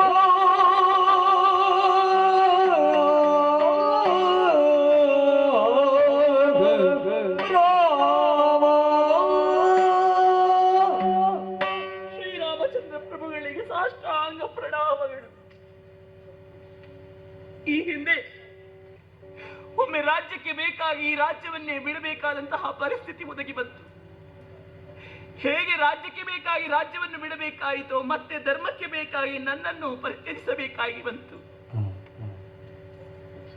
ಯಾವ ಕಾಲಕ್ಕೂ ನಾನು ನೊಂದವಳಲ್ಲ, ಬೆಂದವಳಲ್ಲ, ಮನಸ್ಸಿನಲ್ಲಿ ಬೇಸರಿಸಿಕೊಂಡವಳಲ್ಲ. ಆದರೂ ಲೋಕದ ಅಪವಾದದಿಂದ ಕಲುಷಿತಗೊಂಡರೂ ಕೂಡ ನನ್ನ ಉದರದಲ್ಲಿ ಹುಟ್ಟಿದಂತಹ ಶಿಶುಗಳಿಗೆ ಆ ಅಪವಾದ ಯಾವುದು ಅಂಟಿಕೊಳ್ಳಿಲ್ಲ ಎನ್ನುವುದೇ ಸಂತೋಷದ ವಿಚಾರ. ಈ ಹಿಂದೆ ಅಗ್ನಿ ಪರೀಕ್ಷೆಯ ಮೂಲಕ ನಾನು ನನ್ನ ಪತಿದೇವರ ಸನ್ನಿಧಿಯನ್ನು ಸೇರಿದವಳಿದ್ದೇನೆ. ಅಂತೆಯೇ ನನ್ನ ಮಕ್ಕಳು ಮಂತ್ರಸಿದ್ಧಿಯ ಪರೀಕ್ಷೆಯ ಮೂಲಕ ಪಿತೃ ಸನ್ನಿಧಿಯನ್ನು ಸೇರಿದರು. ಆ ಸಂತೋಷದ ಕ್ಷಣವನ್ನು ಕ್ಷಣಕಾಲವಾದರೂ ಕಣ್ತುಂಬ ನೋಡುವಂತಹ ಭಾಗ್ಯ ನನ್ನ ಪಾಲಿಗೆ ಒದಗಿ ಬಂತು. ಮುನಿಪೋತ್ತಮ, ಇದು ನಿಮ್ಮ ಪಾದದ್ವಯಗಳಿಗೆ ವಂದಿಸಿಕೊಳ್ಳುತ್ತಾ ಇದ್ದೇನೆ. ಕಾನೂನಲ್ಲಿ ಏಕಾಂತದಲ್ಲಿ ಕಣ್ಣೀರನ್ನು ಇಡುವಂತಹ ಸಂದರ್ಭದಲ್ಲಿ ನಿಮ್ಮ ದರ್ಶನವಾಯಿತು. ಆ ಹೊತ್ತಿನಲ್ಲಿಯೂ ನಿಮ್ಮ ಪಾದದ್ವಯಗಳಿಗೆ ಕಣ್ಣೀರನ್ನು ತೊಡಿಸಿದವಳು ನಾನು. ಈ ಹೊತ್ತಿನಲ್ಲೂ ಅದೇ ಕಣ್ಣೀರನ್ನು ನಿಮ್ಮ ಪಾದದ್ವಯಗಳಿಗೆ ಅರ್ಪಿಸುತ್ತಾ ಇದ್ದೇನೆ. ಮುನಿಪೋತ್ತಮ, ಪ್ರಸವ ವೇದನೆಯ ಕಾಲದಲ್ಲಿ ಹೆಣ್ಣಾದವಳ ಕಣ್ಣು ಯಮನ ಪಟ್ಟಣದ ಮೇಲೆ ಇರುತ್ತದಂತೆ, ಮತ್ತೊಂದು ಕಣ್ಣು ತಮ್ಮ ಶಿಶುಗಳನ್ನು ನೋಡುವಂತಹ ತವಕದಲ್ಲಿರುತ್ತದೆಯಂತೆ. ಅಂತಹ ಯಾವ ಒಂದು ನೋವು ನನಗೆ ಬಾರದೆ ಇರುವ ಹಾಗೆ ನನ್ನನ್ನು ನೀವು ನೋಡಿಕೊಂಡವರು. ತಂದೆಯೇ, ನನಗೆ ಅಣ್ಣನಾಗಿಯೋ, ಮಾವನಾಗಿಯೋ, ಭಾವನಾಗಿಯೋ, ತಂದೆಯಾಗಿಯೋ ನನ್ನನ್ನು ಸಾಕಿದ್ದೀರಿ, ಸಲಹಿದ್ದೀರಿ. ಒಂದಿನಿತ್ತು ನಿಮ್ಮ ಮನಸ್ಸಿಗೆ ಏನಾದ್ರೂ ನೋವನ್ನು ಉಂಟು ಮಾಡಿದ್ರೆ ನನ್ನನ್ನು ಕ್ಷಮಿಸಬೇಕು.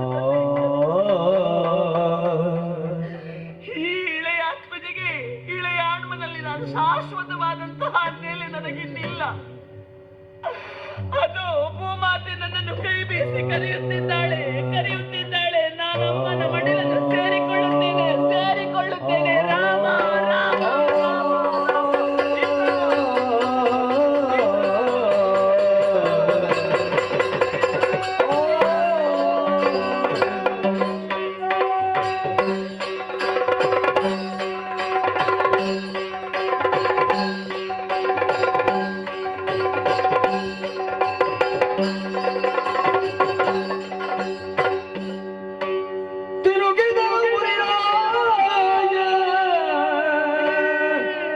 ರಾಮ ರಾಮಾಯಣದ ಶೋಕದ ಭಾರದಲ್ಲಿ, ರಾಮಾಯಣದ ಶೋಕದ ಭಾರದಲ್ಲಿ ನಾನೆನೆದ ವಾಸ್ತವ ಎನೆದು ಕಡುಕಲ್ಪನೆಯ ಸೊಗಸೋ. ನಾನೆನೆದ ವಾಸ್ತವ ಎನೆದು ಕಡುಕಲ್ಪನೆಯ ಸೊಗಸೋ. ರಾಮ ರಾಮ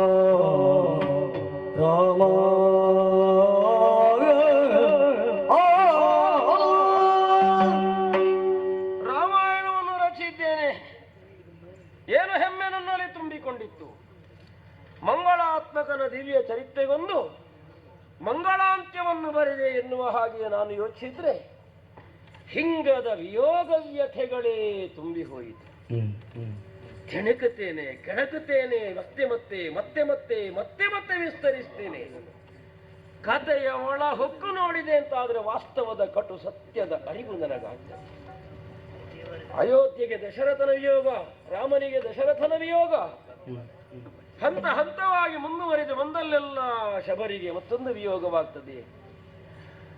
ವಿಯೋಗವೇ ತುಂಬಿ ಹೋಯಿತಲ್ಲ ನನ್ನ ಕಥೆಯುದ್ದಕ್ಕೂ ಎನ್ನುವಂತ ನೋವನ್ನು ತಾಳಲಾರದೆ ಹೋದೆ. ನಾವೆಣಿಸಿಯಂತೆ ಪ್ರಪಂಚವಲ್ಲ, ನಮ್ಮ ಎಣಿಕೆ ಮೀರಿದಂತಹ ಕಟು ಸತ್ಯವೊಂದು ಬೇರಿದೆ ಎನ್ನುವಾಗ ಒಟ್ಟು ನನ್ನ ರಾಮಾಯಣದ ವಾಸ್ತವವೋ ಏನದು ಅಂತ ಅರ್ಥವಾಗದೆ ಗೊಂದಲಕ್ಕೆ ಒಳಗಾಗುವಂತಹ ಸ್ಥಿತಿ ನನ್ನದಾಯಿತು. ವಿಧಿಯೇ ಇದನ್ನು ನಾನು ಏನನ್ನು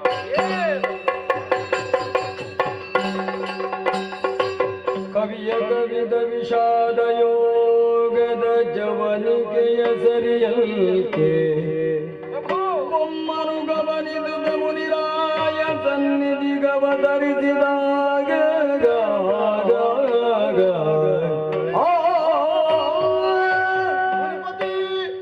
ನಿನ್ನ ಕಾವ್ಯ ನಾಯಕನಿಗಾಗಿ ಹಂಬಲಿಸದಿರು. ವಿಯೋಗ ಪ್ರಭೋ ವಿಯೋಗ.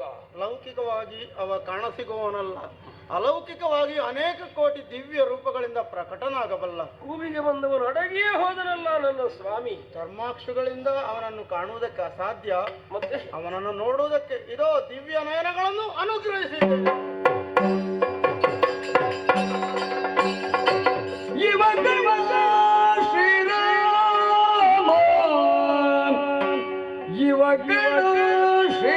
ಶ್ರೀರಾಮ ಶೇಷನೇ ಪವಡಿಸಲು ಸುಖದಲ್ಪ, ಶೇಷನೇ ಪವಡಿಸಲು ಸುಖದಲ್ಪ, ಪಾಗಡಲಿವಗೆ ಮನೆಯಂಗಳವೋ, ಪಾಗಡಲಿವಗೆ ಮನೆಯಂಗಳವೋ,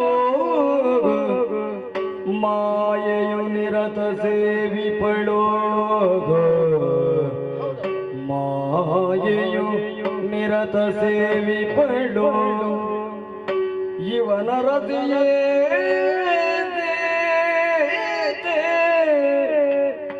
ಇವನ ರತಿಯೇ ಸೀತೆ, ನೋಡಲಿವನ ವಕ್ಷದುಳಿಗಳು, ನೋಡಲಿವನ ವಕ್ಷದುಳಿಗಳು, ಲೀಲೆಯುಳಿವನು ಹುವಿಗವತರಿದ ನಟಿಸಿದ ನಟನೆಗೆ ಅಳುವೇಕೆ, ಲೀಲೆಯುಳಿವನು ಭುವಿಗವತರಿಸಿ ನಟಿಸಿದ ನಟನೆಗಳು ಬೇಕೆ. ರಾಮ ರಾಮ ರಾಮ ರಾಮ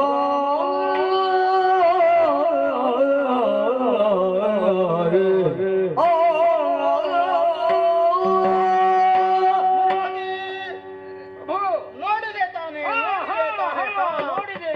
ಧನ್ಯನಾದೆ ಧನ್ಯನಾದೆ ಧನ್ಯನಾದೆ.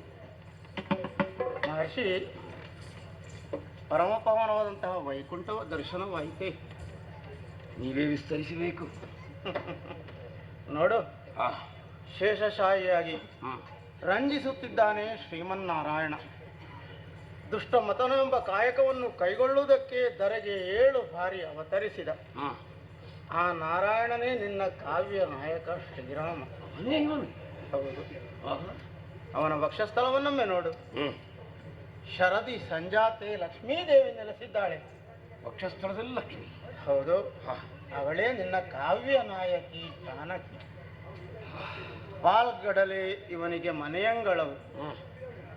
ಶಿರವಾರಿದಿ ತನ್ನ ಶ್ವೇತ ಮಂದಹಾಸವನ್ನು ಸುತ್ತಲೂ ಬೀರಿ ನರ್ತಿಸುತ್ತಿರುವ ದೃಶ್ಯವನ್ನು ಕಂಡೇ ತಾನೆ. ಹರಿಗೆ ಗೋಮಿನಿಯನ್ನು, ಹರಗೆ ಚಂದ್ರಮನನ್ನು, ಸುರಪನಿಗೆ ಸಕಲ ಸಂಪದವನ್ನು ತಾನು ಕೊಟ್ಟವಳು ಎನ್ನುವ ಹೆಮ್ಮೆಯಿಂದ ನರ್ತಿಸುತ್ತಾಳೆ.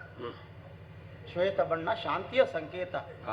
ಎಲ್ಲಿ ಶಾಂತಿ ಶರದಿಯೋಪಾದಿಯಲ್ಲಿ ನೆಲೆಸಿರುತ್ತದೋ ಅಲ್ಲಿ ಪರಮಾತ್ಮನಿರ್ತಾನೆ ಅನ್ನುವ ಸಂದೇಶವನ್ನು ಕ್ಷೀರಸಾಗರದಲ್ಲಿ ಇದ್ದುಕೊಂಡು ನಾರಾಯಣ ಭುವಿಗೆ ಬೋಧಿಸ್ತಾ ಇದ್ದಾನಪ್ಪ. ಈ ನಾರಾಯಣ ಭುವಿಯೆಲ್ಲ ಅವತರಿಸಿ ದುಷ್ಟ ಮತನ ಎಂಬ ನಾಟಕದಲ್ಲಿ ನಟಿಸಿದ ನಟನೆಗೆ ನೀನು ಯಾಕಪ್ಪ ಆಳೋದು? ಮನದ ಕಲ್ಮಶವನ್ನು ಬಿಟ್ಟು ಬಿಡು ಪ್ರಭು. ಸತ್ಯ ಏನು ಮಿಥ್ಯೆ ಏನು ಎನ್ನುವುದರ ಅರ್ಥ ಮಾಡಿಕೊಳ್ಳಲಾಗದೆ ಗೊಂದಲದ ಗೂಡಾಗಿತ್ತು ಮನ. ಕಾವ್ಯ ರಚನೆ ಎನ್ನುವಂತಹ ಹೆಮ್ಮೆಗಾರಿಕೆಯಲ್ಲಿ ಎಲ್ಲಕ್ಕೂ ಮಂಗಳ ಮುಹೂರ್ತವನ್ನು ಬರೆಯುವವನು ನಾನು ಅಂತ ಭಾವಿಸಿದ್ದೆ. ಆದರೆ ಮಂಗಳವಲ್ಲದೆ ಎಲ್ಲರಲ್ಲೂ ಕೂಡ ಹಿಂಗದ ವಿಯೋಗವಾಗುತ್ತದಲ್ಲ ಯಾಕೆ ಎನ್ನುವಾಗಲೇ ವಿಧಿಯಾದ ನೀನೇ ಬಂದು ಯಾವುದು ಮಂಗಳ ಎನ್ನುವುದನ್ನು ಕಾಣಿಸಿಕೊಟ್ಟು ಸತ್ಯ ದರ್ಶನವಾಯಿತು ತಾನೆ. ಕ್ಷೀರವಾರಿ ಸೇನ ಅಂತ ನಾರಾಯಣನು ದುಷ್ಟಮತನಕ್ಕಾಗಿಯೇ ಧರೆಗೆ ಅವತರಿಸಿದವನು, ಭುವಿಗಿಳಿದವನು ಎನ್ನುವಂತಹ ಕಾಣಿಕೆಯನ್ನು ಕಾಣಿಸಿದಾಗ ನನ್ನಲ್ಲಿ ತುಂಬಿಕೊಂಡ ಸಕಲ ಸಮಸ್ಯೆಗಳು ಪರಿಹಾರವಾಗಿ ಹೃಷ್ಟ ಮಾನಸನು ನಾನಾದ. ಅವನು ಎಲ್ಲಿ ಸೇರಬೇಕೋ ಅಲ್ಲಿ ವಾಸನ ಎಂಬ ಬಲವು ಬಿಡದೆ ಬ್ರಹ್ಮ ಋಷಿಯಾದಂತಹ ನಾನು ಬೇಡನೊಬ್ಬನ ಮೃಗಕ್ಕೆ ಬಾಣವನ್ನು ಹೊಡೆದಾಗಲೇ ಉತ್ಪನ್ನವಾದಂತಹ ನಾನು ಕಾವ್ಯನಾಯಕನಾಗೋದಕ್ಕೆ ಕಾರಣವಾದ್ದು ಮತ್ತೊಮ್ಮೆ ನನ್ನ ಪೂರ್ವ ಜೀವನದ ವ್ಯವಹರಣೀಯ ಆಗಿದೆ. ವಾಸನ ಬಿಡುವುದಕ್ಕಾಗುವುದಿಲ್ಲ. ಬೇಟೆಯಾಟವನ್ನು ಕಂಡು ತೊಡಗಿದ್ದು ಆವಾಗಲೂ ಬಂದರು ಹಿದ್ದೀರಿ ಇದರ ಸತ್ಯ ಏನು ಎನ್ನುವ ಹಾಗೆ ಮಾನಿಷಾದ ಪ್ರತಿಷ್ಠಾಂ ತಮಗಮಃ ಶಾಶ್ವತಿ ಸಮಾಹ ಯತ್ಕಂಚ ವಿಕನಾದೇ ಖಮ್ಮವದಿ ಕಾಮ ಮೋಹಿತಂ. ಏನಿದರ ಅರ್ಥ ಅಂತ ನಾನು ಭಾವಿಸಿಕೊಂಡಿದ್ದೆ. ಈಗ ನೀವು ಹೇಳುವಾಗ ಒಂದೊಂದು ಅರ್ಥ ಆಗ್ತದೆ. ಅನುಭವದ ಜಾಡಿಯಲ್ಲಿ ಸಾಗಿದಾಗ ಯಥಾರ್ಥದ ಅರಿವು ಅಂತ ಒಂದು ಮಾತುಂಟು. ಹಾಗಾದ್ರೆ ಏನು ಕ್ರೌಂಚ ಪಕ್ಷಿಗಳು ಬಹುಶಃ ರಾವಣ ಮಂಡೋದರನ್ನು ಉದ್ದೇಶಿಸಿಯೇ ವಿಧಿ ಹೇಳಿದ್ದಿರಬೇಕು ಅಂತ ಭಾವಿಸ್ತೇನೆ. ಒಂದು ಅಳಿಯದ್ದೆಂದು ಹೆಣ್ಣು ಹಕ್ಕಿಯೋಪಾದಿರುವಂತಹ ಮಂಡೋದರಿಗೆ ದುಃಖವಾಯಿತು. ಹೌದು, ಕಿರಾತನಾಗಿ ಕಾಣಿಸಿಕೊಂಡು ಬಾಣವನ್ನು ಹೊಡೆದ ಎನ್ನುವಲ್ಲಿಗೆ ದುಷ್ಟ ಕಾರ್ಯವನ್ನು ಮಾಡಿದಂತಹ ರಾವಣನ ಮಥನಕ್ಕಾಗಿ ನಿರ್ದಿಷ್ಟ ಅವಧಿಯ ತನಕ ಧರಿತ್ರಿಯಲ್ಲಿ ಉಳಿಯುವುದಕ್ಕಾಗಿ ಬಂದಂತಹ ನಾರಾಯಣನು ಕಿರಾತನಾಗಿ ಕಾಣಿಸಿಕೊಂಡನು ಎನ್ನುವಷ್ಟಕ್ಕೆ ಹೇಳಿಕೆ ಸಾಗುತ್ತದೆ. ಎನ್ನುವಲ್ಲಿಗೆ ಸನ್ಮಂಗಳದಾಯಕನಾಗಿ ಒದಗಿದವನು ಶ್ರೀನಿವಾಸನಿದ್ದಾನೆ ಎನ್ನುವುದು ಸತ್ಯ. ಮಾನಿಷಾದ ಅಂತ ಹೇಳಿ ಶ್ರೀನಿವಾಸನಿಗೆ ಸಲ್ಲುವ ಹೊಗಳಿಕೆ ಅಂತ ಒಂದು ಮಾತಾಗ್ತದೆ. ಅರ್ಥಾಂತರ ವ್ಯವಸ್ಥೆಯಲ್ಲಿ ವಿಷ್ಣುದೇವರನ್ನು ಹೊಗಳುವುದಕ್ಕೆ ಮಾಡಿದಂತಹ ಪೂಜಾ ವಿಧಿ ಎನ್ನುವಂತ ಹೇಳಿಕೆ ತವ ಮುಖದಿಂದ ಬಂದಾಗ ಧನ್ಯತೆ. ನಿಜವಾದ ಮಾಯಾವಿ ಶ್ರೀನಿವಾಸನಿಗೆ ಯಾತು ಎನ್ನುವ ಧಾತುವಿನಿಂದ ಜಾದು ಎನ್ನುವ ಶಬ್ದ ಹುಟ್ಟಿಕೊಂಡಿತ್ತು. ಜಾದು ಮಾಡುವವರಾದ ಕಾರಣವೇ ಯಾತು ದಾನವರು ಅಂತ ರಾಕ್ಷಸರಿಗೆ ಹೆಸರಾಯಿತು. ಎನ್ನುವಲ್ಲಿಯೇ ಮಾಯ ಇವನಿಗೆ ವಶಳು ಎನ್ನುವುದು ಸತ್ಯ. ನಿಜವಾದ ಮಾಯಾವಿ ಆತನೇ. ಹಾಗಾದ್ರೆ ಅದು ವಿಷ್ಣು ಮಾಯೇತಿ ಶಬ್ದಿತ ಅಲ್ವೋ? ಖಂಡಿತ. ಎನ್ನುವಲ್ಲಿಗೆ ಸಮಾಧಾನ. ಕಥಾನಾಯಕ ರಾಮನೇ, ಬರಹಗಾರ ಮಾತ್ರ ವಾಲ್ಮೀಕಿ. ಅಷ್ಟೇ. ಬರೆಸಿದವನು ವಿಧಿ. ಮುನಿಪತಿ ಶಿಲ್ಪಿಯೊಬ್ಬ ತಾನು ಕೆಡದ ಶಿಲ್ಪವನ್ನು ಕಂಡು ಆನಂದಿಸುವಂತೆ ನಿನ್ನನ್ನು ಕಂಡಾಗ ನಾನೀಗ ಸಂತೋಷ ಪಡ್ತಾ ಇದ್ದಾನೆ. ನನ್ನ ಕಲ್ಪನೆಯ ಕೂಸು ಮಗನೇ ನೀನು, ನನ್ನ ಕಲ್ಪನೆಯ ಕೂಸು. ಹುಟ್ಟಿನಿಂದ ಸಂಸ್ಕಾರವಂತನಾದರೂ ಗತಿಸಿ ಹೋದಂತಹ ಮತದಿಂದಲಾಗಿ ವಕ್ರಗತಿಯಲ್ಲಿ ಸಾಗಿದ ಜೀವನ ಮತ್ತೊಮ್ಮೆ ಸುವ್ಯವಸ್ಥೆಗೆ ಬರುವುದಕ್ಕೆ ಸಪ್ತರ್ಷಿಗಳ ದ್ವಾರ ಪ್ರಯತ್ನಶೀಲನಾದವನು ನೀನು. ಸರಿ. ಕಾವ್ಯ ಪ್ರಪಂಚಕ್ಕೆ ಅಧಿಷ್ಠಾತ್ರವಾಗುವುದಕ್ಕೆ ವಾಲ್ಮೀಕಿ ಅರ್ಹತೆ ಪೂರ್ಣವಾಗಿ ಒದಗಿ ಬಂದತ್ತಿದ್ದರೆ ಅದು ಪೂರ್ಣವಾಗಿ ಸಂಕಲ್ಪ ಮಾಡಿದ ವಿಧಿಯಿಂದ ಎನ್ನುವಲ್ಲಿಗೆ ಸಮಾಧಾನ. ಆದರೂ ಇನ್ನೆರಡು ಮಾತುಗಳು ಉಳಿದಿವೆ ಪ್ರಭು. ಕುಶಲೆಯಾದಂತಹ ಗೃಹಿಣಿಯು ಷಡ್ರಸಗಳನ್ನು ಉಚಿತ ಪ್ರಮಾಣದಲ್ಲಿ ಸೇರಿಸಿ ಇಂದ್ರಿಯ ಭೋಗಕ್ಕೂ ಆರೋಗ್ಯಕ್ಕೂ ಸರಿ ಹೊಂದುವ ಭೋಜ್ಯವನ್ನು ಉಣಬಡಿಸುತ್ತಾಳೆ ಅತಿಥಿಗಳು. ಹಾಗೆ ನವರಸಗಳನ್ನು ಉಚಿತವಾದ ಪ್ರಮಾಣದಲ್ಲಿ ಸೇರಿಸಿ ಶ್ರೀಮದ್ ರಾಮಾಯಣ ಎಂಬ ಘನವಾದ ಕಾವ್ಯವನ್ನು ಬರೆದೆ. ಇಂತಹ ಘನವಾದ ಕಾವ್ಯ ಈ ಹಿಂದೆ ರಚಿತವಾದಿಲ್ಲ. ಹಾಗಾಗಿ ನೀನು ರಚಿಸಿದ ಕಾವ್ಯ ಆದಿ ಕಾವ್ಯ ಎಂದು ಪ್ರಸಿದ್ಧವಾಗ್ಬಿಟ್ಟು ಗಿರಿ ನದಿ ನದಗಳಿರುವ ತನಕವೂ ಅಂತ ನೀವು ಅದಕ್ಕೊಂದು ಪ್ರಶಸ್ತಿಯ ನಿರ್ಣಯ ಮಾಡಿದ್ರೆ, ಸೂರ್ಯಚಂದ್ರರಿರುವ ತನಕ ಬರೆದ ನೀನು ಆದಿಕವಿ ವಾಲ್ಮೀಕಿ ಎಂದು ಪ್ರಸಿದ್ಧನಾಗಬೇಕು. ವಾಲ್ಮೀಕಿ ಎನ್ನುವಂತಹ ಗಿರಿಯಿಂದ ಸಂಭೂತವಾದಂತಹ ರಾಮಾಯಣ ಎಂಬ ನದಿಯು ಹರಿದು ಸಾಗರವನ್ನು ಸೇರಿದೆ. ಕೂಜಂತಂ ರಾಮ ರಾಮೇತಿ ಮಧುರಂ ಮಧುರಾಕ್ಷರಂ ಅರ್ಹ್ಯ ಕವಿತಾ ಶಾಖಾಂ ಒಂದೇ ವಾಲ್ಮೀಕಿ ಗೋಕುಲಂ. ಕವಿತೆ ಎಂಬ ಮಹಾವೃಕ್ಷದ ರೆಂಬೆಯನ್ನೇರಿ ಕುಳಿತು ರಾಮ ರಾಮ ಎಂದು ಹಿಂಪಾಗಿ ಹಾಡುತ್ತಿರುವ ವಾಲ್ಮೀಕಿ ಎಂಬ ಕೋಗಿಲೆಯನ್ನು ನಾವು ಸದಾ ವಂದಿಸ್ತೇವೆ ಅಂತ ದರೆಯ ಮಾನವರು ನಿನ್ನನ್ನು ನೆನಪಿನಲ್ಲಿಟ್ಟುಕೊಳ್ಳುವಾಗ ಹಾಗೆ ಒಳ್ಳೆಯದು. ಆದರೆ ಭರತವಾಕ್ಯವು ವಾಲ್ಮೀಕಿ ಆಗದೆ ರಾಮನಿಗೂ ರಾಮಭದ್ರನಿಗೂ ಆದ್ರೆ ಬಹಳ ಸೊಗಸುದೆ. ಪ್ರಚೇತರಿಗೆ ಮಗನಾಗಿ ಜನಿಸಿ ಗುರುಶಾಪದಿಂದ ನಿಷಾದನಾಗಿ ಸಪ್ತರ್ಷಿಗಳ ಸಂಸರ್ಕದಿಂದ ಬ್ರಹ್ಮರ್ಷಿ ಎನಿಸಿ ಶ್ರೀಮದ್ ರಾಮಾಯಣ ಎಂಬ ಘನವಾದ ಕಾವ್ಯವನ್ನು ಬರೆದು ಆದಿ ಕವಿ ಎಂದು ಪ್ರಸಿದ್ಧನಾದ ವಾಲ್ಮೀಕಿ ಮಹರ್ಷಿಯ ಜೀವನ ಚರಿತ್ರೆಯನ್ನು ತಿಳಿಸುವ ಮಾನಿಷಾದ ಎಂಬ ಈ ಕಥಾನಕವನ್ನು ಆಡಿದವರಿಗೂ ಆಡಿಸಿದವರಿಗೂ ನೋಡಿದವರಿಗೂ ನಾವು ನಂಬಿಕೊಂಡು ಬಂದಿರುವ ಭ್ರಮರಾಂಬೆಯು ಸ್ಥಳವಾಸಿಯಾದಂತಹ ಭಗವತಿ ಅಮ್ಮನವರು ಆಯುಷ್ಯ ಆರೋಗ್ಯ ಭಾಗ್ಯಾದಿಗಳನ್ನು ಕೊಡಲಿ ಎಂದು ಪ್ರಾರ್ಥಿಸುತ್ತಾ ಪುಣ್ಯ ಕಥೆಗೆ ಮಂಗಳವನ್ನು ಹಾಡೋಣ.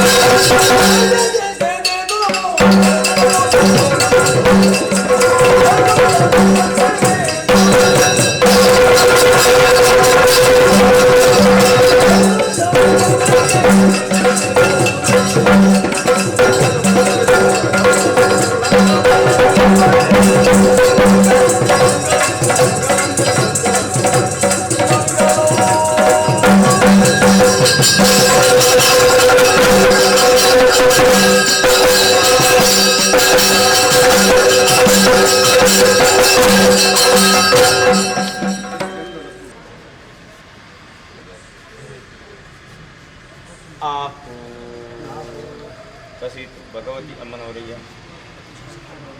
ಶಾಬಾಸ್ ಹಲ ಶಾಬಾಸ್ ಹಲ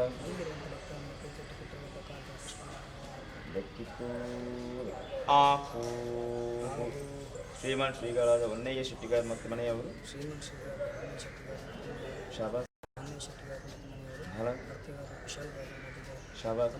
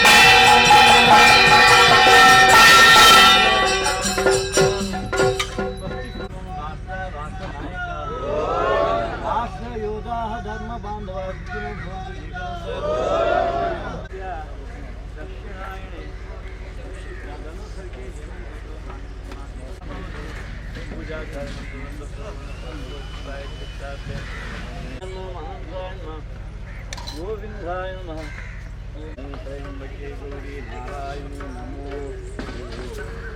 अनन्य भक्ति दारापण यजमान ಬಂದಿ ಸೇವಾ ಕಾರ್ಯಕ್ರಮಗಳು ಕತ್ಯಾಧೂಮಗಳ ಕ್ಷಮೆ ಕೊಡ್ಸೋಕ ಸೇವೆಯನ್ನು ಪರಿಪೂರ್ಣ ಸಂತೋಷ ಸಾನ್ನಿಧ್ಯ ಪರಿಗ್ರಹಂದು ಅನುಗ್ರಹ ವಿಶೇಷ ಪ್ರಸಾದ ಕುಟುಂಬವರ್ಗ ವಿಶೇಷವಾದ ಅಶೇಷ ಮಿತ್ರವರ್ಗಂಕು ದಯಪಾಲಿಸೋದು ಆ ಅಶೇಷ ಉತ್ತಮ ಫಲಾವಾಪ್ತಿತ್ವರ ಅಶೇಷ ಮಿತ್ರವರ್ಗಂತ ಪೂರ್ಣಾನುಗ್ರಹ ಪರತರ ಯಜಮಾನ ಕುಟುಂಬ ವಿದ್ಯಾಧ್ಯಾತ್ಮಿಕ ಜೀವಿಗಾದಿ ಭೌತಿಕಾದಿ ತಾಪತ್ರಯ ಸಮಸ್ತ ಗ್ರಹಗಾರ ಪರಿಹಾರ ಸರ್ವ ಯೋಗಮಾನ ಸರ್ವಭಾಗ ಅನುಗ್ರಹ ಕ್ಷಿತಾಕಾರ ವ್ಯವಹಾರ ಕ್ಷಿತಂಡತಿ ಮೇಜಿನ ಅಭಿವೃದ್ಧಿ ದ್ರವ್ಯಲಾಭ ಕೀರ್ತಿಲಾಭ ಶತ್ರುಪರಾಜಯಾದಿ ಶ್ರೀಮತ್ ವಿದ್ಯಾ ಅಭಯ ಆಯುರಾರೋಗ್ಯ ಐಶ್ವರ್ಯ ಸಕಲಾರ್ಥ ಸಂಪದ धर्मार्थ कामोत्तर तुम्ही पूजा संप्राप्त भक्त कुटुंबांना जोपणे यांचे आपल्या काबाळा प्रकार काबाळ मध्ये महाभारा मेन खालपणा सेवा बाकी नाही संज्ञान तो जिथे नानाटकर मेत्रम प्रकार नाटकंतु पुण्य प्रसाद सर्वमंगल मंगल्ये शिवे सर्वात शरण्ये त्रयंबके मूळ दिले नारायणी नमोस्तुते तीर्थ देतो वैद्यो नारायण यावताराधने कलियुग चित्रफलकारकांद्रे शासनीयंजति दुर्गागणिताराधने ಭಗವಾನ್ ಹರಬಿಡೋ ನಿರ್ಪಣ್ಣಕ್ಕೆ ಸಂತೋಷಗಳು ಪರಿಗ್ರಹಣ ಪ್ರಸಾದ ಸಾಧನೆಗಳ ಮನಸ್ಸು ಸಂತೋಷಪಡಿದ ಸಾನ್ನಿಧ್ಯದ ಗೀತನ ಮೇಲೆ ತೊಂಬರಿಗೆ ದೇವರ ನಟುಂಪ ಯಶಗಾನ ಘನ ಮಹಾಸೇವಾ ಮಂಗಳಾದೇವರ ಪುಣ್ಯ ಪ್ರಸಾದಗಳು ಯಕ್ಷಕಾಲಿ ಗಾನೋತ್ತರ ಆರಾಧನೆ ಓಂ ನಮ್ ಸಂಭ್ರಾ ಸಾಗರ ಕನ್ನಡ अंतर दुर्गाये सर्वे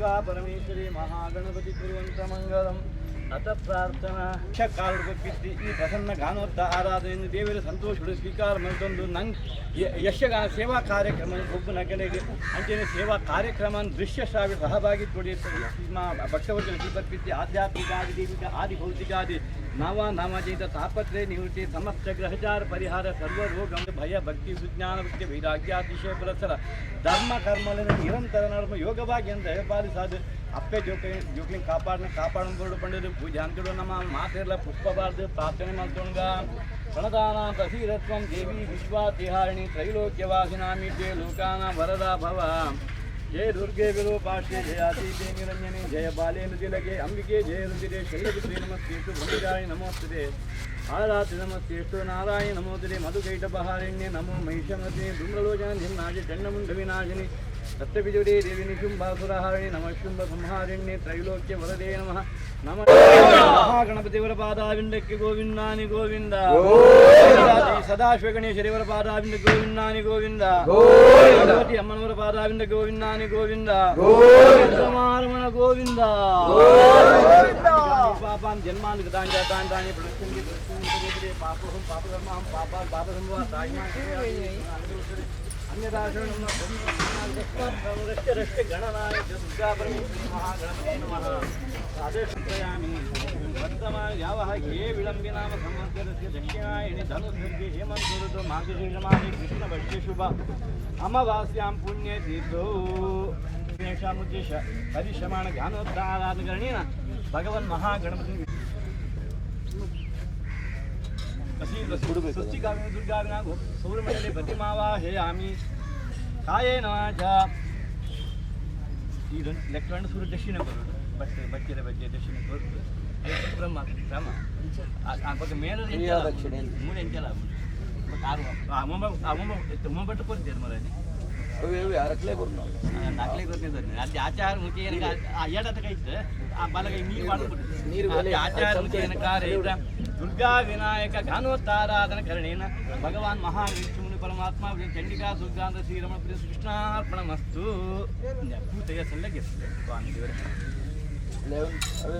ಕಟ್ಟಡು ಗುರುತು ಆರಾಧನೆ ಮಾಡ್ತಾನು ಇಂಥ ದಿನಟ್ಟು ದುಂಬುದ ಕಾಲೋಡಿ ಎಂಜಿನ ಬಣ್ಣ ಅಮಾವಾಸ್ಯೆ ಆಟ ಆಟ ಉಪ್ಪನಿಂದಕ್ಕೆ ಮಧ್ಯಾಹ್ನ ಆ ಗಾನೋತ್ತ ಆರಾಧನೆ ಅವತ್ತು ಮಧ್ಯಾಹ್ನ ಕೂತಿದ್ದ ಕಾರಣೆ ನಾವು ಒಂದು ಕಲಾವಿದ ಅಭಾವ ಇದ್ದಾರೆ ಒಂದು ಸೇವಾ ಆ ಕಾರ್ಯಕ್ರಮದ ಯಾವ ವ್ಯತ್ಯಾಸಗಳು ಕ್ಷಮೆಗಳು ತಿರುಗಾಟ ರೂಢ ಪರ್ಯಟನೆ ಹೂಲ ಅಡ್ಡಿ ಆತಂಕ ಎಂಕಲ್ಲ ಈ ತಿರುಗಾಟ ನಿತ್ಯ ನೂತನ ಸದಾ ರಕ್ಷಾಸ್ಥಾನ ಕಾಪಾಡು ರೂಢ ನಡಬಿಡು ಪರಿಪೂರ್ಣತ್ವದ ಪುಣ್ಯ ಪ್ರಸಾದ ಮಾತ್ರ ಕಲಾವಿದರಿಗೆ ದಯಪಾಲಿಸಾದ ಅಕ್ಕ ಎಂಚ ಕಾಪಾಡಿ ಮಹಾಬರ ಮಹಾಗಣಪತಿ ಮಹಾದೇವಿ ನಮ್ಮ ಆಧಾರದಿಂದ ಬಂದರೆ ನಮ್ಮ ಅಡ್ಡಬೂರಿಗೆ ಅತೀತ